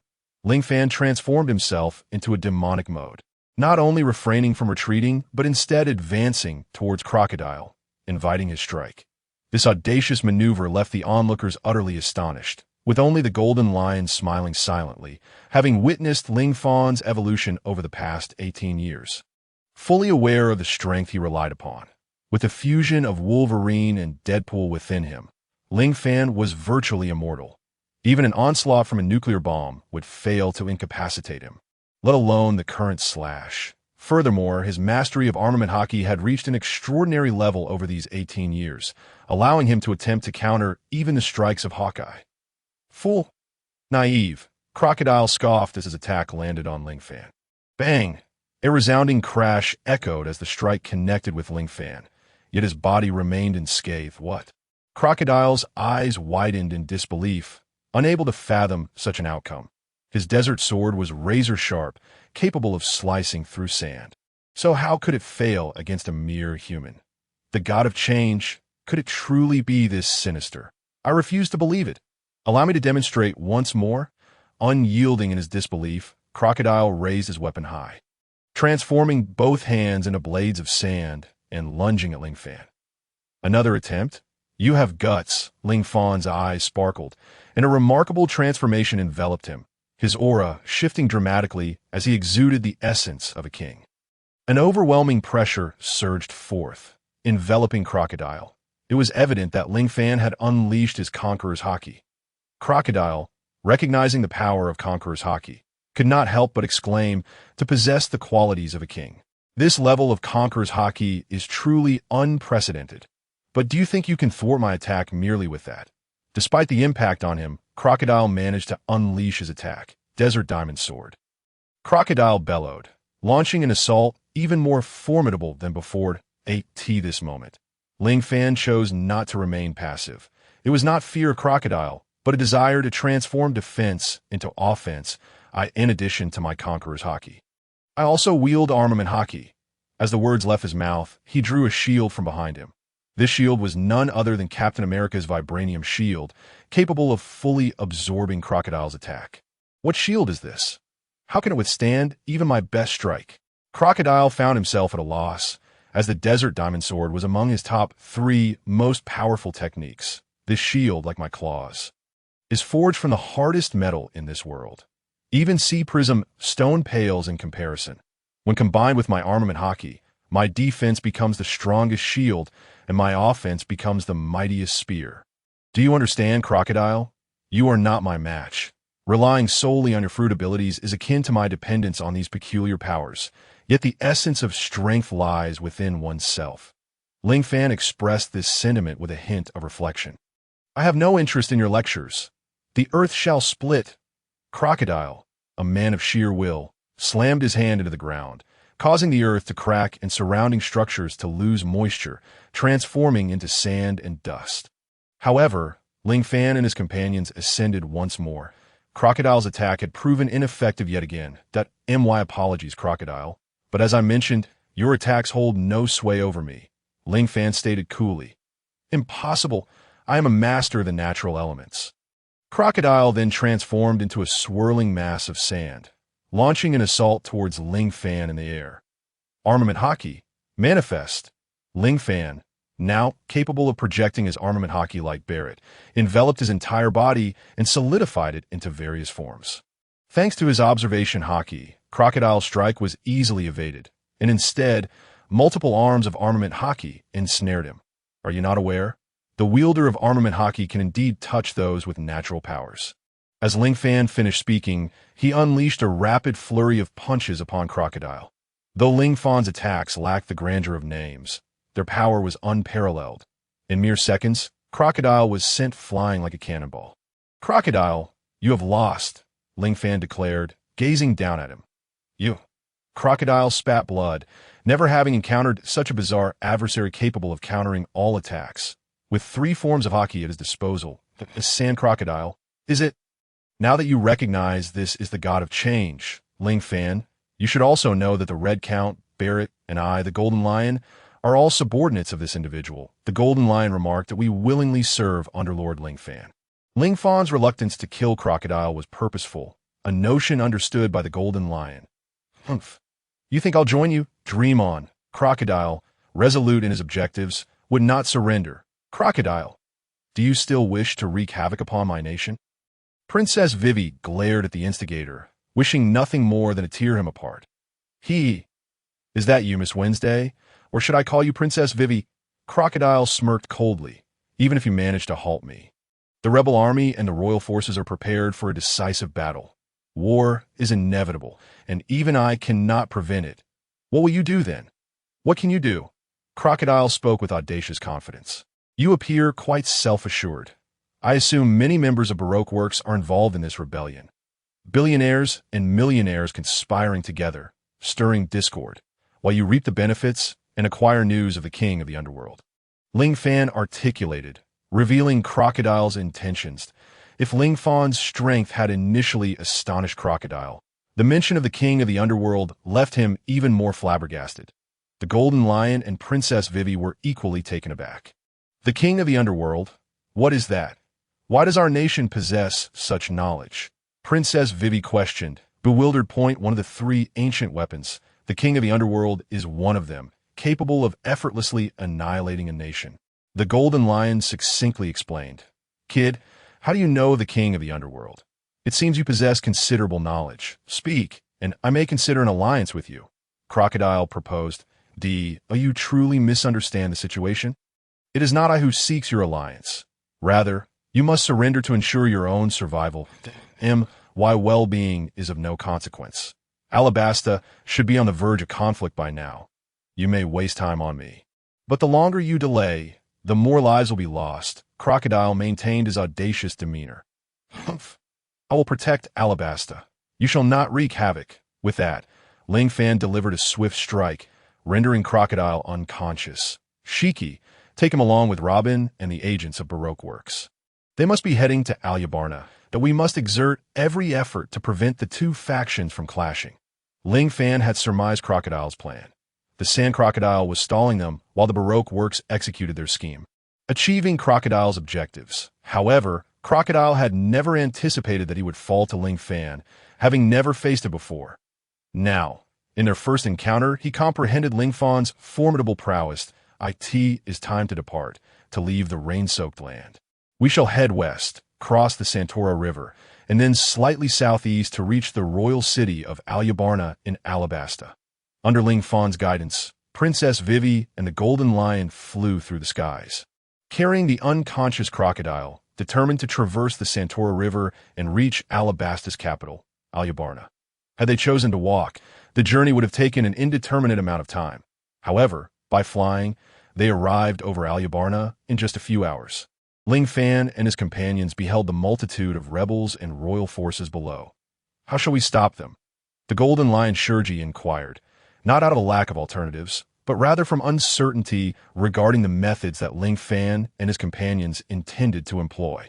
Vivi, let us first thwart the rebel forces and the royal army. As for Robin, I believe she harbors no ill intentions towards your father. Ling Fan remarked, I shall heed Lord Ling Fan's directives. Princess Vivi nodded in agreement. Subsequently, Ling Fan and Vivi soared towards the periphery of the palace. Who goes there?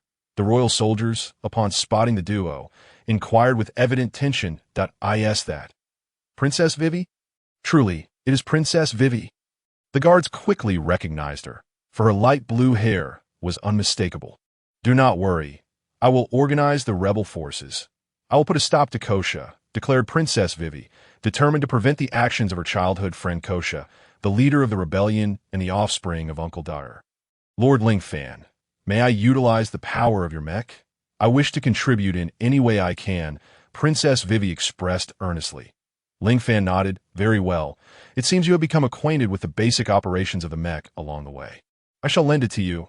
Golden Lion, you and Princess Vivi must halt the conflict here, while I will seek out Robin. Ling Fan instructed before turning to depart. Not far into his journey, Ling Fan was suddenly alerted by the sounds of skirmish. Upon closer inspection, he discovered two fruit users engaged in combat with Robin. One possessed the ability to transform into a jackal, while the other could morph into a bird. These were none other than Gaka and Bell from the Royal Guard. However, the two fruit users found themselves at a disadvantage against Robin, a superhuman, as she effortlessly dispatched them with her technique, Three-Wheel Blossom, before proceeding to take the king of Alabasta hostage and advancing deeper into the palace. What do you intend to do? King Cobra asked, his voice laced with anxiety. Simply open the tomb's gate, and I assure you, I shall not harm you, Robin threatened.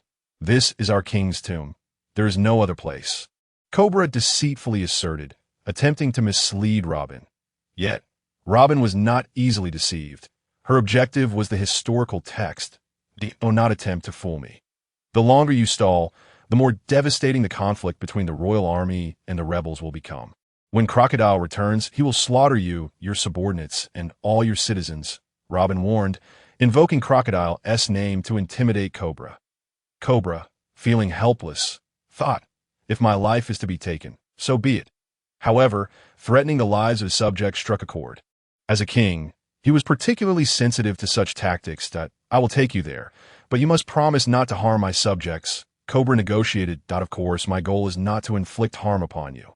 Robin assured. Very well, but you may not comprehend what you see, Cobra thought to himself. With that, Cobra pressed a button on a hidden frog mechanism, which activated a concealed underground passage. What a hidden route. No wonder it was so elusive. Concealed underground. Robin exclaimed in astonishment as she took Cobra into the tomb. Take tea that moment. Robin's mind was solely focused on the historical text, leaving her unaware of Ling Fan's stealthy pursuit. As Robin entered, Ling Fan followed closely behind. It seems Robin's objective remains the historical text, so she feigned ignorance of me. That aligns with her character, Ling Fan mused. Once inside the tomb, they ventured deep until Robin finally beheld a large stone tablet inscribed with ancient characters. Incomprehensible to the average person, this must be the historical text. Chronicling the tales of the king of the underworld, Robin observed meticulously, committing the inscriptions to memory. Turning to Cobra, she asked, You cannot possibly understand these writings. Can you? Cobra, taken aback, was astonished to see Robin so enthralled, appearing as though she comprehended the inscriptions. I am the sole survivor of O'Hara, the only person in the world who can decipher the historical text. Naturally, I can comprehend it. Robin smiled, affirming her capability. Ling Fan, having witnessed Robin's discovery of the historical text, stepped forward. King Cobra, Robin, he called out, his gaze shifting between the two. Cobra was taken aback, not expecting another presence in the secret chamber. Robin, equally surprised, had not anticipated Ling Fan's arrival, especially considering Crocodile had personally detained him. Who are you? King Cobra inquired. I am a friend of Princess Vivi, tasked with rescuing Alabasta, Ling Fan replied. Wonderful. Cobra's eyes sparkled with hope. Robin, Will you continue to pretend not to recognize me? Ling Fan asked. I have removed your bounty, and Sauron is not far off, awaiting your return. Our journey to the Grand Line was to find you. He explained, I understand your desire for the historical text, but does that justify abandoning your comrades? Comrades? Robin murmured. For years, I have led a life of wandering, although I have managed to survive without a bounty. It has been a strenuous existence. Even without the bounty, the CP organization of the world government constantly lays traps for me. I must remain vigilant. Ling Fan, do you truly hold no resentment towards me? Back in the rain, I feigned ignorance to ensure my own access to the historical text. Robin expressed with a hint of remorse. Ling Fan smiled gently. I comprehend your intentions and your motivations. As a historian and a scholar from O'Hara, you bear a responsibility. Now that Crocodile has been defeated, we merely need to cease hostilities between the rebel forces and the Royal Army, and all will be resolved. It seems the battle has commenced. I wonder who currently holds the reins. Ling Fan queried. It is Princess Vivi. He answered. What? Vivi? Cobra gasped, utterly astonished. He could hardly fathom that his daughter was orchestrating the situation. Fear not. The current Vivi is not the same as before. She has the assistance of Jarvis, Ling Fan reassured him. Who is Jarvis? Cobra inquired, perplexed. No matter, let us proceed and uncover the truth, Ling Fan suggested. By the way, Robin, what are the other members of Baroque Works? He asked. Are you referring to the other senior agents? Some have infiltrated the army, but the majority are stationed at the front gates, awaiting your arrival to impede your progress, Robin explained. Impede us? It seemed Crocodile did not underestimate me after all. He originally intended to imprison me while implementing various blockades to prevent me from rescuing Alabasta. However, these barriers now seem somewhat superfluous. Under my command, all shall surrender, Ling Fan declared confidently. Your command? What are you referring to? Both Cobra and Robin queried, bewildered. It is as such. I foresaw Crocodile's schemes long ago and, therefore, contacted my subordinates via transponder snail. They are on their way now. Soon, the Royal Army, the rebel forces, and my subordinates shall determine the victor, Ling Fan asserted. The trio proceeded to rescue Gaka and Bell, eventually encountering the reinforcements led by Ikelim. Ultimately arriving at the palace, where Princess Vivi was orchestrating the operations. Of course now, apart from Ling Fan, no one recognized Princess Vivi, for she was clad in Iron Man armor. Vivi, is that you? Cobra asked hesitantly. Father, it is I. At that moment, Vivi removed her helmet, revealing her face. Indeed, it is Vivi. Father, let us postpone our pleasantries for later. The rebel army has already launched an attack. Given the presence of the Baroque Works, it was only a matter of time before both sides clashed violently. Princess Vivi utilized Iron Man's armor to unleash a barrage of tear gas canisters. Those affected by the tear gas would find themselves in a perpetual state of weeping, losing their combat capabilities in the process. Lion's might, roared the Golden Lion, who directly upheaved the ground, ensnaring countless soldiers within its grasp. Our objective is not to annihilate them, but to bring an end to this war, Zero Fan reminded. However, due to the involvement of Baroque Works, neither side showed any signs of respite and continued their reckless assault. Zero Fan soon detected the presence of pests in their ranks and declared, in that case, I must apologize. Conqueror's Haki. Zero Fan unleashed his formidable Conqueror's Haki, which had reached a transcendent level over the past 18 years, and O1 could remain unaffected by its sheer power. The moment the Haki was released, the entire battlefield fell into a standstill. Both the Royal Army and the rebels ultimately collapsed. Naturally, Zero Fan expanded the range of his Haki, diminishing its intensity so that only the lower-tier soldiers fell, leaving the elite agents of Baroque Works and the rebel leader. Kusha, standing. How terrifying to think that a single strike has incapacitated our tens of thousands of troops. At that moment, Kusha was at a loss for words. Damn it, who on earth is this person? The elite agents, known as Mr. 1, Mr. 2, Miss, Mr. 4, and Miss Christmas, were acutely aware of the situation. It's evident that this individual's strength far exceeds our expectations. We must defeat him. Otherwise, all our efforts will be in vain, Mr. 1 proclaimed, just as they prepared to charge at Zero Fan. A sudden cloud of dust engulfed the area. Countless pirates brandishing the Avengers flag emerged from the dust, led by the Red Count Barrett, the World Devourer Walpo, and various giants that Zerafan's followers, numerous in number, swiftly surrounded the agents. Will you surrender, or will you resist to the bitter end? Zerafan inquired. He then seized Crocodile and tossed him aside. What? That's the president. Indeed, it is he. Crocodile has been defeated by him. What are we still fighting for? The enemies had long since lost their confidence to continue battling, and at this moment, many discarded their weapons that, of course, some still wished to fight to the end. Zerafan showed them what true strength entailed. In less than an hour, Zerafan had completely quelled the war. Who are you? Not only is your power formidable, but your influence also spans such a vast domain. Cobra and others inquired, astonished. Zerafan finally revealed, I am Zerafan. Zerafan, the god of transformation? Zerafan, one of the 7 warlords of the sea? Cobra questioned. Yes, I am indeed that Zerafan. Zerafan confirmed with a nod. Cobra gasped. Although this person appeared younger than Crocodile, in terms of strength and influence, Crocodile was no match for him. If this individual were to become part of his family, then Alabasta would surely enjoy at least 50 years of peace. Impressive, truly impressive. Cobra ultimately praised. Zerafan, I never expected that after so many years, both your strength and influence would have grown to such an extent. Robin was equally astonished. So, do you wish to join me? By the way, do take a look at who that is. As Zerafan pointed, Robin followed his gesture and spotted a giant.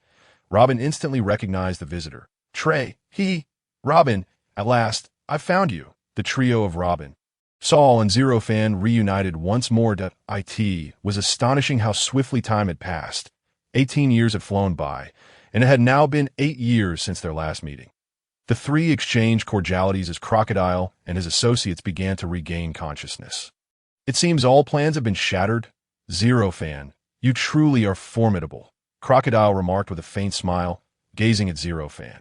Sand Crocodile, you now face but 2 choices, surrender or die. There is no shame in surrendering. After all, you cannot defeat my subordinates, can you? Upon hearing this, Crocodile glanced around at the Red Count, Barrett, and other sea legends. That I must admit, your influence is indeed terrifying. However, do not forget that I am not one to fear death. What if I were to offer you news of Pluton in exchange for your surrender? Zerafan proposed. Pluton? Are you referring to the ancient weapon Pluton? Crocodile asked in surprise. Indeed, I know where the design plans for Pluton are located, Zerafan declared. Then that changes everything. Crocodile's demeanor shifted instantly. In that case, what about your subordinates who are reluctant to surrender? Zerafan inquired. Naturally, they will join your ranks, just as I will. But are you certain you know where the plans for Pluton are? Crocodile pressed again. Of course. Why would I deceive you? You have already been defeated. As long as you willingly become my subordinate, the information regarding Pluton will be yours, and we will certainly head to the location of the design plans together. Zerafan's words piqued Crocodile's interest. Although his meticulously laid plans had crumbled, Zerafan's proposition provided him with a new direction. However, I must make one thing clear.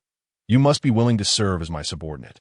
Should you attempt to escape midway or turn against your own, the formidable warriors aboard my ship will not spare you, Zerafan warned.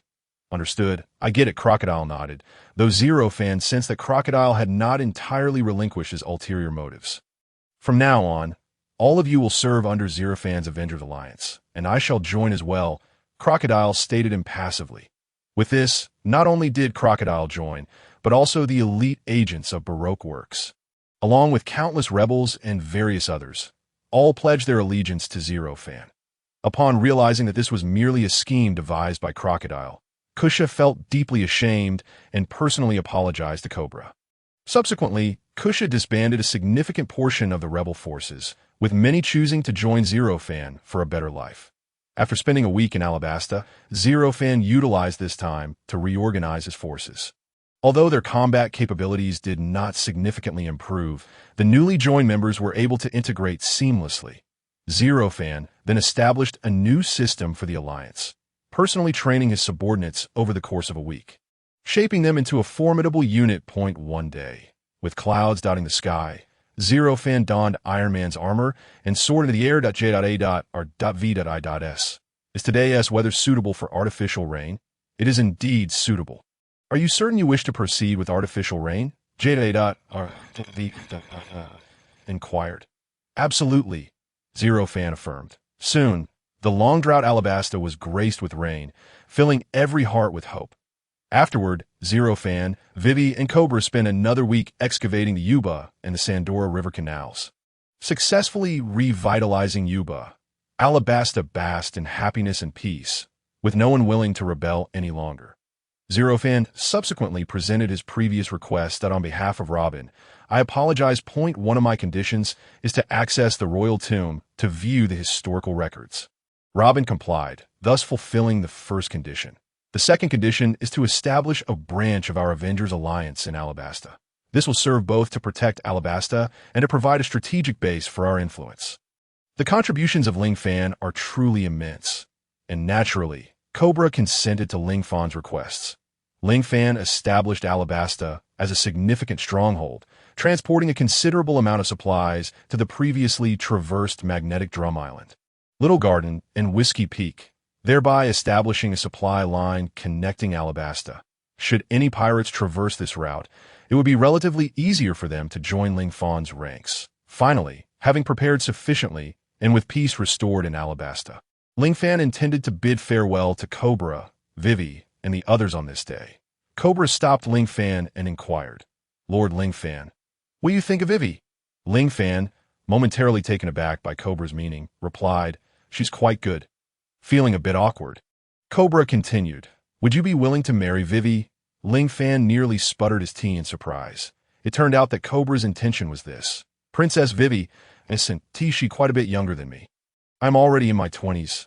Ling Fan, having been 8 years old at the start, was now 26. However, Vivi had not yet reached the age of 20. Age is not a problem. Feelings can be nurtured. You have no issues in that regard, Cobra said with a smile. Rest assured, Cobra, Ling Fan replied, patting Cobra's shoulder. From now on, Alabasta will be under the protection of the Navy on the righteous path, and my Avengers Alliance on the dark side. No one shall bully you. He regarded Vivi as a friend and would naturally act for her. Matters of the heart, after all, depend on the individuals involved, and they could discuss it further when Vivi was older. Ling Fan had deftly dodged the question. With things said to such an extent, Cobra no longer pressed the issue that in that case, I shall say no more. Although Alabasta is not wealthy, it is a token of our goodwill.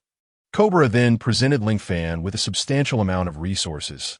Thank you, Ling Fan replied, accepting the gesture of goodwill.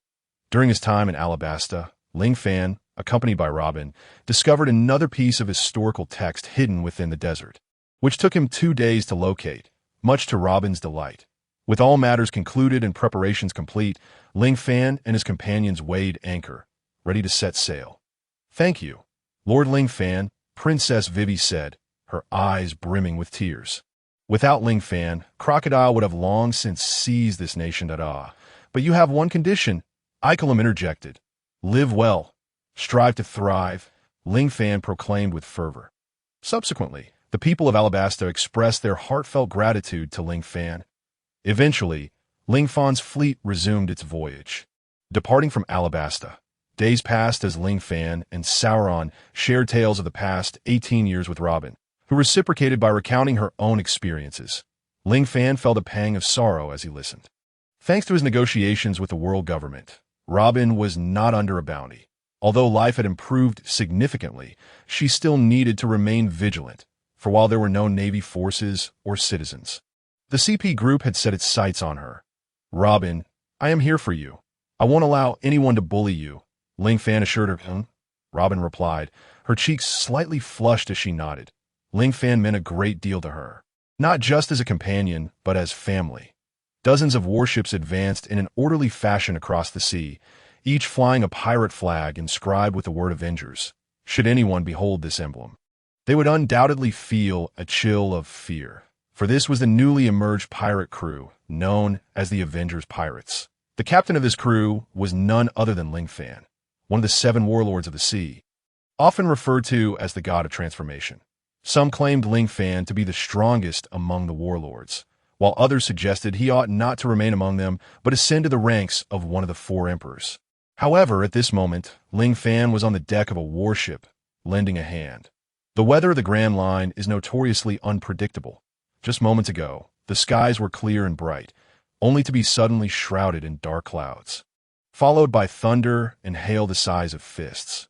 Such hail is a rarity in the open seas, yet it seems to favor the Grand Line.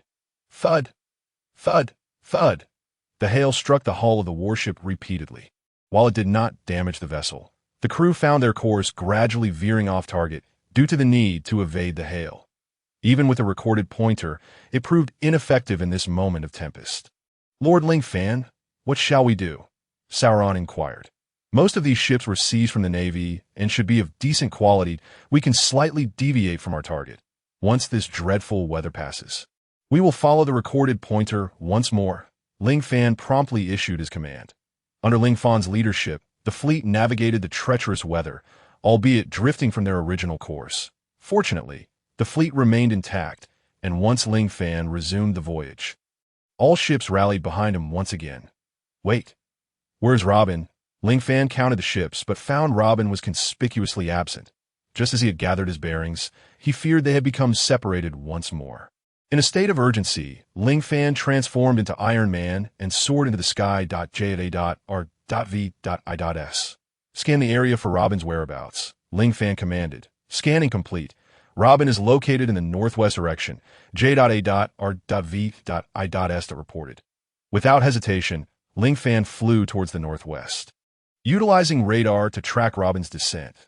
Before long, Ling Fan arrived at the area where Robin might have fallen into the water, yet he still could not locate her. What is going on? J.A.R.V.I.S. Where is she? Ling Fan asked again.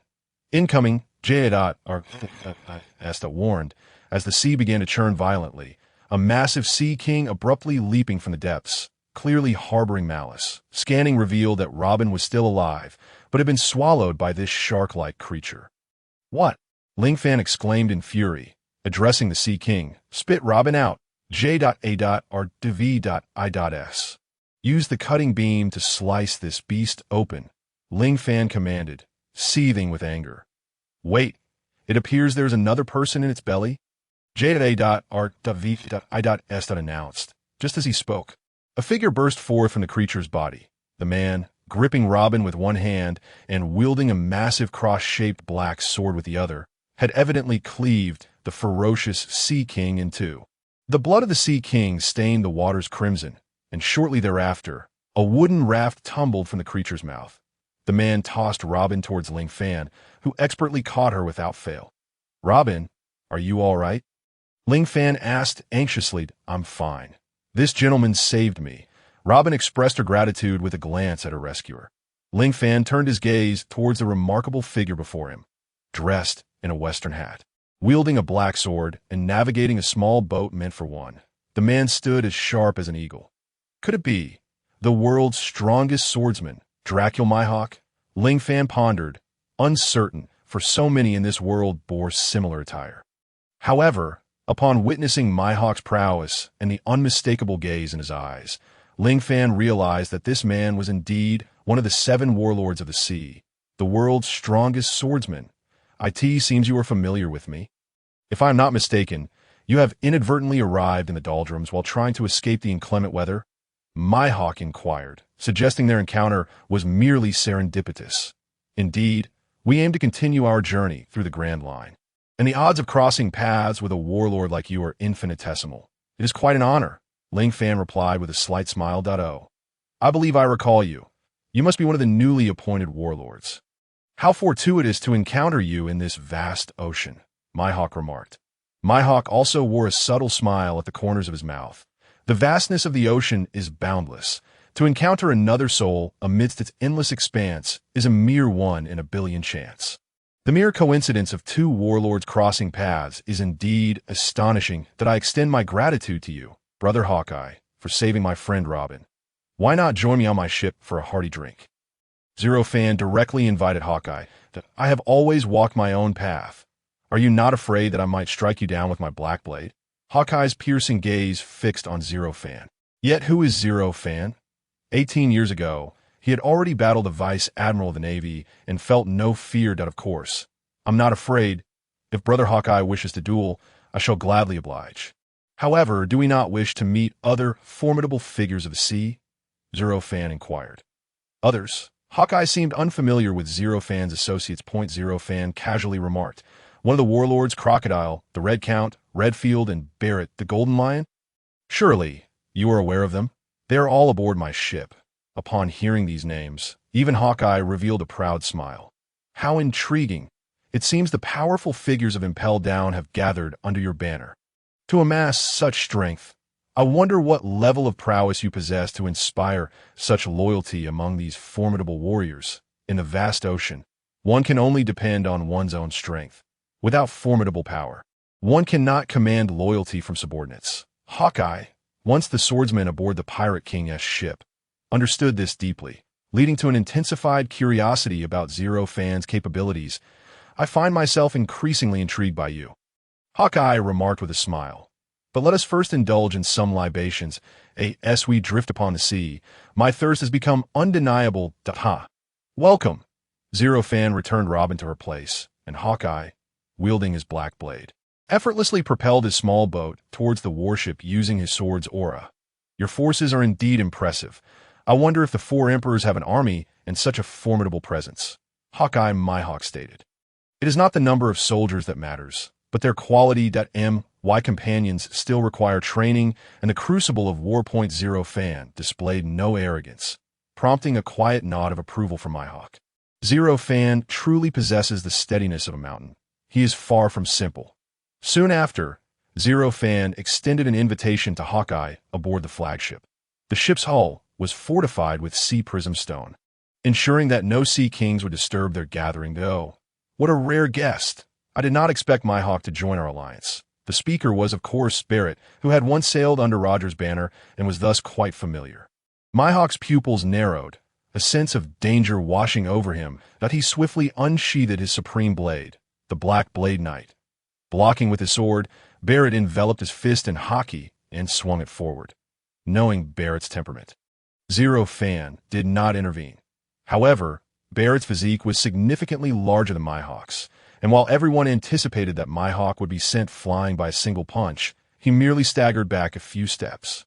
Raising an eyebrow to inquire, Barrett, we are somewhat acquainted. Must we greet each other in such a manner? Mihawk remarked. It seems your skills have not diminished. Barrett sheathed his fist and stepped aside. We are not particularly close. After all, you do not wield a sword. Mihawk, being a swordsman, naturally preferred to spar with those who wielded blades, hence his closer relationship with Rayleigh compared to Barrett. Brother Hawkeye is our guest. Let us not neglect him. Zero Fan casually interjected, causing Barrett's smile to gradually stiffen, that he knew well what Zero Fan's wrath looked like and dared not provoke him. The swordsman from Roger's crew, Redfield and Shiki, naturally took the time to greet Mihawk, while those unfamiliar with him swiftly established a cordial acquaintance. Let us drink. Zero Fan gathered the skilled fighters for a raucous celebration, which naturally included Crocodile. However, Crocodile appeared somewhat sullen, his mood dampened by the years of planning thwarted by Zero Fan. I see, even the warlords have joined your ranks. How truly formidable. If the world government and navy were to learn of this, they would undoubtedly exhaust every means to eradicate you. Mihawk speculated. The warlord agreement does not prohibit the annexation of other warlords' forces, only forbidding mutual slaughter. If others willingly surrender, I am at liberty to accept them. Am I not? Zero Fan's actions cleverly exploited the loophole in the warlord agreement. How amusing. This is the first time I have encountered a warlord who so brazenly disregards the warlord agreement. Fascinating. Mihawk chuckled unexpectedly before continuing. I have a friend who would surely be eager to know you. This is why I have set sail to ascertain your strength. Zero Fan smiled and speculated. Could it be Shanks? Oh, you guessed it so quickly. Mihawk was somewhat surprised. It seems you do not have many friends, do you? Zero Fan shook his head with a wry smile. Indeed, we have enjoyed our drinks and shared our tales. Now it is time for me to test your skills. Mihawk then focused his gaze on Zero Fan for a prolonged moment before asking. Your eyes tell me you are a powerful swordsman. Yet I must ask, where is your sword? I am the sword. When the need arises, it shall manifest. Zero Fan met Mihawk's imposing aura with his own unwavering presence. Mihawk's lips curled into a smile once more, a splendid declaration. I, Mihawk, shall witness the true strength of this warlord.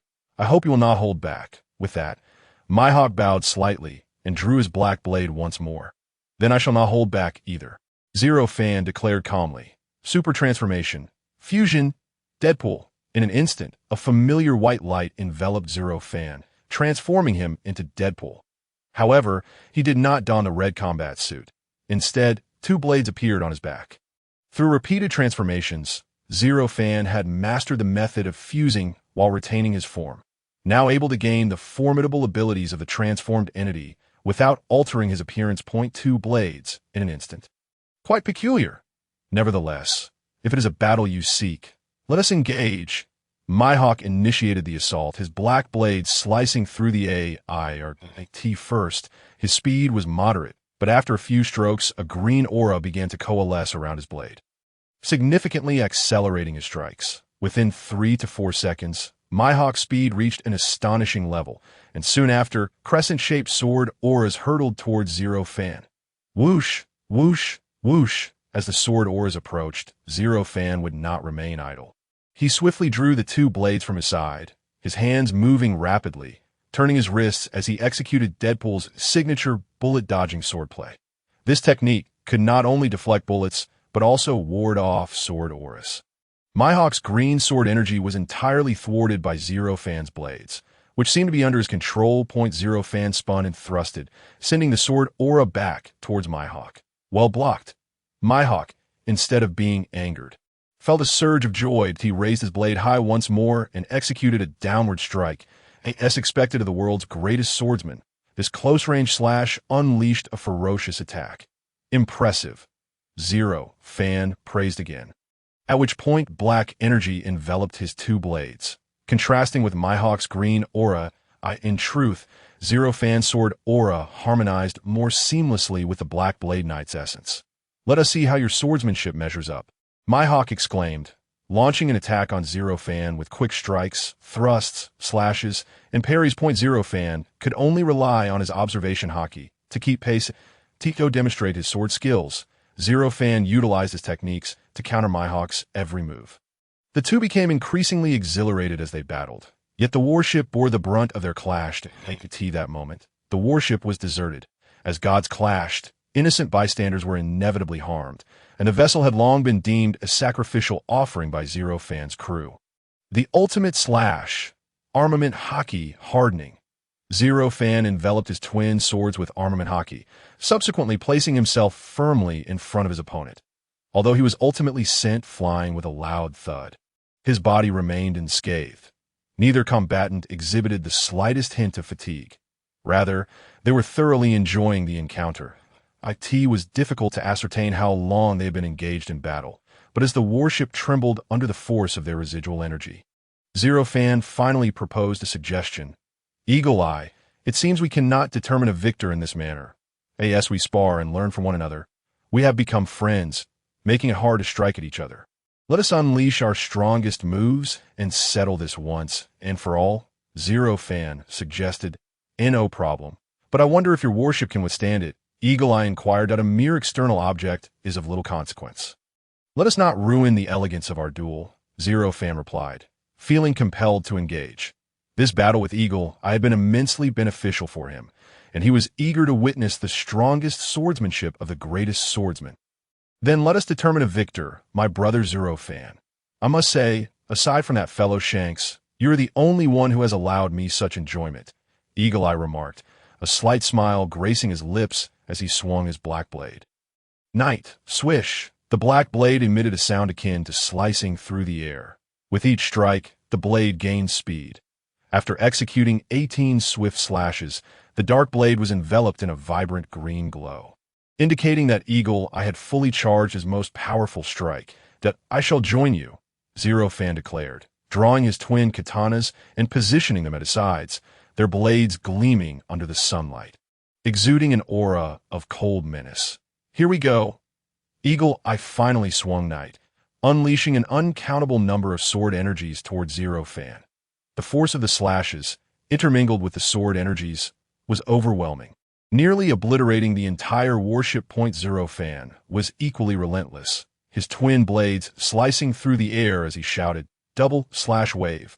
A wave of energy, rivaling that of Eagle Eyes, surged forth, infused with an unmatched sword intent. Colliding with the green shockwave, a thunderous roar erupted as the warship beneath them shattered into several pieces. Yet their clash did not cease. They continued to unleash their mightiest techniques against one another, their slashing waves clashing without pause. The warship splintered further, and within seconds, it had broken into dozens of fragments, a testament to the sheer power of their conflict. I never expected to encounter a swordsman of equal caliber in this world. Truly, there are always those beyond one's ken. Eagle Eye's previously icy gaze ignited with fervor. I too, brother Eagle Eye, your swordsmanship is indeed unparalleled. However, next time, I shall devise a method to defeat you, Zero Fan asserted. Haha, let us call it a day. If this continues, neither of us will have a foothold left. Eagle Eye finally sheathed Knight. Zero Fan followed suit, sheathing his katanas. Their battle concluded without a clear resolution. Both men aware that continuing would deplete their vitality, and that in the vast ocean, prudence was paramount. After all, even if one emerged victorious, they could still fall prey to an unseen enemy. Indeed, we should not let our tempers flare any further. After such a lengthy bout, we must be weary. Let us return to the ship for a drink, Zero Fan proposed. Sounds good. Eagle Eye replied as he stepped onto the raft and returned to the deck of his warship alongside Zero Fan, where they resumed their revelry as they drank. A camaraderie blossomed between them, and in their inebriation, they engaged in another mock battle at sea. Once the effects of the alcohol wore off, they would return to the deck to drink. And thus, these two heroes of the age continued their revelry, fighting and drinking for 3 days and nights before finally collapsing into a deep slumber. When Zero Fan awoke, he found that Eagle Eye Mihawk had already departed, leaving him with a sense of regret. He had hoped to incorporate Eagle Eye into his own faction, but recognizing his solitary nature, he ultimately decided against forcing the issue. Lord Zero Fan, where shall we go next? The crew inquired. Zero Fan glanced at the log pose, noting an anomaly. It seemed to be pointing skyward, which was perplexing. Let us not concern ourselves with the specifics, that we shall proceed in the direction indicated by the log pose. Where there is a will, there is a way, he commanded, and the fleet set sail once more toward the next destination on the Grand Line. After several days at sea, nothing particularly noteworthy transpired. However, Robin found herself lost in thought, reflecting on the tragedy of O'Hara. Such calamities have been wrought by the Navy and the world government, and for years, Robin had felt powerless to resist, observing Robin's somber demeanor. Zero Fan approached to comfort her. Robin, do not dwell too much on the past. I will take you to find a piece of the historical text. Our purpose is rooted in avenging the wrongs inflicted by the Navy and the world government. Zero Fan assured her, calming her heart. Can I still be as I was before? Robin asked softly. Of course. Zero Fan replied affirmatively. In that moment, Robin embraced Zero Fan tightly, and he soon felt her shoulder grow damp with tears. Though Robin's directness was a bit overwhelming, Zero Fan recognized that he was one of the few remaining family members she had. Even without words, he understood her feelings. Robin, you are not alone, at the very least. Sabo and I are here, and we have gained more companions, as long as I am by your side. The world government and Navy will think twice before laying a hand on you. He reassured her. You two are the only family I have left in this world. If it weren't for you, I might still be forced to become someone I dislike just to survive. Robin confessed, referring to her time as Crocodile's deputy. You sought the historical text. You and Crocodile were merely using one another. There's no need for guilt. Holding on to such feelings will only weigh you down further. Try to be happy, all right? Do not forget the laughter Sabo taught you. Zero Fan finally managed to soothe Robin's troubled heart. As time passed, the log pose finally pointed directly upward, clearly indicating that the next island was Skypiea. However, Zero Fan did not intend to bring the entire fleet to Skypiea. Since Skypiea was situated above, it was likely that Gaia Island was nearby. Zero Fan then donned his Iron Man armor and scoured the surrounding waters. Fortune favored the diligent, for with his scanning capabilities, he successfully discovered an island. Gaia Island, a haven for pirates, would likely be easy to seize that he instructed his subordinates to remain patient while he and Robin took to the skies to scout the area first. The town on Gaia Island was called Magic Valley Town, and as they walked down the main street, Zero Fan sensed many unfriendly gazes upon them. "Let us head to the local tavern first," he suggested. "All right, I shall follow your lead," Robin acquiesced. "Bartender, 2 beers and 2 plates of meat, please," Zero Fan ordered generously, handing the bartender a substantial amount of berries, which only drew more attention from the pirates around. "Ah, it seems a remarkable figure has arrived. He looks quite wealthy, and he has a lovely lady with him. She appears quite charming," a brutish drunkard slurred as he staggered toward Robin. Although Robin felt disgusted, she kept her composure. Zero Fan remarked, "Is that a weak impression of me? It seems I've been underestimated." The tavern owner brought forth the meat and drinks. "Please, my lord, do not pay these ruffians any mind. They are all pirates living on the edge of a blade. If you are a traveler, it is best to speak less and endure more," the owner advised kindly.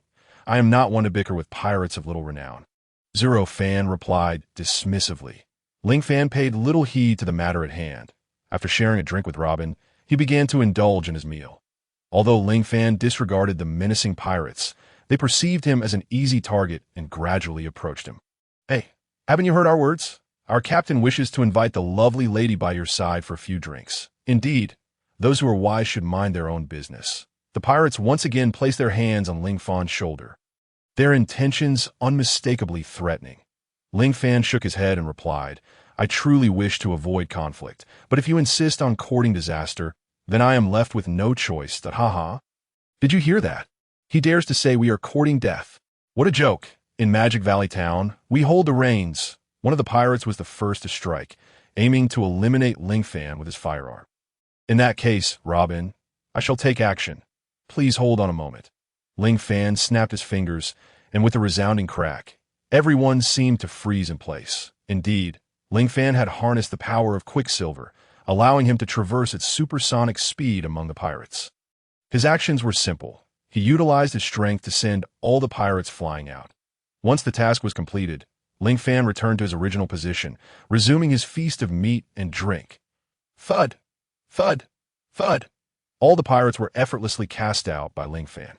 "How is this possible? We were just inside the tavern." "Yes. How do we end up on the street? Is it that kid? This is just too bizarre.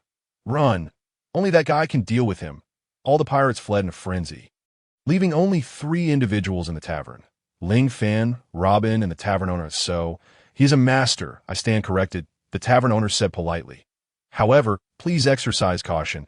There's a pirate here who targets those with high bounties, and his methods are exceedingly ruthless. Any pirate he sets his sights on meets a grim fate. Oh, there exists such a pirate. He seems to be the tyrant of Magic Valley Town. So, if I defeat him?" Ling Fan inquired. "Yes. If you defeat him, you will undoubtedly establish your footing in this town," the tavern owner replied. Just then, a figure entered the tavern. The newcomer immediately spoke. "I heard a formidable man has arrived." The tavern owner turned pale and quickly responded, "That's him. He is here. Sir, you must be cautious." "Understood. I will." Ling Fan nodded in acknowledgement and glanced at Robin to be careful. Robin said with concern, "Don't worry. You know my strength." Ling Fan replied nonchalantly, for he was now practically invincible. The pirate gradually approached the bar, took a few bites of meat, and gulped down some drink before abruptly attacking Ling Fan. The sound of the air being sliced indicated that this pirate possessed significant strength. "Greetings. Welcome to Magic Valley Town. I am Durit." The self-proclaimed Durit lunged a punch at Ling Fan. The tavern owner could no longer bear to watch. No one in Magic Valley Town could withstand Durit's blow. However, the ensuing scene left the tavern owner astounded. Ling Fan firmly grasped Durit's wrist, as steady as a crab claw. Despite Durit's desperate efforts, even turning his face crimson, he could not escape Ling Fan's grip. How could this kid possess such strength? Could he be a devil fruit user as well? Realizing this, Durit decided to no longer conceal his power. After all, if this continued, he would be humiliated, especially with so many spectators gathered outside the tavern. Before Ling Fan, Durit's form began to change. Horns sprouted from his head, his skin turned jet black, his feet became hooves, and his nose morphed into that of an OX. It was evident that Durit was a Zoan-type bull fruit user. Roar! Durit bellowed and attempted to throw Ling Fan aside. Impressive. Such power is truly commendable. Ling Fan couldn't help but praise. Now, I shall ensure your complete departure from this world.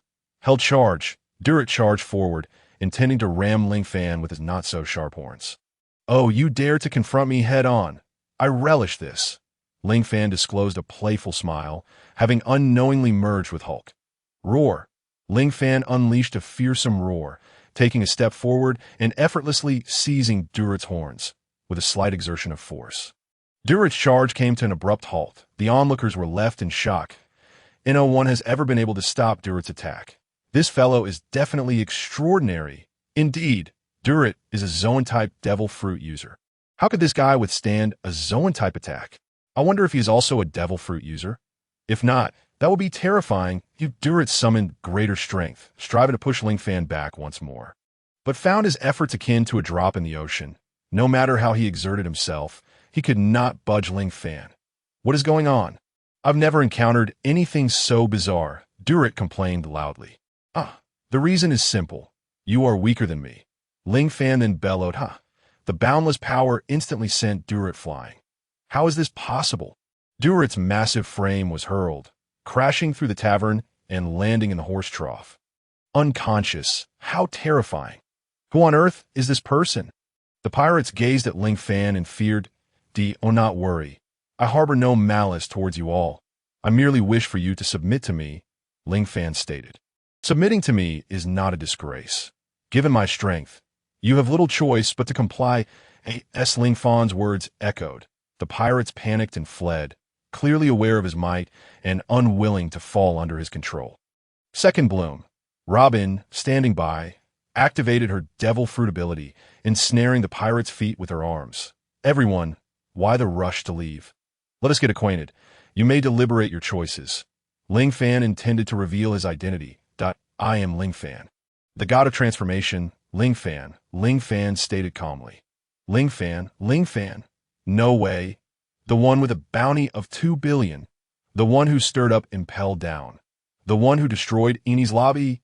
No wonder, even Durit fell at your hands. If you are indeed Ling Fan of the 7 warlords, it all makes sense. The crowd began to compare notes, confirming that Ling Fan spoke the truth. They never expected to encounter a 7 warlord in Magic Valley Town. Ling Fan directly inquired, Do you wish to submit? Of course. You are a hero among pirates, hero. What brings you to that conclusion? Ling Fan felt perplexed. How did he become a hero among pirates after just a few exchanges? Your deeds have spread across the seas. Tales of you circulate in the Grand Line, and everyone says you are the strongest of the 7 warlords. To join your ranks is a coveted opportunity. How could we refuse?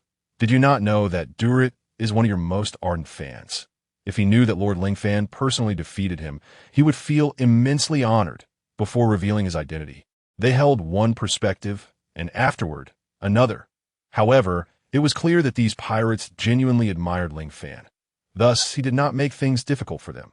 After they submitted, he immediately signaled to his fleet, My subordinates will enter Magic Valley Town.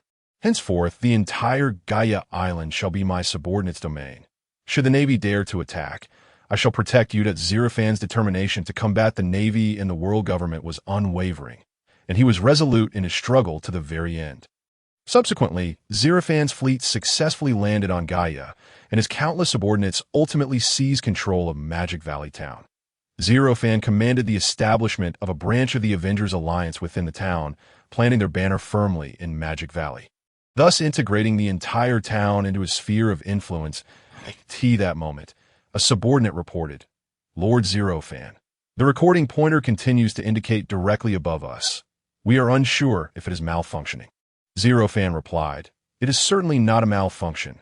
Rather, the next island lies in the skies above, while others may need to ride the perilous sky currents to reach the Sky Island, requiring the expertise of top-tier navigators. Our approach is far simpler. Lord Shiki can simply pilot our flagship upwards. Having the power of the Golden Lion proved exceptionally convenient, allowing them to ascend directly to the Sky Island. There truly is Sky Island. Zero Fan? Robin inquired, her uncertainty palpable. Indeed, Zero Fan affirmed, gesturing skyward. Centuries ago, a portion of Gaia was swept up by the sky current, ultimately becoming a sky island. There are, of course, more than just this one sky island. Numerous others formed by serendipity exist. Though few are aware of them, that be by the way. Robin, there lies a piece of historical text there. Thus we must proceed, Zero Fan declared. Even if there weren't, I still intend to go. It seems rather thrilling, Robin nodded. Promptly preparing for the journey. Robin truly possesses a penchant for adventure, Zero Fan mused, a smile creeping across his face. With all personnel ready, Zero Fan had specifically summoned many skilled individuals aboard the flagship, leaving his subordinates stationed in Magic Valley Town.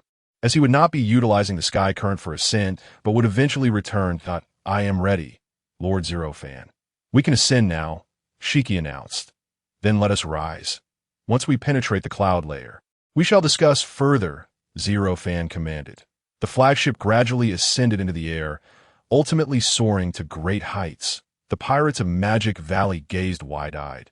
Some had heard of the Golden Lion, others of the float fruit.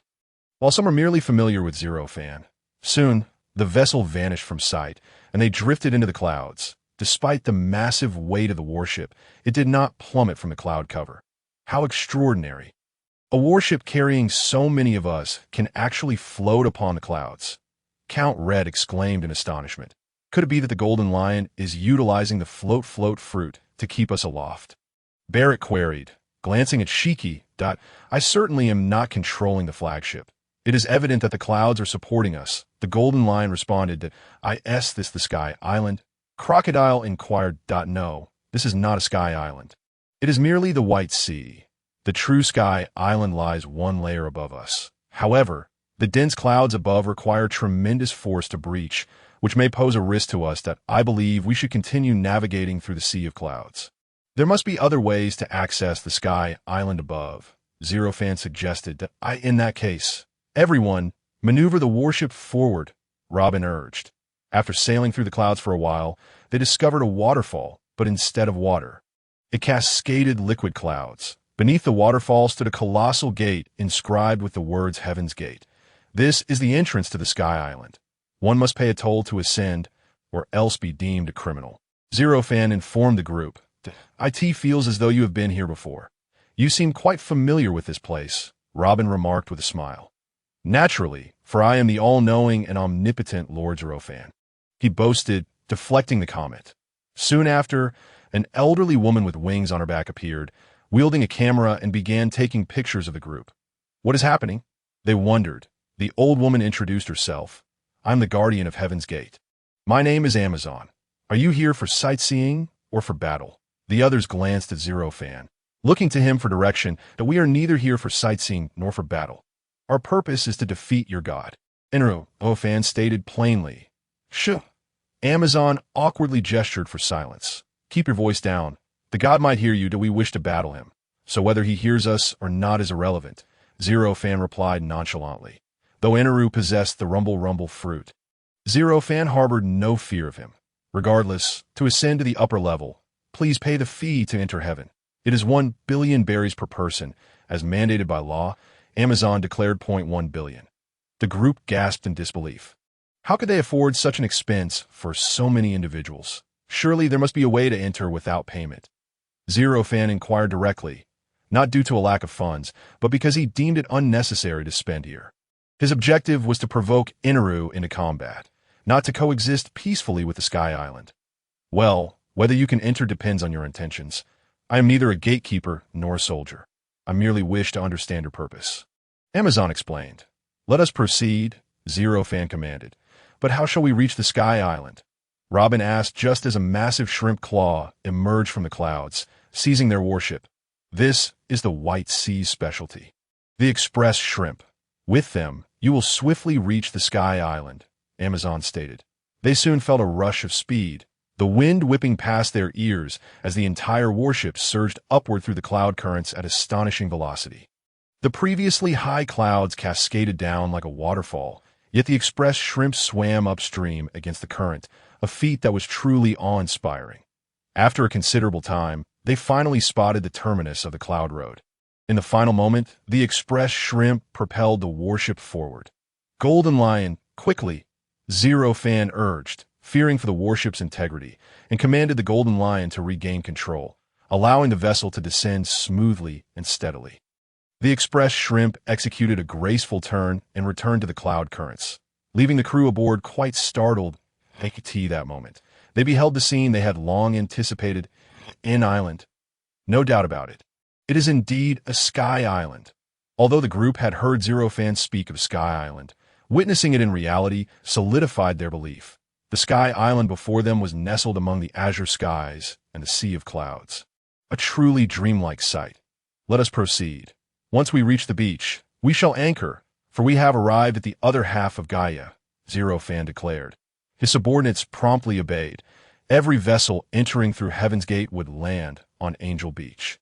Once the warship was secured, most disembarked, leaving only a small contingent behind to guard the ship. It seems this place resembles the floating islands of the sea below. I wonder if we could reach here using the sky current? Robin pondered. I believe so, considering there's only this single sky island surrounding us. Zero Fan replied, by the way, upon our arrival, the god here must have already taken notice of us. Redfield. How formidable is his observation hockey? Zero Fan inquired. Quite impressive. It does not align with my path, yet he can extend his observation hockey across the entire island, which is indeed remarkable, Count Red praised. However, I doubt we can recruit him, as he does not fit the mold of an ordinary pirate. He claims to be a god, Zero Fan remarked. A god. Is there truly such a thing?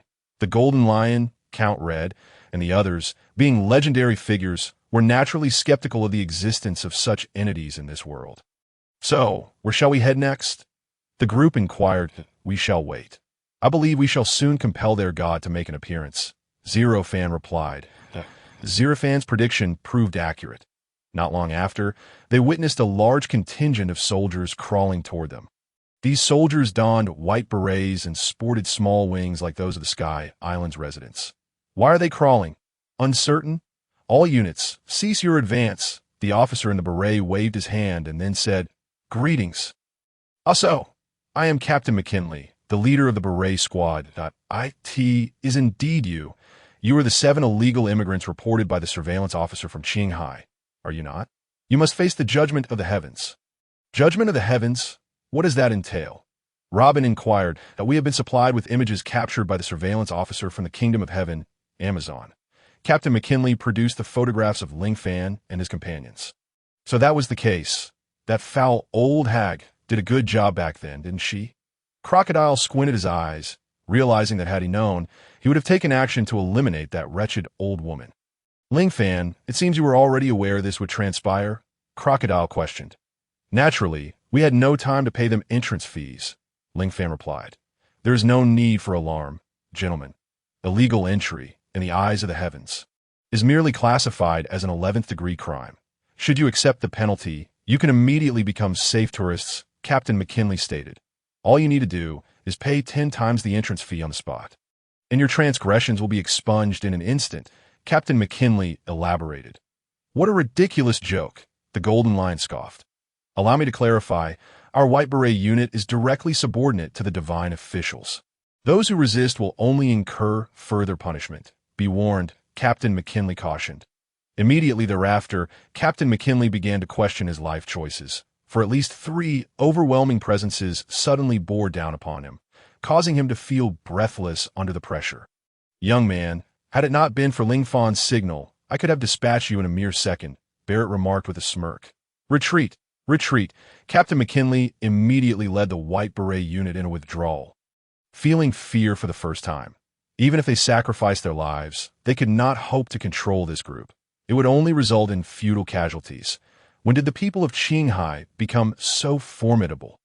As the White Beret unit fully retreated, a bolt of lightning suddenly cleaved through the air, accompanied by a crack. The lightning struck towards Ling Fan.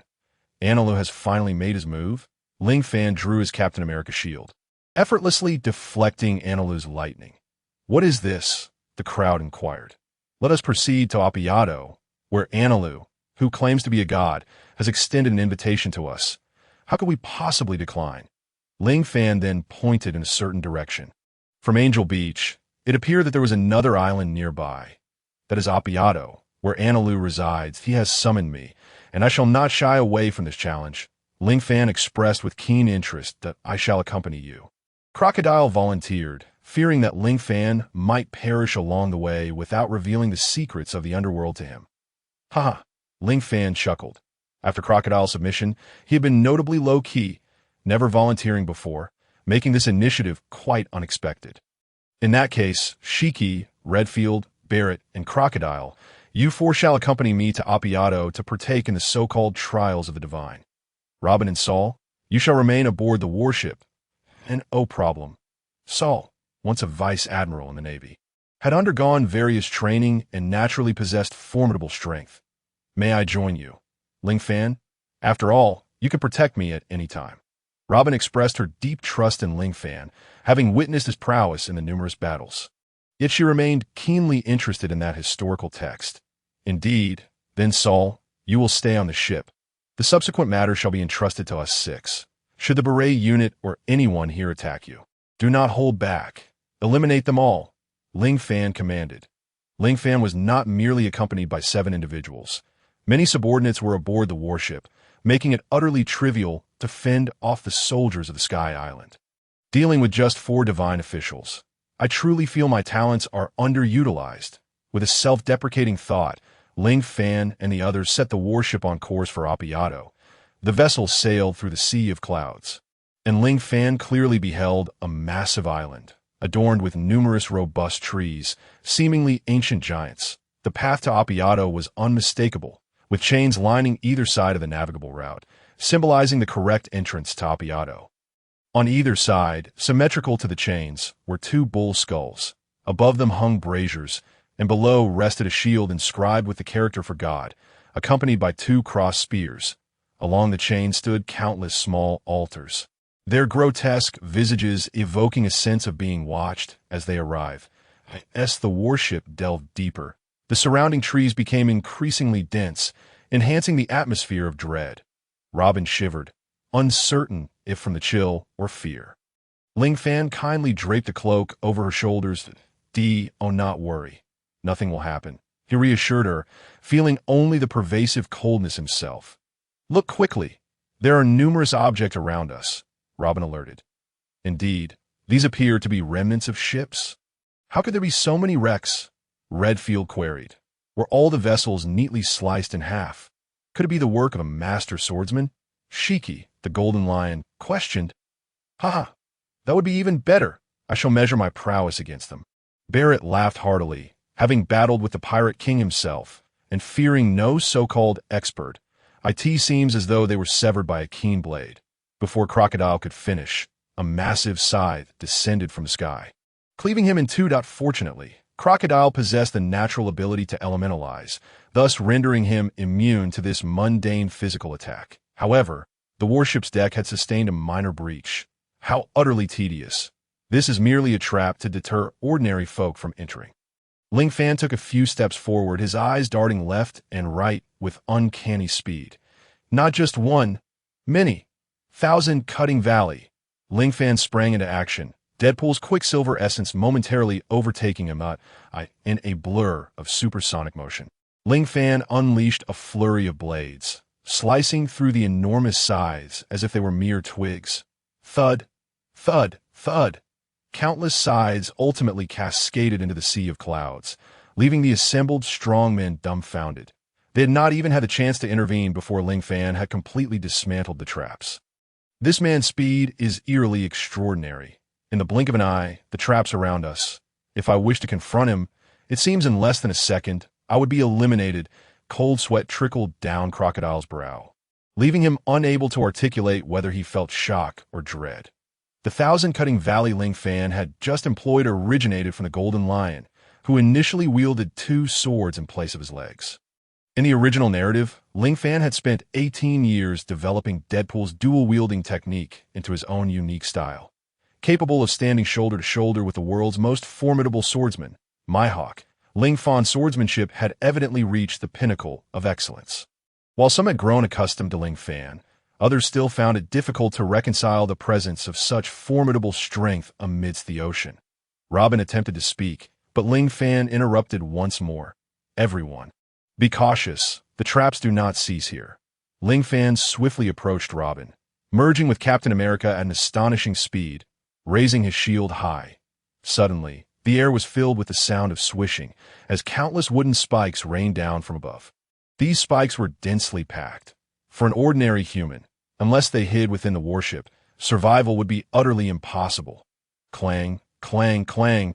The wooden spikes were completely thwarted by Ling Fan's shield. Even the few that managed to reach him were effectively neutralized by his haki, ensuring that Robin was meticulously safeguarded. For other formidable warriors, these spikes posed little more than a minor nuisance. Redfield, relying solely on his agility, effortlessly evaded all the wooden spikes, while Crocodile had no need to block them. Merely transforming into an elemental form rendered the spikes harmless, as they lacked any haki entanglement. The Golden Lion employed his swordsmanship to deftly strike down the incoming wooden projectiles. Barrett, on the other hand, was a ruthless individual. Without even using haki hardening, he simply projected his haki outward to isolate all the wooden spikes. How utterly tedious! Barrett seized one of the wooden spikes and hurled it with great force at the machine that had released it, resulting in a resounding crash as the device was obliterated. Ling Fan refrained from intervening, eager to observe how his legendary pirates would respond to such an unexpected predicament. After traversing this area, a brief calm enveloped them. Yet Ling Fan was acutely aware that the ordeal was far from over. Suddenly, countless creatures resembling leeches emerged from the clouds above. Desert Treasure Blade, Crocodile exclaimed, striking down the head of one of the monsters with a powerful blow. It appeared to be a type of seven-gilled eel. Although it would be more accurately termed a seven-gilled sky eel in this aerial realm, Robin noted with interest that aren't you a historian? How do you possess knowledge about animals? Ling Fan inquired. These are common marine creatures. They must have been swept up by the raging currents. Robin replied with a nod. Could this possibly be the trial? How utterly unexciting, Barrett remarked, his eagerness palpable. This cloud river is perilous from the start. I suspect the interior will prove even more intriguing. Surely, we won't meet a truly tragic end, will we? The thrill of adventure is exhilarating. I rather enjoy it, Robin chimed in with an unexpected smile. Ling Fan found himself reevaluating his perception of Robin. Her sharp tongue and cunning nature were revealing new facets of her character. After the warship had navigated a few hundred meters, they encountered the seven-gilled sky eels once more. But for Ling Fan and his crew, they were no longer a concern. Soon, the vessel arrived at the site of a colossal statue, significantly larger than the chains at the entrance. This statue appeared to depict the serene visage of a Buddha, with 5 smaller stones positioned before the entrance to the trial. I suppose we now possess the qualification for the trial, Golden Lion Shiki queried. Indeed, these 5 stone pillars can be likened to the 5 fingers of the Buddha. Excluding the smallest on the far left, there are 4 distinct trials corresponding to the index through to the pinky fingers: the trial of swamps, the trial of iron, the trial of ropes. In the trial of balls, Redfield read aloud. You may each select your trial. You will encounter 4 priests, all of whom are our adversaries. Ling Fan elucidated. I choose the trial of iron, Barrett declared first, hastily adding. Let us conclude this monotonous game. He swiftly charged into the entrance of the trial of iron. What about the rest of you? Ling Fan inquired. I choose the trial of swamps, as I can manipulate gravity. The Golden Lion stated before gracefully floating into the trial's entrance. In that case, I shall opt for the trial of ropes. As a natural devil fruit user, I shall not be bound, Crocodile declared, transforming into a whirlwind of sand as he entered the cavern of the trial of ropes. Finally, Redfield sprouted a pair of wings akin to a bat and swiftly glided into the trial of balls. And what about us? Robin asked. Yes, for us. Have General Saul halt the warship. We shall ascend to the top of this colossal stone and await the defeat of the 4 priests before confronting their leader. Ling Fan replied, intending to bypass the trials individually, recognizing that ultimately they were merely facing 4 priests who primarily relied on observation haki. Nothing particularly remarkable about that. Very well, Robin acquiesced, retreating into the ship's cabin. After a brief interval, Saul and his crew emerged. Once Ling Fan had given his instructions, he transformed into Iron Man, temporarily lending his armored suit to Robin. Jarvis, assist Robin in flying. Just follow my lead, Ling Fan commanded. Having secured everything, he soared to the apex of the statue. With Jarvis's aid, Robin landed steadily atop the statue, while Ling Fan commanded, Jarvis, conduct a remote reconnaissance and project the visuals for Robin to see. Understood, Jarvis replied, promptly displaying the 4 trial locations for Robin's observation. Utilizing Wolverine's long-range vision, Ling Fan surveyed the surroundings with clarity. Redfield, navigating through the canal, noticed white snowballs floating nearby, their aesthetic appeal captivating. The Cloud River extended toward the trees as the Red Count sped along its course. Quickly spotting the surrounding white spheres, something feels amiss, Redfield remarked. Just as he voiced his concern, numerous white snowballs obstructed his path entirely. The Red Count attempted to bypass them. The snowballs suddenly erupted in a series of explosive detonations, enveloping the area in a cloud of smoke. From her vantage point atop the statue, Robin anxiously inquired, "Do you think the Red Count will?" Ling Fan reassured her with a gentle pat on the shoulder. "Fear not. He is the Red Count, a being capable of standing against the likes of Pirate King Roger. Mere priests are no match for him." Indeed, as Ling Fan's words resonated, Robin observed Redfield emerging unscathed. A figure with a rotund physique, donning spectacles and a yellow hat, adorned with angelic wings typical of Sky Island, exclaimed, "Impressive. This is known as the Scare You Ball. Welcome to my trial balls. I'm the priest Shadley of the Forest." This priest appeared to revel in merriment, bouncing joyfully upon the large sphere beneath him. "So, you are the priest, a subordinate of that Enel fellow?" the Red Count inquired. "Ha ha, indeed. He is our god. However, encountering me guarantees your demise, so do not entertain thoughts of battling him," the priest replied, exhibiting an exuberant demeanor. "You dare utter such bravado before me? How amusing!"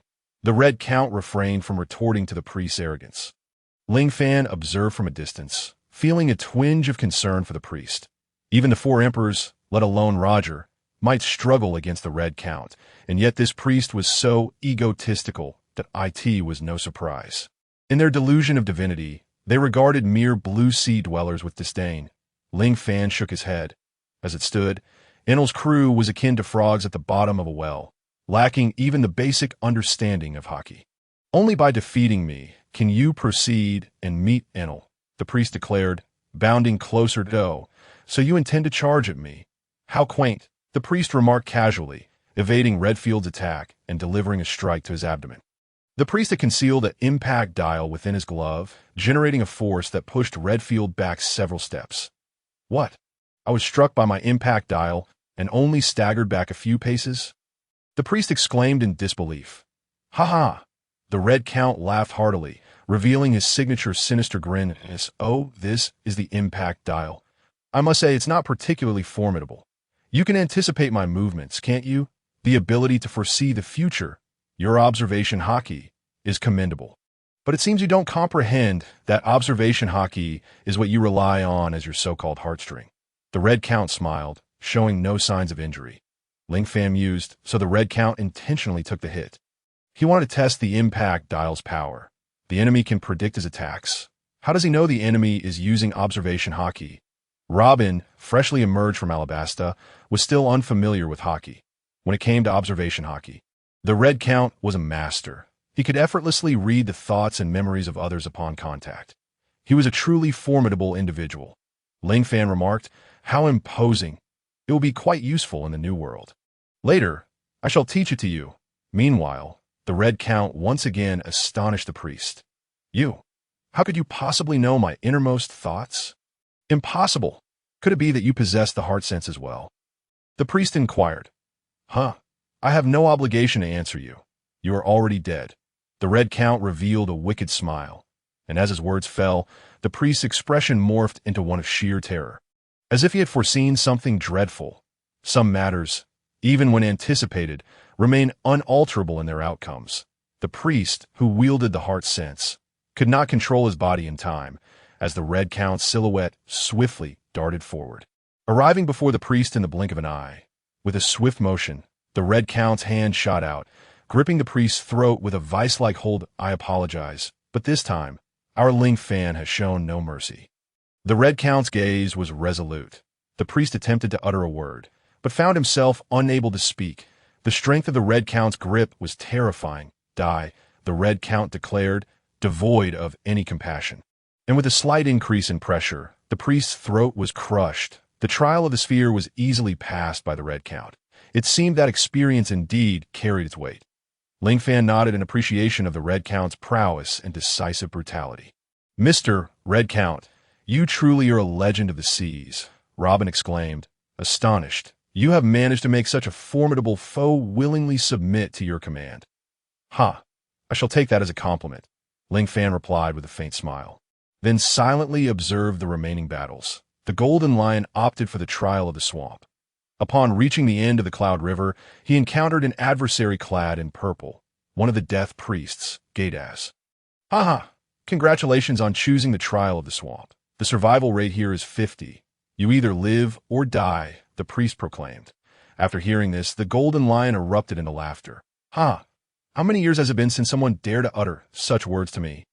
I shall make you aware of the consequences of opposing me." The Golden Lion unsheathed his Sakura, Ten, and Muku, unleashing waves of sword energy. Wave Slash. The priest's most notable feature was the wind shells affixed to his limbs, enhancing his speed and allowing him to fly. However, the Golden Lion could also soar through the skies. His Wave Slash, a mere casual swing, was deftly evaded by the priest, who utilized his agility with finesse. "Ha! Your speed is commendable, but if I ensnare you, no amount of swiftness will save you," the Golden Lion declared. "What do you mean?" A sense of foreboding gripped the priest, and the heart sense revealed the impending peril to him. "Impossible! What kind of ability is this?" he exclaimed, attempting to retreat with the wind shells. Simultaneously, the priest tried to manipulate the surrounding swamp clouds to obstruct the Golden Lion. Yet, the opponent was the Golden Lion, a powerhouse of an era alongside Whitebeard and Roger. The Golden Lion placed his hands on the ground and calmly announced, "Lion's Fury."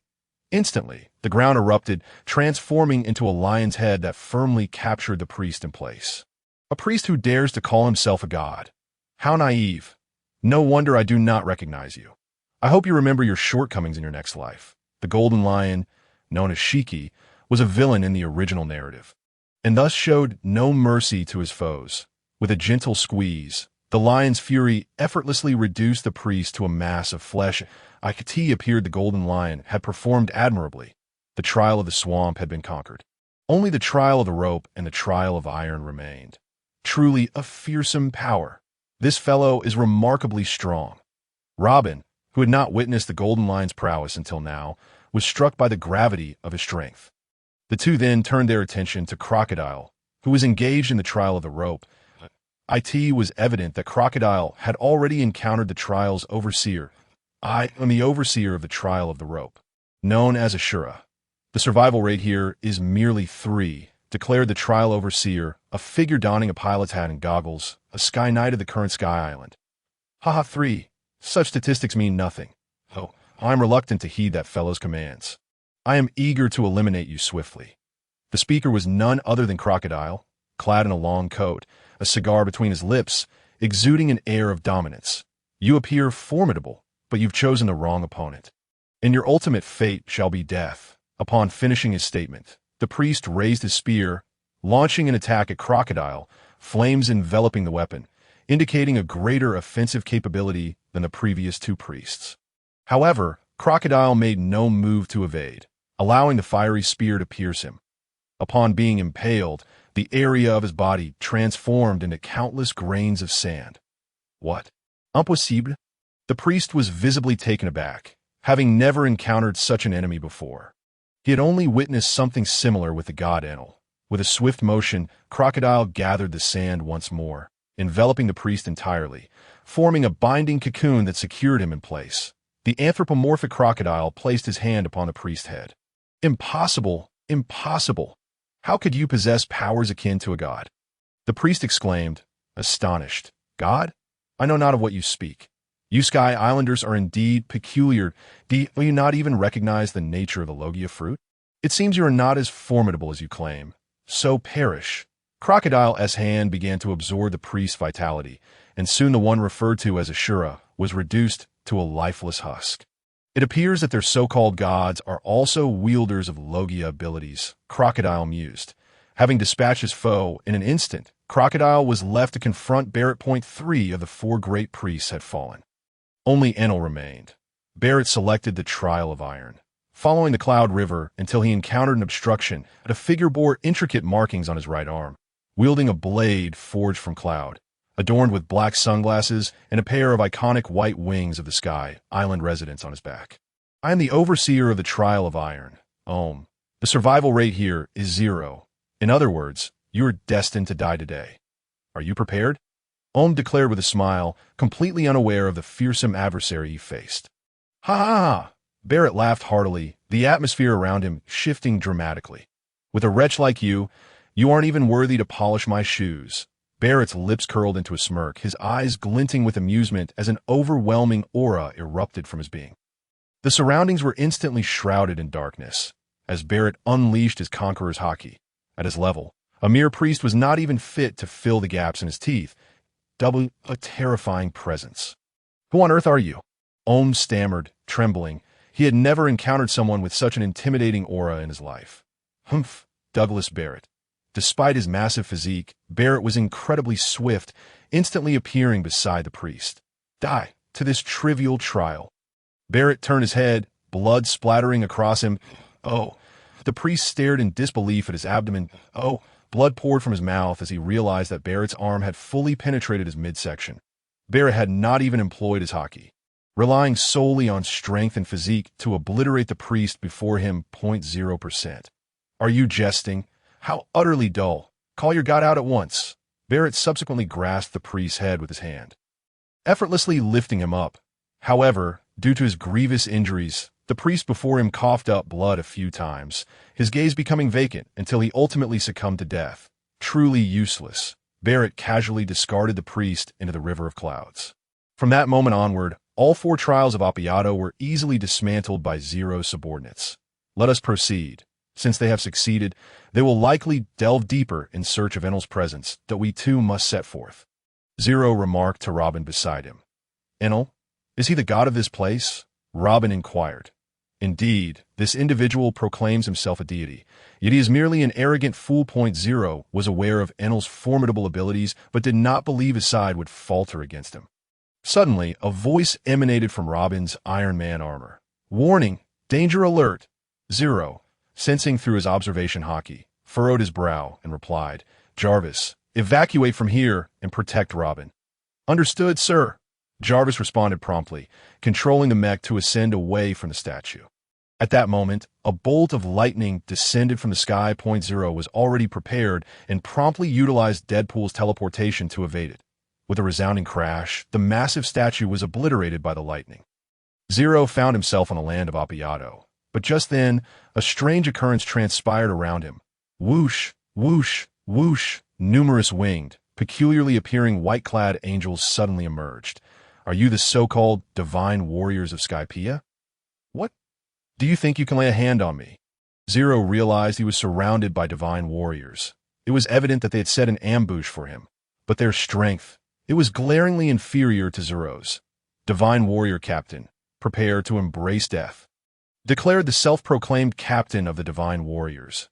And with that, all the divine warriors surged forward, wielding exceptionally sharp melee weapons.